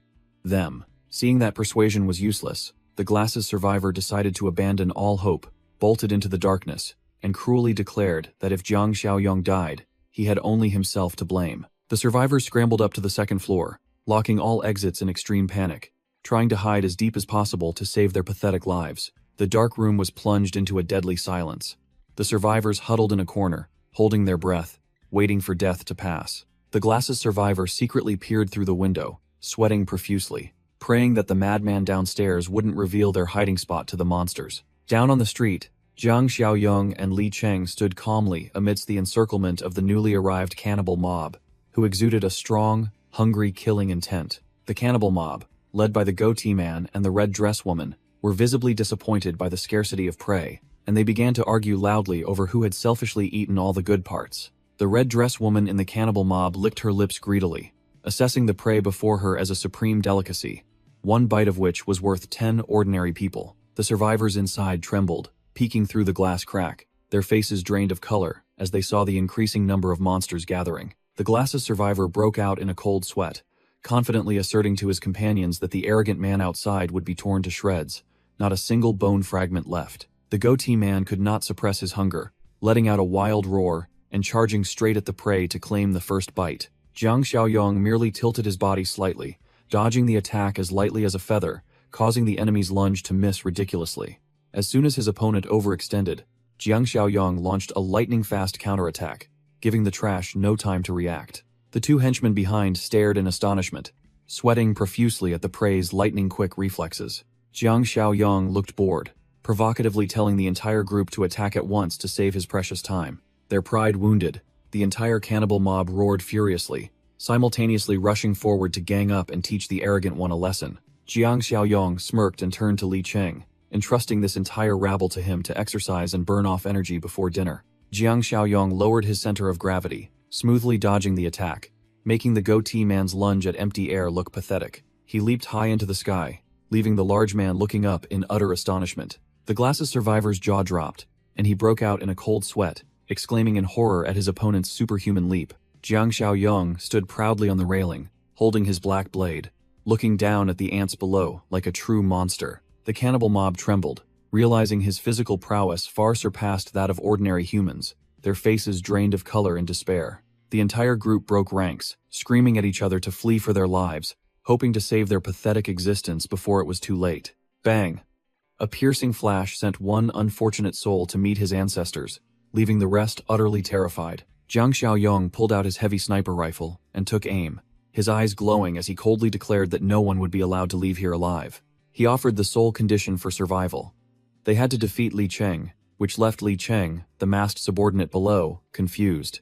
Li Cheng tensely assessed the enemy's strength, while the frenzied crowd turned and charged at him, seeking a way to survive. Li Cheng silently regulated his breathing behind his gas mask, his sharp eyes intensely focused on the targets before him. He plunged into the encirclement like a tank, launching a swift attack that knocked back 2 cannibals who were trying to gang up on him. With his supreme close-quarters combat skills, Li Cheng swept their legs and kicked the entire group away, turning the battle into a one-sided torment. The 2 remaining cannibal mob members turned deathly pale, stammering in horror as they realized their opponent's strength far exceeded all normal standards. Without giving them time to recover, Li Cheng delivered powerful punches to their faces, sending these human-disguised monsters to their graves.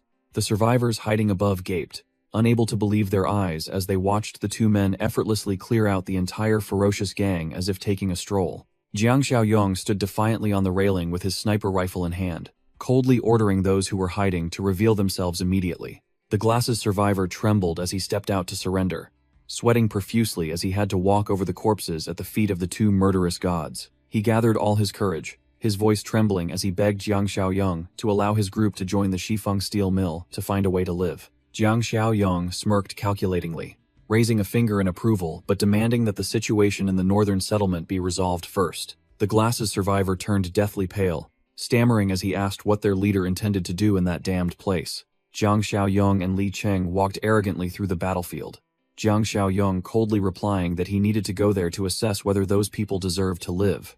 His blue eyes blazing with killing intent, Jiang Xiaoyong drew a hand across his throat, making a chilling declaration that sent shivers down everyone's spines. He would wipe out that wretched den. Meanwhile, at the steel mill base, alarm sirens blared loudly, accompanied by rumbling sounds that shook the main gate, signaling an enemy attack. Zhou Xingkai screamed in panic as he saw 7 muscular cannibal mob members furiously breaking down the gate, demanding to rush in and make mincemeat of everyone. A burly figure suddenly appeared. Li Shuxiang, with a control collar around his neck, stepped out powerfully, astonishing the teammates. Xiao Ning was extremely worried, hastily trying to dissuade him, fearing that even her formidable zombie father couldn't possibly handle that ferocious pack of monsters alone. Foreman Li kept a cool head, ordering the main gate to be sealed shut, and Li Shuxiang immediately obeyed with a guttural voice, yet full of fighting spirit. Ignoring his daughter's weak warning, Li Shuxiang launched himself from the city wall like a living tank, ready to crush everything in his path. With an earth-shattering landing, Li Shuxiang struck a cool pose, single-handedly taking on the entire map to defend the base from the invaders. Seeing the delicious, plump prey, the cannibal mob cheered wildly and ordered a full assault to seize the base's meat supply. Li Shuxiang growled in pain, dark veins beginning to spread across his face, signaling that the mutation process was spiraling out of control. His body swelled and ripped apart, transforming into a grotesque mass of red flesh covered in sharp spines and jagged-toothed mouths.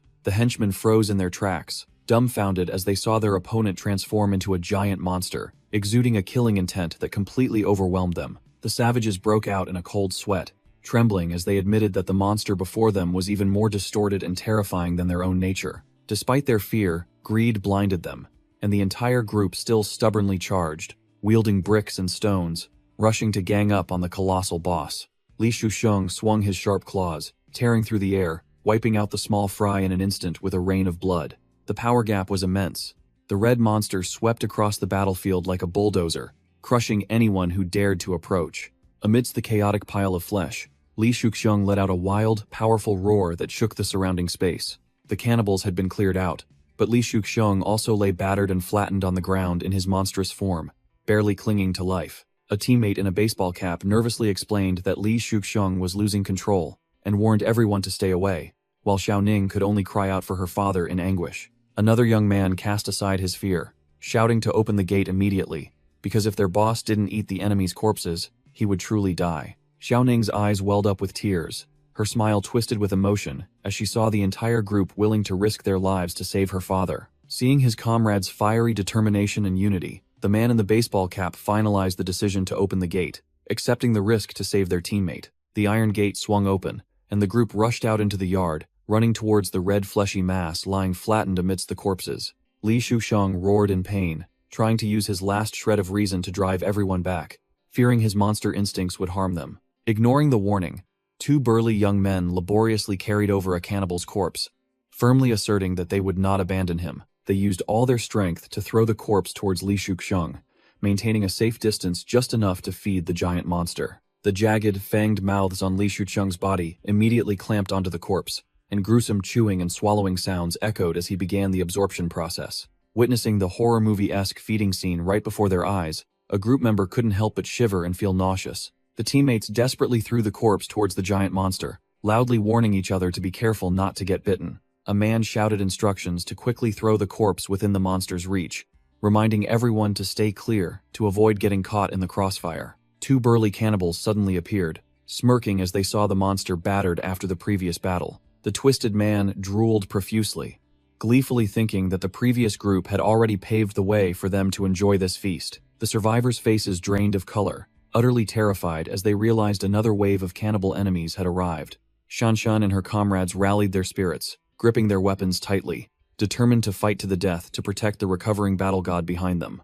On another street, Jiang Xiaoyong led his contingent forward, noticing the enemy density decreasing as they headed north of the suburbs. The man in glasses recognized the familiar terrain, hastily reporting to the leader that they were almost at their destination. The crisp gunshots tore through the night, making the entire group halt, their eyes fixed on the sound of the skirmish. Jiang Xiaoyong smirked arrogantly, his blue eyes flashing as he pinpointed the target less than a kilometer away. The twisted man raised the bloody head of the unfortunate victim high, cackling like a wild beast to intimidate his opponents. Shanshan frantically unleashed a barrage of bullets, her eyes blazing with determination to fight these abominations to her last breath. The burly man glided like the wind, dodging all the bullets, his mouth watering as he praised how delicious the girl's flesh looked. He swung his arm, knocking the gun away with a thud, turning the female shooter's resistance into a joke in an instant.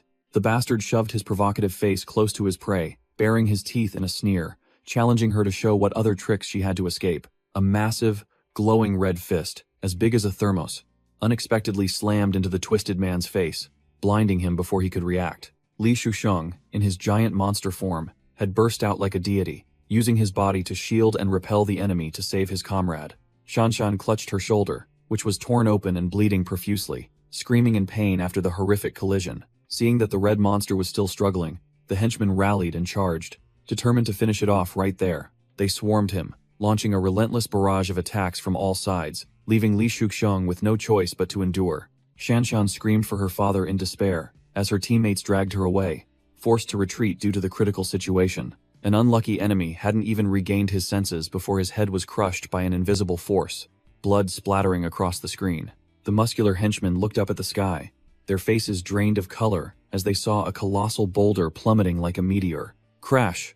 The horrific impact pulverized the target and created a shockwave that sent everything around it flying. Shanshan and her teammates froze completely, their eyes wide as they wondered what monstrous thing had just descended to save them. Jiang Xiaoyong appeared, looking incredibly cool, his hand still imbued with energy, with the masked giant standing imposingly behind him, radiating killing intent. The two figures stood proudly in the open ground, exuding an overwhelming aura that made the surrounding crowd wary. Shanshan's allies were utterly bewildered, fearing they had just escaped one danger only to run into another, a different cannibal gang. While the masked man was called a monster, Jiang Xiaoyong merely smirked, telling his subordinate not to bother with the small fry. The cannibals sniffed frantically, then realized in horror that the newcomers didn't smell like their own kind, but rather a dominant, purebred, evolved being. Jiang Xiaoyong smirked and patted his burly subordinate's shoulder, ordering him to the front lines to clean up the trash, while the masked man grumbled about always having to do the manual labor.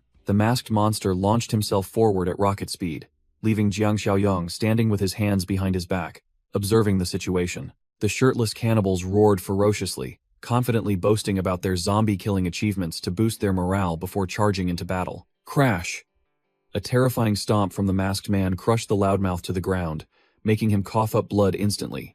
Shanshan and the man in the baseball cap gaped in horror, breaking out in a cold sweat as they witnessed an overwhelming power far surpassing their boss Feng. The henchmen trembled, realizing these were formidable figures from the southern suburbs, completely shattering their belief that boss Feng was invincible. The two burly enemy men froze, their limbs trembling and sweat pouring off them as they faced the oppressive killing intent of the monster. They tried to reassure each other with twisted smiles, shouting to gang up and attack to hide the fear consuming their minds. The atmosphere became awkwardly tense as the entire group stood frozen, not a single one daring to step forward as a sacrificial hero. Under the masked man's cold gaze, the cowardly thugs began pathetically pushing each other forward to be human shields. The cannibals charged frantically, like moths to a flame, their leader baring his teeth and shouting, demanding to claim the purebred evolved being for themselves. Jiang Xiaoyong didn't utter a single word. his cold blue eyes glowing brightly, as if seeing through the impending deaths of the small fry before him. He leisurely raised a hand to the sky, activating his power with the demeanor of a king about to bestow punishment. A burly man who tried to ambush him was immediately stopped by an invisible pressure, his entire body freezing in mid-air, as if he had slammed into a steel wall. His internal organs instantly ruptured under the terrifying pressure, and he spat out a mouthful of dark blood, his eyes wide with pain. Jiang Xiaoyong swung his arm, creating streams of dark energy that flung the enemy away, leaving the man standing nearby gaping in horror, unable to comprehend what had just happened. Realizing the immense power gap, the remaining thugs' faces drained of color, and they screamed at each other to turn and flee for their lives. Jiang Xiaoyong coldly unleashed a series of sharp spikes from his hand, moving so fast that the naked eye couldn't follow. The spikes pierced cleanly through the chests of the fleeing enemies, pinning them in midair amidst their desperate screams. The scene was now just a field of corpses strewn across pools of blood, a fitting end for those who didn't know their place. The teammates who witnessed the slaughter were scared out of their wits. The man in glasses stammered, calling him a devil, while the man in the cap quickly reassured him that this was their ally. The goatee man had now transformed into a disgusting, sprawling mass of red flesh, lying flattened on the ground, but his spiky tail still twitched menacingly. Suddenly, a sharp beam of energy tore through the air, piercing through Jiang Xiaoyong's afterimage with deadly speed. Jiang Xiaoyong was momentarily surprised, his sharp blue eyes widening in vigilance at the insidious sneak attack. He glanced at the tear in his sleeve, then frowned, looking down at the messy pile, wondering what kind of abomination this creature truly was. Without further ado, Jiang Xiaoyong unleashed a barrage of dark vines from above, raining down to ensnare the target. The goatee man's face on the grotesque mass of flesh shrieked in panic as it found itself surrounded by deadly tentacles. The vines tightened around its mutated body, the sound of crushing flesh and breaking bones echoing chillingly. Jiang Xiaoyong grimaced in disgust at the repulsive thing, his tone full of contempt as he prepared to deliver the final blow. He used all his strength to slam the monster to the ground, wanting to see how much impact this fleshy sandbag could withstand. Shanshan cried out desperately for her father, trying to rush forward to stop the blow, but was held back tightly by her teammates. Jiang Xiaoyong paused, his face blank with confusion upon hearing the unexpected shout. The young lady knelt on the ground, tears streaming down her face as she begged him to spare the monster's pathetic life. Jiang Xiaoyong coldly asked which pile of flesh she wanted to save, while Shanshan sobbed, explaining that it was her out-of-control father. He sneered, pointing at the mangled, mutated abomination, sarcastically asking if it still had a chance to return to being human. The monster whimpered weakly, flattened on the floor. Beside it, Li Shusheng and his companions lay panting after the intense combat. The messy pile of flesh suddenly vomited out a heap of human bones, making Jiang Xiaoyong and the muscle man beside him sick to their stomachs. Jiang Xiaoyong turned to tease his masked subordinate, remarking that his eating habits were no less repulsive than the monster's. A cap-wearing soldier quickly ran out to flatter him, inviting the boss into the base to rest and to disregard the fate of the goatee man outside. The entire base fell into a silent night after the bloody display of dominance. The survivors simultaneously knelt on the ground, their knees hitting the floor with loud thuds to express absolute submission. They all clamored to hail Jiang Xiaoyong as their savior, asserting that if the boss hadn't intervened, they and Feng would all be dead. Jiang Xiaoyong waved his hand dismissively, then coldly interrogated Shanshan about the history of this settlement and the true identity of Feng, who lay outside. Shanshan broke into a cold sweat, trembling as she confessed that her father was the host infected with something called mimetic tissue mutation. Jiang Xiaoyong frowned, his sharp eyes revealing curiosity and confusion about the strange technical term he had never heard before. A simulated image of a bizarre pinkish-purple microorganism appeared, described as a biological miracle, yet also an extremely deadly hazard. The story flashed back to the past in the laboratory, where the research students were once ecstatic, as if they had struck gold upon discovering this virus strain in wild animals. The large screen displayed a grotesque, mutated mass of flesh, demonstrating its ability to replicate and enhance the function of every cell it devoured. Disregarding professional ethics, the mad professor secretly injected the monstrous solution into the neck of a living human test subject to verify its power. In the chaotic memory, the white-coated scientists cheered like madmen as they watched the patient recover at miraculous speed, deluding themselves that they had just discovered a divine cell capable of eradicating cancer in less than a week. Shanshan recounted in a somber tone that disaster struck immediately afterward, causing major cities to collapse, refugees to pour in like ants,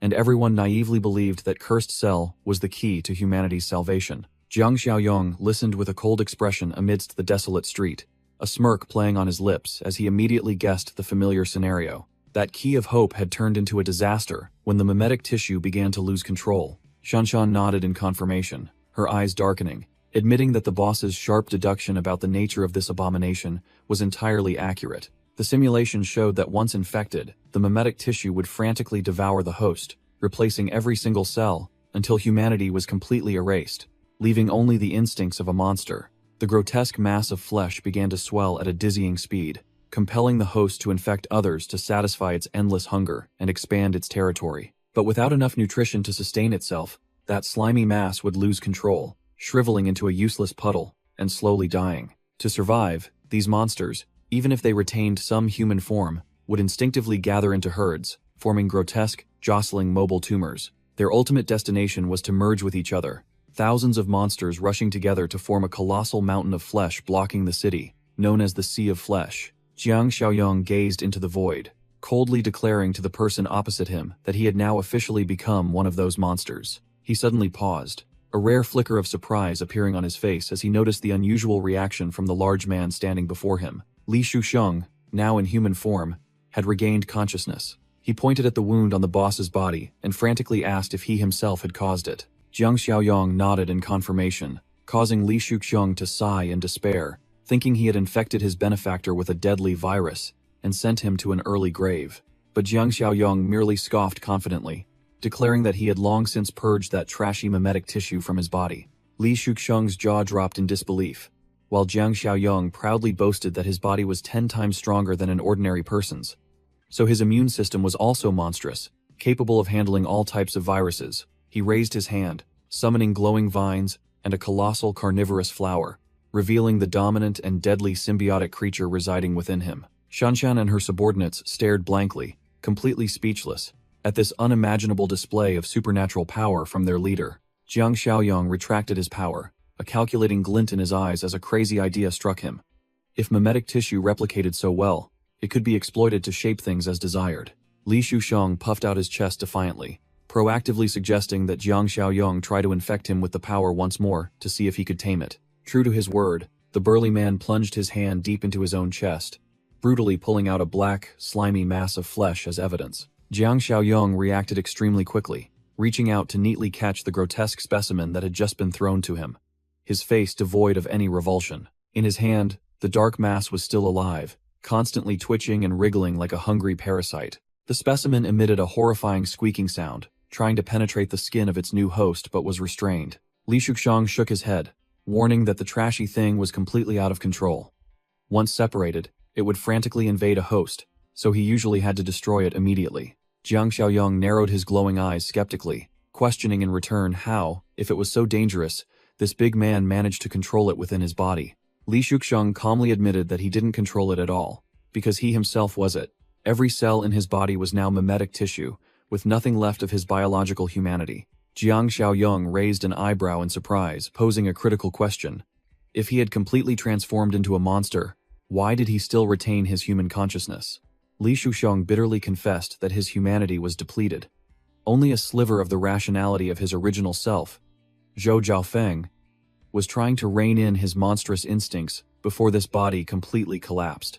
The giant humbled himself, begging Jiang Xiaoyong to protect his daughter and the group of survivors, offering to dedicate his life to doing anything as long as he still retained some lucidity. His daughter, standing among the crowd, couldn't hold back her tears, choking out her father's name as she witnessed him arranging his own final affairs. The system unexpectedly displayed a notification, unlocking the Calamity Collector quest chain just as Jiang Xiaoyong received the new information. His glowing blue eyes analyzed, and he quickly linked the 3 types of calamities: zombie viruses, plant spores, and now, mimetic protoplasm.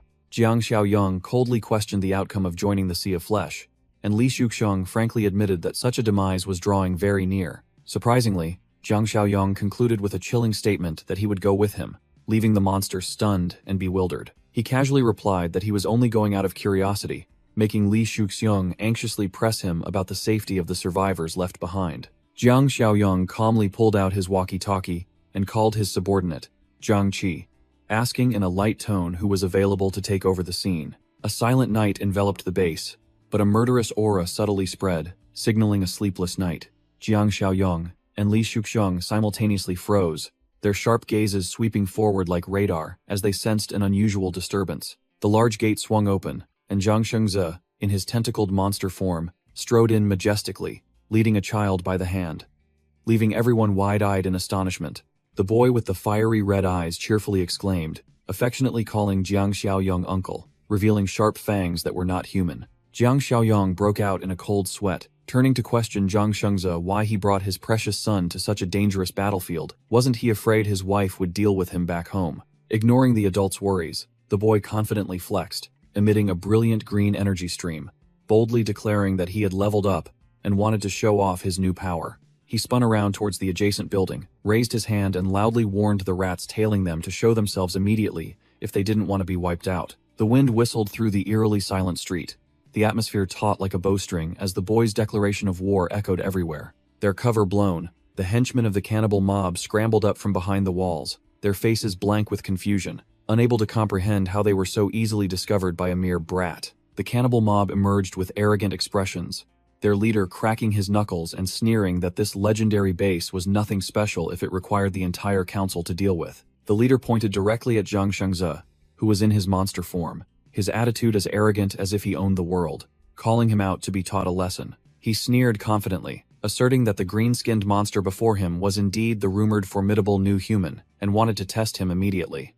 Zhang Shengze put on an innocent face, pointed at himself, and rattled off a string of nonsensical slang, feigning ignorance that he was a foreigner who had just gotten off the plane and didn't understand human speech. Two henchmen froze for a few seconds, breaking out in a cold sweat, as they realized their boss had mistaken his target, picking a fight with a monster instead of their real objective. Ignoring the fatal mistake, the ferocious mob decided to fight to the death, roaring and charging forward with the mindset of overwhelming their opponents with sheer numbers to wipe out the enemy faction once and for all. The kid, Zhang Shengze's son, spread his arms to shield his dad, winking mischievously as he demanded to solo, likening the enemies to soft, easy-to-chew cartilage, so his dad wouldn't need to lift a finger. The cannibal pack charged like a storm with terrifying speed, baring their fangs and claws, determined to tear the small prey to shreds immediately. Without flinching, the kid drew his pistol, his eyes burning with fighting spirit as he loudly challenged the entire mob to come and get him. Bang, bang, bang.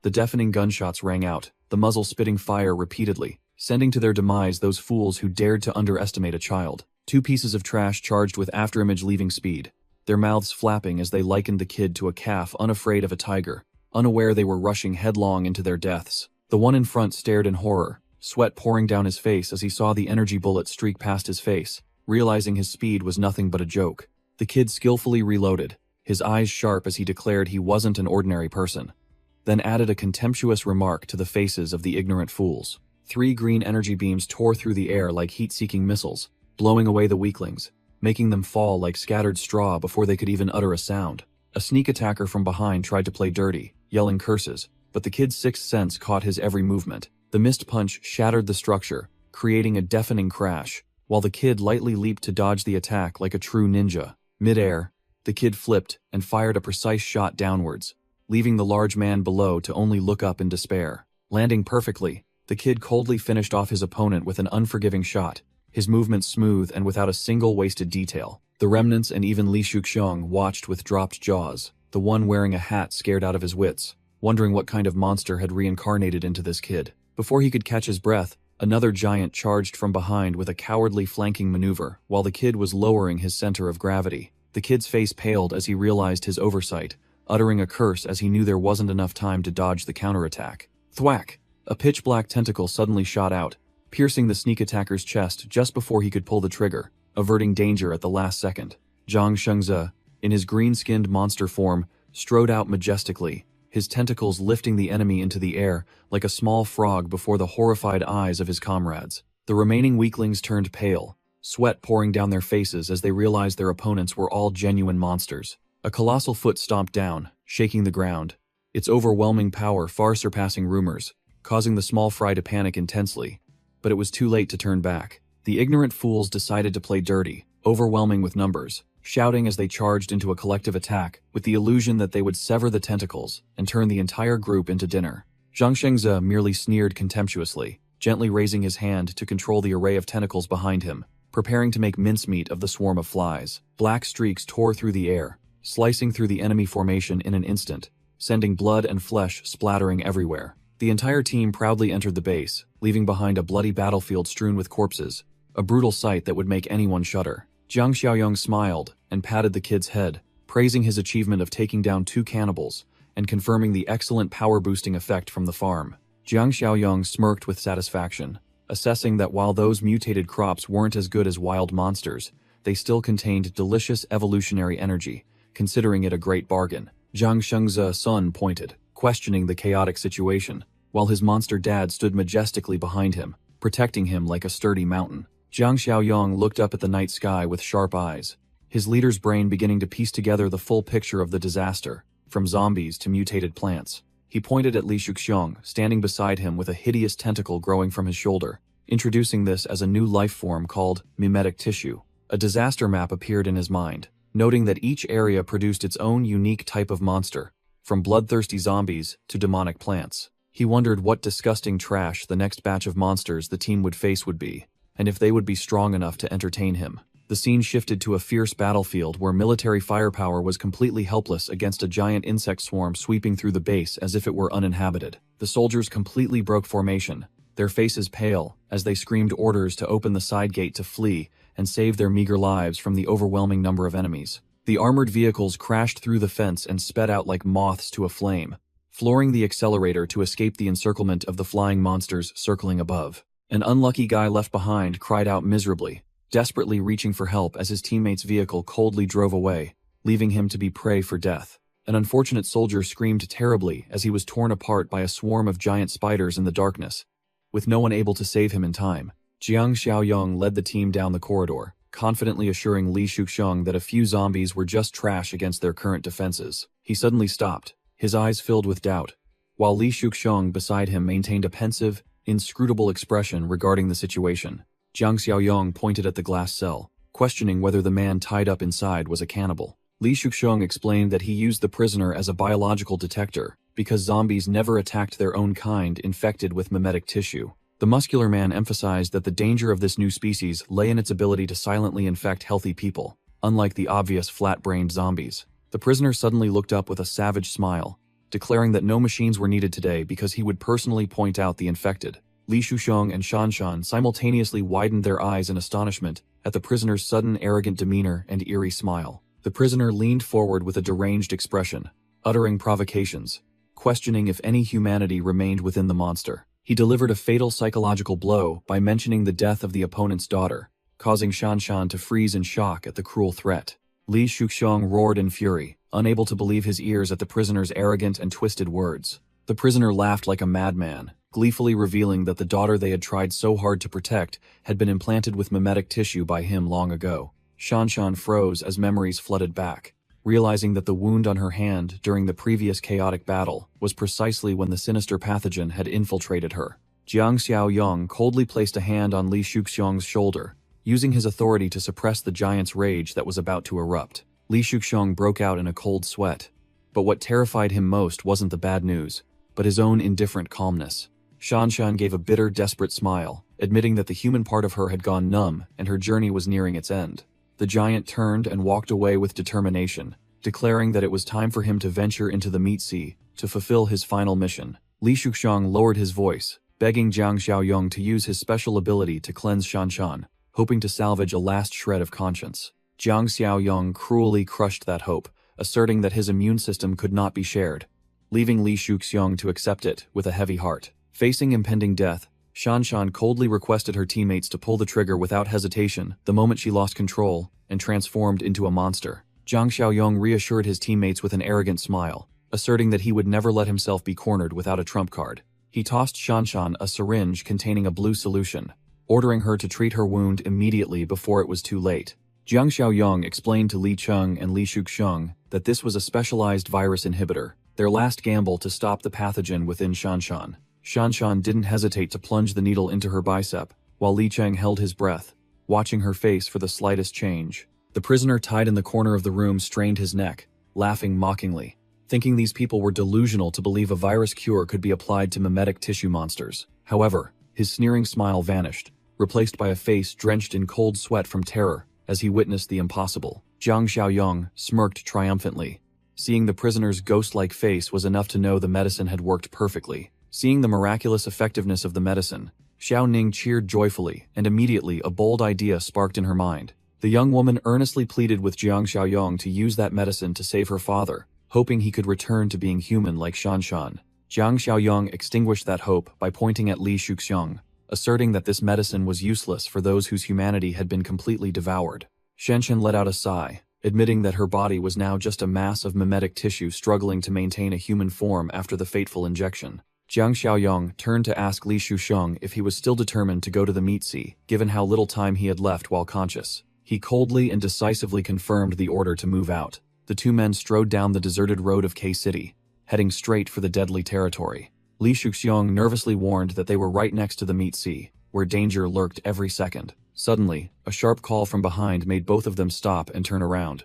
A group of disheveled monster kids appeared, blocking their way, holding out their hands, begging for scraps of food with innocent-looking faces. While Li Shuxiang was still dumbfounded, Jiang Xiaoyong narrowed his eyes warily, reminding the old man not to trust anything in this place. Sure enough, the monster kids revealed their true forms as monsters, with gaping mouths full of sharp fangs on their backs, forcing Li Shuxiang to immediately transform his arm into a blade to confront them. A sharp clang echoed by the wall as a bloody battle immediately erupted between the two sides. Zhang Shengzhe Sun squatted beside the giant bug's corpse, fiddling with his gun, and wondering why these monsters had been appearing in such countless numbers lately. Shanshan stood right behind him, confirming that these bugs had only appeared since yesterday, but their numbers were increasing at an abnormal rate. The kid scratched his head with a naive expression, wondering if he and his father were the magnet attracting these monsters. The screech of tires on the road echoed piercingly, signaling trouble. Both Shanshan and the kid were startled, spinning around, their guns immediately gripped tightly in their hands with wary expressions. Zhang Shengzhe Sun sprang to his feet, his crimson eyes flashing with killing intent as he warned everyone about the uninvited guests. Two formidable armored vehicles shone their bright headlights, braking abruptly right in front of the group defending below. Li Cheng, sitting in the driver's seat, exclaimed excitedly as he realized that what lay ahead was a human settlement, not a monster den.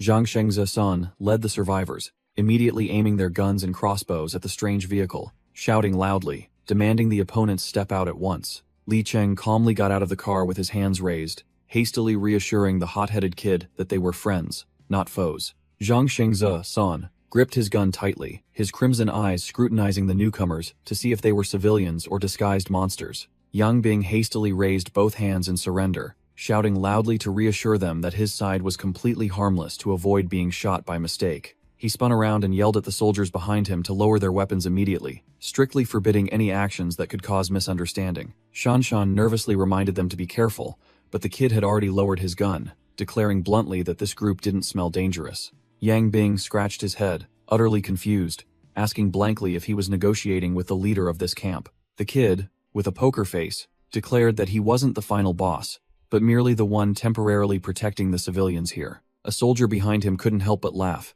scoffing mockingly that this tiny brat was claiming to protect anyone. Zhang Shengzhe Sun snapped, demanding respect, which made Yang Bing break out in a cold sweat, profusely apologizing for his subordinate's disrespect. He introduced himself as Yang Bing from B City, lamenting that his entire team had to flee south because their old base had been flattened by a horde of monsters. Hearing the keyword horde in Yang Bing's story, the kid immediately furrowed his brow, his expression turning serious. Zhang Shengzhe Sun pointed at a beetle crawling on the ground and then asked his opponent sarcastically, making the soldiers scoff because such a tiny thing wasn't even worth bothering with. The soldiers sighed in relief, visibly delighted that the bugs in this city were just small fry, much slower than the hell they had just experienced. The kid, Zhang Shengzhe Sun, immediately poured cold water on their enthusiasm, saying that these bugs had only appeared yesterday, and the real specialty here was something far more troublesome. Yang Bing sneered disdainfully, immediately guessing that the trouble the kid spoke of was the Walking Dead,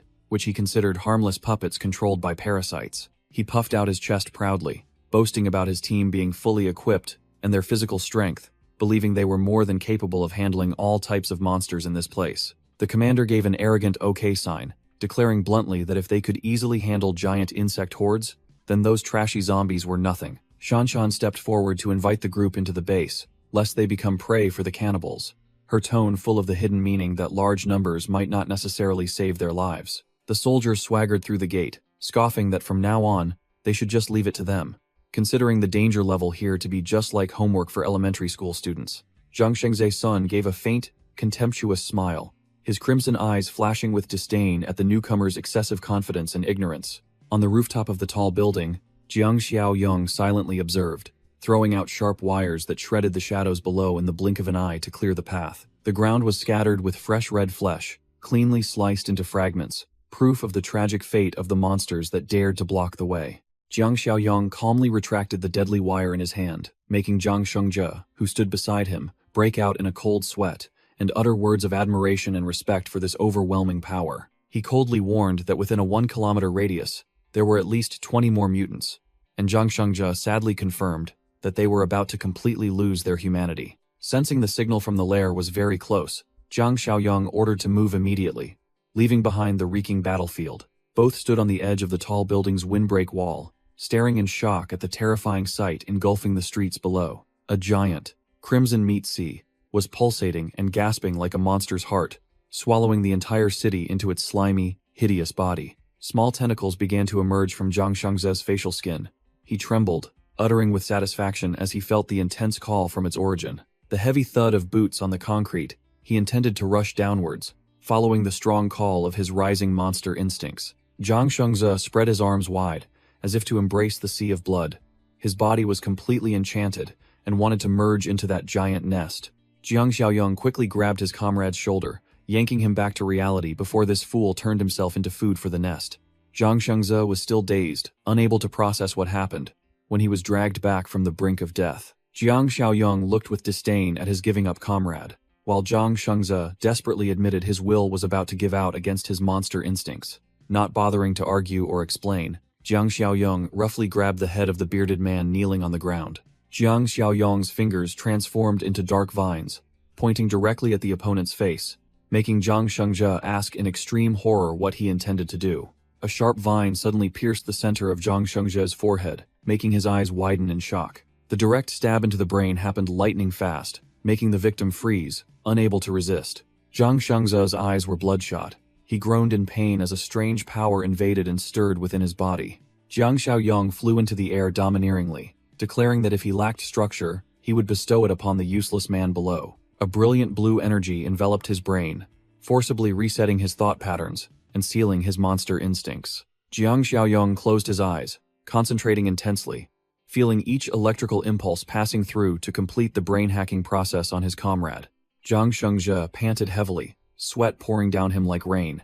He looked up with a bewildered expression, not understanding what the hell had just happened to his head. Jiang Xiaoyong held out a mystical card, showing off his achievement of implanting adaptive spores into the opponent's head, and conveniently harvested information about the mimetic protoplasmic species. Hearing the specialized terms made his head ache. Zhang Shengzhe looked blankly and asked again, only for his boss to briefly explain that they were mimetic tissue masses. Looking down from above with arrogance, Jiang Xiaoyong coolly declared that the loss of structural memory was not instinct but a game bug that needed to be fixed. He exposed the true nature of the meat sea as merely a desperate survival solution, constantly needing to consume various things to sustain itself, and would self-destruct without diverse genetic sources. Zhang Shengzhe held a faint hope, asking if the spore could help him become human again. But Jiang Xiaoyong immediately poured cold water on him, saying it could only maintain his current state. Jiang Xiaoyong continued his biology lesson, explaining that the spores would continuously regenerate structures to engage in one-on-one combat, rebalancing the primordial organisms within his body. Inside his body, a fierce battle raged between the two blue and red factions. As long as enough structural data was supplied, his ego would not be erased. Zhang Shengzhe tremblingly asked if he could continue to live under the name Zhou Jiafeng forever, and received a credible nod of confirmation from the leader, unless an unforeseen event occurred. Receiving a satisfactory answer, the large man bowed his head, softly uttering 2 sincere words of thanks to his benefactor. Zhang Shengzhe clutched his muscular chest, fearing he was merely clinging to life before his monster instincts completely devoured his reason. Without a word, Jiang Xiaoyong lunged and jumped straight out of the tall building to begin the second test of madness. The leader looked back and briefly ordered his large subordinate to jump after him immediately. Zhang Shengzhe stood on the edge of the wall, looking down at the churning red meat sea below, so shocked that he blurted out a bewildered question. Jiang Xiaoyong stood fearlessly amidst the enemy, urging his comrade to jump down and help him tear this nest apart. A poster advertising a wuxia comic appeared, interrupting the tense emotional flow of the story. The scene shifted to a desolate gas station under the scorching sun, where a convoy of military vehicles had stopped to refuel. The commander of the soldiers lit a cigarette and grumbled, urging his troops to move quickly because the area reeked of unidentified danger. A subordinate soldier hastily reported to his captain that refueling was being carried out as urgently as possible. The captain confirmed they had entered City K's territory. He anxiously inquired about Yang Bing's group but received bad news. The radio was shattered. 2 guards complained about the lack of spare parts while refueling, yet remained optimistic that they would soon catch up with their comrades after filling up. They started, becoming vigilant, and breaking into a cold sweat when they saw a group of strangers approaching, and had to pressingly ask if the newcomers were human. A scantily clad woman stepped forward, leading the group, and innocently asked to join, using a plentiful supply of necessities to blind the soldiers. The soldier, still somewhat suspicious, inquired about the whereabouts of the swarm of mutated insects, while the strangers confidently asserted that the area was absolutely safe. Just as the soldier let his guard down, the woman's bare back suddenly split open, revealing her true form, a vertical mouth full of sharp teeth and disgusting purple spikes. The greedy soldier still hadn't realized death was standing right before him. He wiped sweat from his forehead and stammered, distracted by the pile of supplies. While the captain was whispering plans to rob the newcomers clean, the soldier behind him screamed in alarm to warn of the impending danger. Too fast, too dangerous. The disguised monster lunged, clamping its massive back mouth tightly onto the soldier's upper body before he could react. Fresh blood splattered, dyeing the screen red, accompanied by gurgling cries that faded, marking the tragic and agonizing death of the unfortunate victim. Turning back to the formidable duo, Jiang Xiaoyong gave a sinister smile to reassure Zhang Shengze, asserting that his large friend would have to jump into that writhing meat pit anyway. Jiang Xiaoyong and Zhang Shengze leaped without hesitation, jumping straight down from above into the waiting red meat pit below. The monster immediately gaped its massive, spiky mouth open with a horrifying tearing sound, welcoming the meal that had delivered itself. Jiang Xiaoyong maintained an utterly cold expression, his blue eyes flashing with a sharp, calculating gaze in the face of danger. Both landed with a thud on the monster's slimy surface, creating a powerful shockwave within the enemy's core. Immediately, the surrounding flesh walls rose like living barriers, encircling the 2 audacious individuals who dared to walk into the trap. The red flesh constricted tightly around their bodies. Zhang Shengze gritted his teeth in endurance, while Jiang Xiaoyong remained perfectly calm despite being bound. Thwack! The flesh trap slammed shut, completely swallowing the 2 prey into its belly with horrifying chewing sounds. The colossal mass of flesh lay motionless under the sun, as if everything had ended in deadly silence. Suddenly, brilliant emerald green light rays pierced through the thick flesh, accompanied by a tearing sound, signaling an extremely fierce counterattack from within. The growth arcana skill was activated, and a series of energy vines exploded, tearing the monster's body to shreds from the inside out. Jiang Xiaoyong hovered in midair like a god of destruction. Below him lay the colossal monster's corpse, torn to pieces by a matrix of glowing green vines. He landed gently. The parasitic vines behind his neck began to wither and fall to the ground as if their mission was complete. Jiang Xiaoyong landed on the slimy ground, making Zhang Shengze freeze. The bearded man stammered, unable to utter a word at the unimaginable sight. This is. Not giving his comrade time to recover, Jiang Xiaoyong turned and ordered coldly, "Time's up for surprises. It's your turn." This made Zhang Shengze point at himself in bewilderment. Me? Zhang Shengze's eyes widened as he realized a strange surge of energy was beginning to invade his body at his leader's command. He threw his head back and roared, "Wah!" His entire body erupted in an emerald green aura, as the alien power was forcibly pumped into every muscle fiber. Grotesque plant sprouts began to pierce through Zhang Shengze's flesh from his back, mending his wounds in the most brutal and painful way. A colossal plant tentacle plunged directly into him, transmitting a dense flow of vital sap to stimulate rapid mutation. The vines wildly stretched into the air, intertwining to form a colossal energy network in broad daylight. Zhang Shengze groaned in pain. Ugh. His entire body was engulfed in a dazzling green column of light, while his arm began to transform into a deadly biological weapon. Amidst the desolate ruins, a colossal ancient tree suddenly sprouted from the red meat sea, its lush green canopy piercing the sky. Zhang Shengze had been completely fused into the tree trunk, his upper body emerging from the gnarled bark with a bewildered expression, not yet understanding what had just happened. Jiang Xiaoyong stood on the ground, looking up at his creation, and coldly asked what it felt like when one's instincts were satisfied. The vines began to tightly coil around Zhang Shengze's neck and chest, making him break into a cold sweat, his mouth stammering, unable to utter a word before the power invading his body. The ground shook violently. The red flesh beneath their feet began to swell as if about to explode, signaling a new wave of terrain transformation. Another colossal wooden pillar tore through the red flesh membrane, shooting skyward with terrifying speed and power. Zhang Shengze was stunned, realizing a spiritual connection. He wondered in astonishment if he had become the master of this entire meat sea. Jiang Xiaoyong immediately poured cold water on him, explaining that he had only grasped 1/5 of the map and needed to grind for another half a month to gain full control. Right before Jiang Xiaoyong's eyes, another plant sprout continued to shoot skyward, demonstrating the extremely rapid pace of territorial expansion. 2 towering ancient trees menacingly dominated the area. Jiang Xiaoyong calmly explained the game mechanism. Each tree trunk that grew meant Zhang Shengze's control zone had expanded. Jiang Xiaoyong coldly explained the mechanism of occupying the meat sea with tree trunks, but concluded with a chilling statement that the adaptive spores remained entirely in his hands. He pointed directly at the other person's face, his eyes blazing with killing intent, warning that the power he bestowed could also be revoked in an instant. Zhang Shengze hastily swore absolute loyalty, knowing it would be foolish to betray his benefactor, which made Jiang Xiaoyong utter a brief, satisfied compliment. No sooner had the conversation ended than Zhang Shengze suddenly frowned. He sensed an unusual disturbance occurring within his territory. 2 soldiers frantically fled for their lives from the hideous red meat monster behind them, shouting that they would rather die from bugs than be swallowed by that disgusting thing. The sound of shoes skidding on the road. A soldier abruptly stopped, causing his comrade behind him to nearly crash into him and grumble, asking for the reason. Both soldiers stood rooted to the spot, their faces paling drastically and sweat pouring down them at the unbelievable sight blocking their escape route. A colossal, twisted tree trunk rose majestically in the middle of the city, emitting an eerie green light and overshadowing all surrounding architectural structures.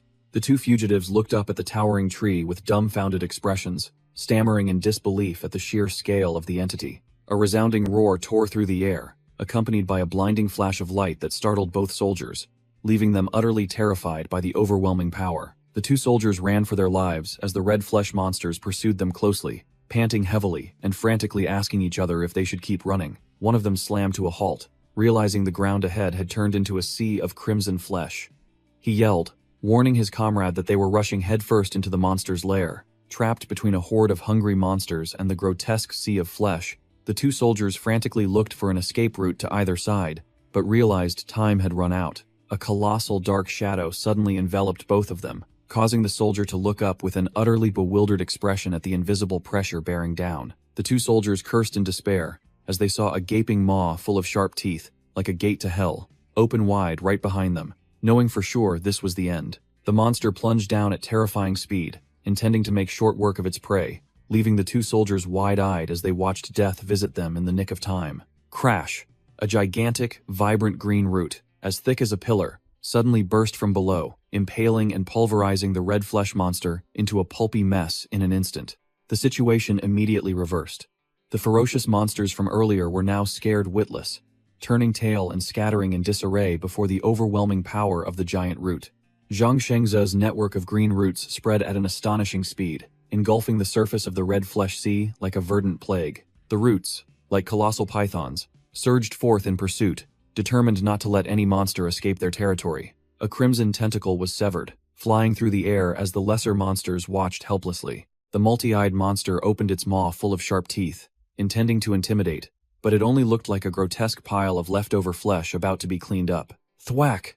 A fatal blow struck, pulverizing the monster before it could even gasp. The red flesh began to contract and be reabsorbed, desperate shrieks echoing as they were forcibly assimilated to the point of deformation. The entire colossal mass of flesh retreated like lightning, leaving the ground empty for the 2 soldiers who stood frozen like statues. The 2 sweating soldiers whispered to each other to remain absolutely silent, deluding themselves that the monster hadn't detected them.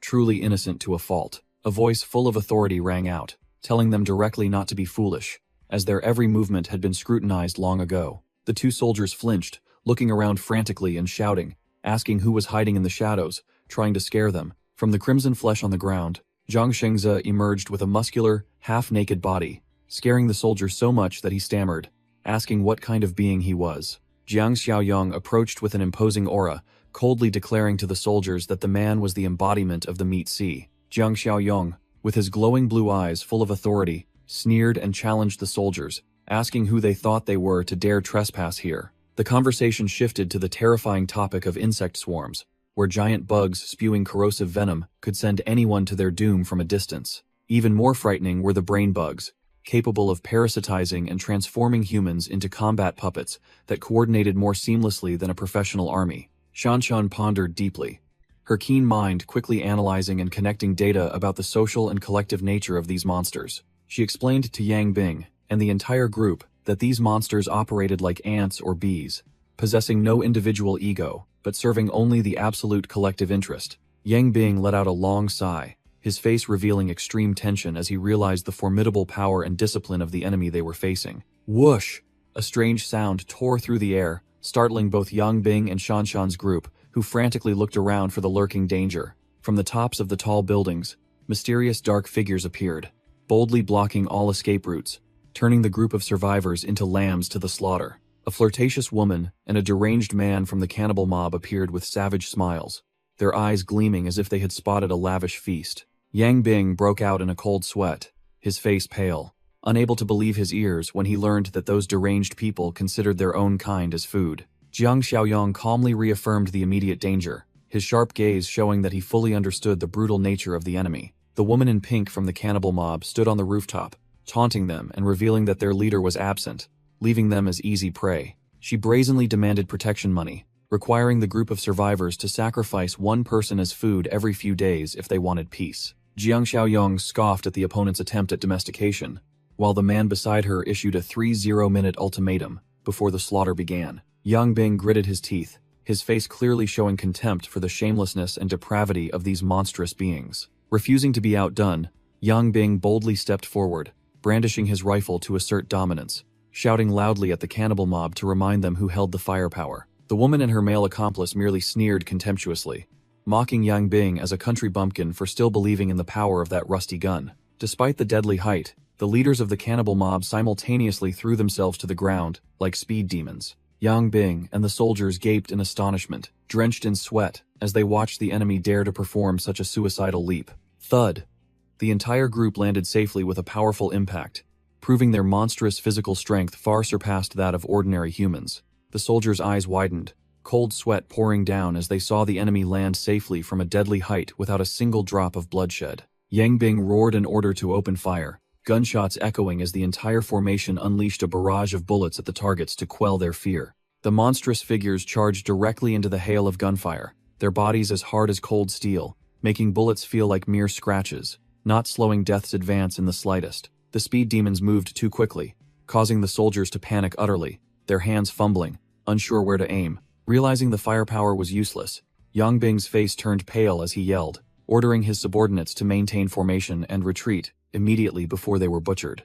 The long-haired man from the cannibal mob charged with terrifying speed, closing in on Yang Bing in a flash, leaving him no time to react. A dark tentacle whipped violently at Yang Bing, sending the commander flying with a tremendous impact. Yang Bing coughed up blood, his eyes dazed, unable to comprehend what monstrous thing had just attacked him before he was severely wounded. The woman in pink workout clothes easily knocked down a soldier, pinning her prey to the ground with utterly overwhelming strength. The long-haired man revealed his true form as a muscular, gray-skinned monster with black tentacles sprouting from his back, leaving everyone stunned with terror. The cannibals were dumbfounded, realizing they had been painfully tricked, yelling that the monster before them was not the target they were looking for. The entire horde panicked, turning tail and fleeing for their lives, each fending for themselves to escape this deadly trap. Jiang Xiaoyong descended from above like a rocket, while Shanshan and Zhang Shengzai's son calmly looked up at his grand entrance. The soldiers' eyes widened in astonishment, not understanding where another master had suddenly appeared to join the battle in the inferno.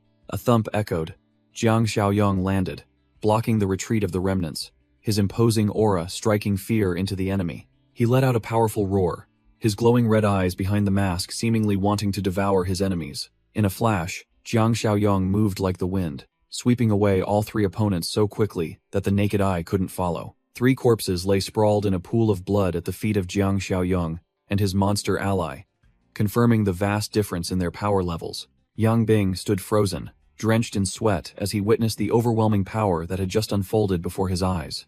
Zhang Shengze's son stepped forward with a cold smile, retorting to the commander that compared to bugs, the human heart was the most terrifying thing. Yang Bing nodded frantically like a pecking chicken, drenched in sweat under the terrifying pressure from the powerful newcomer. A grotesque tree sprouted from the crimson sea of flesh, proving that the disaster here was an unprecedented, unique phenomenon. Jiang Xiaoyong stood with his arms crossed, speaking like a sage, asserting that the disaster in City B was yet another new type of abomination. He brought up his system interface to check his mission, his eyes gleaming as he saw the reward points skyrocket with the increased difficulty of the new monsters.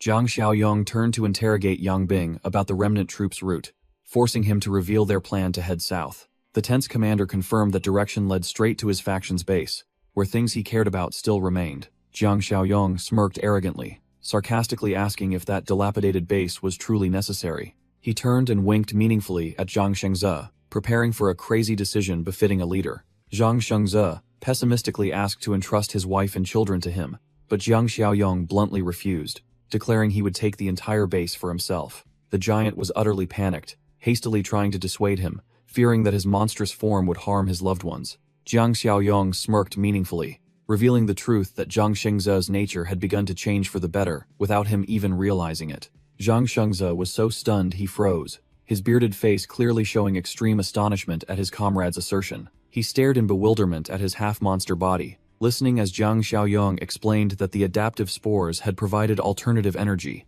eliminating his hunger for flesh and blood. Jiang Xiaoyong waved his hand confidently, leading the group, including Yang Bing and Zhang Shengze, forward to search for more survivors. As the group arrived at the base gate, the subordinates rushed out to greet them warmly, reporting their success in repelling a strong enemy attack. A bearded soldier among the remnant troops recognized Yang Bing, shouting out to his commander with a look of pure joy. Yang Bing froze upon seeing his subordinate still alive, while the soldier asserted that Jiang Xiaoyong had accurately predicted their location from the start. When asked about the others, the bearded soldier's face fell, and he reported, sweating profusely, that they had encountered monsters, and most had perished. The atmosphere was somber. The surviving soldiers bowed their heads, swallowing tears of grief for their unfortunate comrades who had died along the way. The bearded soldier's attitude suddenly shifted. He clenched his fist excitedly, boasting to his commander that the people of this base possessed insanely powerful strength. The soldiers whispered among themselves about the crazy things they had just witnessed,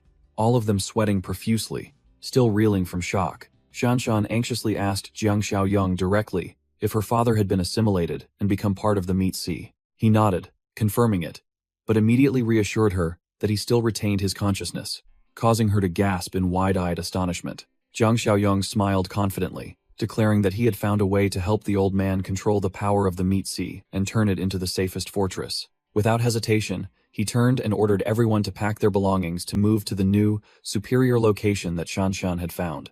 The entire force moved boisterously through the desolate city, their morale high under Jiang Xiaoyong's leadership. Red, fleshy monsters lurked above, while the group received a warning that they had entered the hunting grounds of dangerous simulated organisms. Amidst the gloomy high-rise buildings, a strange voice suddenly echoed down, asking if they were survivors. With lightning-fast reflexes, Shanshan and the soldiers immediately aimed their guns towards the sound, their eyes highly vigilant and ready to fire. The bearded soldier lowered his gun in confusion, seeing that the opponents were just a seemingly harmless woman and children waving. Unlike the cannibals, the soldiers reacted fiercely, simultaneously raising their guns and firing a barrage of bullets into the sky as the bearded soldier yelled a warning that those bastards were back. Yang Bing rushed over in a panic to intervene, yelling at his subordinates, thinking they had gone mad and were firing at innocent civilians. The bearded soldier didn't flinch, glaring back at his boss and forcing him to look closely at the true nature of those civilians. As he composed himself and looked again, Yang Bing's face immediately changed color, cold sweat breaking out as he witnessed the horrifying scene before his eyes. The woman in the white dress and the man beside her suddenly tore open their human skin, revealing hideous red flesh and black tentacles full of sharp teeth. Before they could recover, the surrounding soldiers continued to scream alarms as they discovered countless other enemies appearing. A group of men in long coats with soulless, white eyes silently emerged from the alleys, a deathly aura enveloping the entire street. Looking down from above, the survivors' formation was completely surrounded by the disguised monsters, like fish on a chopping block. The bearded soldier hastily pushed Jiang Xiaoyong back, bravely suggesting he lead everyone to escape while they stayed behind to use heavy firepower to cover their retreat. Despite Yang Bing's attempts to reassure him that their side was strong enough, the bearded soldier brushed him off, yelling orders to form a battle line, knowing full well the toughness and danger of these monsters. The bearded soldier shouted to reassure his comrades, asserting that their firepower was strong enough to blow away these monsters and protect everyone. Jiang Xiaoyong unexpectedly patted the soldier's shoulder, smirking as he praised him as a true hero for daring to carry the team in a crisis. He calmly stepped to the front line, waving his hand to order the soldiers to fall back to avoid getting caught in the bloody battle zone about to unfold. Jiang Xiaoyong raised his flare gun high, pulling the trigger to fire a brilliant red light that tore through the blue sky. The distress signal drew a deadly arc in the air, signaling the entry of true monsters into the battle. Zhang Shengze's son looked up with his red eyes, curiously asking if Shanshan was coming. Jiang Xiaoyong turned back with a mysterious smile, revealing that this time the reinforcements were another group of heavy-hitting powerhouses, not her. He ordered Li Shuxiong, Muscle Man, and the boy to attack, but to hold back, only needing to protect their own people. Their monstrous trio immediately charged into the fray, using overwhelming power to tear the mimic monsters' bodies into shreds. The soldiers froze, mouths agape in horror, realizing that those who had just saved them were also monsters in human guise. The soldiers' faces drained of color.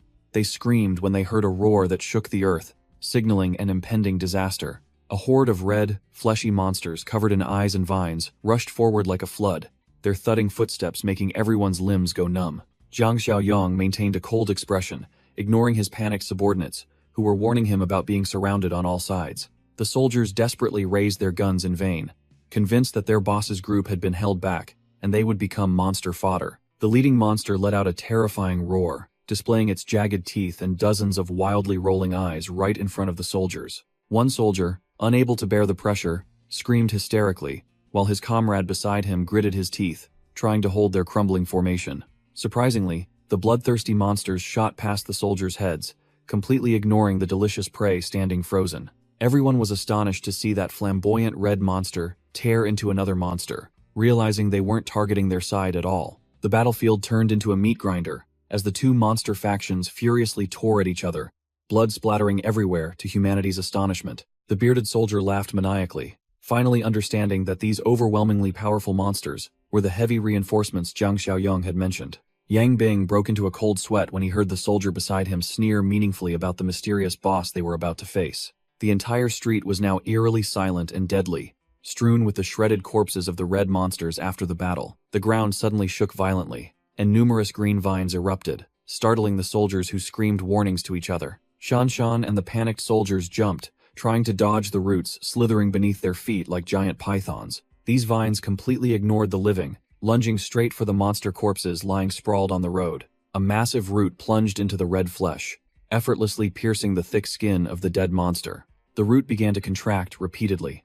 sucking the essence from the shriveled corpse with gruesome gurgling sounds that sent shivers down one's spine. Jiang Xiaoyong maintained a cold expression, calmly walking on the root-covered path and ordering everyone to follow this trail. Yang Bing, Shanshan, and the subordinates gaped, their eyes wide and mouths open in awe as they saw the colossal thing appearing before them. Amidst the slimy meat sea, a colossal tree stood tall, piercing the sky, radiating a golden light full of majesty and mystique. Shanshan worriedly asked about her father, but Jiang Xiaoyong just chuckled, reassuring her that the old man was right ahead. Jiang Xiaoyong stood before the giant tree, waving and calling out loudly for her father to come out, as his beloved daughter had come all this way to find him. The ground shook violently, and the crimson mass of flesh beneath began to stir, as if something was about to break free from its cocoon. The soldiers stared wide-eyed as the mass of flesh swelled, preparing to witness a horrifying transformation that made everyone break out in a cold sweat. From within the slimy heap, Zhang Shengze emerged with bulging muscles,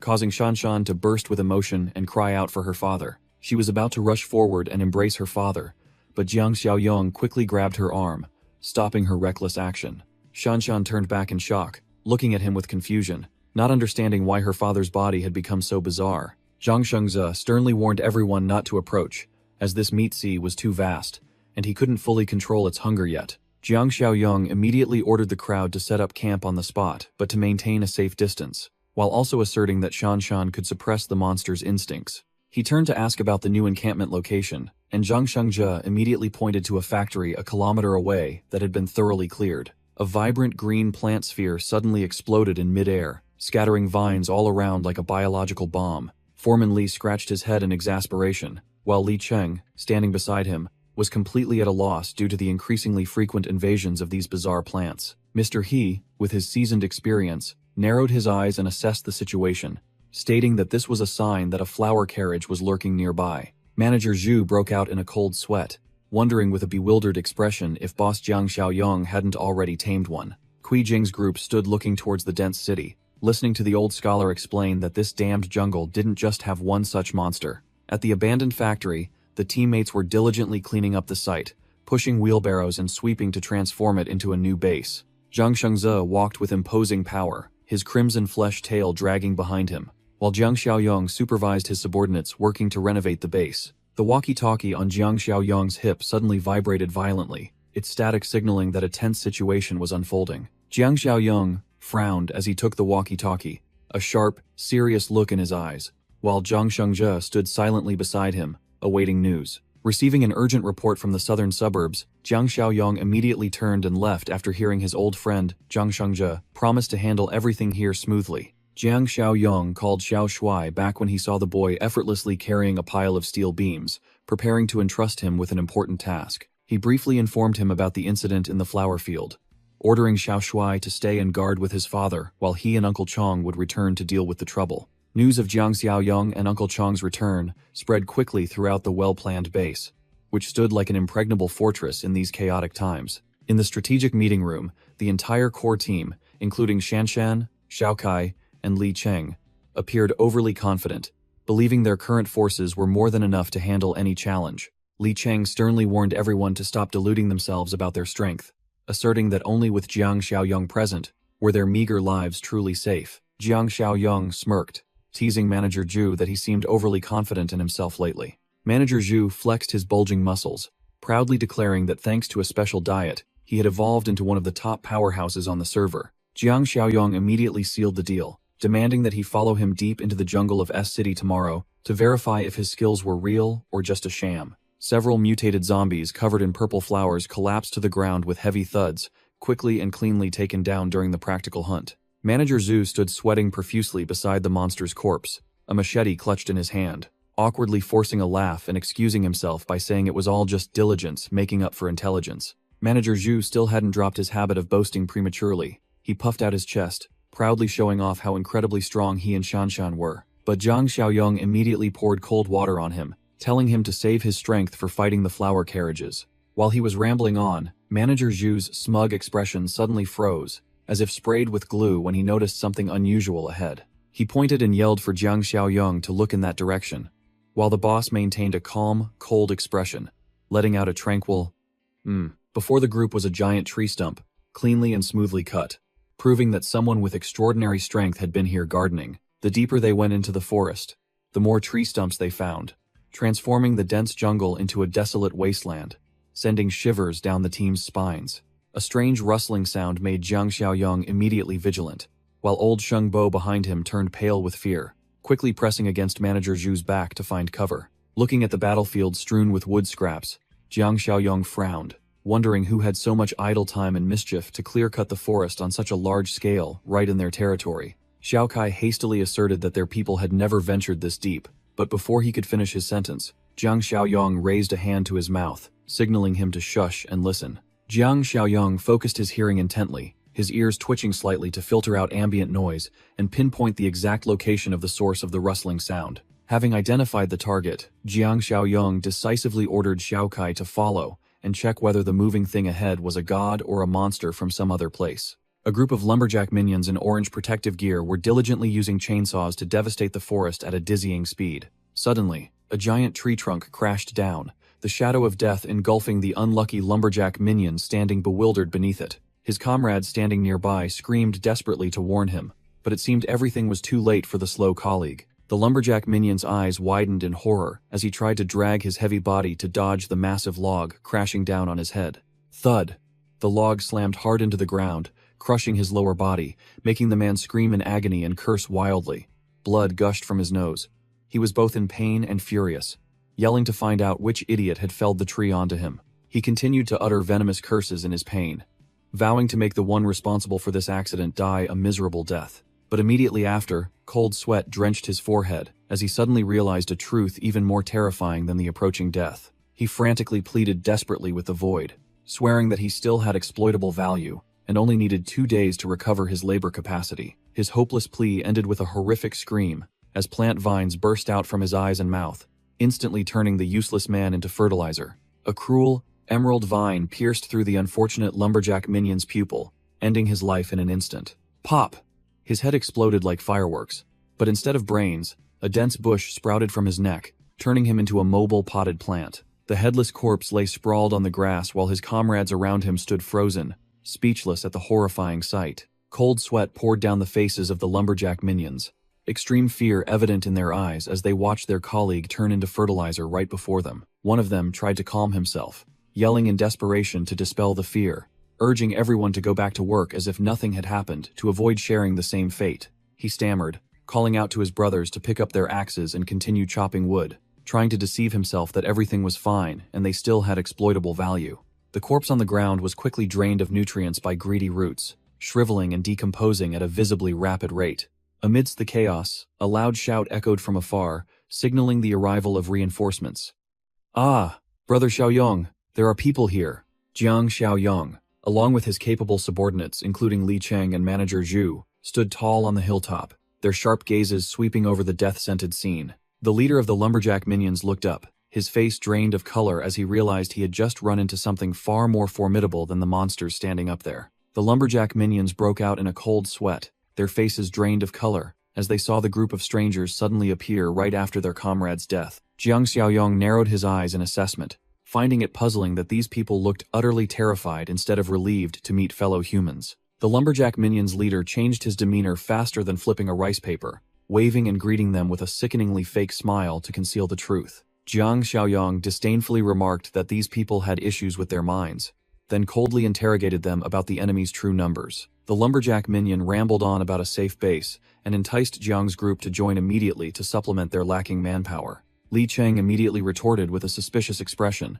asserting that their dilapidated dwelling couldn't compare to their own sides. Jiang Xiaoyong placed a hand on Li Cheng's shoulder, signaling for silence, preventing his junior from revealing their hand too early before the fish bit the bait. He fabricated a perfect reason about internal conflict, leading to their group splitting up, expressing a desire to seek shelter at the lumberjack's base. The lumberjack was overjoyed and hastily agreed, while Jiang Xiaoyong smirked faintly, playing along with this clumsy act. The lumberjack beckoned invitingly, telling the group to follow him to their safe shelter. He eagerly led the group through the dense forest, chattering incessantly, and asserting that their destination was right before their eyes.